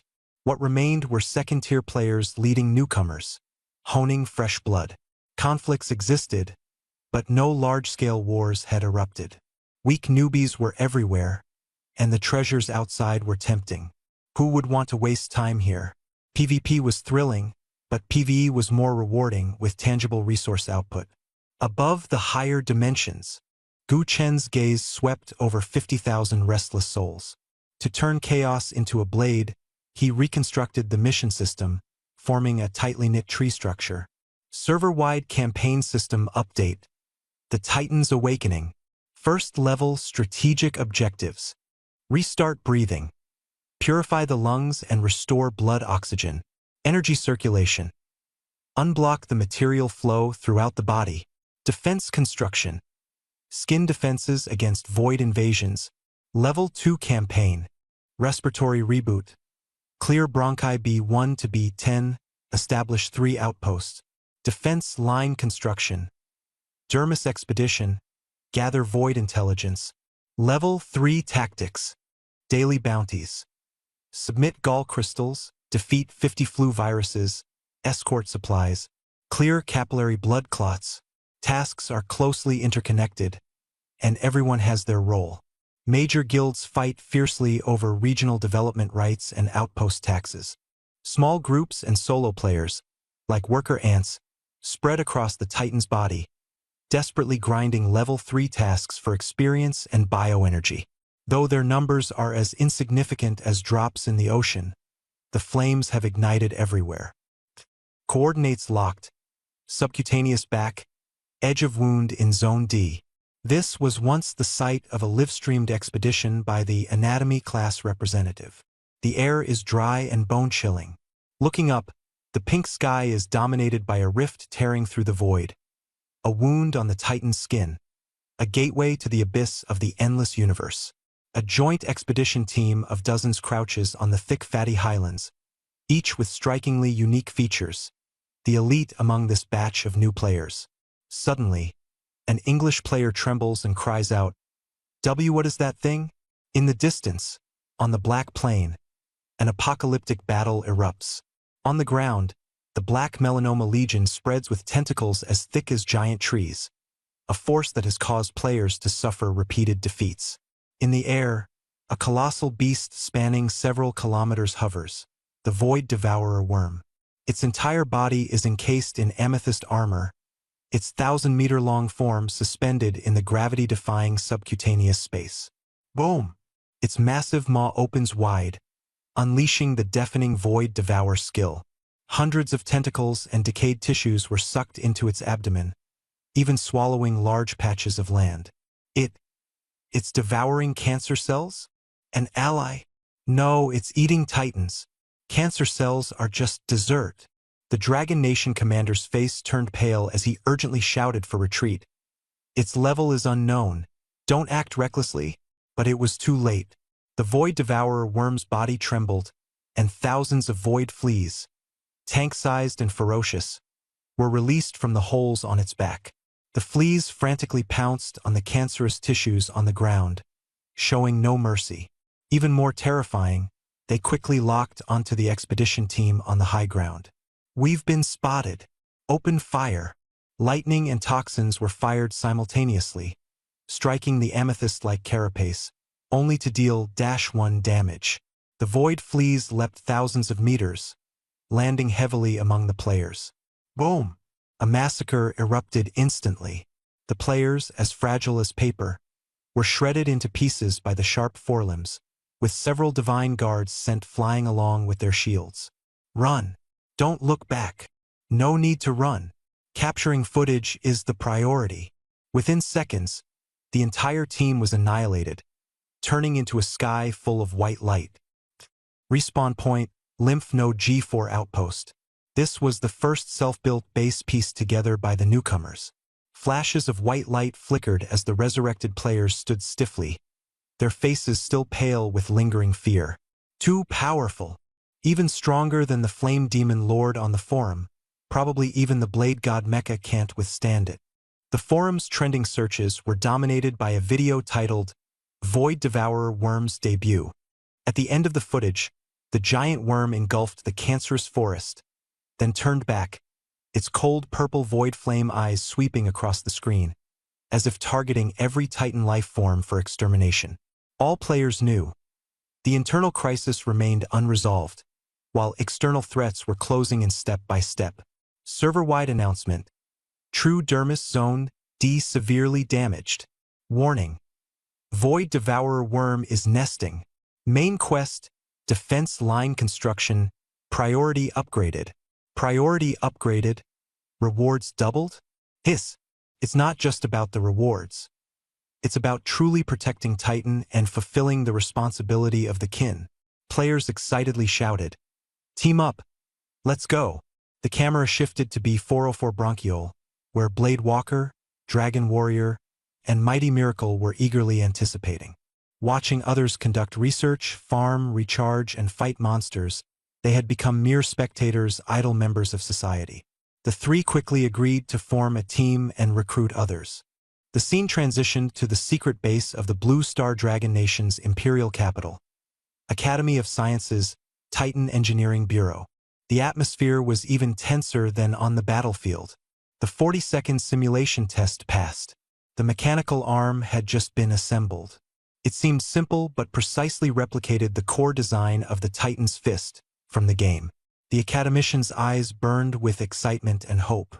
Academician Lee gently stroked the carbon nanotube bionic muscle, his eyes bloodshot but filled with excitement as he said, "The blueprints in this game are legit. Using neuroelectronic translation technology, we've overcome decades-old challenges." Beside him, Ban Jiangwo asked gravely, "How long until it's operational?" Academician Lee asserted, 3 months to produce a military-grade exoskeleton prototype. If we can get more advanced blueprints or the flame core sample from the game, Dragon Nation's combat power will transform."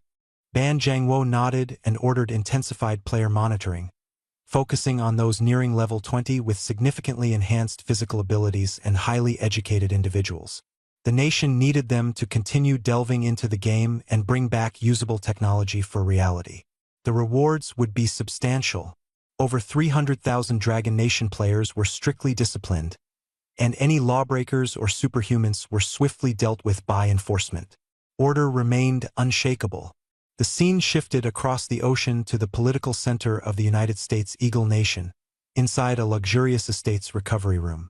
70-year-old Senator Smith removed his gaming helmet. His face flushed and spirit invigorated. In the game, he was a level 5 newbie, but the sensation of his nervous system being activated had him hooked. I must have that Titan's blood potion. Smith's eyes were filled with greed as he instructed his assistant. Find top gamers, at any cost. Green cards, gold cards, trust funds, stock dividends, privileged protection. Even if it requires invoking presidential powers, I must acquire that qualification. This was the taste of power and money, wasn't it? Inside the Pentagon, the recruitment office issued new orders, the Titan Project, recruiting high-level players regardless of race or gender. They deliberately dismantled Latin and Asian gangs to prevent cliques. These recruits wouldn't go to the battlefield but would remain active in specific guilds within the game, while working in designated companies in reality. Generous benefits were provided, including relocation to good neighborhoods, modeled after Silicon Valley with healthcare, tax exemptions, interest-free loans, and provident funds all included. Life was good. The state machinery operated like clockwork, and an intense battle outside the game was unfolding. When the Eagle Nation makes a move, it's still the same old capitalist game. Fast-track channels, massive scholarships, and privileged military ranks reserved exclusively for LV.20 and above transcendence. This tactic is too predictable, hoarding money to nurture elites, ensuring no one can easily overturn the game. Scene shift: Little St. James Island. A group of middle-aged bigwigs, wearing tall hats and sporting beards, sit around a long table. Medium-rare steaks glisten with oil. They're not simply dining. They're plotting a conspiracy. Before the conversation ends, we can't let the Eagle Nation dominate alone. We must intervene and take control of this planet. The voice is steady yet brimming with murderous intent. Voices of agreement echo, and the conspiracy begins to take shape. Next stop, Wild Wolf City, the lawless carnival of the Golden Triangle. If the Dragon Nation is a bastion of order and the Eagle Nation a capitalist arena, this place is the Devil's Courtroom. Dilapidated warlord territories are given a fresh coat of paint. Smuggled armed helicopters are parked by the poolside, and decadence reaches its peak. Wolf Boss, a new batch of players has arrived. A subordinate beams with excitement, leading dozens of newcomers with varied expressions. Fugitives, desperados, and even a few blonde-haired, blue-eyed Western adventurers. The strongest among them is barely level 10. Yet in reality, each is armed and ready, with blades flashing and shadows of violence vividly present. By the poolside, Greedy Wolf sprawls arrogantly, enjoying a massage from a beauty at his leisure. He ignores the mortals, casually crushing a walnut in his hand. The shell shatters with a snap, leaving the kernel intact. His LV.22 skills are revealed. Hunting instinct, muscle fiber reconstruction, keratinized skin, a hardcore survival build. The newcomers fix their gaze on him, flames of ambition igniting in their eyes. The display of power is not just intimidation but also a promise. Greedy Wolf rises, his body covered in prominent scars like a lion king entering the arena. His muscles tense, and his aura instantly dominates the scene. He coldly declares, "Here, there's no law, no morality. Only the strong devour the weak." Behind him, a mountain of wealth gleams temptingly. Cash, gold, jade, firearms, and most importantly, custom-made game login pods. He says, "Don't talk to me about those game missions, working yourself to death for what? We're here to grow stronger, to rule in reality." He downs a strong drink, his voice hoarse and ruthless. The strong should trample the weak mercilessly. His gaze, sharp as a blade, sweeps over the newcomers. Some respond with eager enthusiasm, others shrink back in contempt. Greedy Wolf continues, "The Titan game is our greatest opportunity. Slowly and steadily strengthen yourself, and one day, the entire Golden Triangle will be our backyard." His eyes turn northward, his ambition soaring beyond the horizon, his blade aimed at an untamed world. "This land, sooner or later, no one will be able to stand above me. Here, savagery and brutality surge like a tide, and silently, a storm is brewing. The Titan's body is not simply a scaled-up human form. The size of its cells remains the same, but their quantity is thousands of times greater. Imagine billions of kilometers of body hair. Don't be ridiculous, there's only hair in specific areas. Pathology serves as a reference but doesn't correspond point by point.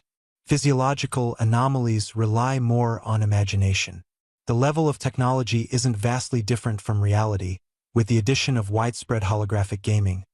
Otherwise, current technology would have already reached lunar bases and beyond. On the back, at the D3 region of the spine, the sky tears open with a massive black fissure, and void energy flows in reverse.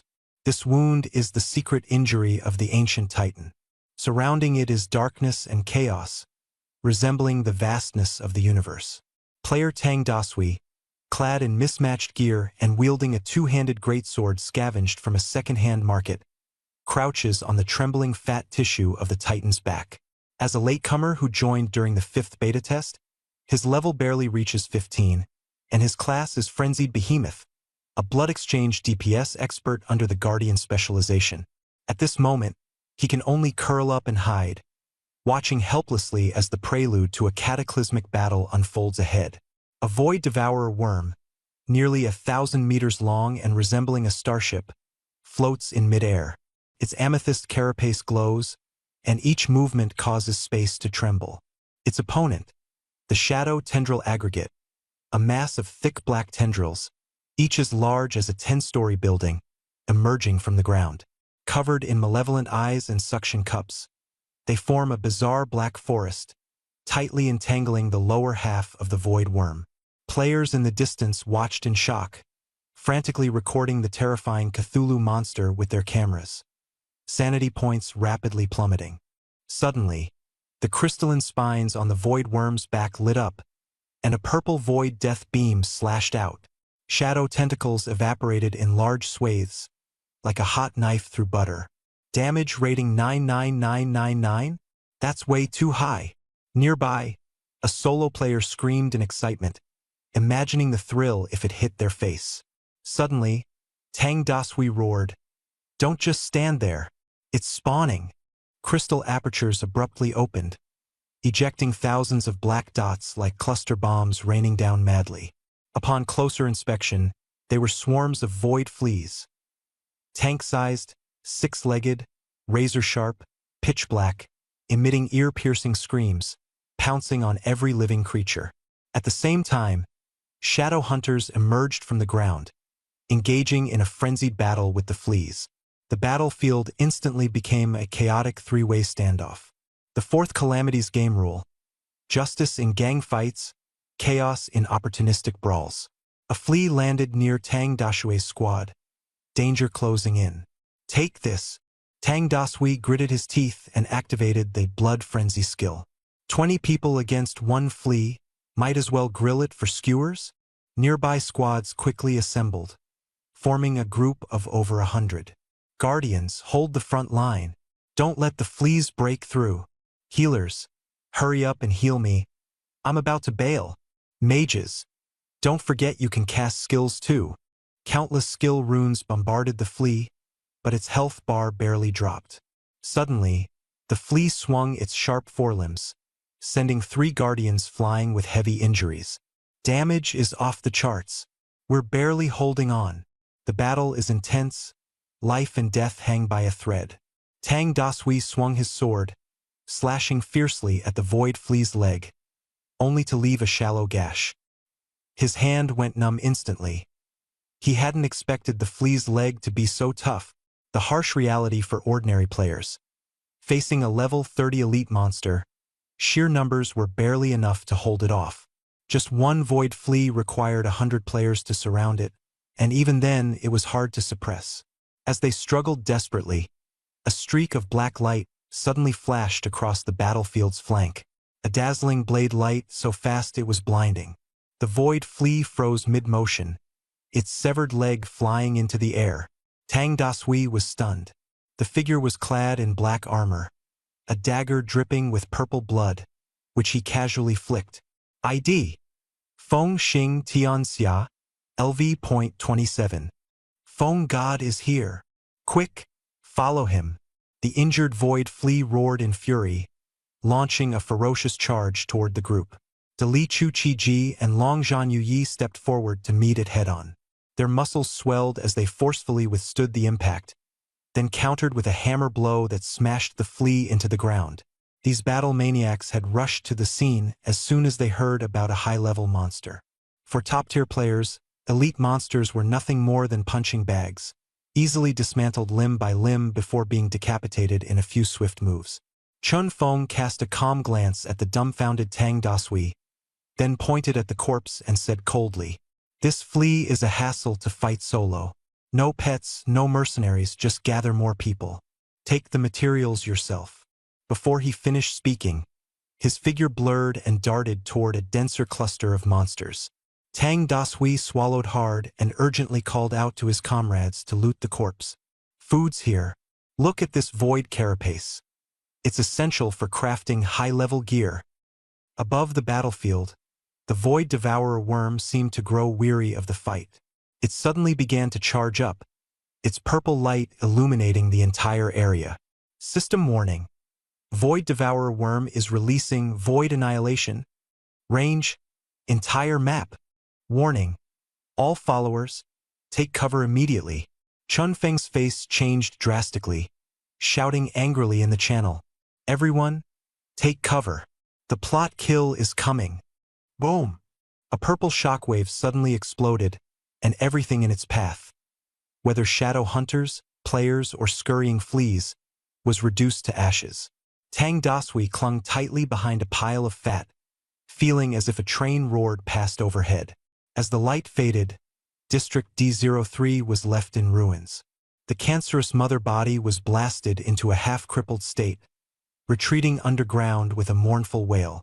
The Void Devourer worm remained unscathed, though the light on its back dimmed slightly as it slowly descended. It began nesting, purple fungal mats spread out. Crystalline structures rose from the ground, eerie and bizarre. Server-wide announcement. The D03 battle phase has ended. Result. Failure to. The Void Devourer worm has established a nest. New map unlocked. Void Worm Nest. New missions available. Danger alert.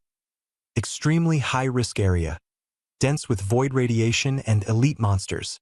Tang Dasui climbed out of the ruins, looking at the worm nest that resembled an alien base. Instead of fear, he shouted excitedly, "Whoa! Endless rare materials. A fixed leveling spot. Awesome!" He took out a bottle of low-grade red potion from his backpack and drank it in one gulp. "The big shots eat meat, we can still fill up with the soup. Brothers, return to the city to repair equipment. Tomorrow, we'll camp around the insect nest and specifically hunt down lone fleas." From the distant high ground, Feng Xing Tianxia stared at the insect nest with a heavy gaze. Another battlefront has emerged. The difficulty is off the charts and highly aggressive. We must bring the elite team to pioneer this. Madman, Yuzu, Law King, did you receive this? Progress depends on you guys. It's urgent on my end. Void insect nest. Players were in misery, repeatedly thwarted in their advances. The once healthy subcutaneous fat layer had now turned into a disgusting purple wasteland. Purple fungal carpets covered the ground, with spiky crystalline structures rooted in the alien battlefield. This was not the Titan's body but a void radiation zone, where all void creatures locked onto the phase shift shield, reducing physical and elemental damage by 80%. Players also had to endure relentless mental erosion. This was the real reason players couldn't make progress here. The monsters were tough, but that was just the surface. The environment was the true enemy. Around the insect nest, void creatures were arrayed like a newly formed army. Void weavers, spider-like creatures, spun webs to repair with astonishing speed. Void crushers, massive beetles with forelimbs as hard as battering rams, specialized in smashing Titan bones. Void raiders, masters of stealth, lurking in shadows to target the back line. At the center, the Void Annihilation worm, resembling a carrier, lay cold and motionless. Its lower body was deeply embedded in the Titan's dermis, with root-like tentacles piercing into the flesh, initiating a horrifying parasitic ritual. This was the ultimate strategy of interstellar predators, transforming into the core of the mother nest to drain the energy of an entire star system. Though this worm was small, it was capable of stirring up a storm. Gu Chun remembered the torn-apart old evil god, the Void Worm Emperor, Wuxiang Zhishir, whose terrifying power as an 11th-tier deity stemmed from devouring and corrosion. Now, though this parasitic worm was only Tier 3, it might inherit that power. It was currently in its most vulnerable yet most dangerous embedding phase. Extracting it was possible, but it would come at a high cost. Last night, players who attempted to approach were instantly vaporized by the Void Annihilation cannon behind it. Razor-sharp and utterly ruthless. Titan au Genesis Forum. Players' viral post. How to defeat the swarm nest? Devs, give us an explanation. LV20 Thunderlord complains. Phase Shift Shield is too overpowered. Skill damage doesn't work at all. Guardian Core Warrior adds. The Crusher's hammer smashes shields directly, and even physical attacks are deflected. Another player summarizes. This isn't about stats. It's the environmental buffs at play. We must find a way to neutralize void energy. A seasoned player steps in. The devs opening both B404 and the Void Swarm Nest at the same time must have a deeper meaning. I brought a light spirit mage and swept through everything. A curious newbie asks, what's a light spirit mage? Pinned post reveals, Lung B404 Light Energy Fungus Civilization Research. Stop fixating on the swarm nest. The light energy fungus in the B404 area has mastered strong light technology, countering the void. I suggest all major sects immediately send diplomatic teams to seek assistance.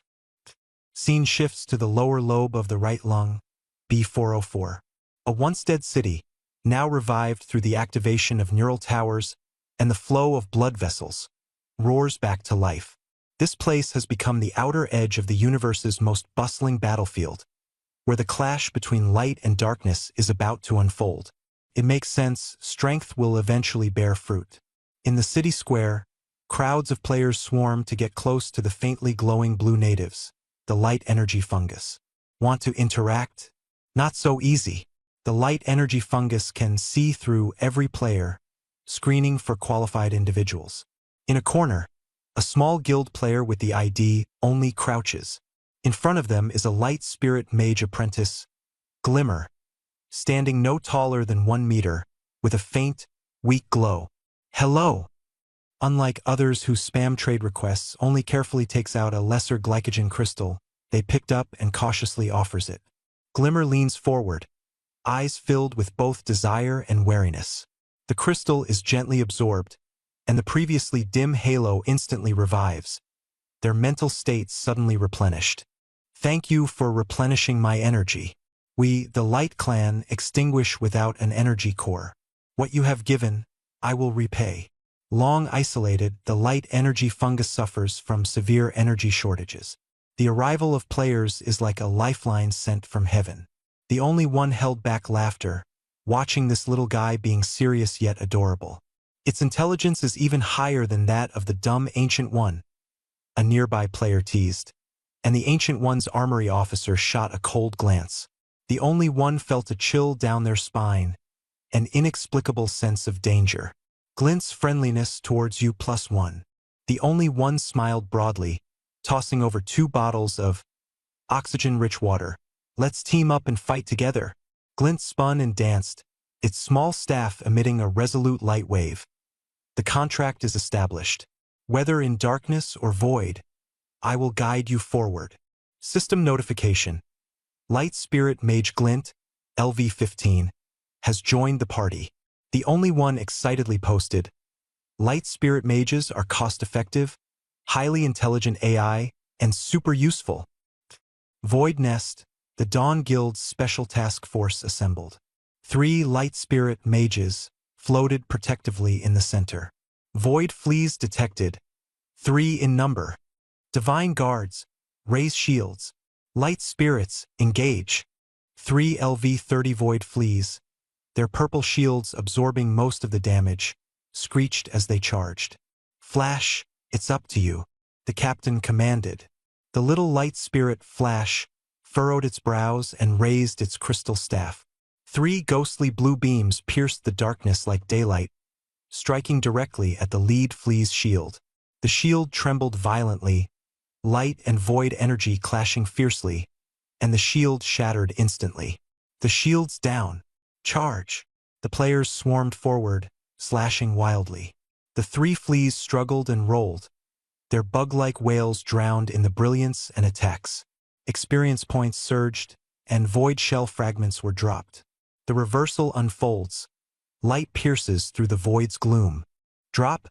Trace void dust X2. Flash flew over, frowning as he stared at the corpse on the ground. This chaotic energy, we can't use it. The Elder said void power must be purified before it can be utilized. Players need this. Void materials lying around are treasures. As soon as the void environment buff appeared, the flesh artisans couldn't hold back any longer, eyeing the void carapace and dust, top-tier anti-magic equipment and rare alchemy materials. The data maniac frowned, swiftly swiping across the screen.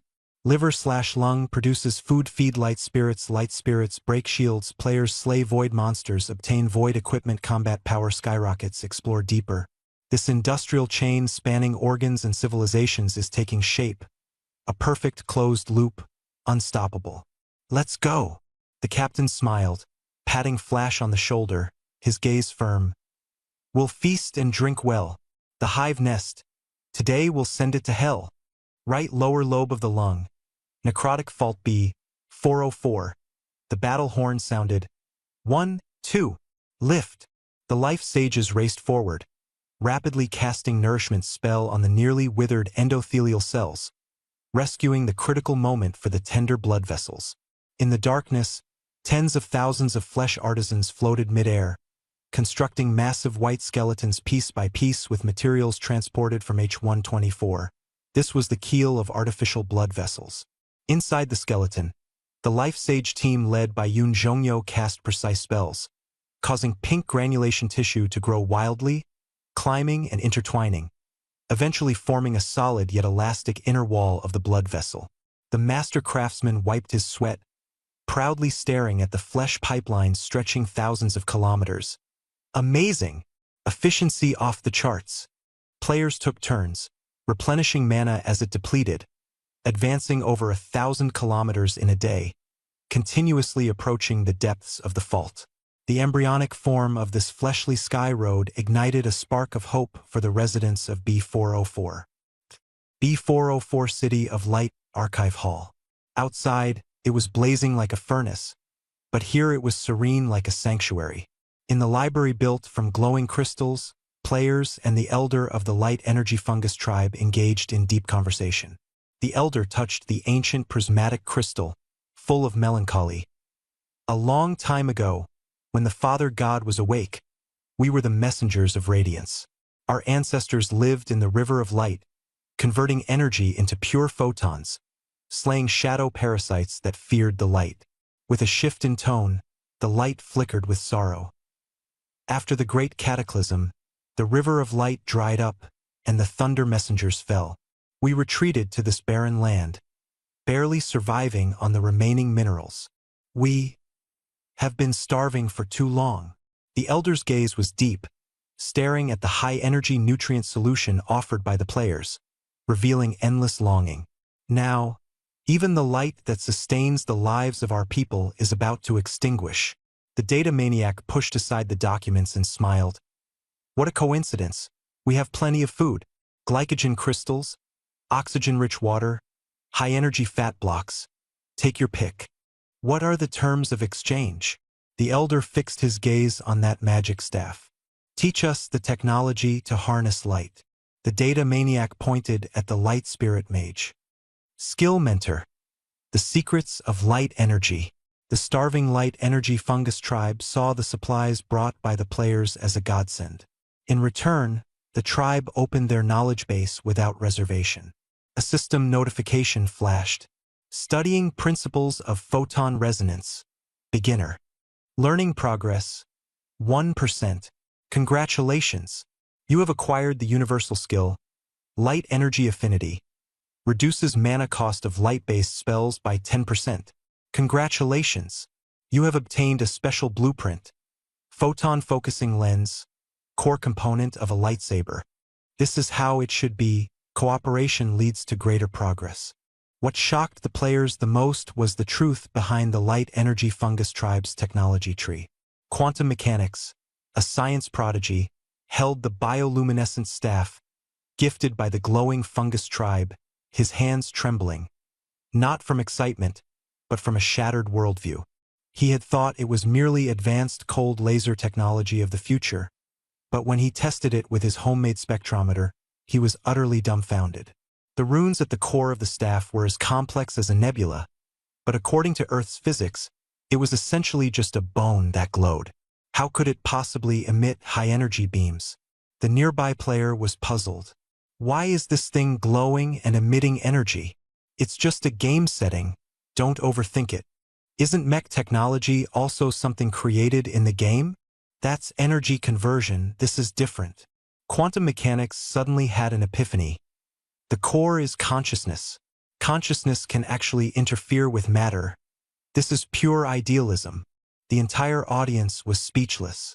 A player whispered, "Come to think of it, we can use so many skills, and our physical abilities are off the charts. Isn't the game itself playing with idealism?" Quantum mechanics almost choked. This is overthinking it. But the mission still had to proceed. Bottom drawer technology, provided by the light energy fungus, needed to be studied by the Engineering Institute. An urgent email was swiftly sent to the Real-World Academy of Sciences. Ban Jiangwo and the others initially thought they had obtained mech technology, but when they saw the consciousness interfering with matter report, their faces turned green. The academicians looked at each other, the atmosphere explosive. What is this? Game technology? Is this a joke? Forget it, it's research from a mentor's protege. Let's patiently take a look. The most shocking thing, however, was not in the laboratory, but in the hearts of the players. Fong Su, the game's top-tier mind hacker, had just finished learning photon resonance taught by the Elder of the Light Energy Fungus, and the advanced psionic sequence was now online. In reality, he stared at the neon lights outside the window, and the skill description echoed in his mind. Psionic sequence, Tier 2, Energy Resonance.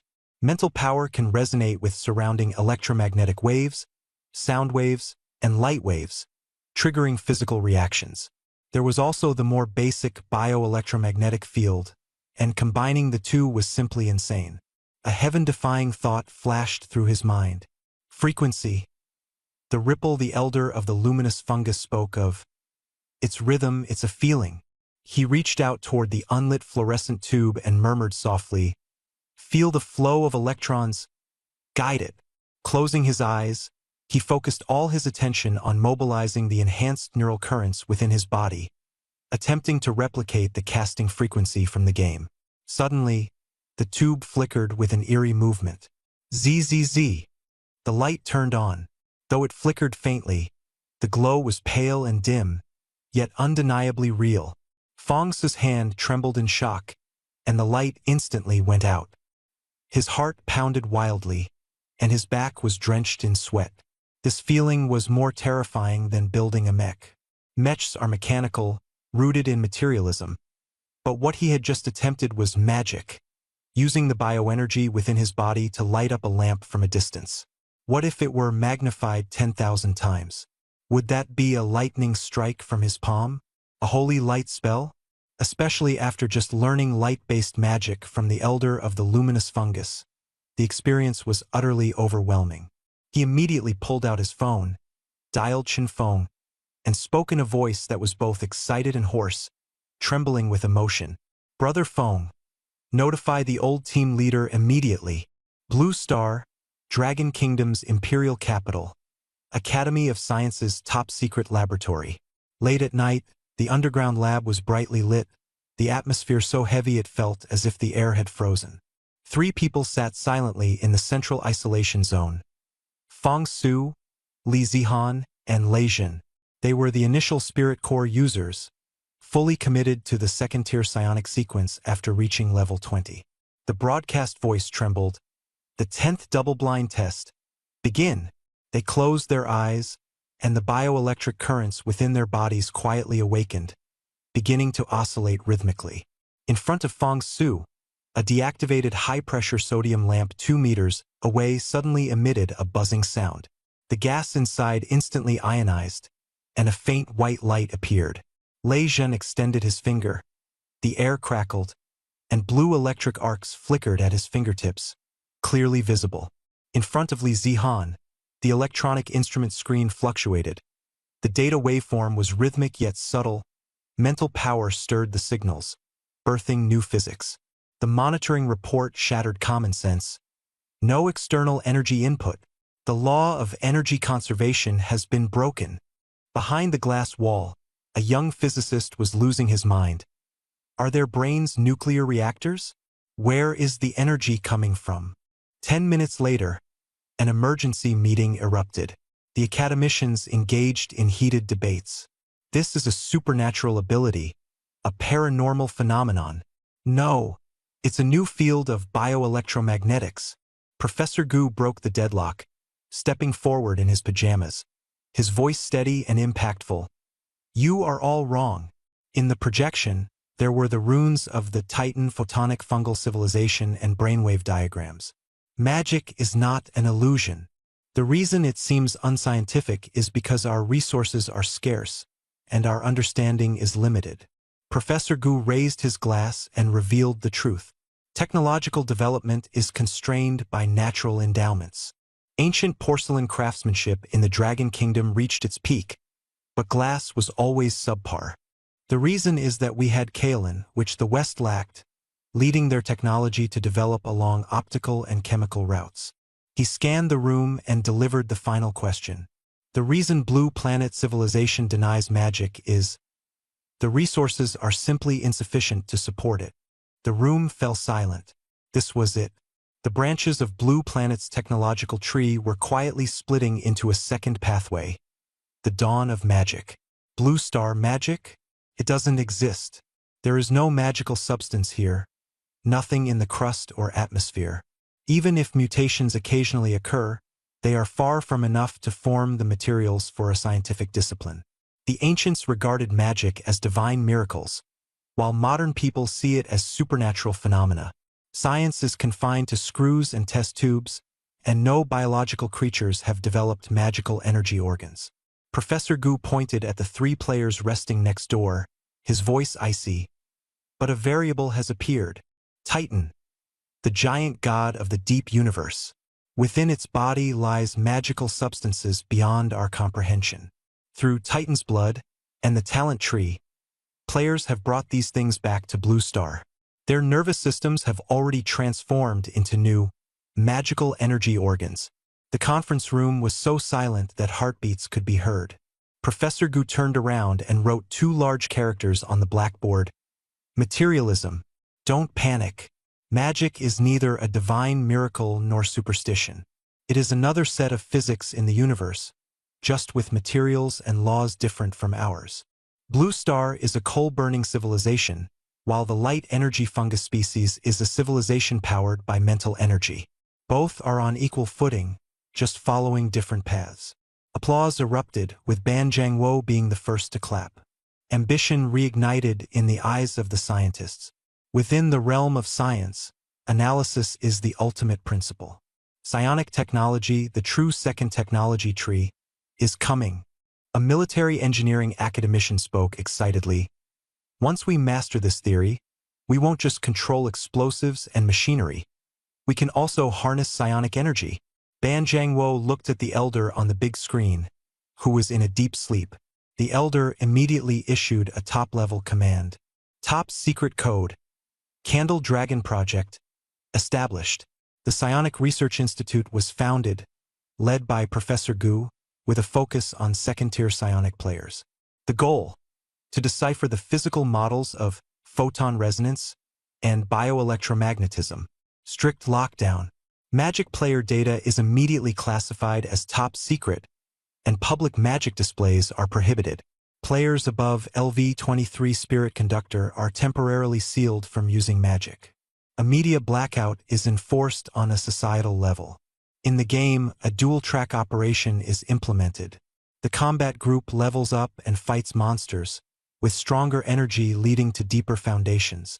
The research group selects the strongest scholars to specialize in light energy fungus technology, studying it from scratch as if deciphering alien texts. After all, learning is endless. In the game, right lower lung, B404 City of Light. Fong Su logged in, staring at his hands, recalling the shiver of lighting up a bulb in reality. Tian Su, madman, what did they say? Chen Feng asked. They've gone crazy, Fong Su said with a bitter smile, though his eyes sparkled. A specialized institution has been established. Brother Feng, we're really about to witness history. He looked up at this city of light sustained by magic. The drifting light energy spores were not special effects but the future code of the Blue Star civilization. Brothers. In the Royal Guild's Research Department channel, Fong Su issued a command. Lei Jin began contacting players with technical backgrounds. The battlefield, from now on, had turned into a library. Grind the favorability of the light energy spores for me. Memorize every scroll, blueprint, even elementary school textbooks in the library. Resources? Don't worry. Leveling up, earning money, ensuring your safety. We'll carve a bloody path for you. All you need to do is steal the fire. I want to stay and research too. Why do I have to fight just because my level is high? A furious roar broke the silence. Location: B404, City of Light, Central Archives. Outside, machinery roared, firearms clashed, and the battle raged on. Inside, it was so quiet that only the sound of pages turning, or more accurately, the flickering of magical light screens, could be heard. With the research command issued, experts poured in. Science and engineering prodigies, military scientists, professors, and scholars furrowed their brows, painstakingly studying magical data and formulas.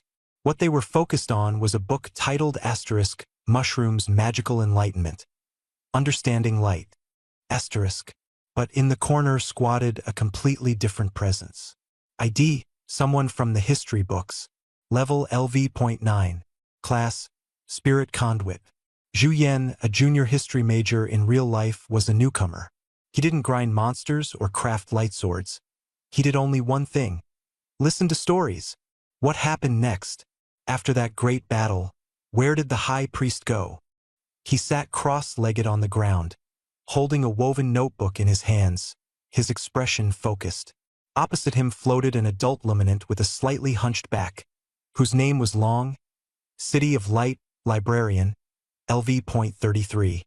While other players asked about blueprints and recipes, he inquired about names and the past. To protect the final barrier's energy, the High Priest dismantled the core and transformed into the cornerstone of the City of Light, the glowing floor beneath your feet. The librarian's eyes flickered with sorrow and nostalgia. Zhu Yen paused his writing and solemnly recorded. 300 cycles before the era, the High Priest sacrificed himself, becoming the cornerstone, helping the tribe survive the Great Extinction Winter. As the record was completed, the notebook faintly glowed. "Thank you, outsider," the librarian said warmly. "You are the first to be willing to listen to my old stories. Others are only interested in light energy weapons. History is not useless." Zhu Yen closed the notebook. "It is the backbone of civilization. Forget the past, and glory becomes a castle in the air." The administrator was stunned. The light body trembled, as if awakened by the revival of ancient memories. He floated to the deepest part of the bookshelf and took out a cracked, mottled, and dim ancient crystal stone. "This is the Photon Memory Stone, recording the most glorious moment of our race. The time when the Father God was not yet asleep, following the Thunder Legion to battle in the depths of dawn. Take it, record it. Do not let our glory perish and fade away with our race." Zhu Yen received it with both hands. As his fingertips touched it, a vast and desolate scene surged into his mind. Countless golden thunder giants' bloodlines surged, blue light weaving into a net of light, fiercely battling the dark and terrifying tide. Buzz! A golden beam of light suddenly shot up from Zhu Yan's body, piercing straight through the dome of the archive. System notification. Deep resonance with the historical river of the Photon Spore civilization. Player traits detected. Reverence for civilization and desire for documentation. Hidden profession triggered.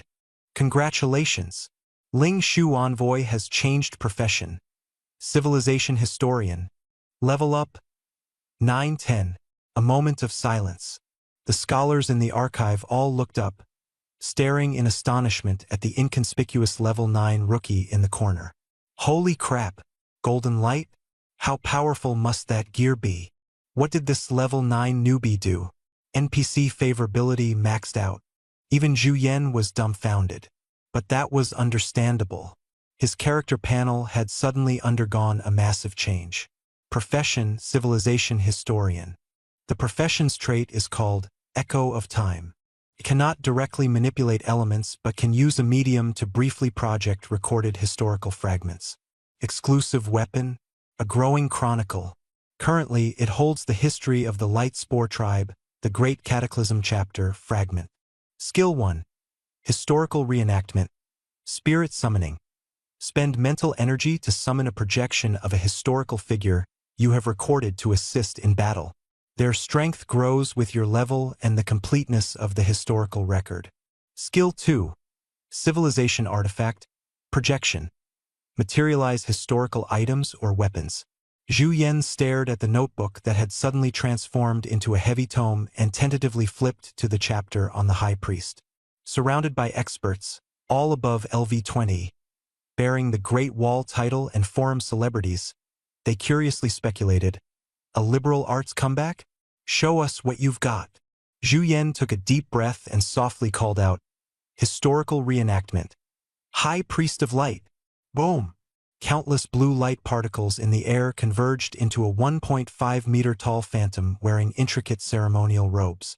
Though its face was blurred, its presence was overwhelmingly majestic.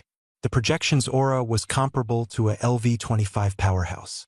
The High Priest waved its scepter, and a blue light curtain instantly unfolded, covering half the archive. Mana regeneration rate skyrocketed, increasing by 5% per second. The scene erupted. Is this profession a summoner? Holy crap! Group mana regeneration? This speed is insane. It's not a summoner. It's a walking magic fountain. Boss, give me one of those accessories. But the exhilaration lasted only 3 seconds before Zhu Yan's face turned pale. His mana bar emptied, and he staggered, nearly fainting. The High Priest's projection immediately vanished. My level is too low, he gasped. LV-10. The spirit can only last for 3 seconds. A researcher from the Imperial Guild excitedly grabbed his hand. Classmate, join us. This place is full of science students, but we're short on humanities. Think about it. Once you level up and record the historical data of the Flame Demon Lord, you can summon it as a fighter. Record the blueprint of a mech, and it can instantly materialize to crush enemies. Zhu Yan's heart trembled with excitement, imagining.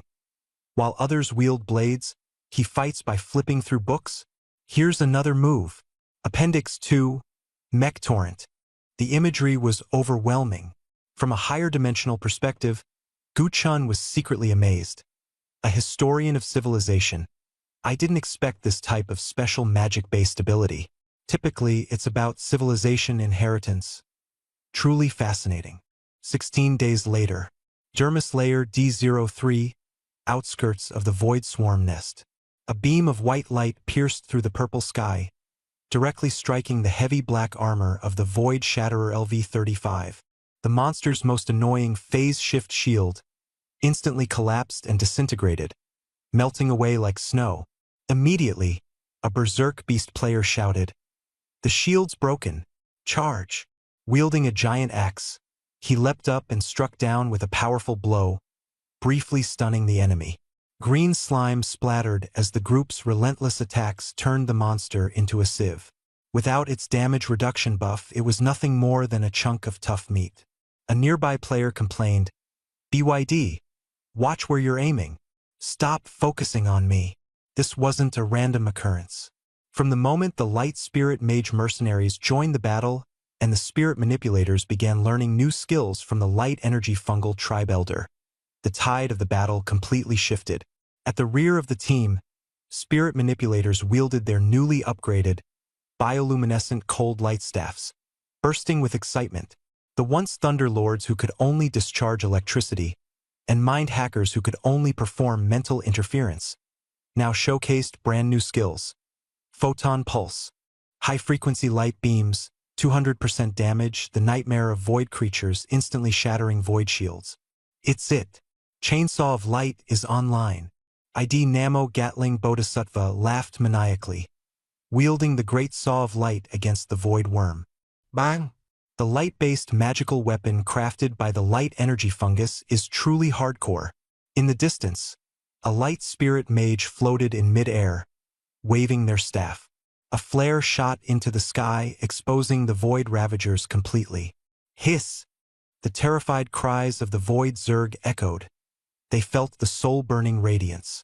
The highly intelligent Zerg quickly executed a strategic retreat, vanishing into the Devourer nest. Understandable. Lower lobe of the right lung, B404 necrotic fault, another grand project begins.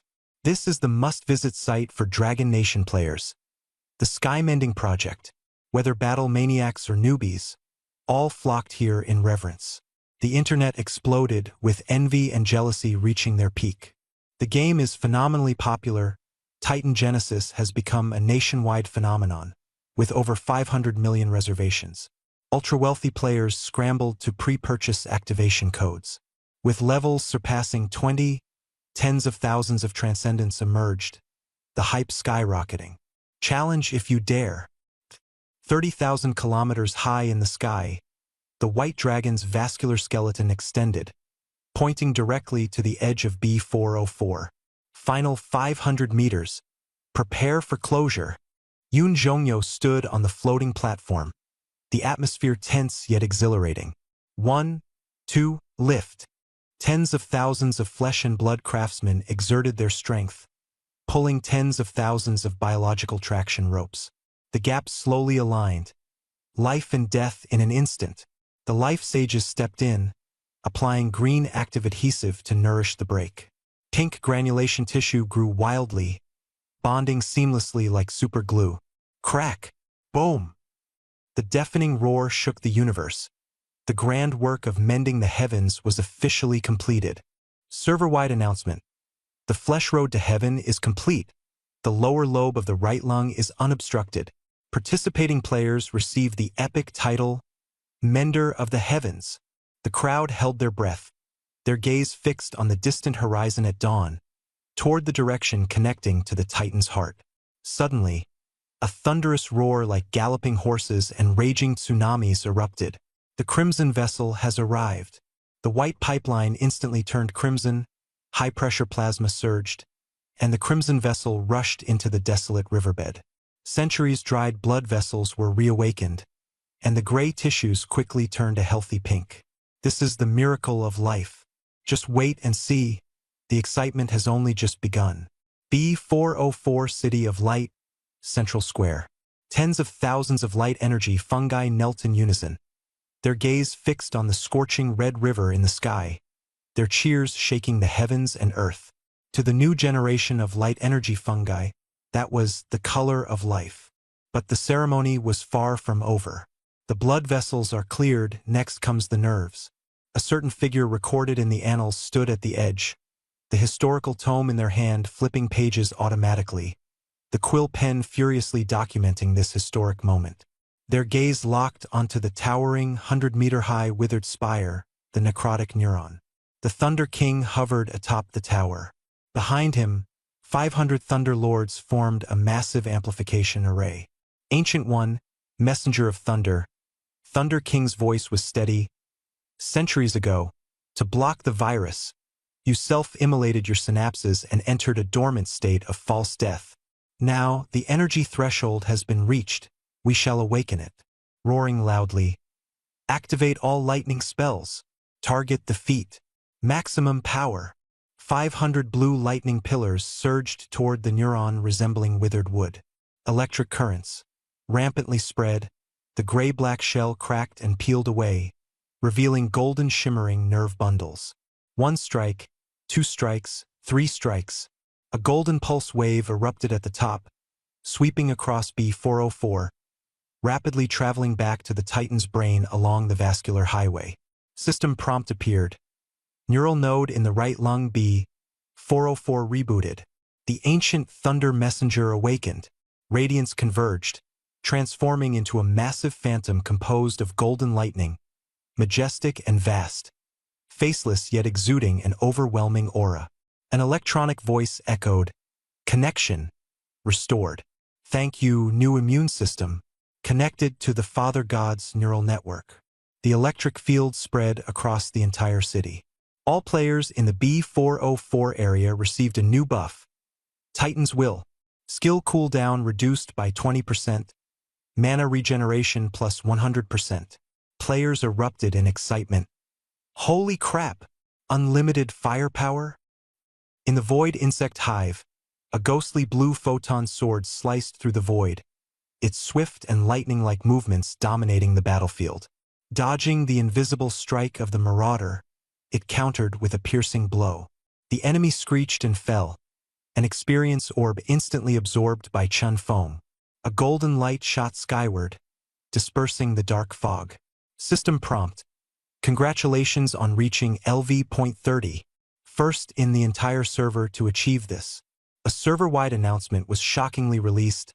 The new chapter of evolution begins. Miracle Maker and Dragon Battle in the Wild looked at him with envy, exclaiming, "Look, new skills and abilities." Chun Feng took a deep breath, feeling the virtual body data reorganize, with attribute limits significantly enhanced. Open the panel.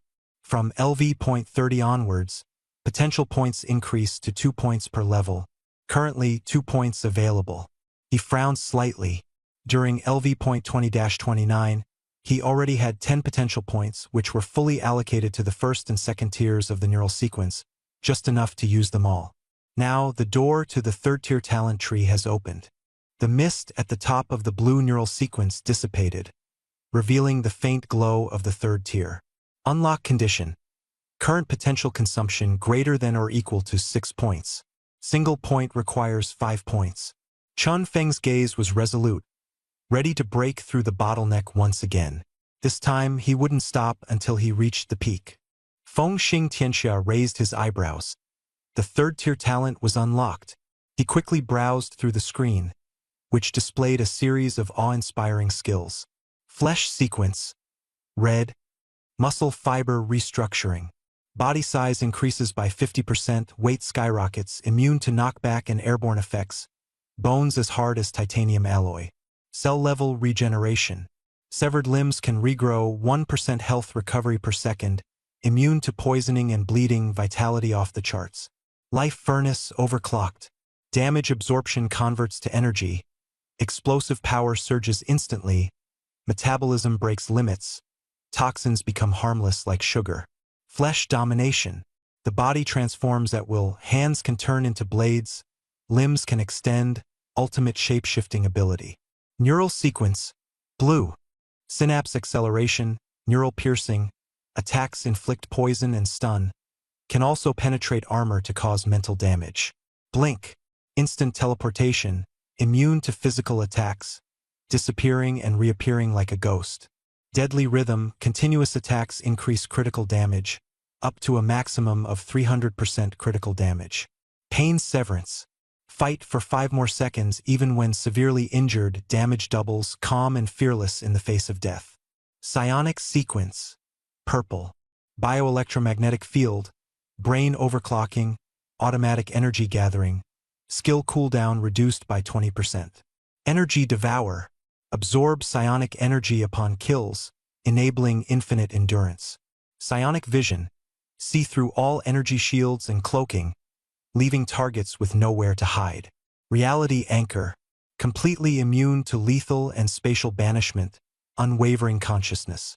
Chun Feng fixed his gaze on Blink. Teleportation? This is the ultimate skill for an assassin. No matter how fast you are, you still have to run there. With Blink, instantly infiltrate behind enemy lines, high-speed movement triggering a tactical frenzy. But when he checked his remaining potential points, he only had 2, while Blink required 5. Short by 3 points.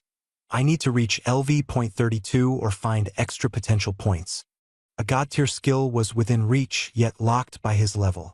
With a helpless sigh, he gave up on Blink for now, choosing to enhance his attributes first, progressing steadily. At level 30, even without Blink, other more powerful benefits were already available. Now that's more like it. Store grand opening, Titan's Blood, diluted version, limited release. Exclusive for LV.30 players.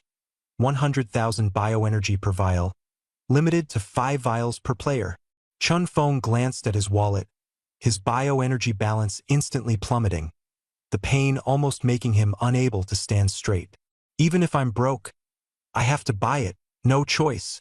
He immediately borrowed bioenergy from friends and decisively purchased 5 vials. 5 bottles of deep red liquid lay quietly in his backpack, like blades hiding a deadly intent. Without hesitation, he tilted his head back and downed the first vial, the burning sensation erupting through his body like a volcano. Even after multiple uses, the impact still left him momentarily stunned. System prompt: You have consumed Titan's Blood. All 5 vials were consumed by Chun Feng. With the activation of the last one, he felt like a tightly drawn bow, his explosive power surging, unstoppable in every direction. He declared confidently, "Truly invincible." A lone charge to take down the Void Devourer. Long Zhan stepped aside, gesturing for him to go first. Air squeezed through his fingers with a crisp sound as he clenched his fists, his aura overwhelming. With the boost from reaching LV.30 and the effects of the 5 vials, his raw physical strength instantly surpassed the level of LV.29. It was to be expected. The guild channel exploded. Brother Feng, a level 32 Void Crusher has spawned. A named giant bug. Chun Feng chuckled lightly, his figure flickering. Without any skill enhancements, his base speed alone left afterimages. He rushed to the scene, where the monster's hammer-like forelimbs were relentlessly smashing at the divine guards. Their formation was nearly torn apart. Chun Feng said in a deep voice, "Move aside." Without slowing down, he charged straight at the crusher. This time, with just a slight sidestep, the massive arm's heavy blow grazed past the tip of his nose. 3 consecutive sword thrusts precisely severed the connections in its carapace, spraying purple blood. Too slow. The visual advantage brought by LV.30 allowed him to easily spot its weaknesses. The Light Spirit Mage followed up with a focused beam of light, breaking the Void Shield. Chun Feng stomped the ground, the sound of cracking earth echoing as he launched himself like a cannonball, his light sword slashing at the giant bug's head. Boom! The crusher collapsed with a thunderous crash. Unbelievable, Brother Feng. The onlookers were stunned. No skills, relying entirely on basic attacks. Absolute power is the ultimate rule. Feng Xing Tianxia smiled faintly, shaking off the bloodstains. His high attack, 0 defense glass cannon build made slaying monsters as easy as slicing through butter, but a single misstep would shatter him like glass. Fixing his gaze on the Void Rift, he was full of hope. Just 2 levels away from Blink's step. I'll grind like crazy if I have to, soloing the Insect Nest core. Who can rival me? Backpack synchronise de location, des 03 Void Insect Nest, Réard Dermal Layé. The allied forces shouted, "Charge! Coordinate with the light weapons. These bugs are as fragile as crumbs." Tens of thousands of players, armed with bioluminescent weapons, surged like waves, effortlessly wiping out the outer void fleas and pressing straight toward the giant beast's mother nest. The mother nest was half buried underground, its spinal ridge towering like a purple mountain range. Target locked. The boss itself, prepare for battle. A small guild leader raised his light sword high and commanded, "Brothers, aim for its spine, focus fire." The air suddenly froze. The giant beast, silent for so long, was now enraged by the buzzing of mosquitoes. It did not turn around. The volcano-like craters on its back began to glow with a blinding purple plasma light, and a warning flashed across the screen. High-energy reaction initiated. Void Devourer insect. Secondary cannon array charging. The players froze. Boom! Boom! Boom! Boom! Hundreds of purple plasma shells streaked through the sky, each trajectory precisely covering the player army. Effortlessly, the light beams struck down, vaporizing the ground completely. The shield wall guardians and elite hunters, along with their proud formations, were completely obliterated. The photon fungi mercenaries were spared. They had been observing from a distance, not daring to engage. This monster lived up to its name, a terrifying legend from history books now standing vividly before them. The players were in a panic. Retreat! Retreat now! Is this a star destroyer? Can we even fight it? Fleeing in disarray, wishing they had more legs to run with. Finally, they understood the reason behind the Void Devourer worm's hidden level. Scene transition. In the central archive of the City of Light, the atmosphere was entirely different. Here, there was no battlefield chaos, only an interdimensional exchange of knowledge. The player with the ID Quantum Mechanics stared at the bewildered photon fungi elder in front of him, as if conversing with an alien civilization. You don't know the periodic table of elements? The player was shocked. Elements? Are they the building blocks of the world? The elder asked in confusion, his staff glowing. Light is the source of all things, the composition of matter? That is the domain of the gods, he replied. A group of academic overachievers was left speechless. The photon fungi's magical prowess was astonishing. They could wield light swords and manipulate light-based magic, yet they were completely ignorant of basic science. They didn't understand chemical reactions, relying on experience to refine crystals. They knew nothing of anatomy, defeating monsters solely with photon bombardments and holy light healing. And they had no concept of levers or mechanics, constructing buildings entirely with fungal filaments. The research director of the Imperial Guild slammed the table, eyes filled with fiery brilliance. Elder, let's trade. He pulled out a notebook, writing swiftly and boldly. We'll teach you mathematics, to understand the world. Teach you physics, to comprehend the universe as we see it. Teach you chemistry, to explore matter and particles. Teach you engineering, to design sturdy buildings and turrets. In exchange for your magical theories. The elder gazed at the mechanical schematics on the wall, eyes sharp and bright. For their tribe, striving to survive in a perilous world, this was undoubtedly a key to victory. Deal! A clash of civilizations unfolded. Luminous magical creatures gathered around the blackboard, listening to humans explain the principles of levers and weak point anatomy. Scholars sat cross-legged on mats, learning meditation and frequency resonance. Scene switch. Left kidney renal pelvis stone mining area. A blind spot outside the battlefield, untouched by the main storyline. A forest of hard, cold crystals. Boom! A massive boulder was suddenly shattered. A spiked stone colossus, LV.28, let out a wail and collapsed to the ground. Standing atop the corpse of the giant beast was a figure resembling a demon god, greedy wolf Zhang Kuang, level 25. His bare upper body was covered in shimmering crystalline patterns, and his gray-white skin, resembling granite, revealed his mutation, petrified bone armor enhancement. This made him akin to a walking humanoid tank, with defense stats off the charts and almost no sense of pain. Though his movements were slower, his presence was overwhelmingly domineering. He led over 100 followers, most of them between level 18 and 20, forming the second-tier player group. Their equipment was mismatched, and their aura was filled with hostility. Without NPC support or main quest rewards, they relied solely on relentless grinding. In this brutal mining zone, only sheer effort could pave the way forward. Zhang Kuang jumped down from the Colossus's corpse, causing the ground to crack. Looking into the distance, the rough and imposing Wild Wolf City 01 stood tall. Its walls were constructed from kidney stones and adorned with monster heads, symbolizing the only semblance of civilization in the wasteland. The surroundings were desolate, accompanied only by monsters and strange rocks, with not a single trace of human life. This vast kidney labyrinth was despair-inducing. The small group of dozens felt like floating specks of dust in the solar system, their isolation driving them to the brink of madness. Someone muttered complaints under their breath, their spirit on the verge of collapse. Zhang Kuang's eyes flashed coldly as he shouted angrily, "Shut up! Lonely? Desolate? This is our advantage. This endless expanse of resources belongs entirely to us." He declared the plan to continue advancing deeper, setting up respawn points and gradually consuming the wilderness. Though anxious inside, he understood his forces were limited, and progress was as slow as a snail's pace. Yet, as the leader, he had to remain resolute, using thunderous methods to maintain control.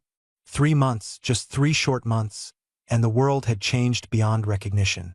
As battles erupted across various fronts, especially in the lungs and dermis layers of the back, the number of level 20 players surged past 50,000, unlocking the talent tree.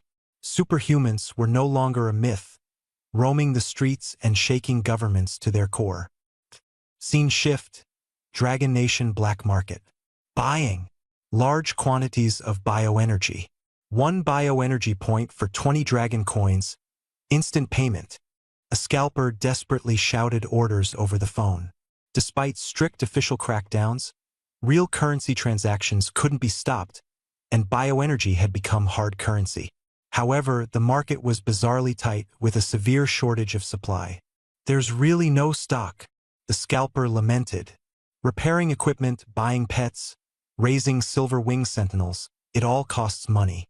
Who's willing to sell? High-priced bioenergy listings get snatched up instantly. I suspect bots are sweeping the market. Low-price sellers were all shrewd, only willing to sell in small amounts, engaging in petty trades. Titan Engineering Bureau in the Imperial capital. Ban Jiangwo frowned as he stared at the security report. Over 40,000 level 20 players in Dragon Nation. Grassroots pressure is immense. A senior official nearby sighed, "Ordinary special police are powerless against players with keratinized skin. Handguns have become mere toys." An urgent red-letter document was issued. Notice on recruiting advanced players into the public service system, officially opening a new chapter. Anyone who is LV.20+ and passes the political review can directly join the Special Operations Division and officially start their position. Internet tycoons are quick to act. Penguin Group offers tens of millions in annual salary to recruit LV.25+ experts as security consultants. Huahua Technology establishes the Titan Laboratory, frantically recruiting researchers from the Titan kin. Gaming is no longer a frivolous pastime but a pawn in the next industrial revolution. Eagle Nation's giants attempt to interfere with Dragon Nation but are blocked by the Ministry of Commerce. Meanwhile, inside St. Peter's Basilica, the battle among the College of Cardinals is in full swing. The radicals wave Titan Genesis, proclaiming the game as a gift from God, the embodiment of the cosmic creator. The conservatives angrily denounce it as demonic temptation, claiming the game incites bloodlust and violence, a conspiracy of Satan. Billions of believers are torn, simultaneously praying and offering to the Titan statue. Even more fanatics have formed the Flying Spaghetti Monster cult, worshipping the Void Devourer worm. In Eagle Nation's Los Angeles Privilege Haven, regulatory oversight is absent, and powerful players have formed mutual aid societies. On the surface, they offer mutual assistance, but secretly, they are a mix of gangs and cults. Zhao Si, once a minor figure in his home country, has now moved to Eagle Nation, flaunting his muscles by the pool of his luxury mansion, surrounded by admirers. He laughs. "As long as my fists are strong enough, I train with congressmen and I'm the boss." The Eagle Nation government turns a blind eye, using these migrants to gather Titan intelligence. Their main forces only entered the game during the 6th test, putting them at a disadvantage, so they must recruit external allies. At arcades, the latest gaming pods are out of stock. Official price, 50,000. Black market price, skyrocketing to 200,000. still causing fierce competition. Low-cost helmets sold out early, leading to frequent violent brawls over helmet purchases. In chaotic war zones, the fighting escalates. Warlords are no longer satisfied with ordinary firearms and seek extraordinary mercenaries for reinforcement.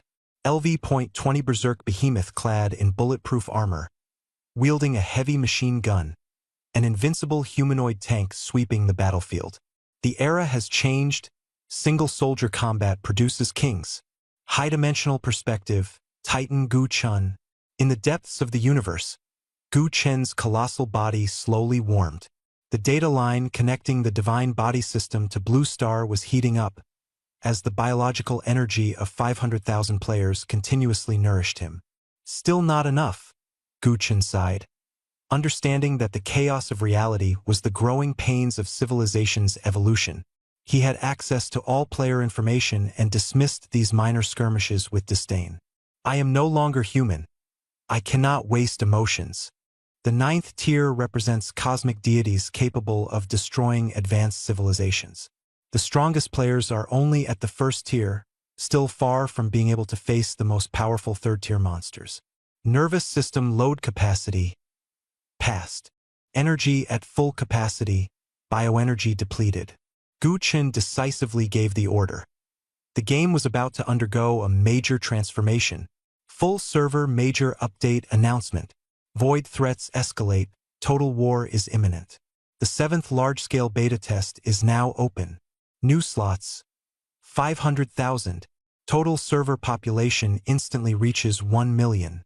A million calamities descend. In front of their screens, billions held their breath, staring at the countdown.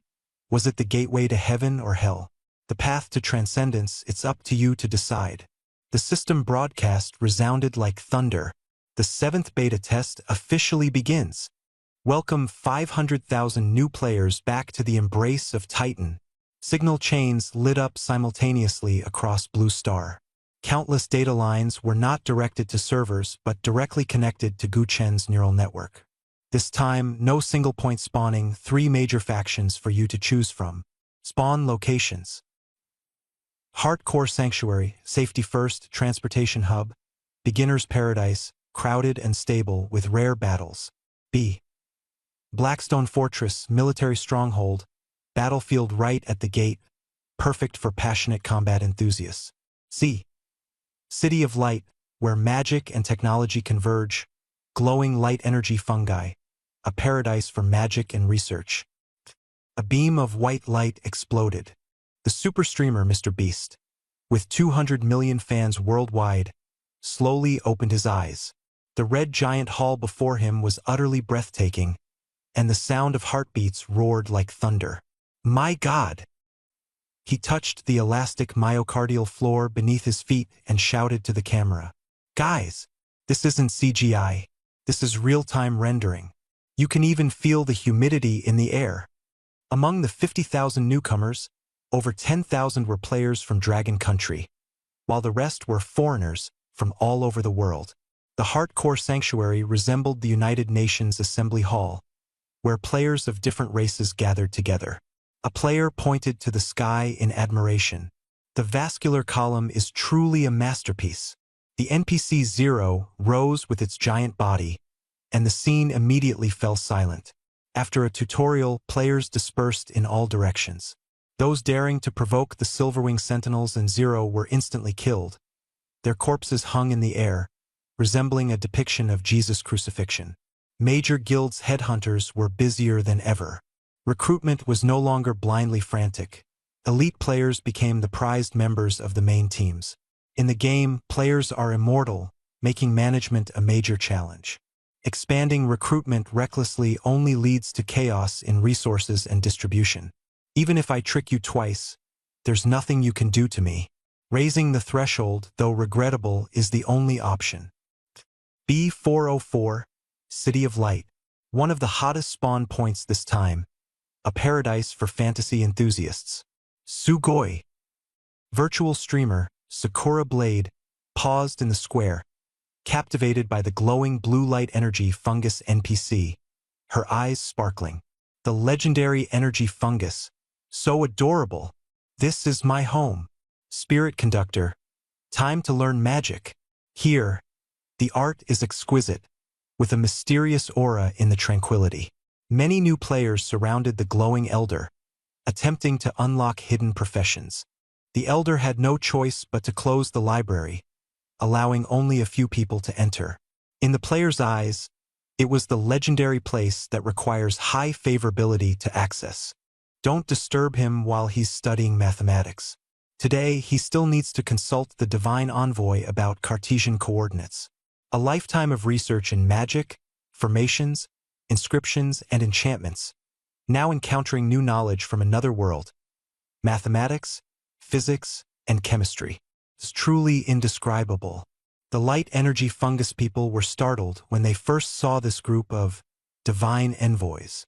Unexpectedly, as long as they made a request, the divine envoys were overjoyed. The tasks were so simple and came with experience points, it was like hitting the jackpot. Friends, I'm in the City of Light. Just picked up a trash cleaning task. Experience points skyrocketed. Come on, let's take a photo. The light energy fungus nearby twitched their faces, cursing in their hearts. Are these people really divine envoys? I'm going to complain to the chieftain. Scene change, a 7-district, Blackstone Fortress. This was the first stronghold where players took root, now transformed into a steel fortress. Yura, take off your clothes. To the battlefield. The burly men from the Polar Bear Nation stripped off their newbie gear as soon as they landed, streaking to find monsters to slaughter. Where are the monsters? Let's fight! Bearded Steel Ivan roared, swinging his fists. A group of fans followed closely behind, watching the newbies fight each other, creating quite an entertaining scene. The veteran pointed to the city gate. Turn left. There are dust mites and flu viruses. The wind is a bit strong, be careful. What's wind? We're not afraid. Ivan pounded his chest and led the charge. In less than 5 minutes, a gust of wind from the Titan blew them sky high, scattering them across the Cilia tree branches, leaving no chance for revival. Help! Forget it. Just kill me quickly so I can respawn. The screams were endless. Meanwhile, the veteran players in the deeper layers were brewing a military revolution. In the conference room, the data fanatic presented a performance evaluation report on the mecha. The Titan's Fist mecha has many limitations in actual combat. Its basic combat power is equivalent to an LV.35 elite monster, but once players exceed level 35 or unlock advanced talents, the mecha becomes a burden instead. Fengxing Tianxia nodded. The control response can't keep up with the speed of an LV.30 Ghost Blade. The mecha is bulky and lacks agility. Longzhan frowned. So, what's the conclusion? The mecha is suitable for a transitional period, best for players around level 25. If their attributes are insufficient, wearing it boosts them to level 35 combat power. The cost is high, 1 million each, so not everyone can have one. Recommend forming a mecha squad, making it a shared asset for rotation. Li Zihan added. The pilot leaves, but the mecha stays. A relay system across 3 generations. 1 mecha for multiple uses with driving rights sold for 50,000. Low-level technical players should use it first. The mecha will be maintained in the warehouse during downtime and prioritized for elite pilots between levels 24 to 28 during critical missions. Once they reach level 30, they take off the mecha and head to the front lines, making way for the next batch of brothers. Chong Changyi how suddenly understood. Now this is a proper army, an ironclad camp with flowing soldiers, where tanks and mechas rotate with the personnel. It's decided. Chun Feng made the final call. Dawn, Longzhan, and Royal Dynasty will establish a 100-member mecha squad, prioritizing low-level technical players. The old-timers will rely on blink step and high-level martial skills. No one will be able to touch us. Fengxing Tianxia said confidently. World Channel. The situation has just begun. Inside the Titan's divine body, a sudden commotion erupted in the liver's safe zone. OMG. I just rushed in and saw a squad of black mechas flying overhead, Mr. Beast exclaimed. Are those NPCs? No, those are the new mechas built by the Longzhan Guild. 5 million each. Don't even think about affording one. A passerby laughed. On the other side, Sakura Blade Master patted his head. How do I join the Light Energy Fungus faction? I want to protect Microchan. Steel Ivan raised his hand and shouted. Who's forming a team to the kidneys? It's chaos there now like paradise. We need to build a frontline fortress. 1 million players poured in, and the organs and blood vessel regions inside the Titan instantly boiled with activity. Though the map was vast, wandering alone was a dead end. Teams were the standard, starting with 10 people, forming groups to build bases, fend off plunderers, and craft weapons. Newcomers exclaimed, "This is more fun than 2B2T. I'm settling here." Amid the excitement, an undercurrent began to stir, on the outskirts of the D03 void insect nest in the dermis layer of the back. A dry heave escaped as Tang Dasui turned pale, staring at a pile of rotting flesh. A recently dismembered void flea, its purple innards emitting a stench of decayed seafood. "Hold it in." Flesh artisan Hannibal, holding a bone surgical knife with slimy hands, stared fanatically at the corpse. He said, though the knife wasn't necessary, using it felt more thrilling. "Found it." He pulled out a faintly pulsating dark green sac from the rotting flesh. "This is a void pheromone sac. The bugs use it to identify their kind. The Light Energy Fungus faction's favor is hard to grind, and their production is low. There's not enough light weapons to go around," Hannibal sneered. "So, let's play an old trick. A biological version of the Trojan horse." Tang Dasui and the surrounding players felt a chill in their hearts upon hearing this. 10 minutes later, Hannibal coated them entirely in a thick, slimy biological adhesive, as if they'd been thrown into a vat of mucus. Click! The skull cap closed, sealing Tang Dasui completely inside the insect shell, with only 2 slits to see through. "Apply the oil." Hannibal pierced the sac, drenching the disguised ones in the potent pheromone. System notification. Disguise state void kin activated. The effect will dissipate once the scent fades. Warning. Skills are disabled in this state, and sanity value will continuously decrease. 15 human bugs formed a suicide squad, crawling twistedly toward the dark purple insect nest. As soon as they entered the mucus-filled passage, a suffocating sense of oppression overwhelmed them. Ahead, a massive void weaver hung upside down from the ceiling, its 8 sharp limbs repairing the fungal carpet. It turned its head, its lifeless, eyeless compound eyes locking onto its kin. Hiss! A low-frequency vibration. The weaver swayed its antennae, emitting complex biological signals, as if conducting a patrol check. The 2 players at the front froze. "What's it doing?" "Return it." A stiff imitation. Hiss! Wrong response. The compound eyes instantly turned crimson like fire. Of course, the flea in front of it was mistaken for a midnight snack. It sensed not the rhythm of the void, but a vibrant heartbeat, irresistibly delicious. Swish! Scythe-like claws instantly sprang out. Splurt! A brief sound of tearing. The first player was instantly sliced into 3 pieces. Blood and purple camouflage liquid splattered, the head pierced, and the brain completely drained. The 3 behind exploded in terror. "Run! Running away with your back to a higher being. Serves you right." 7 or 8 void larvae suddenly burst out from both sides of the passage, baring their fangs and claws as they pounced viciously. Skill ban. They could only scream as they were bitten, their painful cries instantly turning into shattered fragments. The 15-member team suddenly dwindled to 5. "Don't move. Stay quiet. It's pheromone sensing. Relax." Hannibal gritted his teeth and roared, ordering everyone to hold their breath and stand by. The weaver moved around, hanging upside down to probe with its tendrils. The cold tendrils slid across Tang Dasui's face, licking his eyelids. Fear solidified. Void pheromones and biological glue became the only shield. Holding their breath was the only way to survive. The tendrils hesitated, then withdrew. The weaver turned to repair the walls, completely ignoring the survivors. Escape. The 5 fled in disarray, avoiding the death traps of the death corridor. Finally, they reached the core of the insect nest. Before them was a massive, twisted spherical womb void devourer insect, resembling a giant aircraft carrier. Beneath its semi-transparent skin, purple energy churned, embryos intertwined and entangled, nauseating to behold. Underneath its abdomen lay a mountain of insect eggs, rising and falling. The air was thick with the stench of blood and the sickly sweetness of pheromones, unbearably pungent. This is the source. Tang Dashue's stomach churned, unable to shake off the image of his teammates being devoured by larvae. The squad channel exploded. "Start recording. I want to see this." Hannibal glanced sideways and reminded, "Don't puke.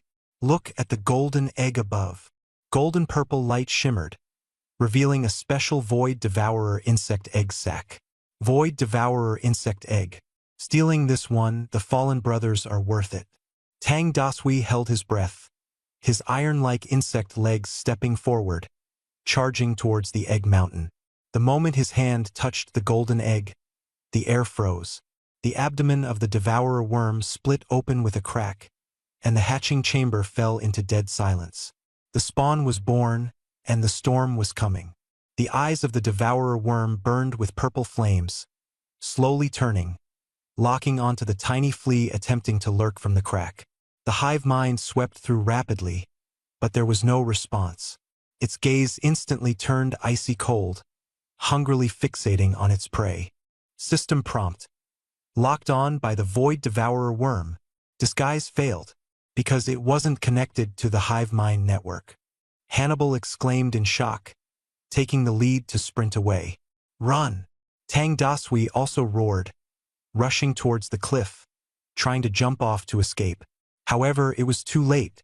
The abdomen of the devourer worm suddenly burst open, hundreds of hair-thin tentacles moving as fast as lightning, instantly shrouding the space. The remaining 5 players had nowhere to hide, firmly bound by the invisible tentacles. Tang Dasui looked down, only to see countless transparent tubes piercing through the insect shell disguised like blades, penetrating his leather armor, and delving into his blood vessels and pores. There was no pain, only bone-chilling cold. Blood and bioenergy were continuously being drained. Gurgle, gurgle. The sound of devouring echoed overhead. Hannibal suffered even worse, as a thick tentacle pierced through his skull, voraciously absorbing the biological material stored within his body. 2 seconds later, he turned into a shriveled husk, with only bones dangling loosely. System notification. Life absorption complete, body digested. Tang Dashue's vision blurred, his sense of touch dulled, and he felt a writhing sensation in his chest and abdomen. His body went limp, and his consciousness began to fade. In his ears, the joyful tremors of the Void Devourer worm resonated, as the crimson energy was transferred into the golden egg. Burp! In the instant of death, only echoes remained in the incubation chamber. Respawn point, lymph node G4. 5 people stumbled out of the respawn pool, vomiting uncontrollably. Perverse. Tang Dashue's face was as pale as paper. The feeling of having his soul drained through a tube left a lasting shadow. The footage quickly spread across the entire server. Title: Warning. Tentacle Play Horror Live Recording. The writhing tentacles on the screen left all players in silence. These people actually played this intensely? The experts' expressions grew serious. Their gaze locked onto the Void Devourer worm egg at the top of the incubation chamber. When will it hatch? How fast will it grow? Will it threaten the current battlefront? Just one devourer worm was already terrifying. If more were to hatch, players would have no choice but to abandon the stronghold. The data expert's face turned ashen. Unable to estimate the incubation time, the consequences are unimaginable. The void worms grow rapidly, and that devourer worm is laying eggs and spawning troops endlessly. He frowned deeply. Damn it, it just keeps reproducing. Long Zhan Yuyi cursed angrily. We must act immediately. Feng Xing Tianxia lightly touched the origin Fong with his fingertips, the high-tier holy light coding inscriptions on the blade gleaming, specifically designed to deal true damage to void creatures. De Shui and the others were drained into mummies. The queen worm must be on high alert. Sneaking in is impossible, De Li Chu Qiji asked. Feng Xing Tianxia said in a deep voice, "If sneaking is impossible, then we disguise ourselves." That's right, it's at critical moments like this that you see who the real heroes are. In the corner, a strange cackling laugh echoed. Hannibal pushed a flatbed cart, on which lay the precisely modified shell of a void shredder. The mastermind behind the last infiltration plan now made a dazzling appearance as a consultant. He calmly analyzed, "Void creatures have a fatal weakness. They transport prey or high-energy corpses to the incubation chamber to serve as a nutritious meal for the larvae." His eyes burned with fervor as he stared at Feng Xing Tianxia. "Can't get in alive? Then we'll get in dead." Feng Xing Tianxia instinctively felt a chill, but this was the only way, so he had to go for it. 10 minutes later, on a makeshift operating table, Hannibal brought out a bucket of liquid emitting a pungent blue glow. This is an improved void-disguised liquid, mixed with void Zerg pheromones. It will drastically lower your body temperature, reduce your heartbeat to less than 10 beats per minute, and completely mask your human scent, putting you in a false death state.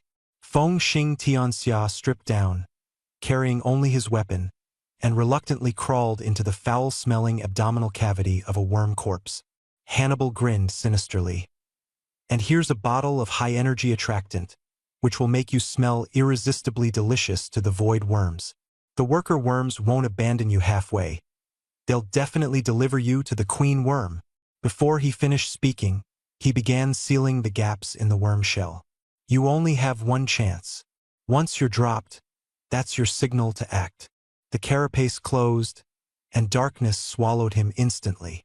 Feng Xing Tianxia curled up in the cramped, dark worm abdomen, his skin tightly pressed against the shell, secured firmly with biological adhesive. He became like frozen meat, the cold seeping into his bones, forcing him to hold his breath desperately. Suddenly, a void worker worm appeared, keenly sniffing out the enticing scent. It circled the corpse, confirming its freshness, and understood its purpose. A delicious gift for the queen.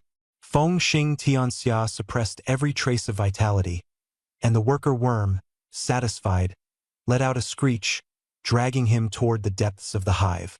Bumping and swaying, the narrow tunnel scenery unfolded outside.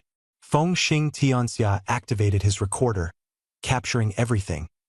The purple fungal carpet, countless holes, and disgusting larvae. A living person entering this place would be exposed instantly, but a corpse passed through unimpeded. Passing through the territory of void predators, the predators eyed him greedily but were immediately driven away by the fierce worker worm. "How dare you? Such a delicacy is not for the likes of you." Finally, the incubation chamber came into view, illuminated by a flood of firelight. The massive void devourer worm hovered above, its purple demonic eye half closed, exuding an overwhelming pressure that even made the falsely dead Feng Xing Tianxia's heart tremble. The worker worm respectfully placed the corpse down and retreated silently. The queen worm extended 2 tentacles, swiftly binding Feng Xing Tianxia's worm shell and suspending it at the top of the incubation chamber. This was the true countdown to death. Seize the moment, strike in one blow. There, a void devourer worm egg, as tall as half a person, stood quietly, its golden-purple glow swirling, the embryo inside the eggshell writhing violently, radiating an overwhelming hunger. The tentacles slowly positioned Feng Xing Tianxia's corpse beside the worm egg, adjusting it into a posture convenient for feeding, gently stroking the egg with an unusually doting manner. The blood vessels on the insect shell began to squirm, as if trying to absorb nutrients from Chen Feng's body. Could this unhatched insect egg actually feed on its own? Feng Xing Tianxia raised an eyebrow, a cold, cruel smile appearing on his face. Now the distance to the target, 0 meters, practically face to face. "Have you eaten?" he coldly asked in his mind. "First, let me strike you once." "Fair enough. 3, 2, 1. A single slash tore through the eggshell, instantly breaking the disguise. Boom! Chun Feng's feigned dead body suddenly exploded, fragments of the carapace and embalming fluid scattering in all directions, like shrapnel piercing into the insect egg. A figure, bare-chested and wielding a light blade, erupted from the fragments like Ashura from the underworld, the sound of wind roaring. The void-devouring insect was shocked and furious, its roar shaking the heavens. It had never expected that the food prepared for its offspring would hide a living person. In an instant, countless tentacles lashed out like whips, tearing through the air, sealing off all of Chun Feng's escape routes. The speed was beyond imagination, but at that moment, Fengxing Tianxia's eyes sharpened, his pupils contracting into needles as he activated bullet time micron level control hunting instinct. The entire world froze in an instant, the tentacles turning into slowly creeping vines, and even the dust became vividly clear. You're strong, but I'm the cheat of this world. His body twisted, his form bizarre, nimbly dodging the first wave of tentacle attacks. With no room left to evade, Fengxing Tianxia focused all his potential, stomping hard on the insect egg and suddenly propelling himself. Synapse acceleration. Slash! The origin Feng in his hand shone brilliantly, like a miniature sun, slashing down. Even with his abdomen violently pierced by a tentacle, blood gushing out, he remained relentless. The blade vibrated to the extreme, slicing through the thick eggshell like cutting thin paper. Crack! The eggshell shattered. The embryo let out a piercing wail. Its mangled flesh turned to sludge, fluid spraying everywhere, staining Chun Feng's body. A critical hit with one strike. Satisfying. He smirked mockingly. Time resumed, and dozens of tentacles suddenly attacked. Chun Feng was pierced midair like a rag doll, blood splattering everywhere. His health bar instantly dropped to 0. Yet the arrogance in his smile remained. The void devourer worm above him, enraged to the extreme, roared deafeningly but was powerless to prevent its crushing defeat. Furious but useless, you can't protect anything. He taunted, bye-bye. Server-wide announcement. Player Fengxing Tianxia has successfully destroyed the void devourer worm egg. A few minutes later, at the G4 lymph node respawn point, with a flash of white light, Fengxing Tianxia reappeared, reborn. His experience bar had dropped slightly, his level rising from 30 to 31, but he was brimming with energy. Players swarmed around him, their cheers deafening. He did it! Feng God is amazing, so ruthless, delivering himself as a bomb to destroy the egg. Flying worms everywhere. Background coordinates. Dermis layer, D03 Warzone frontline, G4 lymph node defense line, ZZZ ARG. Deep within the insect hive, a soul-piercing shriek exploded, instantly shattering the nerves of all players. Purple-red noise dots filled the vision, and health plummeted sharply. Global server warning.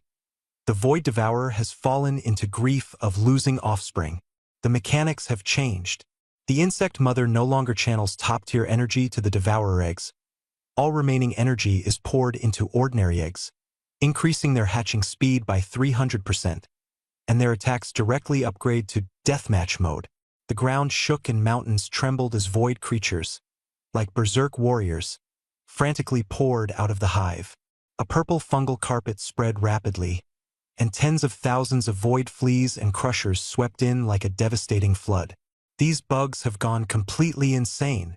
The frontline commander roared, Divine Guard Corps, hold the line at all costs. But the insect tide was too overwhelming. With fewer than 10,000 players, even with multiple avatars, the frontline was torn apart like paper. What used to be one-on-one challenges turned into packs of wolves devouring people, causing entire sections to collapse instantly. The shields are about to break. The healers are out of mana. Cries of despair echoed everywhere. Just as the defense line was about to fall, the heavy roar of engines shattered the hopelessness. 30 top-tier LV.25 Mech's Titan's Fist charged into the battlefield from the flank like a steel flood. Dragon Battle Mech Unit 1 formed a heavy shield wall, standing as unyielding steel. Enemy collisions shattered, causing countless casualties, and the defense was impenetrable.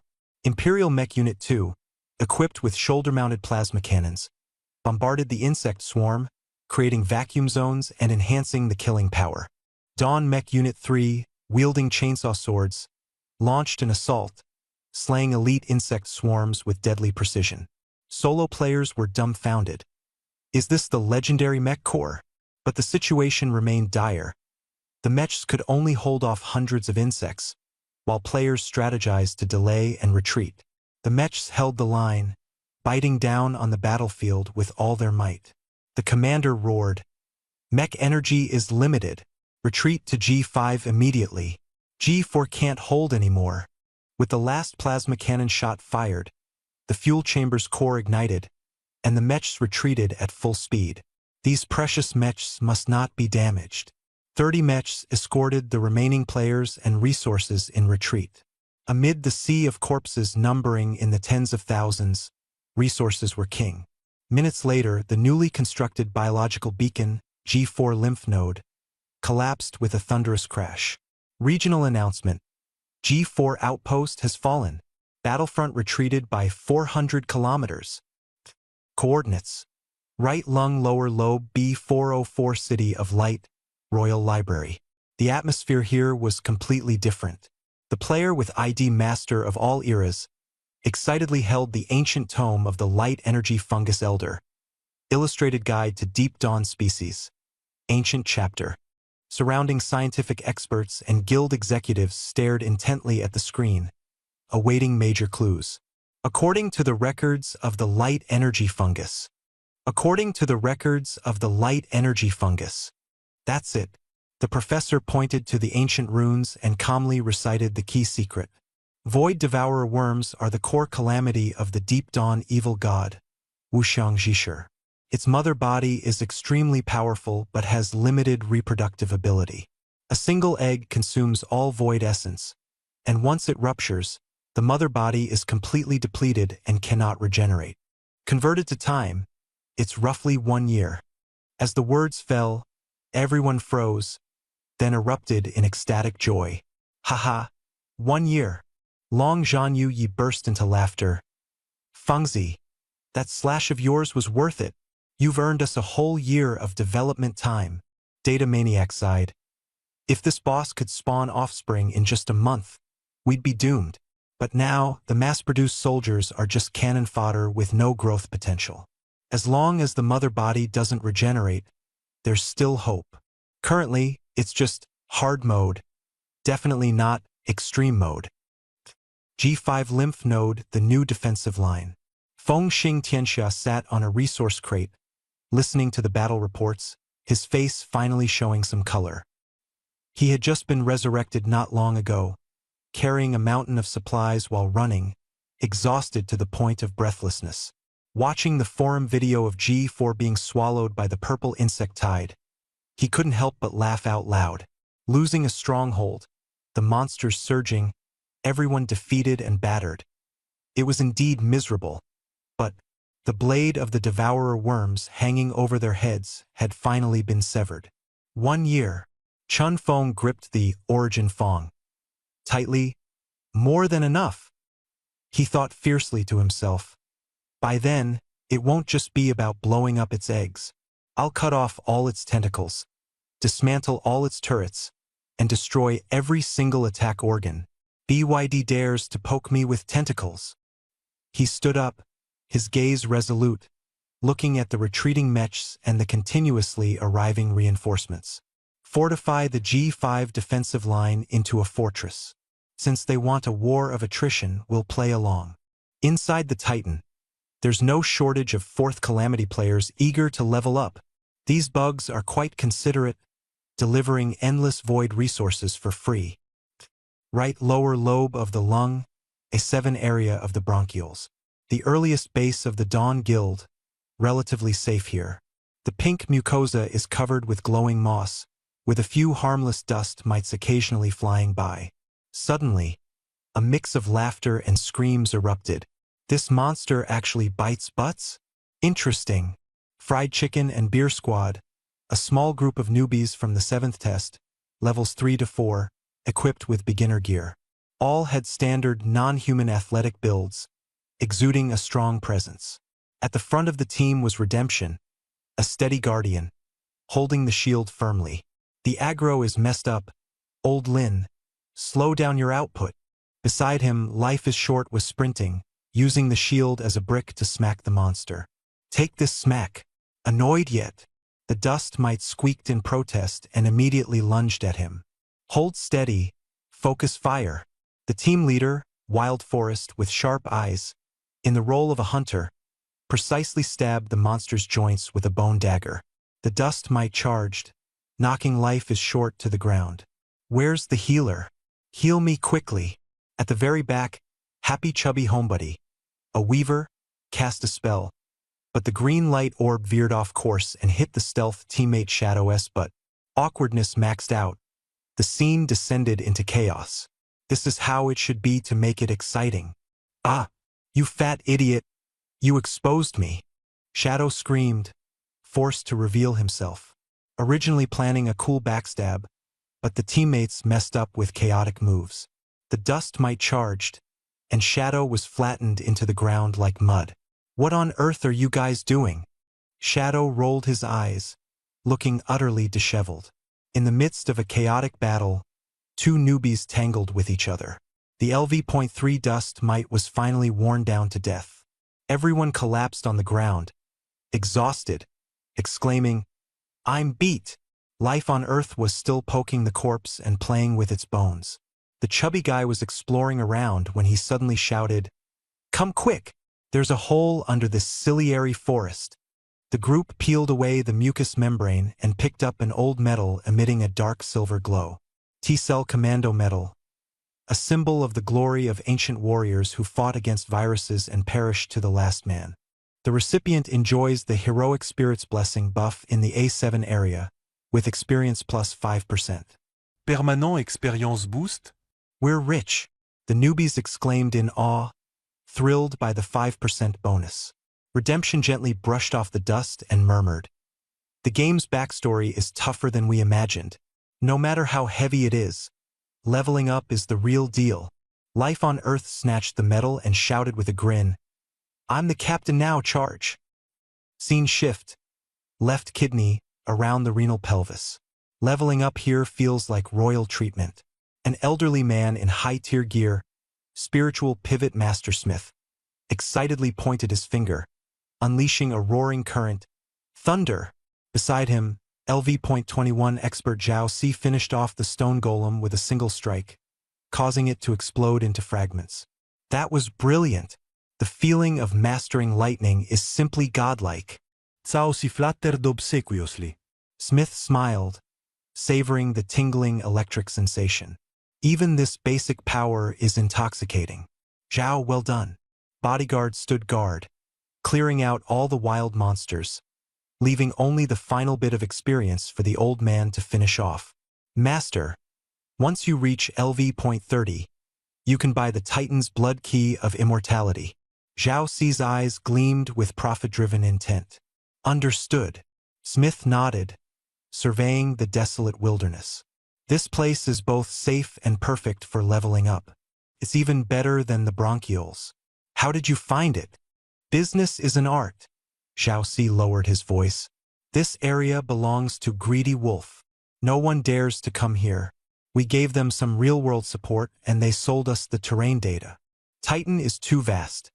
No one monopolizes the land, but intelligence can definitely be considered a business. The two exchanged a knowing smile, as a dark deal quietly concluded on this desolate blood-soaked land. Coordinates, Crimson Passage, the most dangerous area leading to the intestines. The mad adventurer Columbus Reborn piloted the high-speed Crimson vessel, racing through the turbulent currents.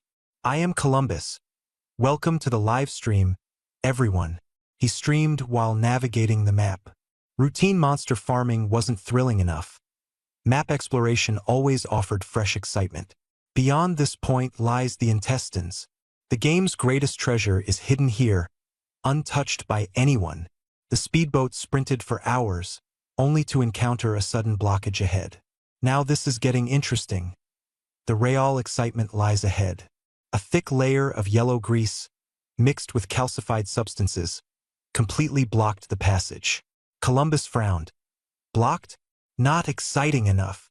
He pulled out a high-purity incendiary bottle purchased from the light-energy fungi tribe, tossed it, and instantly, flames erupted, igniting the grease and sending thick smoke billowing. "The path is clear," he exclaimed triumphantly, but he failed to notice. The pungent smell quietly drifted into the endless darkness. Higher dimensional perspective. Gu Chen's stomach trembled, his gaze locked onto the intestines. The terrifying parasitic beast, hidden for so long, was awakened by the smell of burning grease. A warning popped up on the screen. Detected reaction from a fifth-tier cosmic creature. Void Helminth has awakened. Combat power assessment. Divine level. The livestream camera shook violently as two golden eyes lit up in the darkness, followed by a colossal mouth, as vast as a planet, slowly closing in. This is not a creature, but a colossal and terrifying entity, clad in diamond-hard white chitinous scales, surrounded by a void storm. BOSS. Void Helminth Dragon. Level? Description. A parasitic titan intestine, a starry beast that has devoured dwarf planets. Columbus froze instantly. Compared to it, the Void Devourer worm was utterly insignificant. Space ripples tore apart as this giant beast didn't attack but simply opened its mouth to inhale. A terrifying gravitational vortex formed in an instant, engulfing the burning wall of grease, red blood cells, Columbus, along with hundreds of kilometers of surrounding bodily fluids. The live broadcast abruptly cut off, leaving only those two cold, moon-like golden pupils and the massive black hole devouring everything. The forum exploded. What kind of monster is this? A planetary-level boss. Confirmed. This game is definitely Universe OL. Void Devourer worm is nothing. The dragon parasite can swallow it whole in one bite. All players were thrilled, fantasizing about the day they could punch the Devourer worm and kick the Void Dragon parasite. Slaying dragons? Not afraid at all. The size is so massive it's triggering the overview effect. The parasite evolves into a dragon. The green caterpillar turns into Rayquaza. Same routine. 2 weeks have passed. Ordinary people just worked a few shifts and took a 2-week vacation. But for Titan players, these 14 days were a complete rebirth. In-game, Backdermis Layer D03. On the purple wasteland, a dark figure was fiercely battling 3 void marauders. LV.32. Feng Xing Tianxia let out a fierce shout, and his figure instantly vanished. It wasn't invisibility but bullet time combined with teleportation. 3rd-tier talent. Instant step activated. Blades flashed repeatedly, and before the stealthy elite monsters could react, their heads had already flown off. As the Titan sequence advanced, the gap in player strength gradually widened. Before level 20, barely able to contend with ordinary monsters. After level 20, crushing ordinary monsters, comparable to elites. With the 3rd-tier talent unlocked, Feng Xing Tianxia can easily annihilate elites of the same level. This is the power of the overpowered Titan's kin. With benefits bestowed, the strength is off the charts. The experience orb merged into his body, and Chun Feng's stats skyrocketed. ID, Feng Xing Tianxia. Level, LV.32. Potential points, 1. He finally unlocked his potential. The muscles in his legs, after countless microscopic reorganizations, now resembled rocket engines ready to launch at any moment. Even without using instant steps, his speed was astonishing. Chun Feng raised his head, staring at the massive insect nest in the distance and the giant beast Void Devourer worm. The former ? Had turned into a glaring red label. Void Devourer worm LV.52 boss. Weakness period / post-laying after effects. Level 52. A fierce glint flashed in Chun Feng's eyes. If it has a health bar, there's a chance. Though he couldn't defeat it yet, at least there was hope. Northern suburbs of the Imperial capital, Supernatural Alliance's secret training ground. The massive alloy gates were tightly shut, with the highest level of security.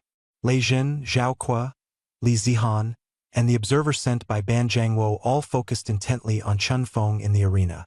Wearing the test suit that clung tightly to his body, Chun Feng took a deep breath. In reality, without the assistance of a game system, the physical strain of instant steps was extremely destructive.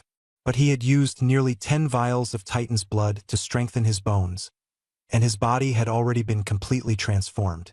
With only one flesh potential point left, he set aside the flesh sequence for now and decided to test his skills first. Test begins. Target. Dummy 30 meters away. Chun Feng's gaze locked firmly on the target. Bioelectric currents erupted within his body, and his muscles contracted violently, like a race car engine igniting in an instant. Boom! With a thunderous roar, the concrete beneath his feet instantly shattered. Everyone's vision blurred. In their sight, Chun Feng appeared to remain motionless. In an instant, the shadow at his original position blurred and dissipated. His body reappeared, 30 meters away. The dummy was struck by an invisible force, instantly shattering into pieces, with fragments scattering in all directions. Wow! Li Zihan and the others exclaimed in shock. Even the high-speed camera couldn't capture any trace of his movement. It was true teleportation. Chun Feng swayed, his face pale, and white steam rose from his legs, his sweat evaporating instantly. The energy consumption is massive. Using instant steps in reality is exhausting. But the results, you've witnessed them. Zhao Kuo swallowed hard, staring at the shattered remains. This lunatic. Who could possibly block him if he had a blade? Lei Jin's eyes sparkled. For extreme solo combat, even lethal hidden weapons can't compare to this move. Dragon Country Heavy Industry Group's final assembly workshop. The might of machinery is the embodiment of national power. Industrial Cthulhu, activate. With the design blueprint, the Tianji Dragonslaying Cannon, mass production is a sure thing. Longqin 1 multifunctional exoskeleton mech, the 1000th unit, rolling off the line. The red silk is unveiled, revealing rows of camouflaged steel mechs neatly arranged. No sci-fi muscle structures like in games, relying entirely on hydraulic rods and graphene batteries. No neural direct connection, but precise control through a myoelectric helmet. Though it's a monkey version of Titan's Fist, its combat power remains terrifying. In the testing field, a soldier wearing the exoskeleton easily lifts a scrap car and accurately throws it into a waste pool 100 meters away. Another soldier remains steady as a mountain in a simulated fire and radiation environment, with the exoskeleton's maintenance system performing flawlessly. It's done. The chief engineer is moved to tears. Though it can't fly or burrow, this is a mass production unit. Single soldier battle armor, large-scale deployment is just around the corner. Earthquake rescue, counterterrorism, stability maintenance. Every advantage is within grasp. First conference room of the Imperial Capital's Psionic Research Institute. Here, the laws of mechanical physics are being reshaped. Human cognition is being broken through. Around the conference table, everyone sits solemnly. This is not science fiction, nor a military drill, but a real classroom for a group of top-tier players. Hundreds of spiritual core users, above LV.23, including college students, civil servants, and a rare few who have acquired the second-tier talent, energy resonance. They have been summoned to embark on magical research for a new era. The camera zooms in. On the podium, there is no flashy PowerPoint presentation, only a massive blackboard, on which the titles Introduction to Photon Dynamics and Elementary Magic Theory are boldly written. This is the first formal class of the Dragon Nation's magic program. Professor Gu raps on the blackboard, his demeanor as serious as a higher mathematics lecture. Magic is not mysticism, nor is it merely electromagnetic waves. He draws a large question mark and points below, to their bodies. They are no longer purely carbon-based organisms. Through Titan, they have brought back to Earth high-dimensional magical particles never seen before. Thus, magical energy organs were born. This is not simple magic and cannot be explained by Maxwell's equations. They are beginning to construct entirely new formulas, scientifically decoding the essence of psionic particles. Turn to page 5, the wave-particle duality of psionic particles and the mental interference formula. Below the podium, the apprentices are fully focused, their pens flying across their notebooks. Those players who conducted research in the game have now transformed into strict instructors, inspecting everyone's diligence. The scene is surreal, resembling elementary school students in a sci-fi conference room, earnestly reviewing how to scientifically control superpowers. The atmosphere, solemn yet absurd, is indeed unique. At this moment, Professor Gu calls out a name, Fong Su. Come up. Fong Su stands, invigorated, deeply versed in the magic of the light energy fungus race. He effortlessly activates the latent energy within his body. This time, he doesn't rely on guesswork but aligns closely with the textbook's spiritual frequency, commanding the awakening of the extraordinary power deep within his cells. The air distorts, and magical energy erupts. A sphere of light slowly takes shape, about the size of a fist, milky white and smooth, neither hot nor glaring, completely overturning Earth's optical principles. Level 1 photon fusion. Perfect. Professor Gu's eyes burn with fervor. This confirms the universality of the new physical laws. The classroom falls into dead silence, broken only by the sound of pages turning in notebooks. Magic theory, condensed into 1,000,000 words. By the end of the class, the drowsy students feel as though they've been transported back to their high school days. Lei Zhen meticulously reviews his notes, preparing for serious study. Ban Jiangwo steps into the room, smiling as he announces, "The nation has decided to establish special skills training classes. You are the first batch of seed instructors.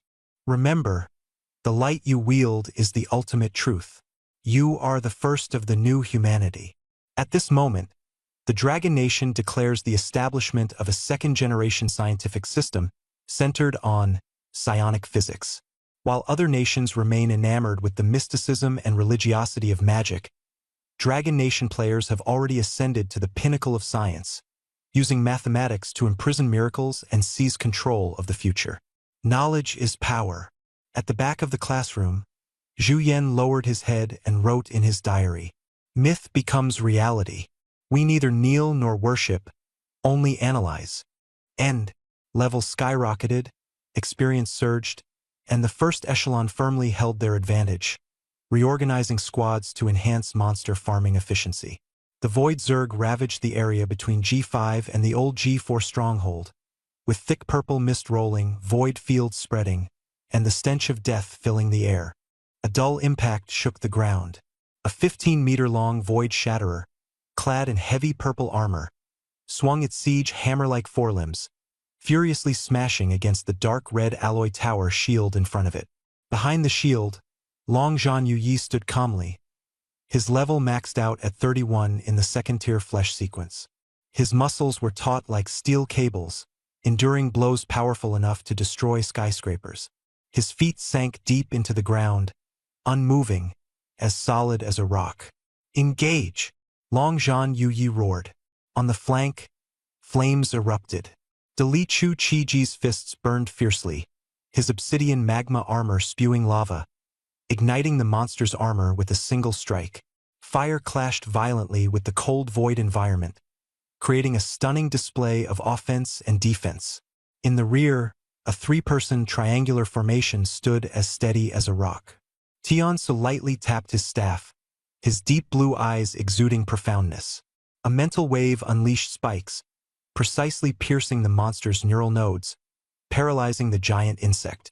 "The time to break the shield has come," Tian Su ordered calmly. Data Maniac operated the photon pulse, beams striking the shield's connection points in a triangular pattern, causing cracks to appear. Thunder Mage, known for his brute force lightning combined with photon streams, shattered the shield with an explosive blast, severing the beetle's legs. A retired Special Forces soldier in reality, he abandoned complex formulas in the game, opting for pure, satisfying output with his skills. The beetle screeched, spraying void acid from its back in an attempt to force the group to retreat. Yet Yun Zhongyu stood firm, enveloped in a green glow that rendered the acid ineffective. Her life staff was firmly planted in the ground, her purification field shield protecting the team. Yun Zhongyu's skill allocation was unique, combining second-tier talents with potential energy buildup, preparing to unlock cellular regeneration at level 31, enhancing recovery and reaction speed. In this battle, the offense and defense were intricately coordinated. The first echelon gave their all, and the Void Behemoth faced a breach. It was to be expected. She was one of only 2 players in the entire server with third-tier talents. Second-tier unyielding bones were useless to her. Enhancing recovery and health was the key. Her skill doubled healing effects, making her teammates' health bars unshakable. Despite the enemy's relentless bombardment, their health remained steadfast. The team's coordination was like a precision machine, their synergy impeccable.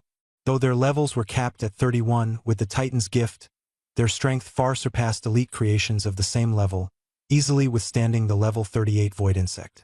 Health at 20%. The bug's about to go berserk. Data Maniac's eyes stayed glued to the panel. Same old rule, Brother Feng finishes it off. Before the words fell, the Crusher's movements suddenly froze. Compound eyes reflected a slow-motion world, while everyone saw a black lightning bolt tear through space. ID. Blade across the world, LV.32. Chun Feng had been maneuvering dozens of meters away, but in the next moment, it was as if space folded, defying physical rules yet feeling perfectly natural. Flash Step, Tier 3 talent, high-speed short-distance spatial teleportation. His blade, Origin Feng, was held in a reverse grip, its killing intent restrained. Shadow Kill, a dazzling mid-air directional change. 2 figures dangerously crossed paths. Swish! After a moment of silence, a hair-thin bloodline appeared on the Crusher's hardened neck. Its head slid off along the cut, smooth and flawless, with no time for bodily fluids to gush out. An instant kill on the spot. Dragon Battle in the Wild retracted his tower shield, enviously staring at Blade across the world. With his potential points stuck at 4, he grumbled, "Just one more level. At level 32, I'll definitely choose Titan's favored body." This is the gap between Tier 3 talents. Blade across the world turned around, his expression calm. Flash Step overturns combat dynamics. Before, you had to rely on predicting attacks to get close. Now, spatial displacement easily creates opportunities. He glanced at his teammates. Leveling to 32 soon, right? Miracle Worker is ready for it. Miracle Worker rubbed his hands excitedly, golden light shining within his body. System notification.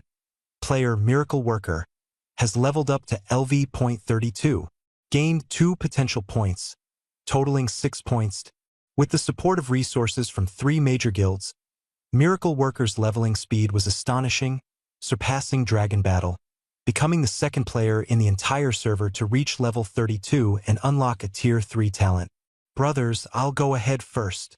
Dali opened the talent tree and unhesitatingly activated the 3rd-tier flesh sequence, Titan's favored body. With a loud boom, a heavy airflow shook the entire scene. Dali's body suddenly expanded, growing from over 2 meters to more than 3 meters tall.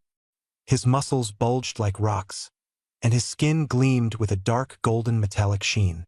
This feeling, like tearing apart a void worm with my bare hands, as long as the level difference isn't too great.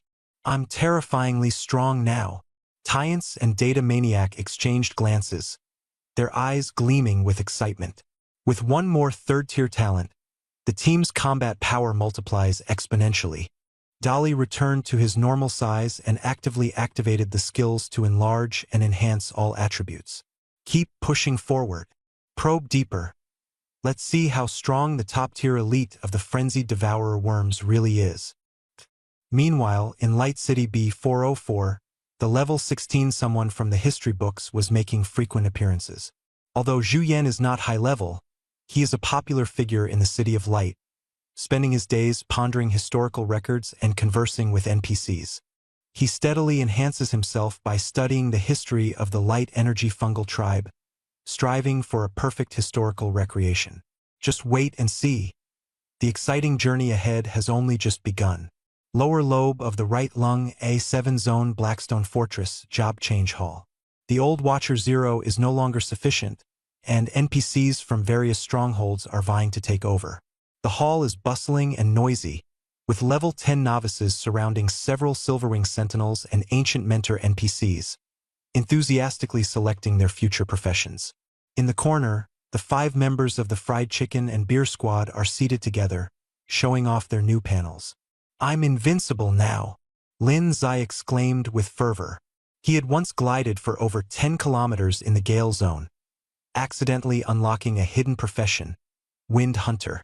With high-speed mobility and explosive power, he also mastered wind-based spells, making it a sibling profession to Phantom Blade. Shadow silently revealed his regular profession, Phantom Blade. "Why not go for a hidden profession?" Lin Zai asked. Shadow replied coolly, "Hidden doesn't necessarily mean strong. I think future job changes are more important." "All right, suit yourself," Lin Zai said with a smile. Lin Zai turned to the 2 tanks, Redemption and Life on Earth. Redemption, calm and composed, displayed his panel, Silent Night. In the previous battle, he relied on his agility and shield to endure elite monster attacks for 10 minutes without using taunts, even countering with shield stuns to meet the hidden conditions. With high magic resistance, he can also silence enemy mages, standing out as a lone knight. "Whoa, a mage killer!" Lin Zai exclaimed in shock. Redemption responded indifferently, "Not bad." Life on Earth scratched his nose, grinning slyly. "Now this is what I call art." Despite failing to win with taunts, he managed to provoke an elite monster for 20 minutes with trash talk, forcing it into a frenzy to chase and bite him. New hidden class released, Flesh Fortress, rage-inducing aggro magnet, high recovery and defense, a tanky war god. Everyone was speechless, truly tailor-made for trolls. "Where's Fat Otaku?" Suddenly, Life is Short noticed someone was missing. With heavy footsteps, Happy Fat Otaku appeared. Originally, his ID was just moderately plump, but now he had turned into a massive bear-like figure, with a round belly, thick limbs, and an imposing stride. "I can't live like this," he said with a mournful face. Previously, during the fat storage adventure, he fell into a pit. To survive, he devoured fat like crazy, literally eating his way out of death. Hidden class, Energy Guardian. Condition: consume an excessive amount of fat in a short time and survive. Skills: energy storage, team reinforcement. Basically, a walking mountain of meat. Lin Zai was curious. What's the use of this skill? Fat Otaku raised his staff and pointed at Lin Zai. "Let me give you some extra oil." A stream of yellow energy surged into Lin Zai's body. The next second, Lin Zai's body swelled, his cheeks rounded, and he instantly gained 50 pounds. This class change is truly... System notification. You have gained Fat Shield. Defense skyrocketed, health surged. The price? Agility dropped by 40%. Body size expanded, turning into a giant fat pig. Lin Zai stared blankly at his chubby hands, roaring furiously. "I'm a Wind Hunter. I need speed. Who wants defense? You fatso, turn me back right now." Beside him, Run Sheng Zai sure laughed heartily, rolling on the ground. "This skill is amazing. Whoever dares to mess with us, we'll turn Fatty into a ball, and they won't even be able to run." Shadow held his forehead, exasperation overflowing. Silent Night, trash-talking tank, force-feeding healer, and now an unreliable leader. "I'm the only normal assassin here. The pressure is immense." Ren Sheng Zai sure raised his eyebrows and smirked. "Normal? You, the aloof and edgy teenager. Really?" Shadow chose to ignore him. "This team feels off," he sighed. Lin Ziye's eyes flashed as he interrupted. "No, it's actually pretty strong. Let's go. Head to Area A7 to find elite monsters for practice. Show them who's boss." A 5-person squad made up of 4 hidden classes was incredibly eye-catching. A7 bronchioles. Shadow stood atop towering cilia, his custom cloak fluttering, back facing his teammates. Stop posing. The monsters are here. Lindsay sautet. Ahead, several LV.5 mutated dust mites were attacking a lone neutral creature. Shadow's figure flickered, using Shadow Step to backstab with his dagger, instantly killing a dust mite. Level suppression. If you can't one-shot them, you might as well start over. Renshang Zisher staggered forward, hooked his finger, and roared, UGLY thing. Come, bite me. Taunt skill activated. Aggro instantly maxed out. The dust mites, eyes red, charged madly at him. Renshang Zisher tanked the attacks, his health not dropping but rising instead, thanks to his top-tier hit-to-heal ability. Damn, it felt great. Ah, this feels perfect. Even the best masseurs don't have this kind of strength, he said gleefully. Redemption couldn't hold back, directly sweeping away a bunch of monsters with a shield bash, grabbing a higher-level dust mite, and slamming it to the ground. Silence! Bullying weaklings is way too easy. Happy Fatty held a crispy roasted mystery meat leg, chomping down. Should we try something more challenging? As the team's energy guardian, he replenished energy at all times, ensuring the squad stayed active. Not just because he was a glutton. This roasted meat was crafted by a life player specializing in Infernal Guard cuisine, its flavor so authentic it felt like you could smell the smoke. A few hours later, this rookie squad that had been rampaging through A7 followed the main force and arrived at the Liver battlefield. Liver Lobule H147 zone was bustling with noise. Hundreds of players who had just reached level 10 were besieging the corrupted Hive Mother. Attention! The Hive Mother is summoning monsters. The blood-sucking liver leeches had barely landed before being mobbed and smashed into pieces. Suddenly, a 3-meter-tall crystallized executioner LV.20 elite tore through the defenses and charged at the fried chicken and beer squad. Holy crap! The big guy's here! Life is Short shouted excitedly. Watch me! I'll draw its aggro. Things got lively now. The main show was about to begin. He charged forward fiercely, sliding in with a provocative middle finger. Hey, punk! Is that axe of yours made of plastic? It's not even good enough to trim my grandpa's toenails. Skill check. High intelligence elite monster insulted. Entering berserk aggro mode. The executioner's eyes blazed with fury as it swung its giant axe down, splitting the ground like a mountain. Life is Short instantly dropped to his knees, crying out, Holy crap! It's really coming? Help! I can't take this damage. The Guardian player immediately rushed forward, raising his shield to block the heavy blow. Go, Fatty, go! Lindsay shouted. Happy Fat Otaku took a deep breath, sucked in his belly, and visibly shrank a size. He raised his staff and a yellow-white energy beam shot toward Life is Short. Fat injection. Life is Short inflated like a balloon, transforming into a round, chubby ball. When the giant axe struck again, it bounced off the thick layer of fat. The fat absorbed and significantly reduced the damage. Ha ha ha! It doesn't hurt. It doesn't hurt. The meatball laughed joyfully, but soon realized he was so fat he couldn't stand properly and could only roll around to move. You guys attack. I'll be the meatball tank to draw aggro and soak up damage. A bizarre scene unfolded on the battlefield.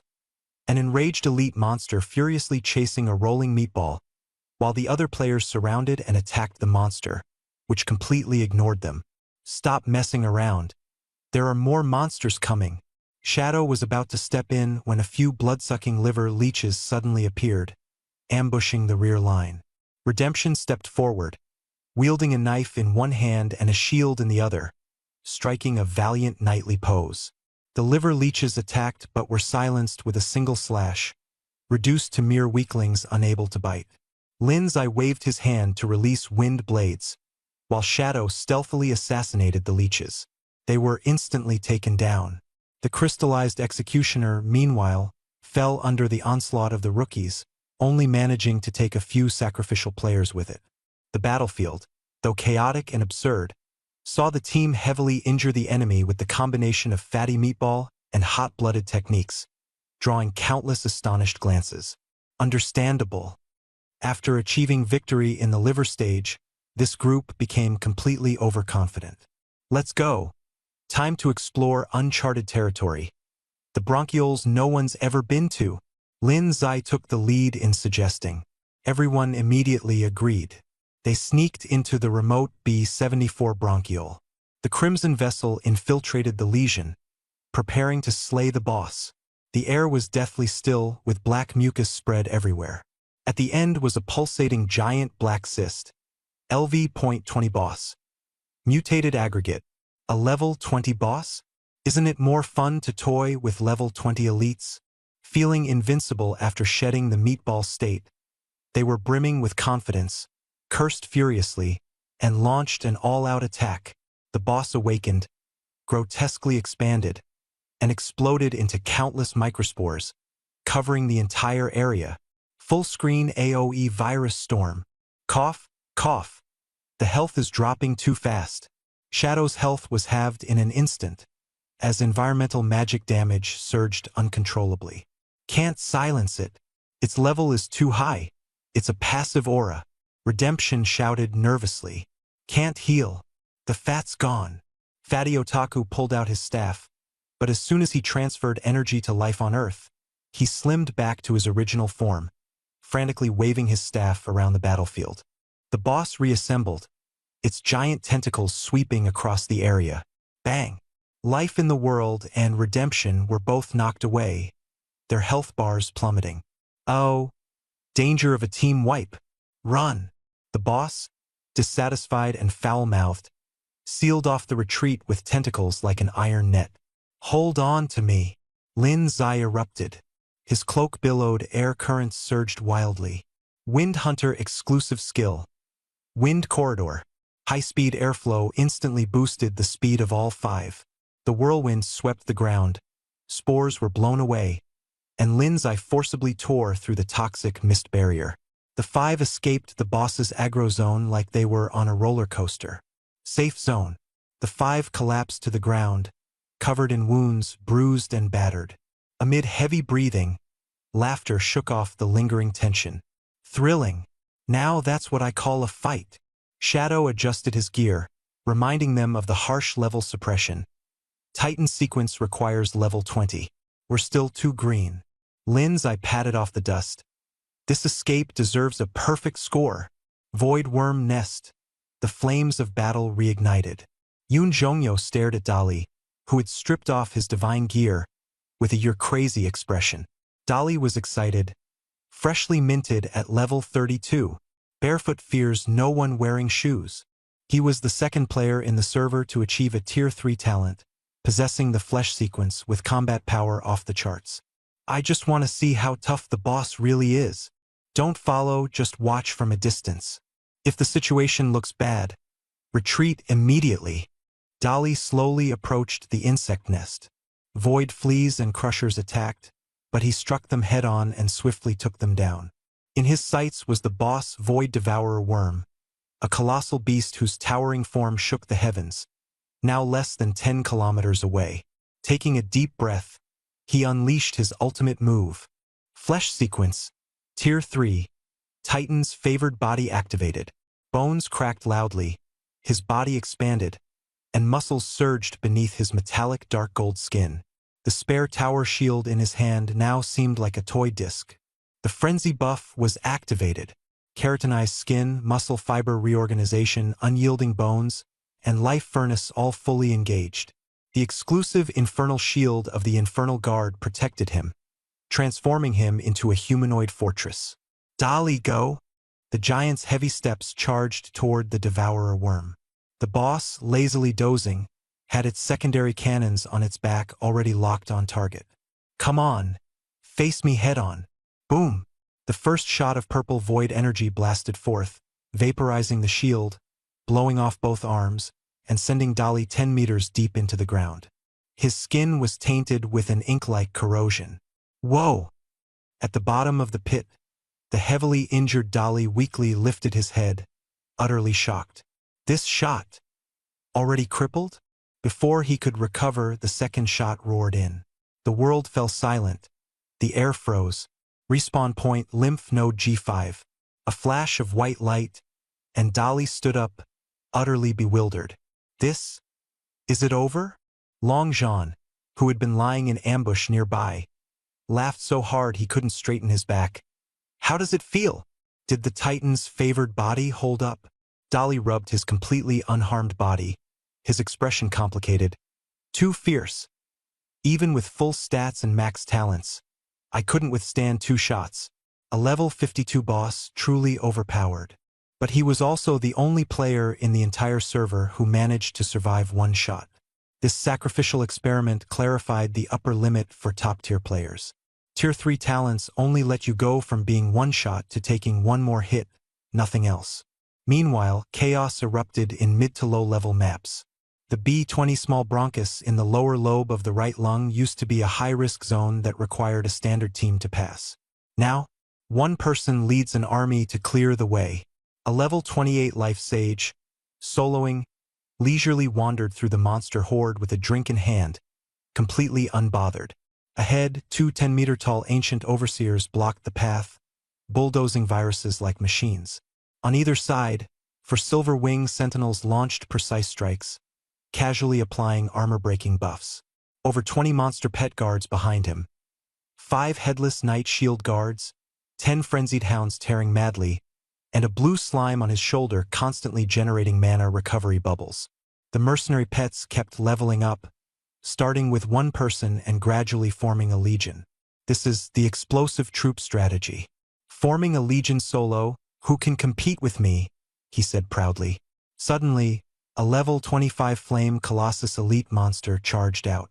The battlefield instantly erupted. The pet legion swarmed forward, combining armor-breaking, taunting, and damage output to attack and kill. The elite monster didn't even have time to react before being torn apart.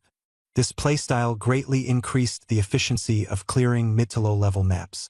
Bronchioles turned from high-risk zones into player paradises, and the speed of clearing infected areas skyrocketed. Major guilds also began forming pet mercenary legions, temporarily focusing on mid-level maps, while the top-tier battlefield remained quiet. Meanwhile, the 7th wave of 500,000 new players surged in like a tide, quickly leveling up to 10 and completing their class transitions. No longer crowding the beginner villages, the new wave headed straight for the liver mining zone. Tens of thousands of frenzied beasts and thunder lords roared as they charged into the mist. Their equipment was poor, their levels were low, and their coordination was chaotic, but their sheer numbers were terrifying. The moment a monster appeared, hundreds or even thousands of arrows and axes rained down, turning it into a corpse in seconds. Occasionally, small teams like the Fried Chicken and Beer Squad ventured into uncleared bronchioles, where the danger multiplied. Fortunately, pet-owning veterans had pioneered a pet rental service. Want to solo?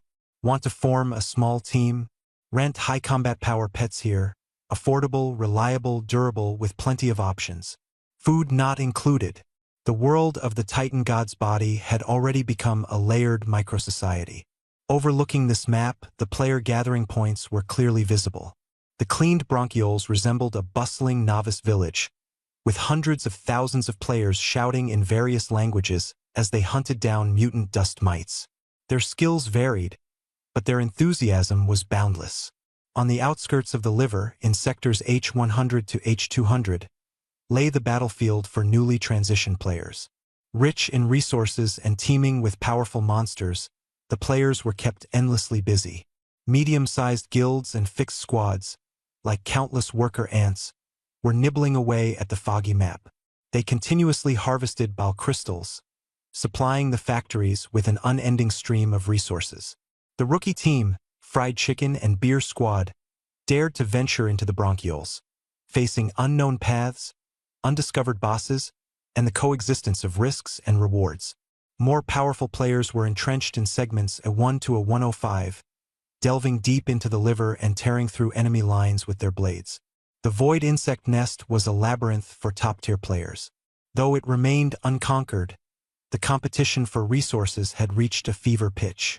In B404, the City of Light, the scene shifted. Real-world scientists transformed into scholar players, burying themselves in rune research, pulling all-nighters even for the basics. The atmosphere was both mysterious and fervent. The flame of academia burned silently. Lower lobe of the right lung, a 105 frontline command post. At the forefront of the lungs, this was the final hurdle blocking the path to the segmental bronchi. Realizing that the level 52 boss couldn't be defeated in the short term, the top guilds regrouped and launched another assault. Leading players like Great Wall No. 1, Blade Across the World, Dragon Battles in the Wild, and Heavenly Strategy gathered around a massive map, their expressions grim. The situation in the insect nest is temporarily stable. The data fanatic slid his finger across the map, revealing a regional detection chart. Brother Blade took out those eggs. The Void Devourer worm is furious but hasn't posed a strategic threat. The outer resources can sustain us for a long time. Now it's time to settle old scores. The group sneered, their faces dark. The infernal parasite had once destroyed their mechs, and their hatred burned fiercely. A gentleman's revenge is never too late, even after 10 years. His gaze fixed on the segmental bronchus. A month ago, they had slain the gatekeeping flame demon lord, only to be driven back by overwhelming parasites and scorching heat. It was like a thorn stuck in every player's throat. This time, it's different from a month ago. The main force of Great Wall Watch averaged LV-20, with 50 Titan mechs on standby, ready to launch the assault at any moment. High-level combat power off the charts. Long Zhan Yu snapped his fingers, his smile fierce and determined. The first echelon is all above level 30, with several third-tier talents activated. If we don't take it down this time, I'll melt my gear. Tian Su added. Environmental issues resolved. Blue slimes and lava slimes cleared the high-temperature zones. Feng Xing Tianxia's eyes burned with battle intent. Everything is ready. I'll scout ahead. All preparations complete. Battle begins. 3 hours later, deep within the segmental bronchus. Heat waves rolled. The acrid air stung and dazzled. Dark shadows darted between magma and tentacle gaps, swift as phantoms. Chun Feng piloted the Crimson Arc, evading monster aggro, heading straight into the depths for reconnaissance. Monster density surged dramatically. At the end lay his true enemy, the flame demon parasite emperor. Its slender form, entirely covered in crimson chitin armor, perched like a demon king on the bronchial walls. Hundreds of limbs deeply penetrated the titan's flesh. With each breath, scorching toxic flames spewed from its back. Suddenly, data flashed across the retina. Flame Demon Parasite Emperor LV.43 Leader. Status: Parasite/High Temperature Radiation/Swarm Domination. Description: Ruler of the Flame Demon species, capable of controlling the temperature of an entire lung. Level 43. Chun Feng's eyes gleamed with a cold light. The decisive battle was about to erupt. What's a Flame Demon Lord compared to this? The creature before him was a full 8 levels higher, rivaled only by the legendary Void Devourer worm and Helminth dragon. Feng Xing Tianxia's figure flickered and vanished instantly. With intelligence secured, the flames of war ignited. All forces, attack! The earth trembled like the stampede of 1,000 troops. The battlefield was truly awe-inspiring. At the forefront were 200 pitch-black titans fist mechs, resembling an iron fortress. Piloting them were elite players selected by major guilds. Though their levels were only 25, the mechs granted them the strength to confront elite monsters head-on. Beneath their feet lay a soft carpet of intertwined blue and red, tens of thousands of blue slimes and lava slimes. They raced toward the sea of magma, with blue slimes spewing bubbles to engulf the lava and lava slimes frantically absorbing heat, forcibly clearing a path. From the rear, an old herdsman shouted, "Charge!" The scene was both tense and brimming with hope. On either side of the mechs, thousands of steel fortifications and divine guards formed a tower shield formation.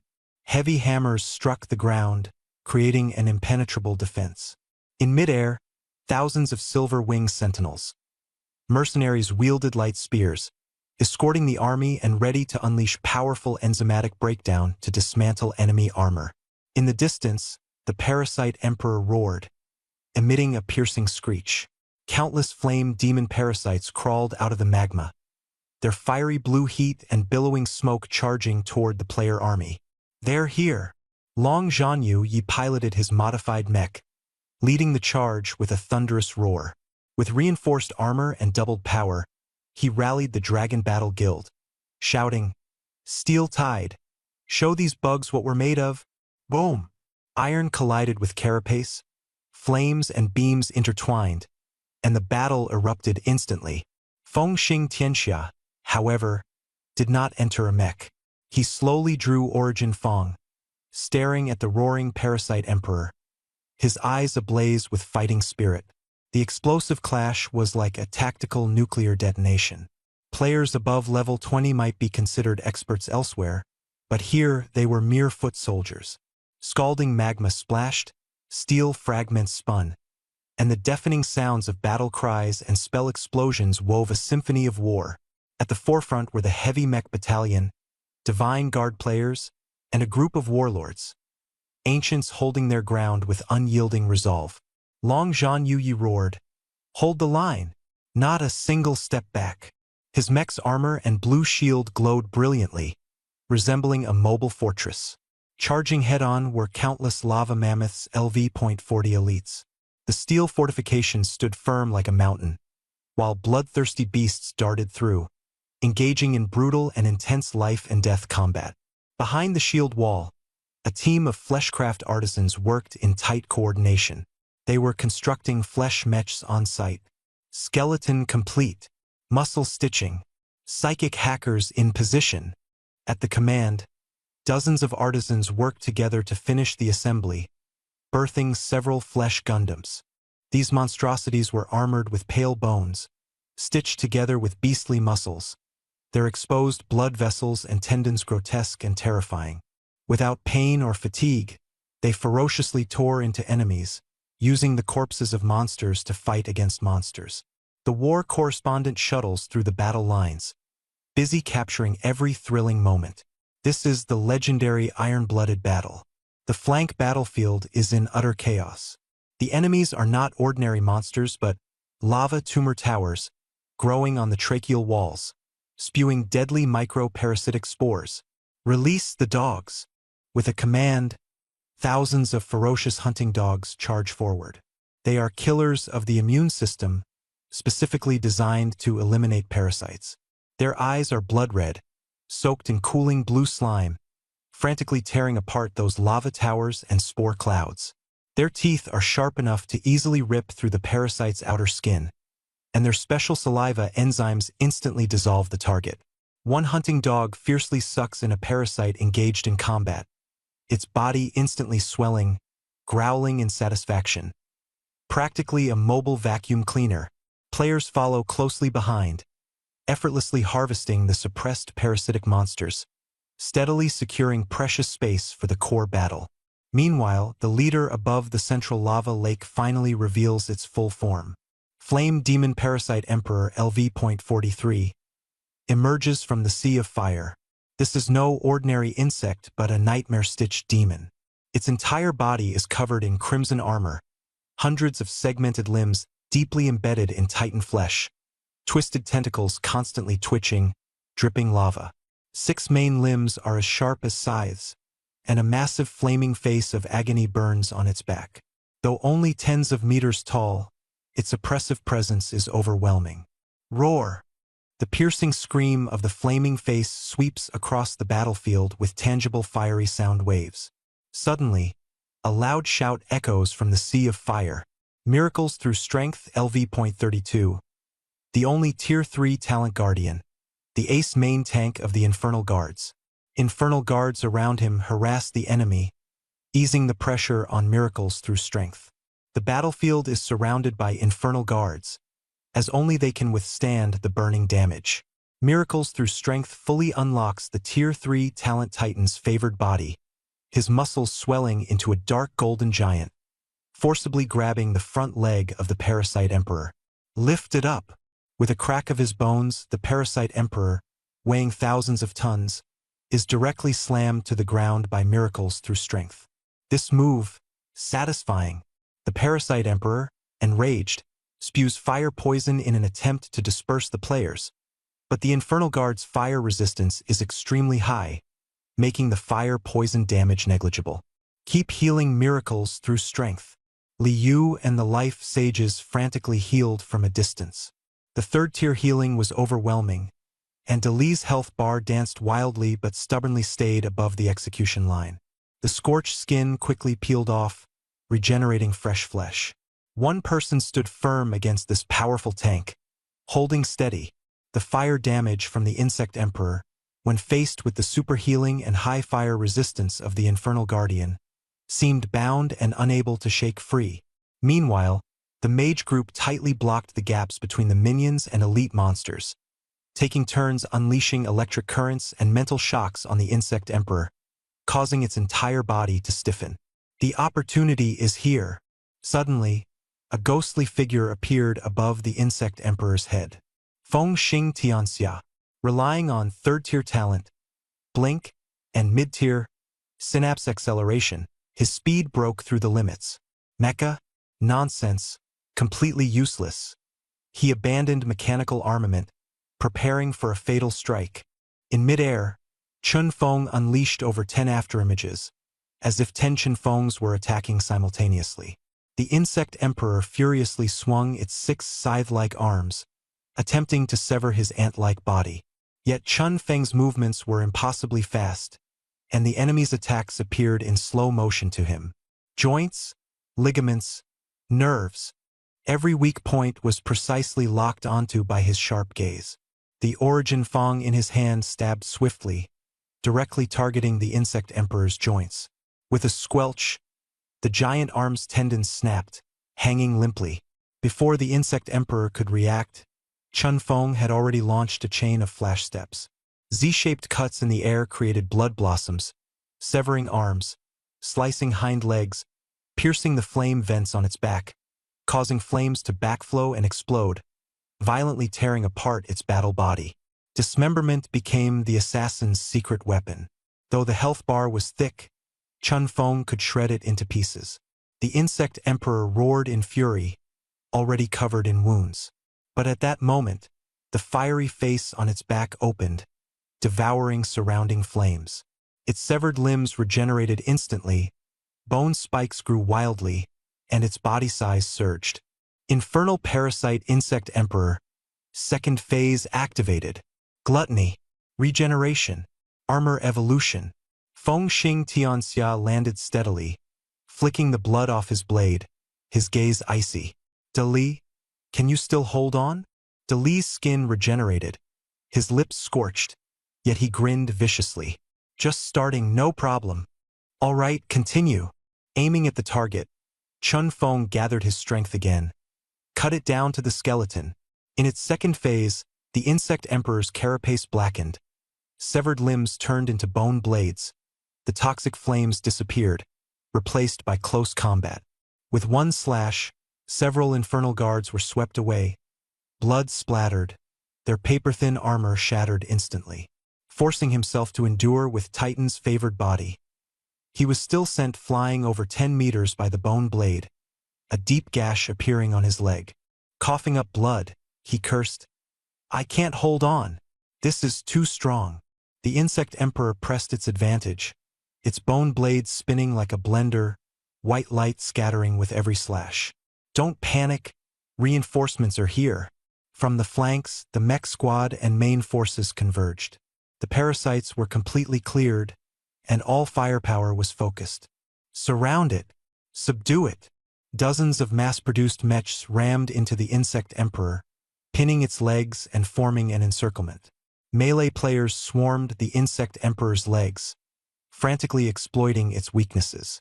Ranged mages unleashed lightning, light-based spells, and poison arrows, pouring down like a torrential storm.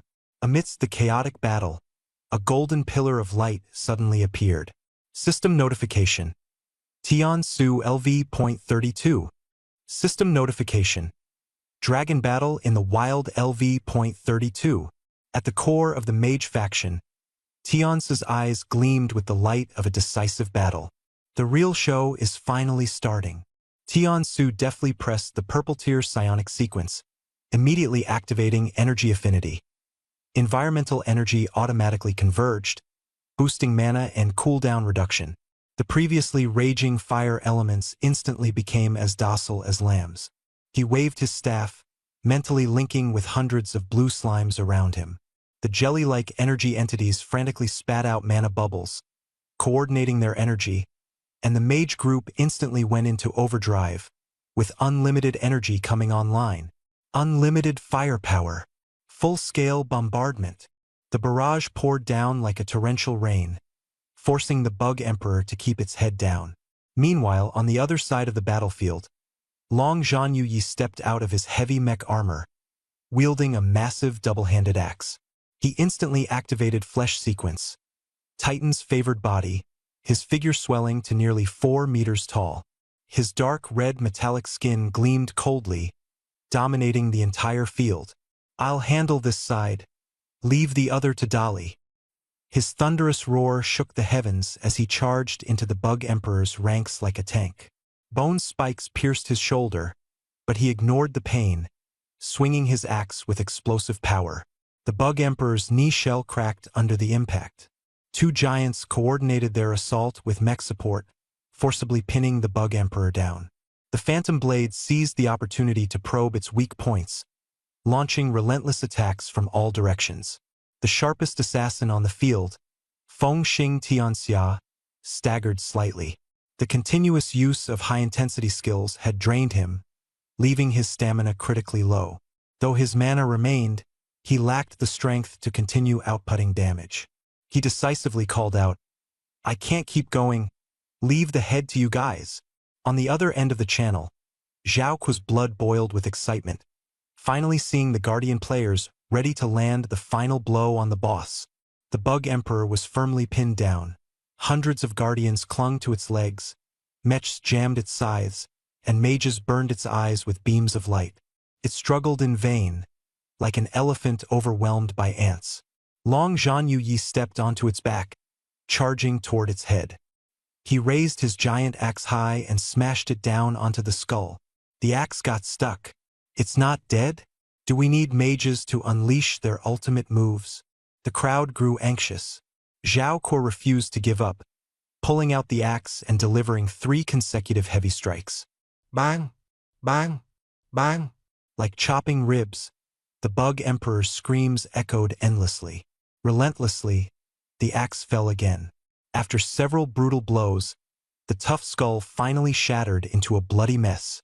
The Bug Emperor let out its final weak wail, its body convulsing violently before collapsing with a thunderous crash. The screen exploded. Server-wide announcement. Player Long Zhan Yuyi has successfully slain Flame Parasite Bug Emperor, LV.43 boss. Bronchial lesion cleared. Titan's breathing efficiency greatly increased. We won. The guild leader is unstoppable. Face-to-face output is invincible. The scene erupted in wild cheers. This was it. The true reversal had finally arrived. Amid the fierce battlefield, Long Zhan Yuyi stood tall atop the Bug Emperor's corpse, swinging his axe, drenched in blood, exuding wildness and overwhelming dominance. Players around him celebrated wildly, their cheers shaking the skies. A level 43 boss loaded with treasures. Taking it down meant claiming the crown. Chun Feng sat at a distance, downing a recovery potion as he observed coldly. He couldn't help but internally criticize. That pose is so ungraceful. I'd rather go for a direct overhead axe strike, sending brain matter flying for satisfaction. Although he didn't land the final blow for extra experience, his rapid consecutive strikes in the early stages were the true key to victory. All of this was coldly recorded on the data panel. Progress was immense. The scene shifted to the research lab, where the atmosphere was tense. Even at noon, the curtains of the Psionic Research Institute were drawn, resembling the eerie calm before a storm. Tian Sufang Su and data fanatic Li Zihan, 2 players who had simultaneously reached level 32, activated the rare 3rd-tier talent energy affinity. While the outside world seemed ordinary, they closed their eyes, adjusting their breathing, entering a mysterious high-frequency mana meditation. Suddenly, the monitoring instruments went haywire. High-energy particles materialized out of nowhere, surging wildly. Blue ethereal light surrounded the two, igniting the dust and gases in the air, altering their properties and marking them with unprecedented mana signatures. The mana-infused area rapidly expanded, transforming the space within a 10-meter radius into a bizarre and magnificent spectacle. In the laboratory, a small white mouse was frantically active inside a sealed glass box, slightly chubby in size. The surrounding air had been permeated with magic, turning into a low-concentration magical gas. Magic energy particles, though intangible, could attach to physical particles, creating the miracle of air filled with spiritual energy. Professor Gu was extremely excited, pointing at the data and shouting enthusiastically, "Players are no longer batteries. They are living generators, even pollution sources." Blue Star, originally a magic energy desert, was being forcibly eroded and transformed by them, converting ordinary particles into high-energy particles infused with magic energy. With every breath, they inhaled Blue Star's physical particles and exhaled gas brimming with spiritual energy. Beside him, Ban Jiangwo looked at the report, his scalp tingling. If more of these players emerge, Professor Gu's gaze deepened, and he nodded slowly. This will change everything. That's right. The threat of the future had quietly taken shape, and an even greater storm awaited them.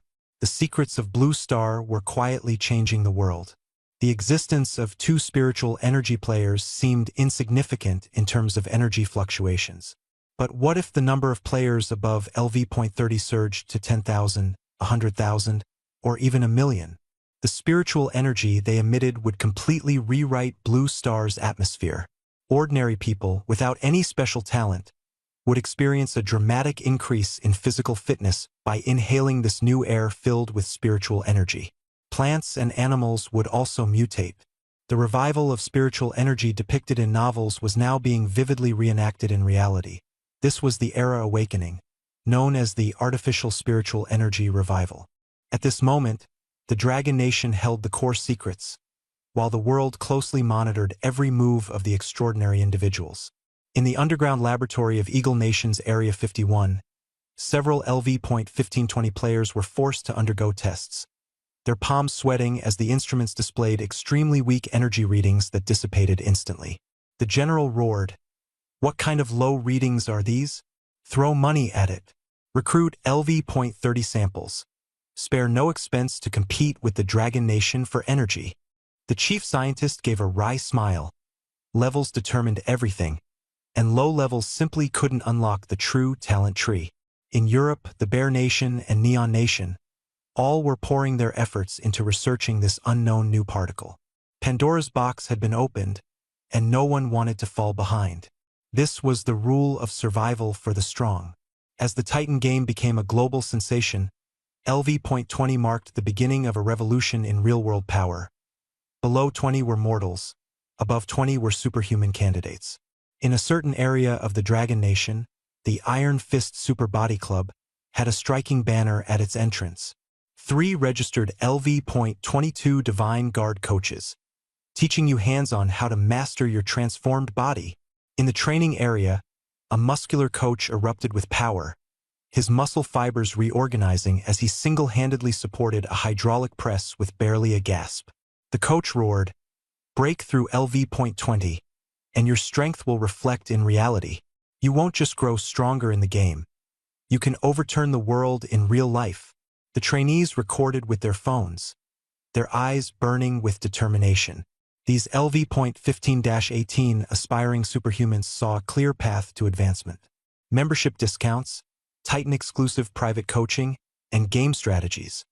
Push for LV.20, learn to harness your power, and stop breaking door handles at home.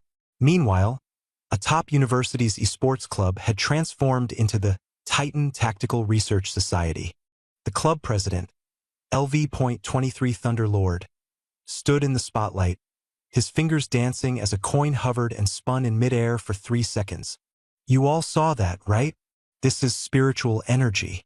At level 23, the second-tier talent unlocks, allowing mental power to directly manipulate matter. Corporate recruiters are scrambling to hire, offering high starting salaries. Playing games can also become the strongest credential. He raised his 5 fingers, exuding dominance. However, the distribution of level resources was uneven, with low-level players scattered everywhere, and the scarcity of power becoming a fatal weakness. On the streets of Mexico, piercing police sirens wailed as officers hid behind vehicles. In the middle of the street, a man swept through enemy forces, wielding a steel pipe like a storm. His god-tier armor deflected missiles. He was Wang Han, an LV.30+ player.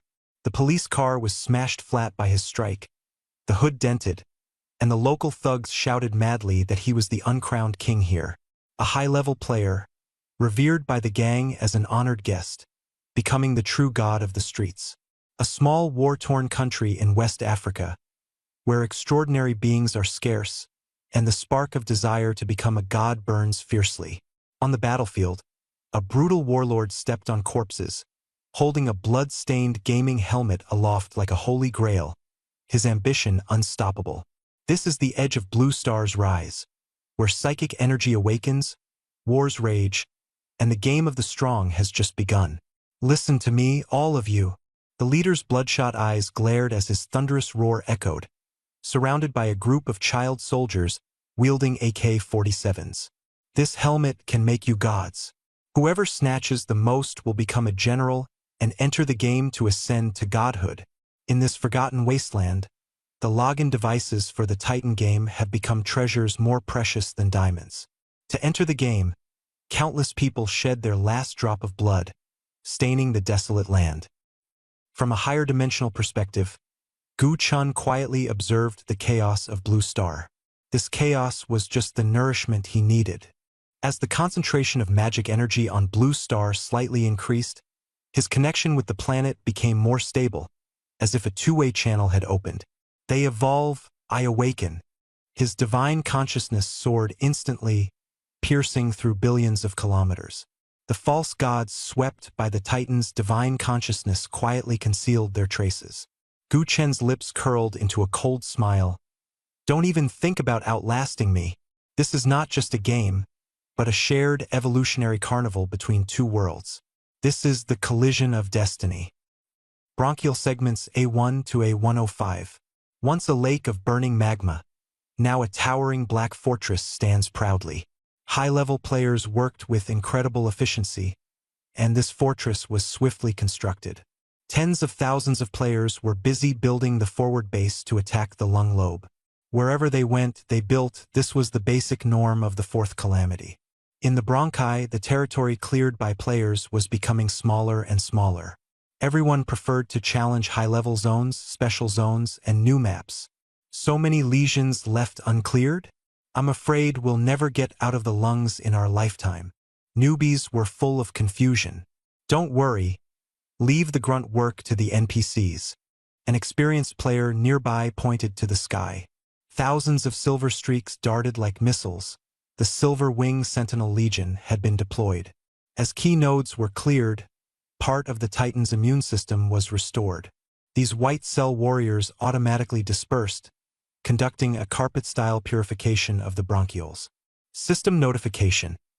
Bronchiole B-1024 has been purified by the NPC Legion. See that? We're the vanguard, tackling the tough challenges. Leave the sweeping and clearing to the NPCs. The experienced player patted the newbie on the shoulder and led him to explore newly discovered ruins. Lower lobe of the right lung.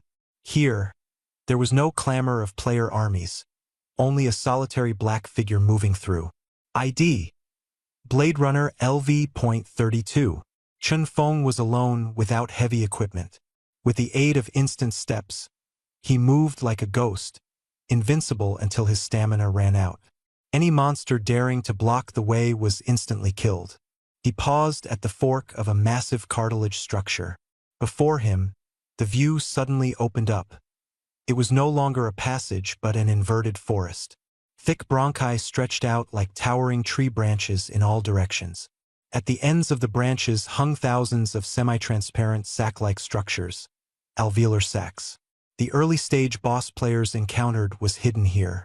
But now this forest had turned into hell. The air was filled with a yellow-green toxic mist. The once healthy pink alveoli were deformed, filled with turbid fluid, or shriveled and necrotic, turning gray-black. Area environment. Severe pneumonia. The gradient of monster density was evident. Near the entrance, the bronchial walls were densely packed with armed assaulter Streptococcus pneumoniae LV.36, resembling heavily armored tanks, covered in spikes. In the fluid accumulation zones floated phantom-type pulmonary edema LV.38, their bodies swollen and semi-transparent like specters. This was the true entrance to hell, where danger could erupt at any moment. Further ahead, half the sky was shrouded by a high-temperature storm eye. Countless LV.40+ colossal shadows circled, their aura even more oppressive than the flame worm emperor. ZZZZZ. At the entrance, an elite plasma ray LV.36 suddenly detected a living being. Its body swelled, and a scorching red beam shot straight toward him. Feng Xing Tianxia reacted instantly, using a flash step to move dozens of meters sideways, dodging the main attack. However, the beam twisted eerily in mid-air, grazing past him. His shoulder throbbed with pain. His health bar dropped by a third, and a severe burn debuff was applied. I can't handle this. The environment is too sinister. Looking at the dense swarm of monsters ahead, the plasma ray had already charged its second strike. Feng Xing Tianxia shook his head and decided to retreat. The monsters are densely packed and closely coordinated. Approaching them is a death sentence. With a few quick steps, he widened the distance and ran back to the safety of the bronchial passage. Retreat does not equate to failure. After a rough observation, he had already recorded the panels of various creatures. This intelligence would become the first strategy guide for the main force's advance into the lung lobe. Coordinates: Liver Edge Gallbladder Canyon. On the other side, the international top streamer Mr. Beast was leading a live-streamed expedition. Look here, Mr. Beast pointed to the ruins ahead. This was an ancient neural hub, long abandoned, with the remains of massive nerve fibers scattered everywhere, resembling a dead city. But in the center stood a towering fleshy spire, dormant neuron thunder messenger. The guide says this thing can be activated with electricity. Mr. Beast excitedly called out, "Thunder Lords, charge it up!" Dozens of currents instantly surged into the high tower. Neurons trembled. The top of the tower shone brightly with golden light, and ripples spread out swiftly. System prompt: Neural node H77 activated. Reconnecting neural network. Activated node detected.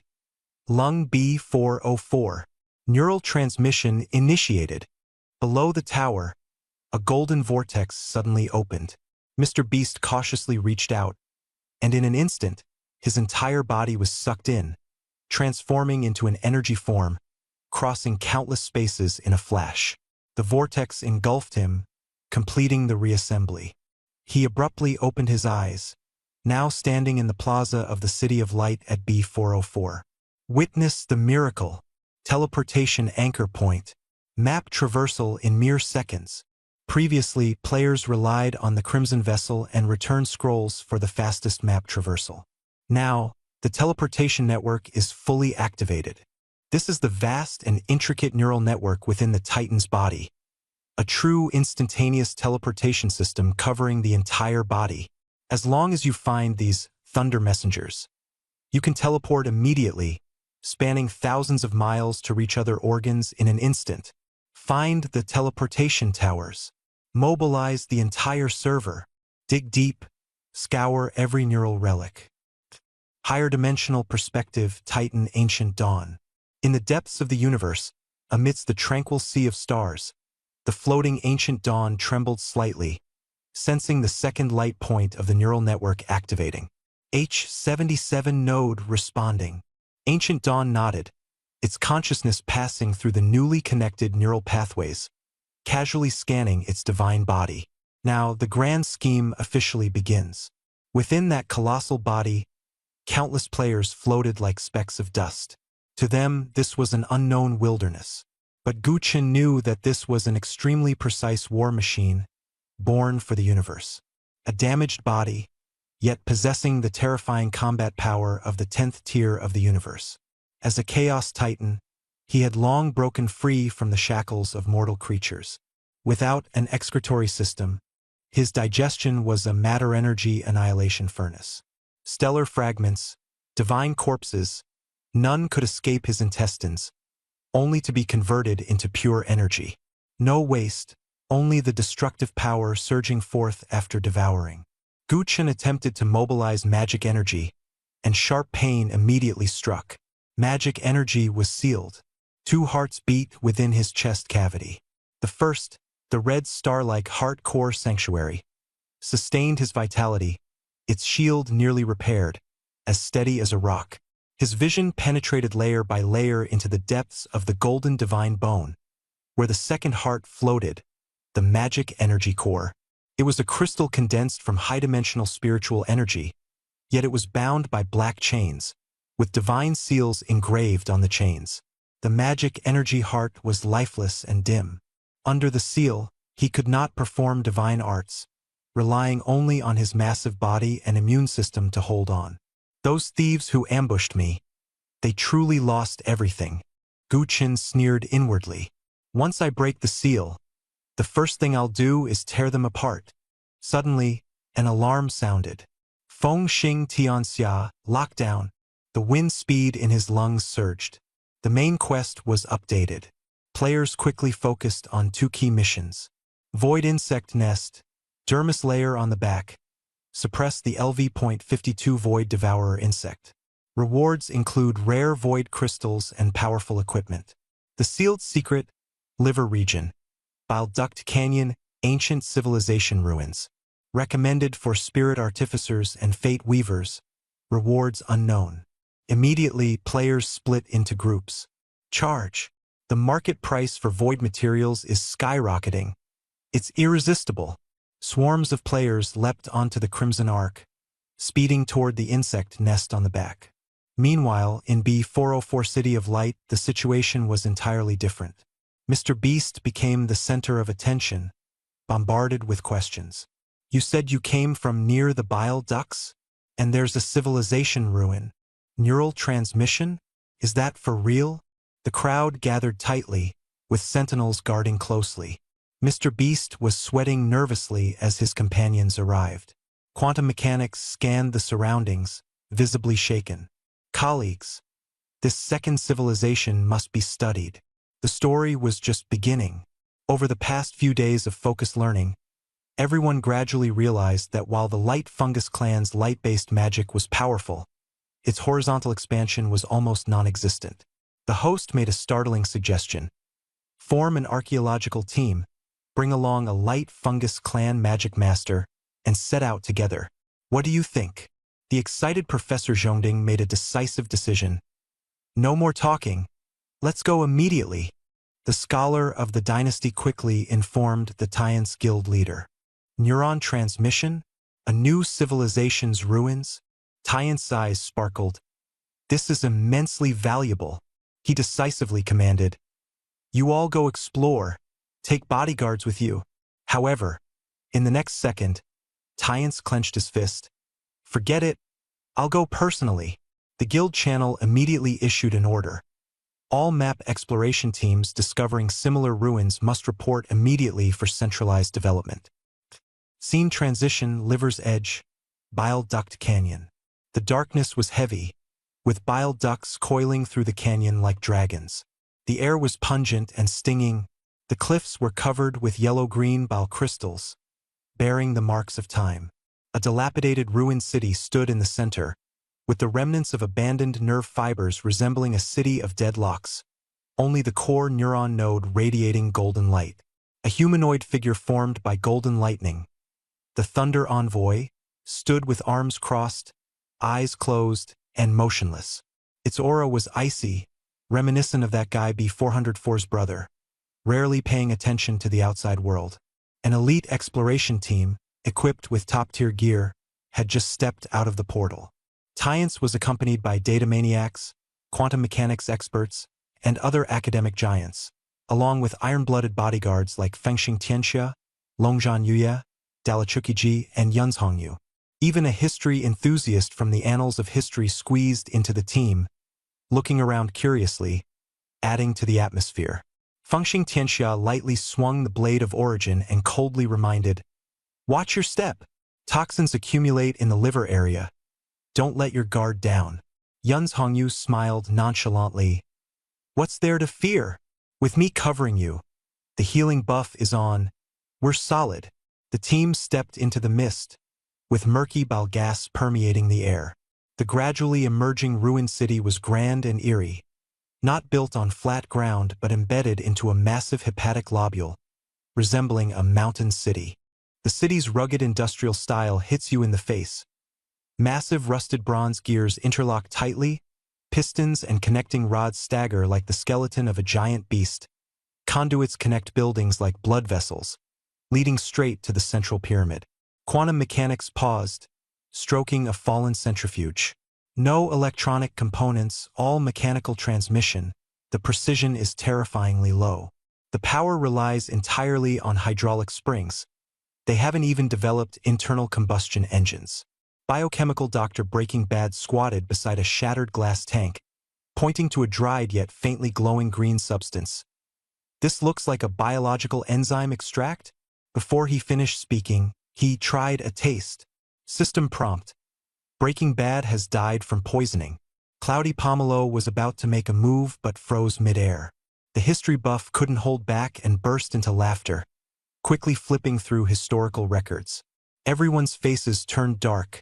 The atmosphere grew unbearably heavy. System prompt. Hifa civilization ruins discovered. Automatic translation activated. Just like with the ancient texts of the phototrophic bacteria tribe, the system quickly decoded the script. The Hifa civilization claimed to live within the detoxification factory of the Titan. Their technological tree was absurdly skewed. Heavenly Strategist adjusted his glasses, his gaze revealing profound insight. Environment determines the direction of evolution. With livers filled with various chemical reactions and toxins, their mechanics are primitive, yet they are 1,000 years ahead of Blue Star in biochemistry and medicine. The scholars were stunned, staring at the Breaking Bad's corpse, which was gradually turning green, frowning involuntarily. Beside them, the four curly-haired baboons, Fengxing Tianxia, Li Chu Qiji, Longzhan Yuyi, and Lei Dian Fa Wang, looked utterly confused, unable to understand human speech. The group continued deeper into the ruins. The crystalline floor tiles beneath their feet were engraved with reliefs.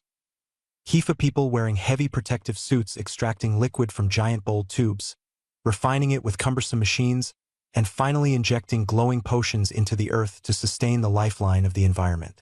Longzhan Yuyi sighed. What a miraculous civilization! He kicked aside a massive stone blocking the path. What a pity! It's all ruins now. Finally, they arrived at the center of the city, standing before the towering pyramid's entrance. System prompt. This is the Hifa people's highest academy of sciences, the Great Library.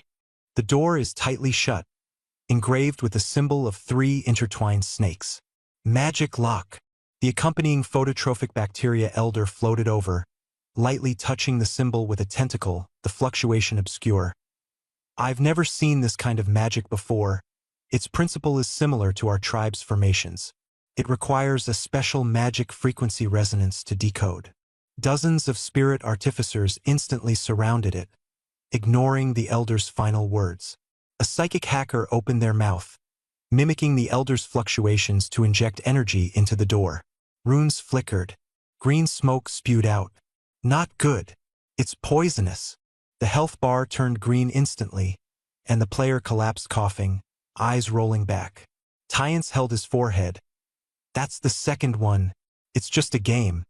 But your life is still important, you fool. The data maniac waved his hand. Don't rush. Archaeology isn't a siege, steady. For the next few hours, this place became an open-air laboratory. The historian journalist documented the Hephaestus historical rituals, searching for clues to open the door.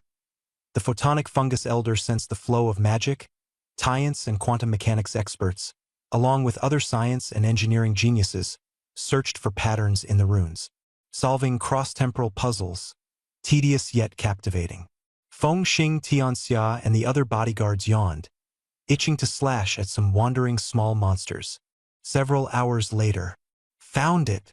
The historian reporter closed the book, eyes bright.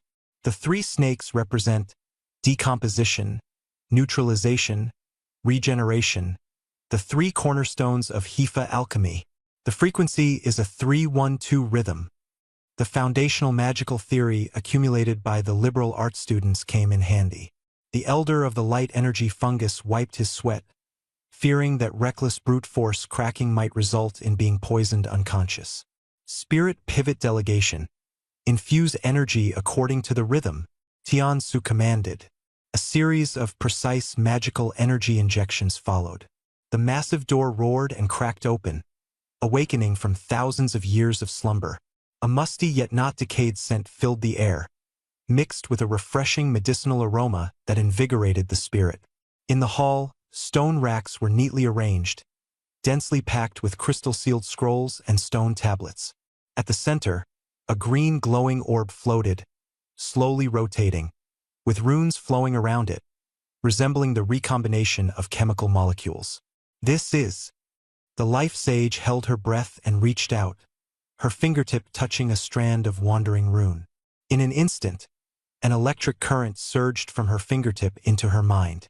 This was not merely a skill activation but a profound enlightenment deep within the soul. Countless images of Hifa alchemists flashed through her mind, how magic manipulates material particles, activating the potential of cells on a microscopic level. System notification. Congratulations on discovering the Hifa civilization knowledge base. You have learned toxic therapy, toxicity basics, enabling dual conversion between health and mana. The runes flickered, and the skill was instantly comprehended with an epiphany. Health and mana conversion. This would even leave the Grandmaster Han stunned. Deciphering ancient knowledge, new magic system, Hifa toxicology/flesh alchemy. Poison magic and flesh magic, a rare combination. Tian's eyes sparkled as he looked at the emerald green orb in his hand, filled with excitement. The treasure is hidden here. Every stone tablet, even a single formula, will revolutionize our spellcasting system. This is not just magic. It's a revolution in biomedical science. He scanned the scholars around him. Bringing these back to Blue Star will undoubtedly benefit humanity. Long Zhan Yi rudely waved his hand, interrupting the scientist's fantasies. Research is important. First come, first served. Stop dawdling. Start copying. Pack them up in boxes. This is now mandatory coursework for the healers, spirit channelers, and fate weavers. Learn the skills first and compile them immediately. I'm going to search for historical records. Brothers, let's get moving. This place, everyone who comes is part of the brick-moving crew. A frenzied plunder like a locust swarm, leaving nothing behind. The frontline laboratory began its brick-moving operation, the atmosphere tense. The Hifa Grand Library had a peculiar air, smelling like souring book pages. This made Long Zhan Yi extremely impatient. He sat on the ground, fiddling with his massive battle axe with his fingers. This ruin is so boring. Not even a single guard. Could it be that the Hifa people were truly pacifists? From the shadow beside him, Feng Xing Tianxia calmly said with closed eyes, "Don't say foolish things. It's strange enough that there aren't any monsters." Dali turned over and scratched his back, smiling bitterly. "Can't sleep. Let's play some cards to relax." Just as this group of high combat power bodyguards was about to explode from boredom, the history major student who was obsessed with certain someone in the history books made a move. He was LV-18, but his curiosity was maxed out at level 99. While moving things around, he kept poking and prodding everywhere. He inadvertently discovered a hidden mystery, a downward elevator. Altar of the gods? What is this thing? Without much thought, he went straight in. 3 seconds later. System notification. Teammate, certain someone in the history books, has died. Cause of death. Blunt force trauma. Comminuted fracture. The hall instantly fell into a suffocating silence. Long Zhanyuyi immediately snapped to attention, his eyes bulging like copper bells. Damn! There's a monster! Feng Xing Tianxia disappeared with a snap, turning into a blur as he dashed. Underground. Follow me.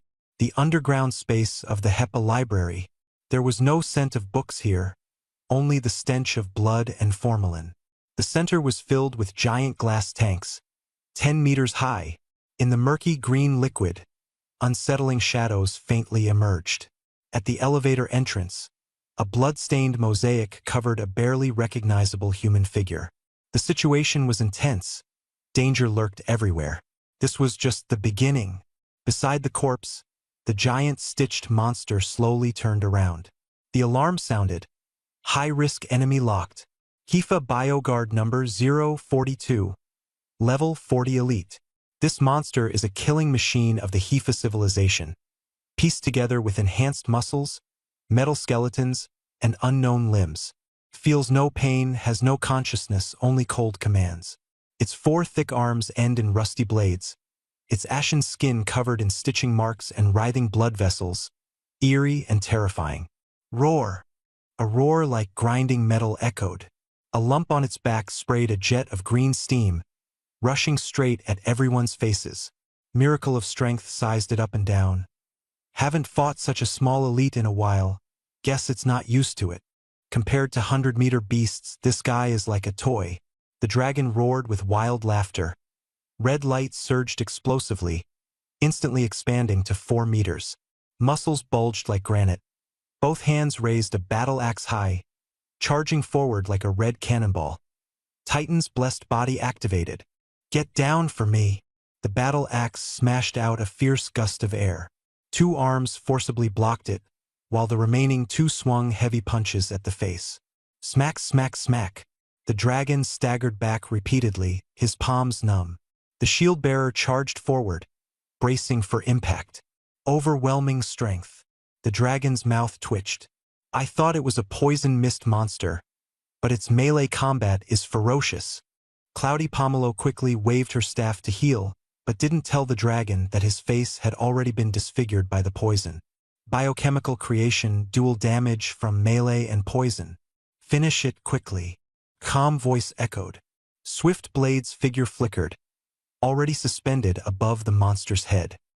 His blade turned into a streak of light, stabbing at the seam on the back of its neck, but it only produced a dull sound. There was keratin armor. The monster's movements slowed abruptly, pulling out 2 arms to grab backward, its palms spraying poisonous mist. Swift Blade kicked its head and used the momentum to pull away. Don't brute force it.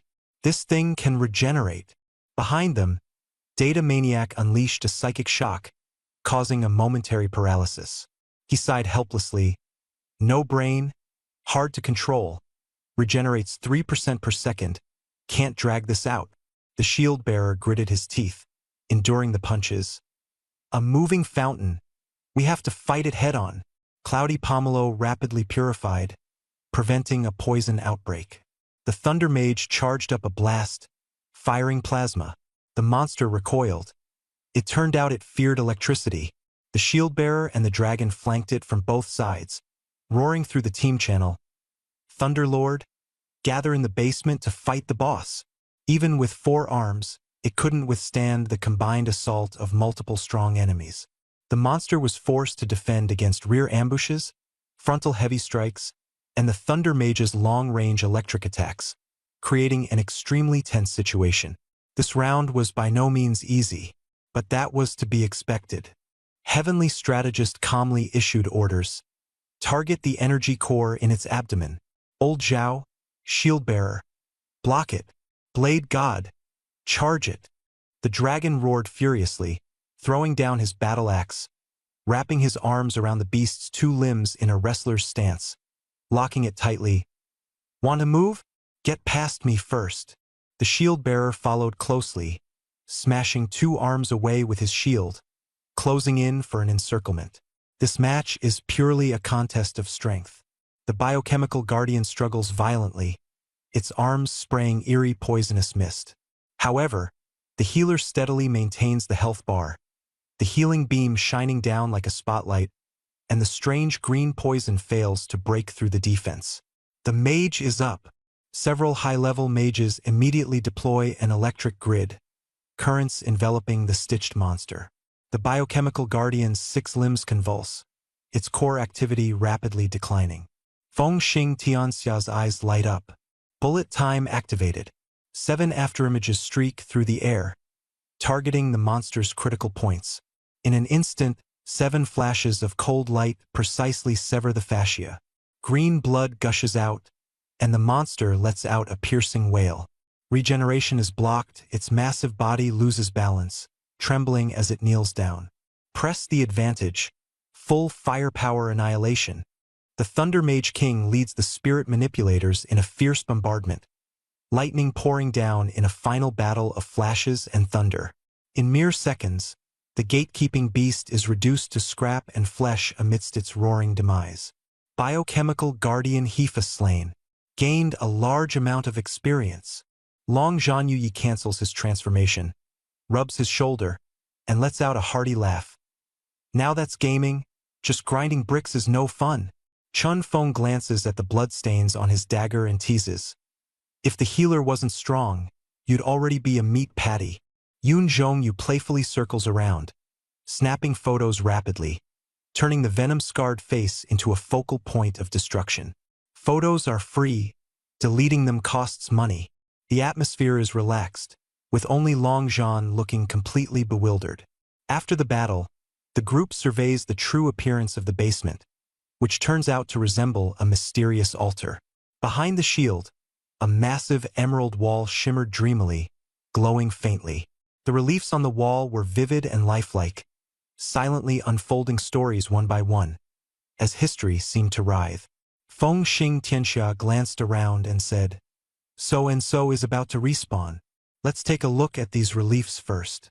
When So-and-so finally returned, panting heavily, they were greeted by Long Zhan striking bizarre poses with his disfigured face. While Yun Zhongyu and the girls clicked their cameras non-stop, the sound of shutters filling the air. 5,000 bioenergy per photo. No bargaining. Zhu Yan entered the scene, and Fengxing Tianxia gestured for silence. Chun Feng pointed to the wall where faint light flickered. This relief looks like a mix of a mural and a sculpture, flickering like a broken TV. No matter how I look, I can't make it out. You give it a try. Zhu Yan took a deep breath and quickly switched to professional mode. With his level up, a new archaeology skill had become available. He approached the cold emerald wall, placed both hands on it, and activated the key skill. Echoes of history.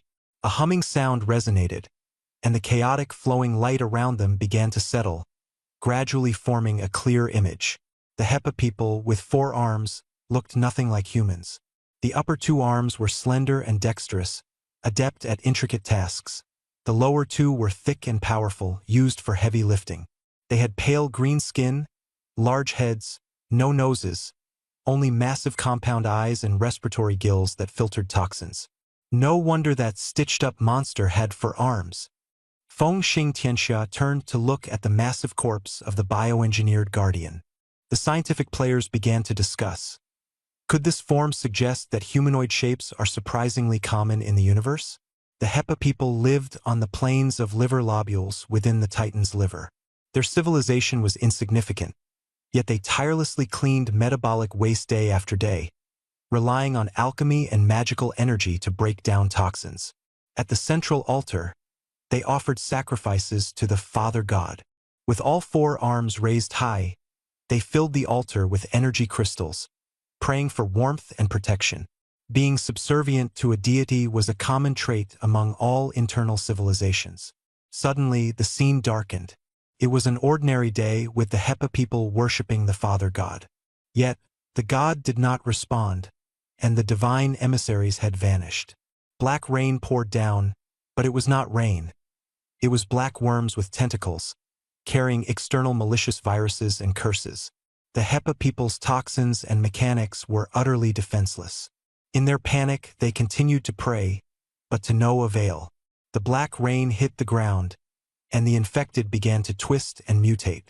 Their green skin instantly necrotized, their forearms twisted violently, and they turned on their own kind. War broke out, flesh and machinery intertwined, and alchemy was reduced to a tool for creating soldiers. With tearful eyes, alchemists stitched together corpses, inserted metal skeletons, transforming them into painless, biochemical guardians. Countless biochemical guardians charged into battle, resisting the tide of viruses. Green toxic mist and black corrupting fumes intertwined. The battlefield was brutal. The enemy was overwhelming, the Titan's liver continuously damaged, while plagues and curses ran rampant. Finally, the scene froze at the edge of the Gallbladder Canyon. The surviving HEPA people, with only a few hundred biochemical guardians left, took their families and embarked on the flesh road. Their backs were heavy, filled with sorrow. As the last person crossed the bridge, the elderly leader trembled as he shut down the flesh proliferation array. With a thunderous sound, the flesh bridge instantly lost vitality, breaking and withering.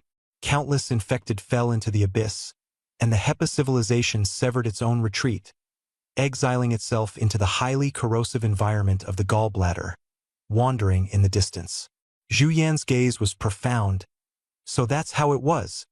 Zhu Yan's face was pale, as if he had just returned from hell. System prompt: HEPA civilization history recorded. Cataclysm, the Great Migration, 9%, gained 30,000 bioenergy points, and a large amount of experience. Long Zhan touched his scarred face, his voice suddenly serious. That black bug, is it the monster we were looking for? This grudge, I guess we've avenged it for them. Fengxing Tianxia's eyes were sharp. Knowing the cause, the truth inside the gallbladder is even more worth exploring. Let's go. Everyone left the basement and headed straight for the Gallbladder Canyon on the edge of the city. Reality is far more brutal than history. Standing at the edge of the cliff, the murky Bao River ahead suddenly began to boil. Glug glug.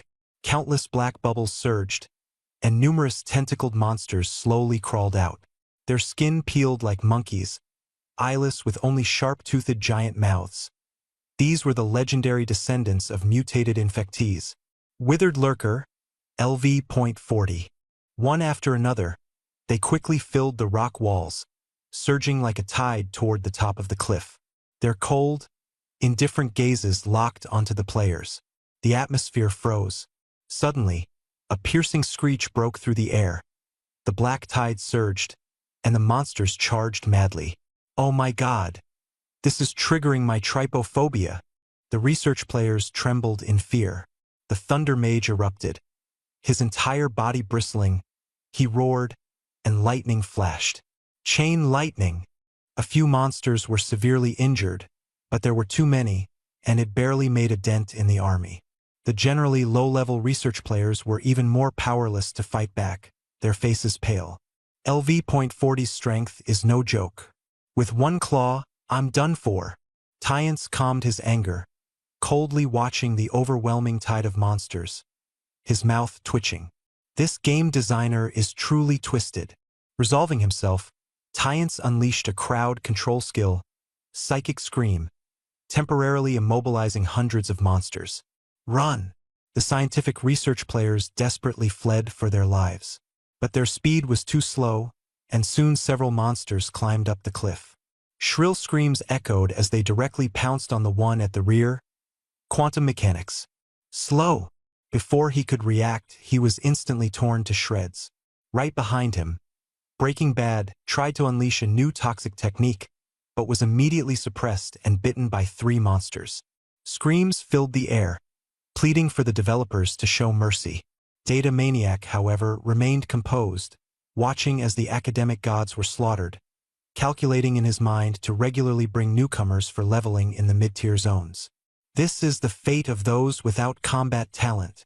Dragon Battle swung his weapon with great force, fighting bloodily to push back the monster tide, while protecting several fragile players as they retreated.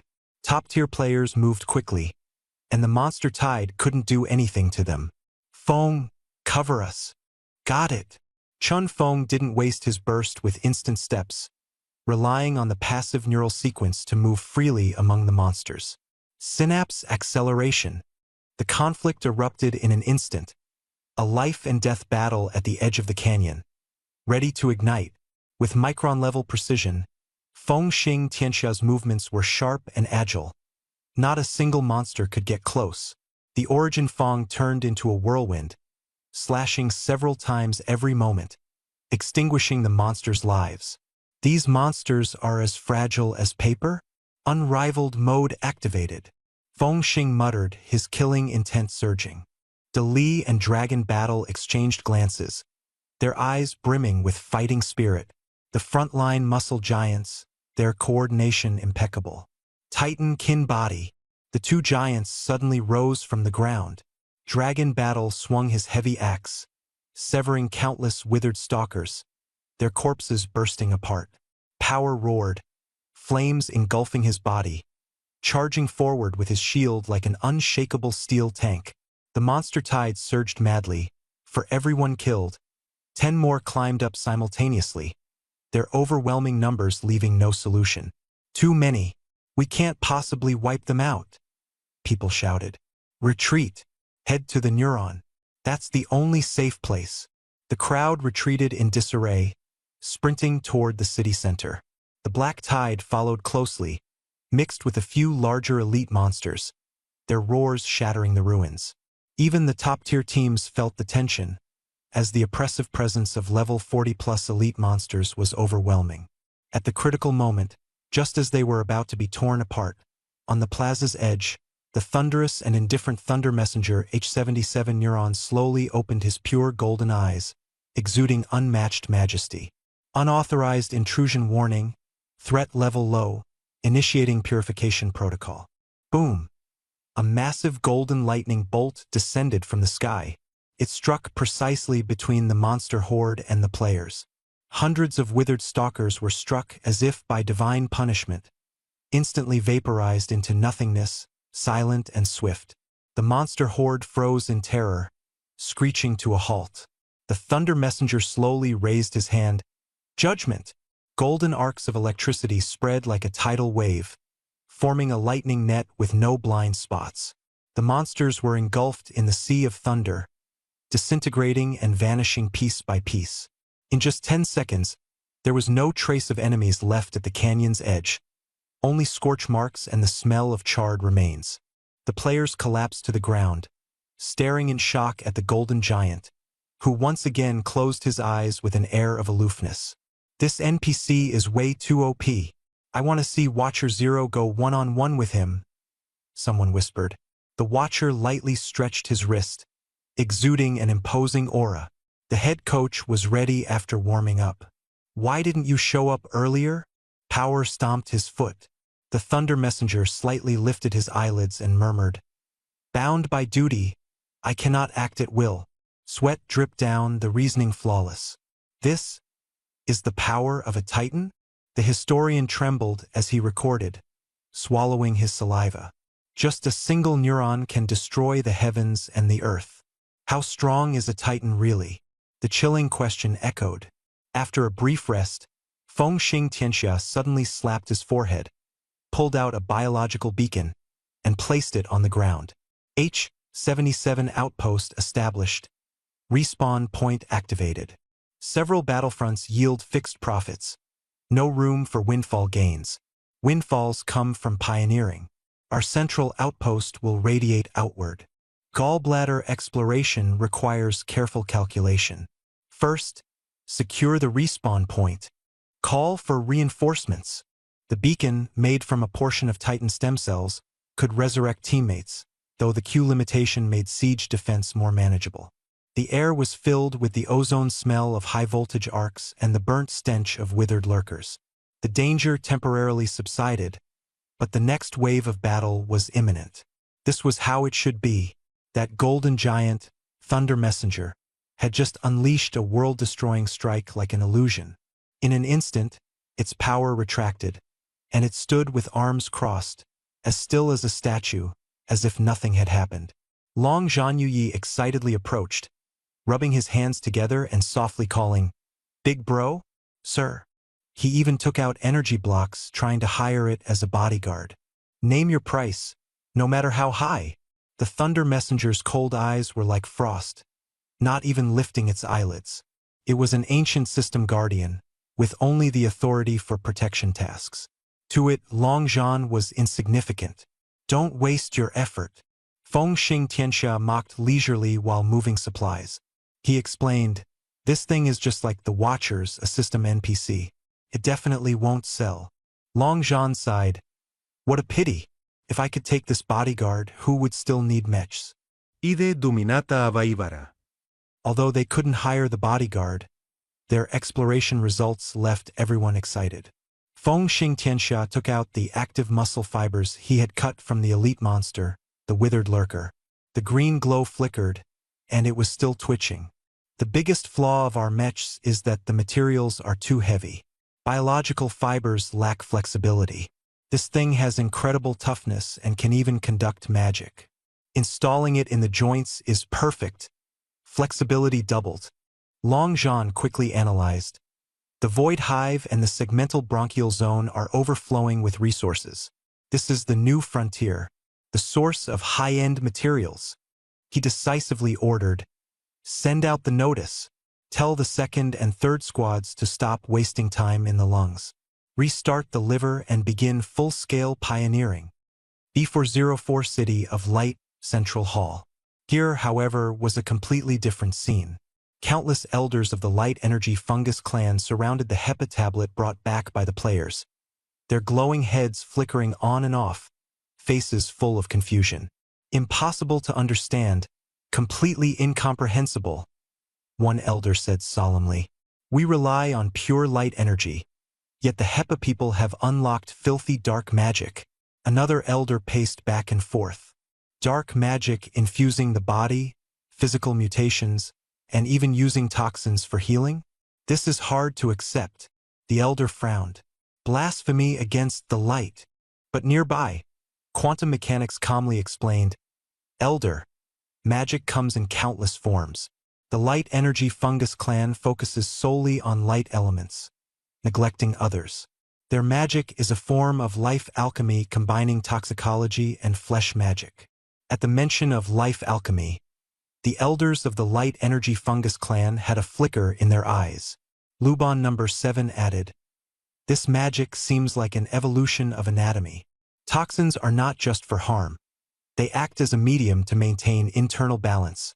Look at this paper, Practical Limb Regeneration based on the theory of toxic healing. It overturns traditional concepts." The elders were thoughtful.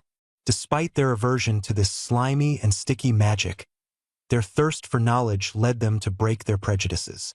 The players facilitated cooperation, and the Light Energy Fungus clan's mages began to delve into the study of toxic and flesh magic. In the future, once the Light Energy Fungus clan masters it, players will be able to cast toxic and flesh-based spells just like light-based magic, purely by channeling. However, to replicate this in the real world, one would need to delve deeply into magical theory, practice, and research. The first batch of data sent back to reality was carefully screened, and the Dragon Kingdom's Life Science Academy selected a potion experiment from a less developed magical system. The result? The regeneration speed of mouse cells skyrocketed by 300%. The technological breakthrough stunned everyone. Meanwhile, wealthy players from other countries, driven mad by the upgrades, spent fortunes buying blueprints and built giant mechas, shocking the world. This led other nations to speculate about the Dragon Kingdom's recent low profile. Shaking their heads, they concluded that the Dragon Kingdom had secretly taken the lead. Not sharing the technology? Are they planning to dominate the world alone? Major powers were instantly in an uproar, establishing game research institutes and scrambling to catch up. Diplomatic pressure mounted as they accused the Dragon Kingdom of hoarding black technology. Dragon Kingdom officials smiled and waved it off. "Materialism? What nonsense! We don't understand." Meanwhile, deep in the rainforests of the Golden Triangle, a bloody battle raged on. Bang! Bang! Bang! Machine gun fire rang out, but it couldn't penetrate the rock-like body of a giant man. This man was named Greedy Wolf Zhang Kuang, LV.28, empowered by second-tier flesh talents. Ordinary bullets couldn't even spark against him. He broke through the firing line, twisting the red-hot barrel of a machine gun with one hand. Crack! The steel deformed, and with a single punch, he sent both the enemy and their cover flying. The battle ended swiftly. Zhang Kuang stepped on the corpse of the warlord, Black Crocodile, wiping the blood off his hands. Behind him stood a group of cold-eyed players who skirted the edges of the law. All of them wanted criminals or fugitives. A black off-road vehicle sped over, its window rolling down to reveal the fake smile of Senator Smith's envoy, with the nervous bodyguard Zhao Si by his side. Mr. Zhang, the senator is very pleased with your efficiency. The envoy glanced at the chaotic aftermath, a hint of apprehension in his tone. The arms you requested have been airdropped, and the location is confirmed. Zhang Kuang's smile was icy. Tell Smith that the kidney map's level gradient is excellent. Funds keep flowing into the game, and arms are continuously supplied in reality, ensuring he secures LV.30 without fail. The transaction was blatantly transparent. Elites sought levels and longevity, while fugitives wanted guns and territory. Although the currently available third-tier specialization, the flesh sequence, was the only one capable of extending life, Smith decisively chose the spirit conduit profession. With his intelligence, the magical attributes of the psionic sequence were irresistible, not only for life extension but also for its 17 powerful abilities. Zhang Kuang pointed to the dense rainforest. This place will be renamed Wild Wolf Special Zone. From now on, strength rules here, and the authorities can't control anything. The envoy gave an awkward smile. That's right, this is your domain now. Gazing at the distant mountains, Zhang Kuang's ambition soared. The first battle phase was complete, and the player forces in the chaotic zone were established. Next, recruiting soldiers, controlling industries, and step-by-step building a nation within a nation for the players. High-dimensional perspective, Titan Gu Chun. In the depths of the universe, Gu Chen's vast consciousness flowed throughout his body. As the lung regions were reclaimed one by one, the players worked tirelessly day and night. The bioenergy reserves skyrocketed at an astronomical rate, 124.6 billion. Finally, Gu Chen let out a sigh of relief. Without hesitation, he began the process of repair and enhancement. First, repair 5 billion for the Heart Core Shield. This move, who wouldn't find it satisfying? Tens of billions of bioenergy instantly transformed into golden energy, surging madly into the chest cavity. The once dim shield around the massive biological heart immediately began to shine. Though not fully restored, its defensive power had recovered enough to withstand a strike from a deity. Gu Chun withdrew his gaze and focused on the vast lungs. He understood that no matter how hard the millions of players worked, in the face of a respiratory system spanning light years, they were merely a swarm of busy ants. Could they take down an elephant? The efficiency was too low. The true cleaners were still the immune system. Command issued. Mass-produce Silverwing Sentinels. Command issued. Modulate Elite Unit Silverwing Commander. This Silverwing Commander, equipped with the LV.45 Titan Kin template, boasts exceptional intelligence and combat prowess. With the Frenzy Immunity Aura, it can lead a force of 100,000 Silverwing Sentinels to launch an overwhelming attack, suppressing the bacterial enemies. In the next moment, the blood vessel walls of the lungs radiated brilliantly. Hundreds of 50-meter-tall Silverwing giants emerged, their backs adorned with 6 wings, wielding thunderous spears, their roars echoing through the skies. Accompanied by a tide of 1 million Silverwing Sentinels, they surged toward the abandoned, dust-covered bronchioles. The purification progress bar on the map skyrocketed. The functional areas of the lungs expanded rapidly, and the dark corners gradually lit up. Quite expected. Lung a 99 bronchiole. This area is far from the battlefield, remote yet bustling. The small guild Flesh Ascension set up camp here, with 100 flesh craftsmen focused entirely on building mechas, completely ignoring monster hunting and leveling up. Guild leader. The skeleton is assembled. An excited voice rang out. In the clearing, a 30-meter-tall skeletal frame of a monster stood upright, resembling the prototype of a biological mecha. Real men build mechas with their bare hands. Guild leader Liang pushed up his protective goggles, his gaze resolute. Having witnessed top guilds using flesh mechas in battle, we can't fall behind. Name it. Fruit Armor Mecha number 1. The craftsman swarmed forward, using flesh stitching to fill the frame with flame demon flesh and slime gel. Dreams were ambitious, but reality was harsh. After piecing together the flesh, the skeletal frame moved, but it resembled a dazed zombie. Stumbling left and right, it fell flat on its face, crushing 3 craftsmen in the process. Failed again. Where did it go wrong? Forget it, next time we'll use liver-active fibers, they're more durable. We'll eventually create something even the official mechas will fear. Liver Edge Ecological Buffer Zone. Aside from tech enthusiasts, casual players can also find enjoyment here. This is a monster paradise, but also a nightmare for Pokemon masters. A canyon summoner holds a glowing gall crystal, staring at a LV.1 living flame sapling. It is the offspring of the early elite monster, Ember of Flames, with a fiery temper and difficult to tame. With a gasp, flames surge forward, instantly turning the canyon summoner's arm into charcoal. Hot! Hot! He frantically shakes his hand, yet his face is lit with an excited expression. The gall crystal has been consumed. Capture progress increased by 0.1%. In the distance, another pet-raising enthusiast is fretting over a group of blue slimes. In this biological arena, who will have the last laugh?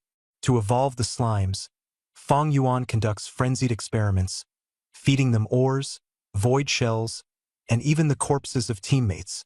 The results are bizarre. Some are ablaze, resembling living volcanoes. Some are as hard as iron lumps, completely immobile. Others grow tentacles, turning into monsters, and there are balloon-like slimes, floating around, creating an eerily strange scene. Can't afford it.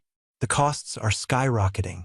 Although pets can be rented out, the feeding of these mutants is completely overwhelming him. Moreover, the mutation directions are too random. Feeding them the same item results in vastly different outcomes.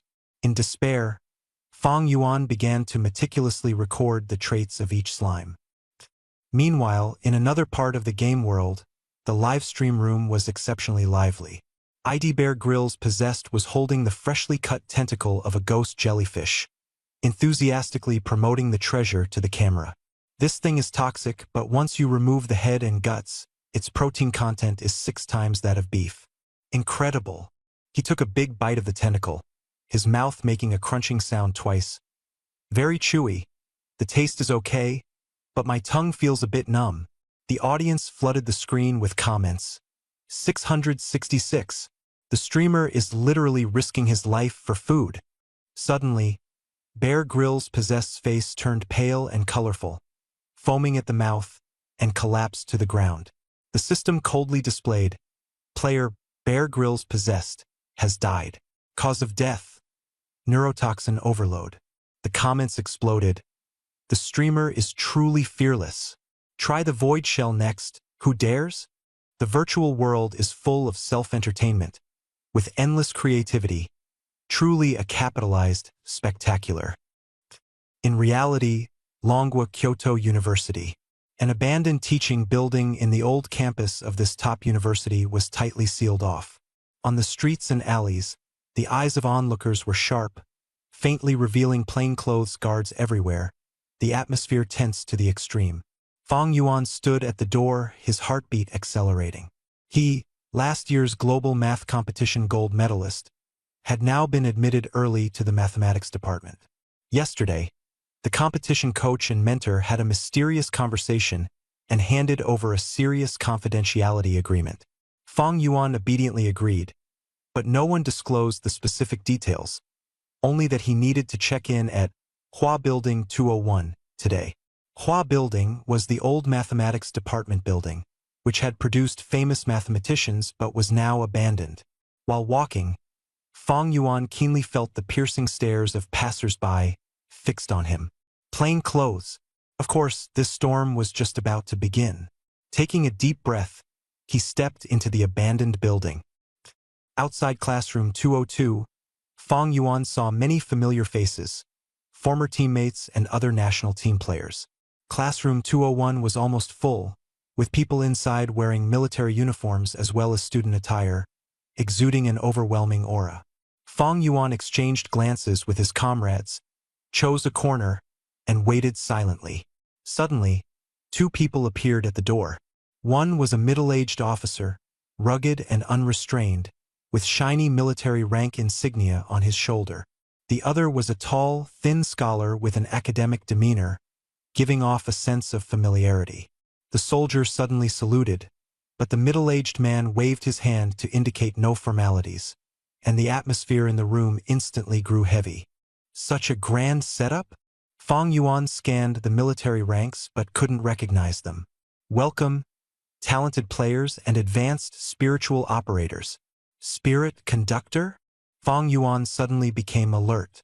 This was the recently popular global game, Titan, where players could transform into supernatural beings.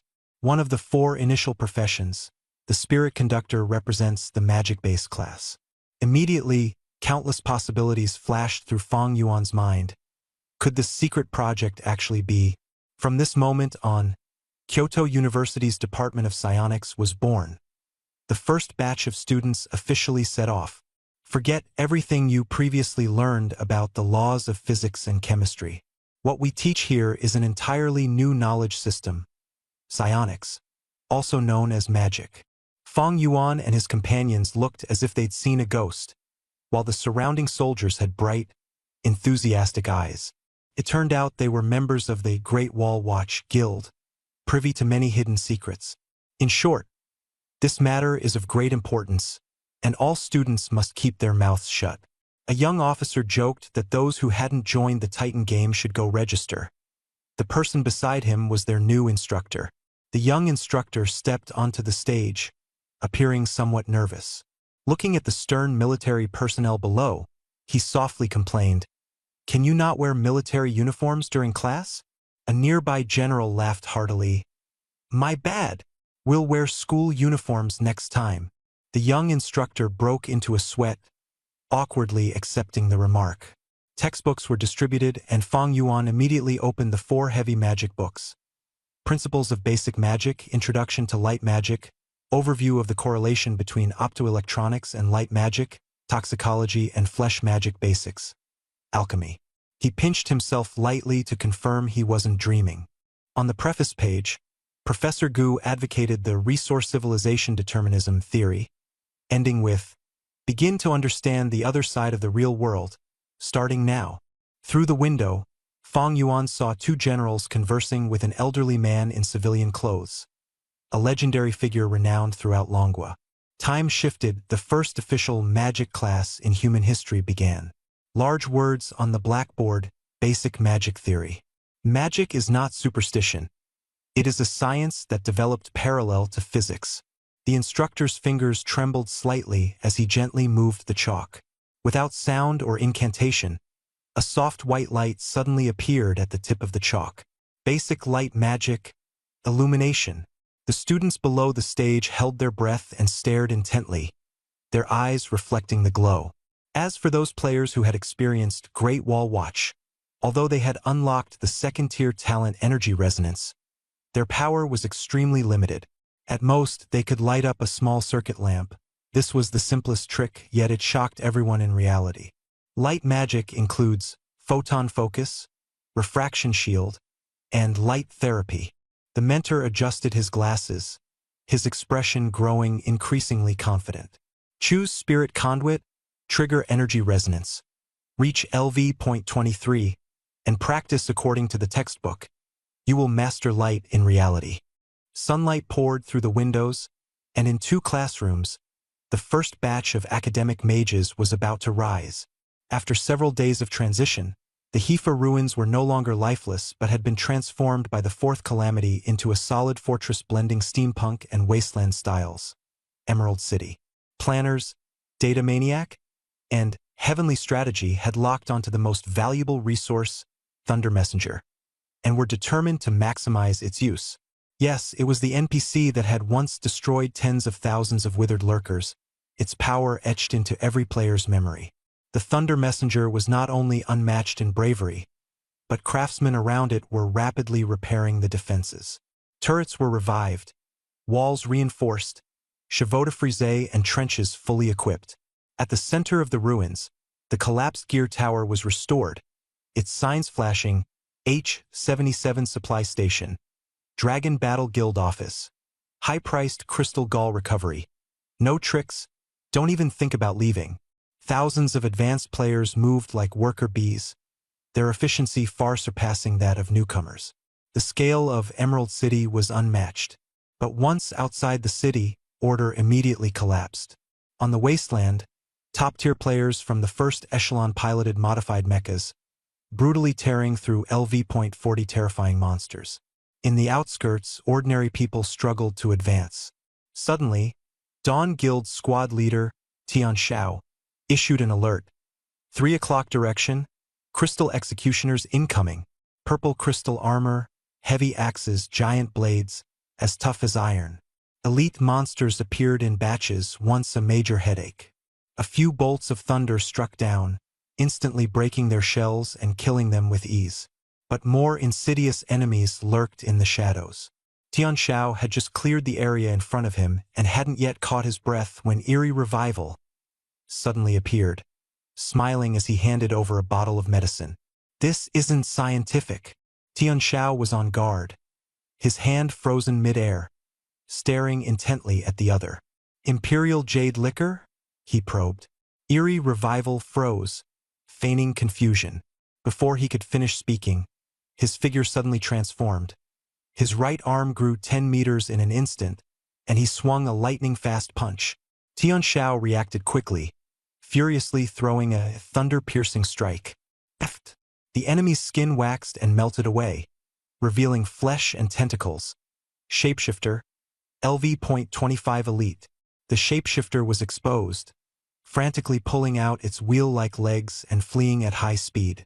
Suddenly, the real Eerie Revival appeared behind, panting heavily and complaining tearfully about being swallowed alive by a monster, demanding compensation for workplace injury and equipment reimbursement. This one was definitely a real person.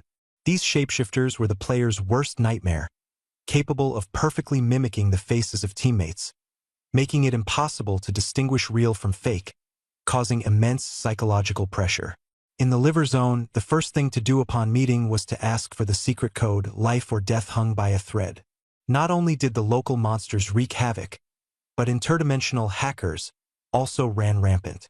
Mad Blood Vial discovered a black soft-bodied worm in the H-77 area, a Calamity Worm, LV.20 normal level, seemingly weak and harmless. Crush it! Blood Vial, brimming with strength, stomped down hard. With a squelch, the worm's body burst, spraying black liquid that stained his armor. So fragile, he sneered. The wilderness was just that cruel and merciless. Suddenly, his vision was torn apart by a black progress bar. Extinction Curse. 15%. What the hell? Before he could react, his left leg began to itch violently. The black liquid had come alive, burrowing madly into his skin. Veins bulged, his legs swelled instantly, and black barbs grew wildly. *T. I can't control my leg anymore. Mad Blood Vial screamed in despair as his character began to attack his teammates uncontrollably, plunging the situation into chaos. Warning flashed. Curse corrosion exceeds 100%. Genetic collapse. Imminent mutation into extinction kin. Bang. The system took effect, and his consciousness was instantly severed from his body. System announcement. Player Mad Blood Vial has died. Cause of death. Infection and mutation from Calamity Worm, LV.20. This Calamity Worm was the culprit behind the downfall of the Hepa civilization. Its lingering malicious genes, once contracted, meant inevitable mutation into a monster. In the sky, A massive black moth with a wingspan exceeding 10 meters glided by. Calamity Demon Butterfly, LV.40 Elite. It was like the ruler of the night, with a crying mask on its wings, scattering scales like poisonous rain, carrying a deadly curse of weakness and group infection. Flesh Craftsman. Quickly build a shelter. Don't let the scales touch you. The craftsman swiftly constructed a cover, but as soon as the scales made contact, the flesh shelter grotesquely mutated, sharp spikes suddenly sprouting and piercing the players hiding within. Ah! The screams tore through the air. Players' hair stood on end, and they scattered in panic. Once dominant figures, they were now reduced to mere survival instincts. Inside the pyramid of Emerald City, the atmosphere was starkly different. This was the archive, the holy ground for research players. Certain someone from the history books, wearing gloves, carefully read the newly restored Hephaestus parchment scroll, surrounded by historians from the Titan Research Society. Found it, he dryly announced, and a projection revealed an epic fragment. On that day, the sky was torn apart. It wasn't a virus or a natural disaster, but an evil deity from the depths of the cosmos, Calamity of Oblivion. It hurled a poisoned spear at our Father God, and the insects were manifestations of divine power. To touch the divine is blasphemy, and blasphemy means death. The words Calamity of Oblivion on the screen seemed like the ultimate boss. But this was only the surface. The truth was hidden in higher dimensions. Players were unaware that the terror they faced far exceeded the descriptions in the game's text. Chaos Titan Ancient Dawn, a 12th-tier life form of the universe, capable of destroying stars and devouring galaxies. Even with severe injuries and the Demon Heart Seal, its strength remains at the 10th tier. Players can gain extraordinary resistance through this, and that Calamity of Oblivion is an 11th tier true god of the universe. Back then, it joined forces with other gods to ambush Ancient Dawn, injecting a fatal poison spear. Those low-tier LV.20 worms are remnants of its divine power. These worms carry laws that slaughter all mortal beings. Only Titankin can approach them, or else they will be annihilated. This is a dimensional divine war, and the Calamity of Oblivion fled in defeat, its fate unknown. Meanwhile, players battle the Calamity's kin within the Titan's body, vowing to eradicate this residual divine power. No matter what this boss is called, that's right, the story has just begun. Someone from the Chronicles silently closed the book, a sudden frenzy flashing in their eyes. If it dares to show a health bar, it must be a monster. Bro, quickly compile its weaknesses. Post it on the forum. Divine kin. The drop rate must be insane. Suddenly, a pungent burnt smell filled the scene. Under the blue electric arc, the withered stalker convulsed all over, its black skin bursting open, exposing charred internal organs. It worked. Weak to electric attributes. Break its defense and then flood it with electricity, damage doubles. Can curses conduct electricity? This explosive discovery instantly shook the player community. Hardcore liver transformation move. The physical attack party instantly became bait for attracting monsters.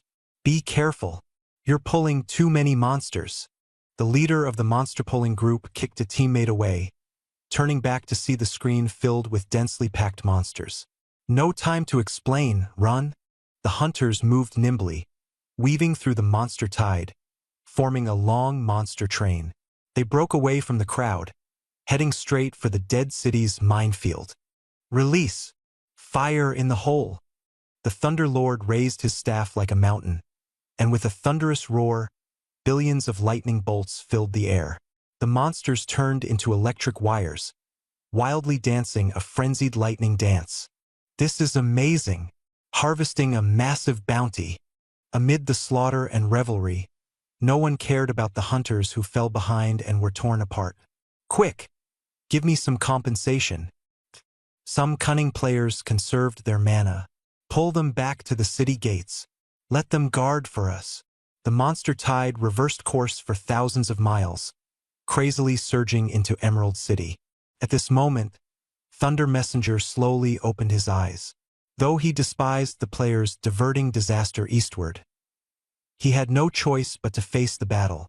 A golden ring of lightning. A wave swept through, and thousands of monsters turned to ash.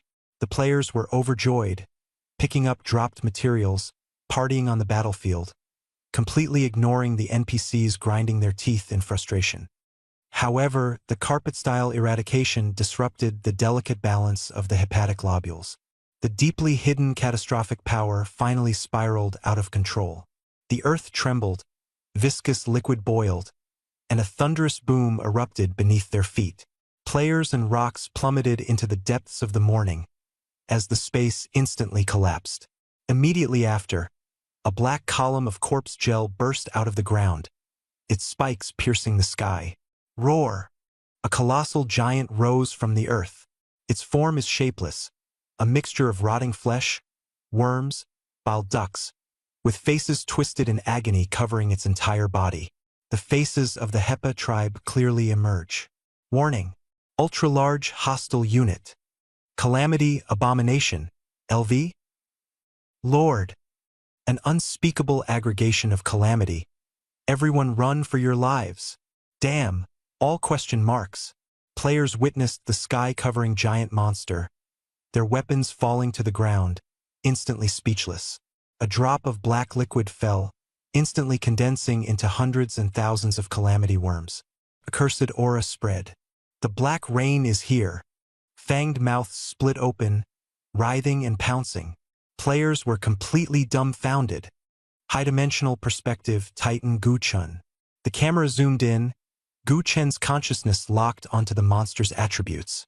Calamity, Abomination. LV.70, Ravenous Frenzy. The ultimate destroyer with overwhelming curses.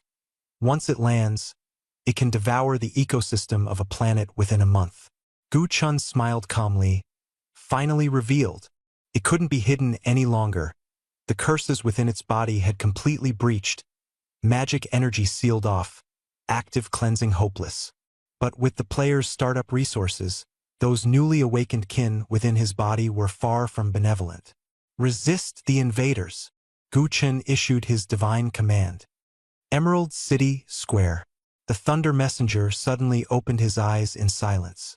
In an instant, golden light erupted, runes spun, and psionic energy within several kilometers was instantly drained. The players' faces turned grim, mana was gone, and recovery relied entirely on Tier 3 energy affinity and the sporadic support of blue slimes. Don't be fooled by their high status. Their mana consumption was as fierce as a tiger. The Thunder Messenger was cold and ruthless. His target was clear. Eliminate the abomination. The divine body defense activated automatically, locking onto the high-threat target. Boom! A massive force erupted, shattering the ground into a crater. Like a golden meteor, the Thunder Messenger shot up from the ground, charging straight at the 1,000-meter-tall black monstrosity. The entire scene held its breath as the divine battle unfolded. Golden lightning fiercely collided with the black mountain-like creature. Thud! A deafening crash followed by a vacuum wave sucked the air away, and shockwaves scattered in all directions. The poisonous mist within a 100-mile radius dissipated, and the Divine Guards and Spirit Nexus envoys were blown apart in disarray. Only the hunters and skill players landed gracefully. Though the Thunder Messenger was only 1% the size of his opponent, he effortlessly pierced the abomination's black, viscous body with his thunder spear. Electric currents rampaged through the monster's body like ferocious beasts. A cluster of black spots convulsed wildly, an utterly bizarre sight. The streamers erupted in excitement, immediately setting up their towers to go live. Shocking! Thunder Messenger infused with calamity, abhorrence energy. Must read. The Thunder Messenger and the Abomination's fatal story. The Abomination roared, black tentacles lashed at the mountains like whips, their power exploding. The Thunder Messenger dodged in the air, clashing head-on with the lightning shield. Golden light and the aura of corruption collided violently, each strike causing an earthquake. Dragon Battle in the Wild stared in shock. This is what high-level combat looks like? There wasn't even time to take screenshots. Don't just stand there. Look up. Blade across the world shouted to wake everyone up. The scene before them wasn't a game CG. It was a real-life battle they were in. The monster was heavily injured, and sticky black substance rained down from its surface. Splat! Splat! The moment the black rain hit the ground, it transformed into catastrophic worms. These malicious creatures, as thick as arms, crawled out of the ground, surging like a tide. This was the true beginning of the disaster. The gods clash in the heavens, while the players on the ground are left to deal with this disastrous mess. As soon as Yoon Jongyo saw the nightmare-like disaster worms, cold sweat broke out, and she hurriedly cast shields and buffs on the front-row teammates. Miracle of Strength raised his shield and blocked the falling black sludge, shouting, "Watch out! There's a curse of annihilation on you. One touch and you're done for." Data Maniac's eyes were sharp as he quickly analyzed. The curse is weak to electricity. Anyone hit by it, Thunder Lord, zap them immediately. The Thunder Mage couldn't help but laugh maniacally. Finally, I get to zap my own people. This is awesome. Everyone, defend. Tiansu roared. Hold the Emerald City. If you're cursed, find electricity immediately. Don't let the worms get in and destroy the respawn point.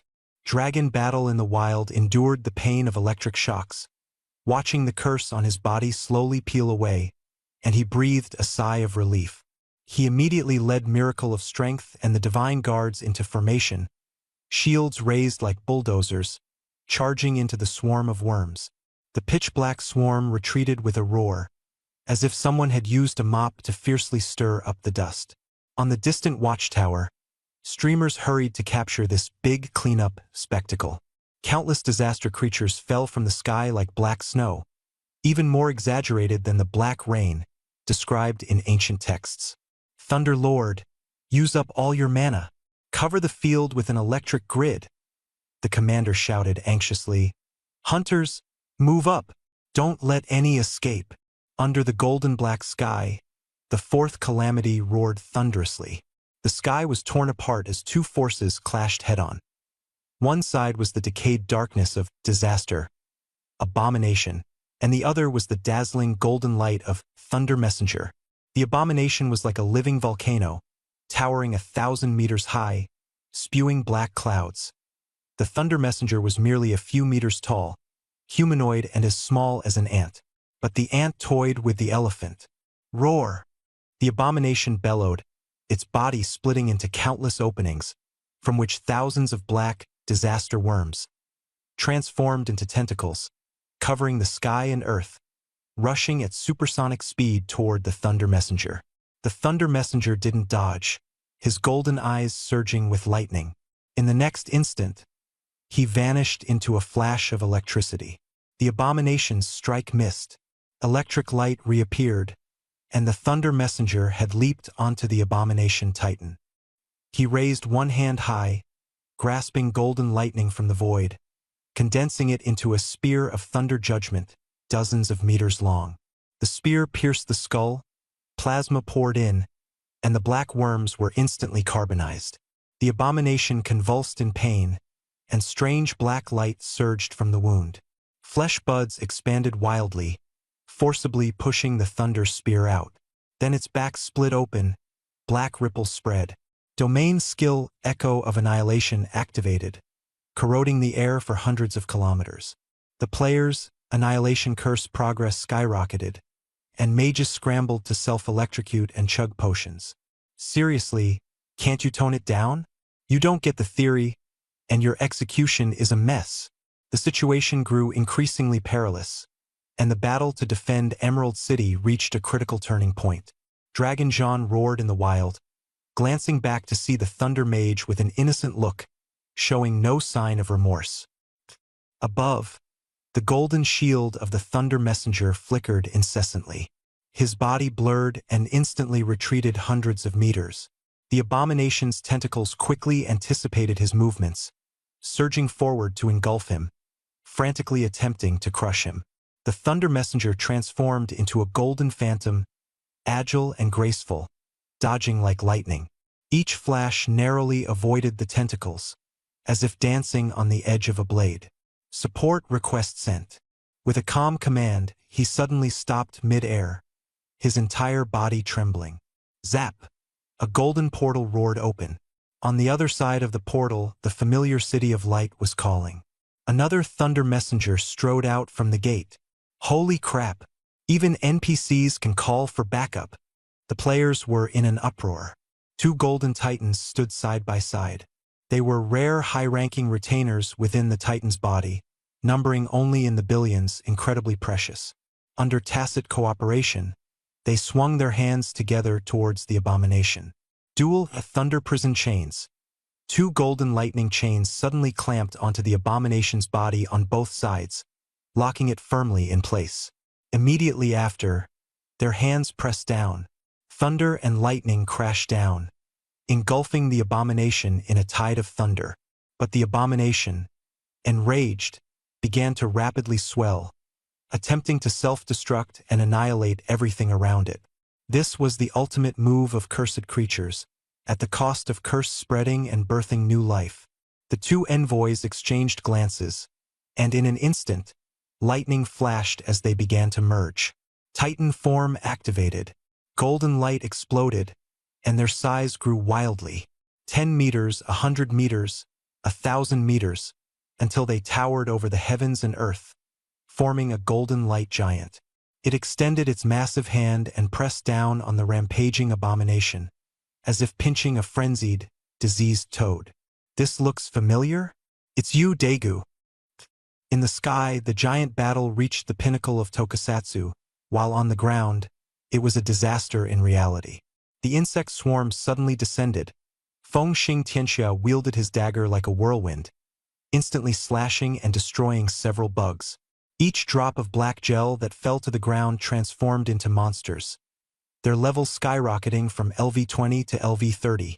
The curse and mutation infected the divine guards, turning former comrades into enemy troops in an instant, creating utter chaos. Healer, save me. My health bar turned black. A divine guard screamed. Roar! Another divine guard convulsed and mutated, turning to viciously attack Long Zhan Yuyi. On the front lines, Long Zhan switched to a giant shield, barely fending off a wave of insect attacks, his health critically low. This time, caught off guard, he was struck heavily, nearly forced to his knees. Dali charged forward rapidly, burning the enemy with a punch, and mocked, "Weak? Practice more. Here it comes."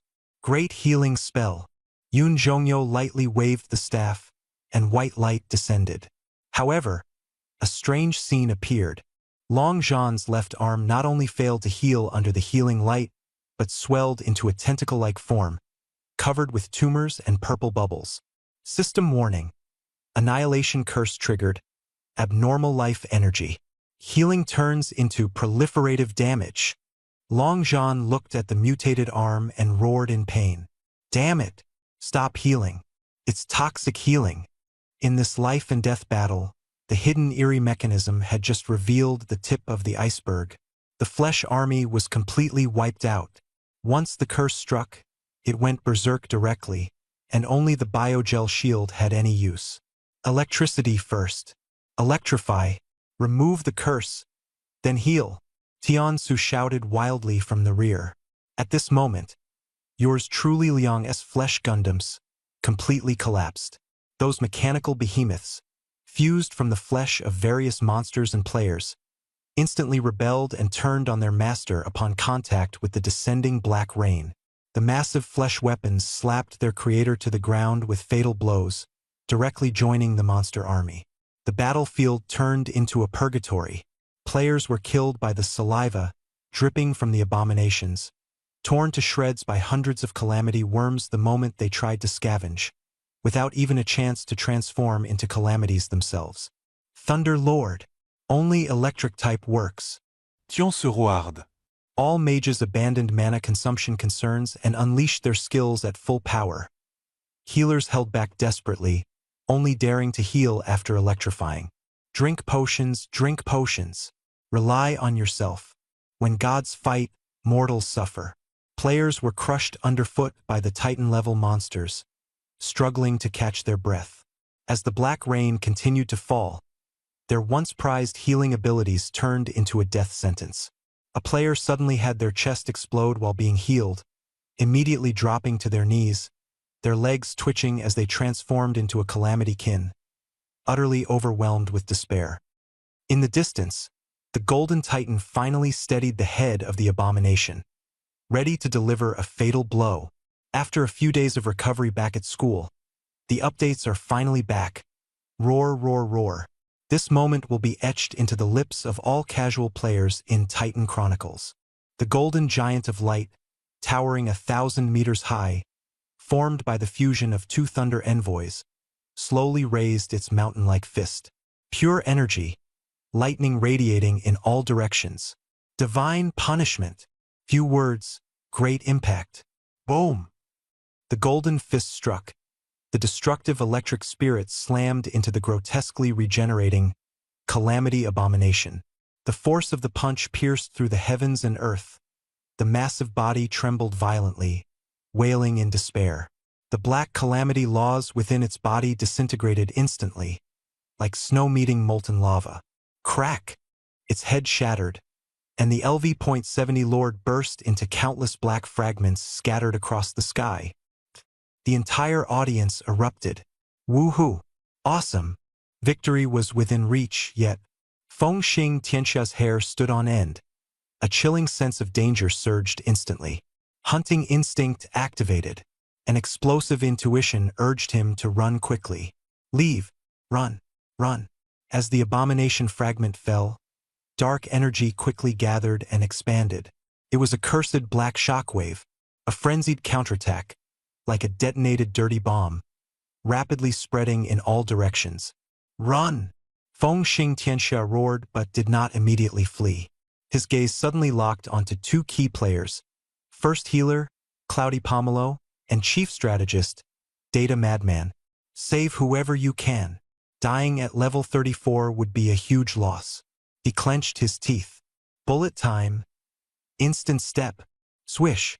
Fengxing Tianxia vanished in an instant, and in the next second, Data Madman was directly hit hard at the waist, flying off trajectory, spitting out 2 mouthfuls of blood. Cloudy Pomelo fared even worse, grabbed by the collar by Fengxing Tianxia. 2 streaks of blood slashed through the air. Damn it! Take me too! Both shouted simultaneously.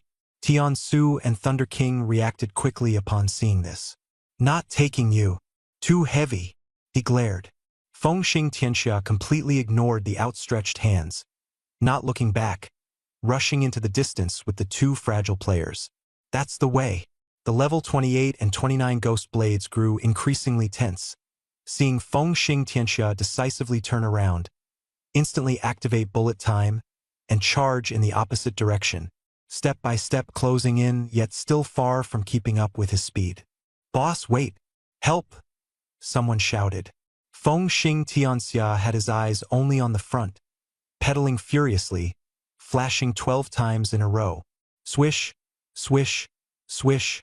Black afterimages sliced through the air. The 2 teammates on his shoulders were already foaming at the mouth, the gravity almost tearing their bodies apart. This acceleration is practically going to shatter us. The only safe place, the underground chamber of the Hepa Pyramid. The moment they rushed into the tunnel, a loud boom echoed outside, and silence descended. Landing, Yun Zhongyu collapsed directly to the ground, her head spinning with nausea. Ugh! Designing the game to simulate motion sickness this realistically is pure torture. Beside her, the data maniac was in even worse shape, his face pale as he trembled while taking medicine. Brother Feng, are you saving us or killing us? My whole body is fractured. My eyes are bloodshot. My organs are displaced. He spat out a piece of internal organ fragment, pleading, Sister Yuzi, please save me. Fengxing Tianxia leaned against the door, trembling all over, his body covered in statuses like muscle tear, fracture, and ligament rupture. Wiping his sweat. Stop whining, surviving is winning. Check the forum quickly. The forum was in an uproar, the screen a monochrome gray.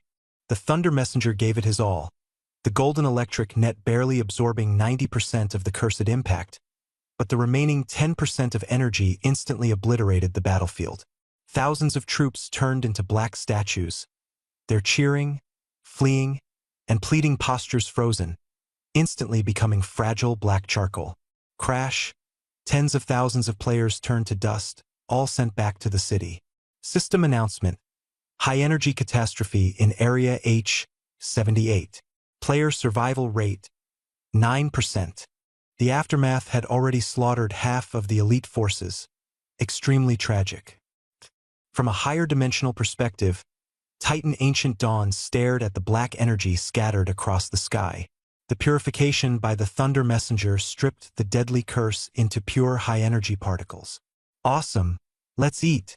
That was the essence of a Tier 3 cosmic creature, as well as the dormant bomb of Calamity of Oblivion lurking within his body.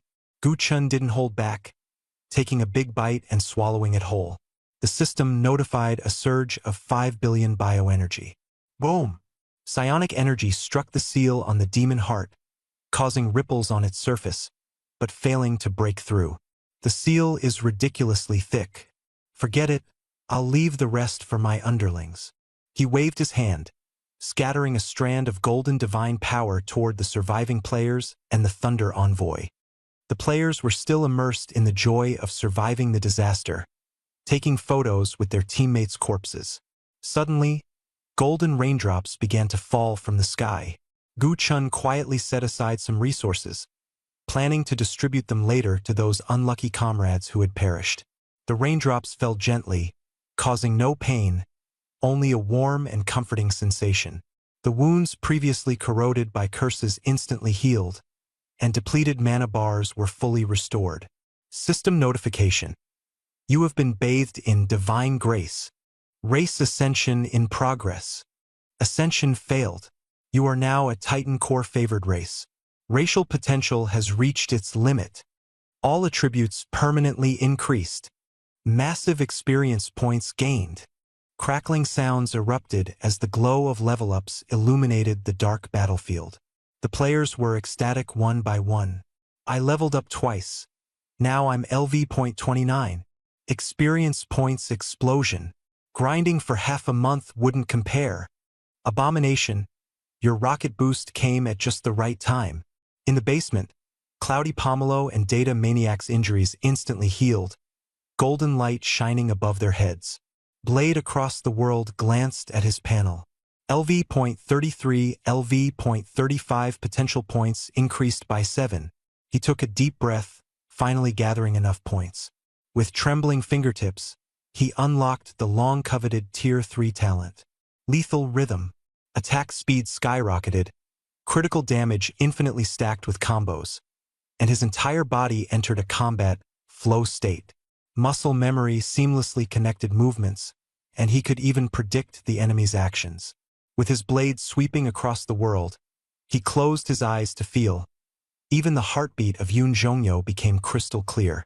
His eyes snapped open, and the Fong of Origin in his hands spun at high speed, leaving a trail of afterimages, officially announcing the true awakening of the talent.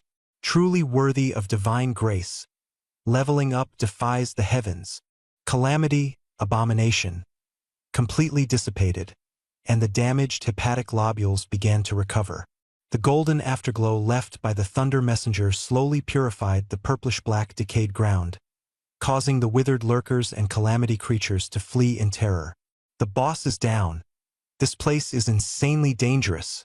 On the battlefield, the surviving players gathered, looking down at their panels. Everyone's level skyrocketed, and leveling up talents became the greatest joy. But not everyone was so lucky. Dragon Battle in the Wild sat on the ground, staring helplessly at his level 34 experience bar. I was about to hit 35, but dying cost me half a bar. What a huge loss. Equally unlucky were Great Strength Brings Miracles, Heavenly Strategy, and Thunder and Lightning King, who lost half their experience from an AoE wave, leaving them frustrated. In contrast, the Basement Trio made a huge profit, jumping from LV.33 to 35, with their experience bar at 15%, leading the top players. Stop crying. Level 34 is already impressive. Blade Across the World urged, hurry up and finish allocating your talent points. I want to see the ultimate skills. Everyone quickly allocated points based on their combat experiences. Thunder and Lightning King directly chose Extreme Sustainability. Energy Devour, talent unlocked, automatically absorbs residual psionic energy after kills, ensuring endless mana. In reality, metabolism was completely energy-based, eliminating the need for food. They could survive solely on sunlight and geothermal energy, even consuming flames and electricity to strengthen their bodies. This was the exhilarating thrill of overwhelming power, instantly changing the battlefield's atmosphere. Thunder and Lightning King suddenly logged off, leaving a joking remark, "Gonna try biting a lighter. See ya." Heavenly Strategy and Data Maniac simultaneously activated psionic vision, talent unlocked, and their minds exploded instantly. Information overload with psionic shields and energy circuits laid bare. Can only use it briefly. The two shared a tacit understanding. Great strength brings miracles pondered deeply, abandoned his equipment, and directly allocated points to flesh control, hardening his muscles and transforming his limbs into shields. He removed his equipment in front of everyone, turning a large shield into his arm. His muscles bulged, exuding an imposing aura. "My body is the strongest weapon," everyone marveled as he proudly showed off, his ever-changing limbs reaching peak coolness. Log off now. Blade Across the World calmly closed his panel. Let's test the strength of third-tier talents in reality. Dragon Country, Imperial Capital, underground headquarters of the Titan Engineering Bureau. The heavy hydraulic hatch slowly opened, and 7 top players woke up simultaneously. Their gaming pods had been secretly moved underground. Top players must not be disturbed, nor allowed to fail. Director Ban Jiangwo and Professor Gu led the research team, waiting patiently. They closely monitored forum updates, already aware of the news about the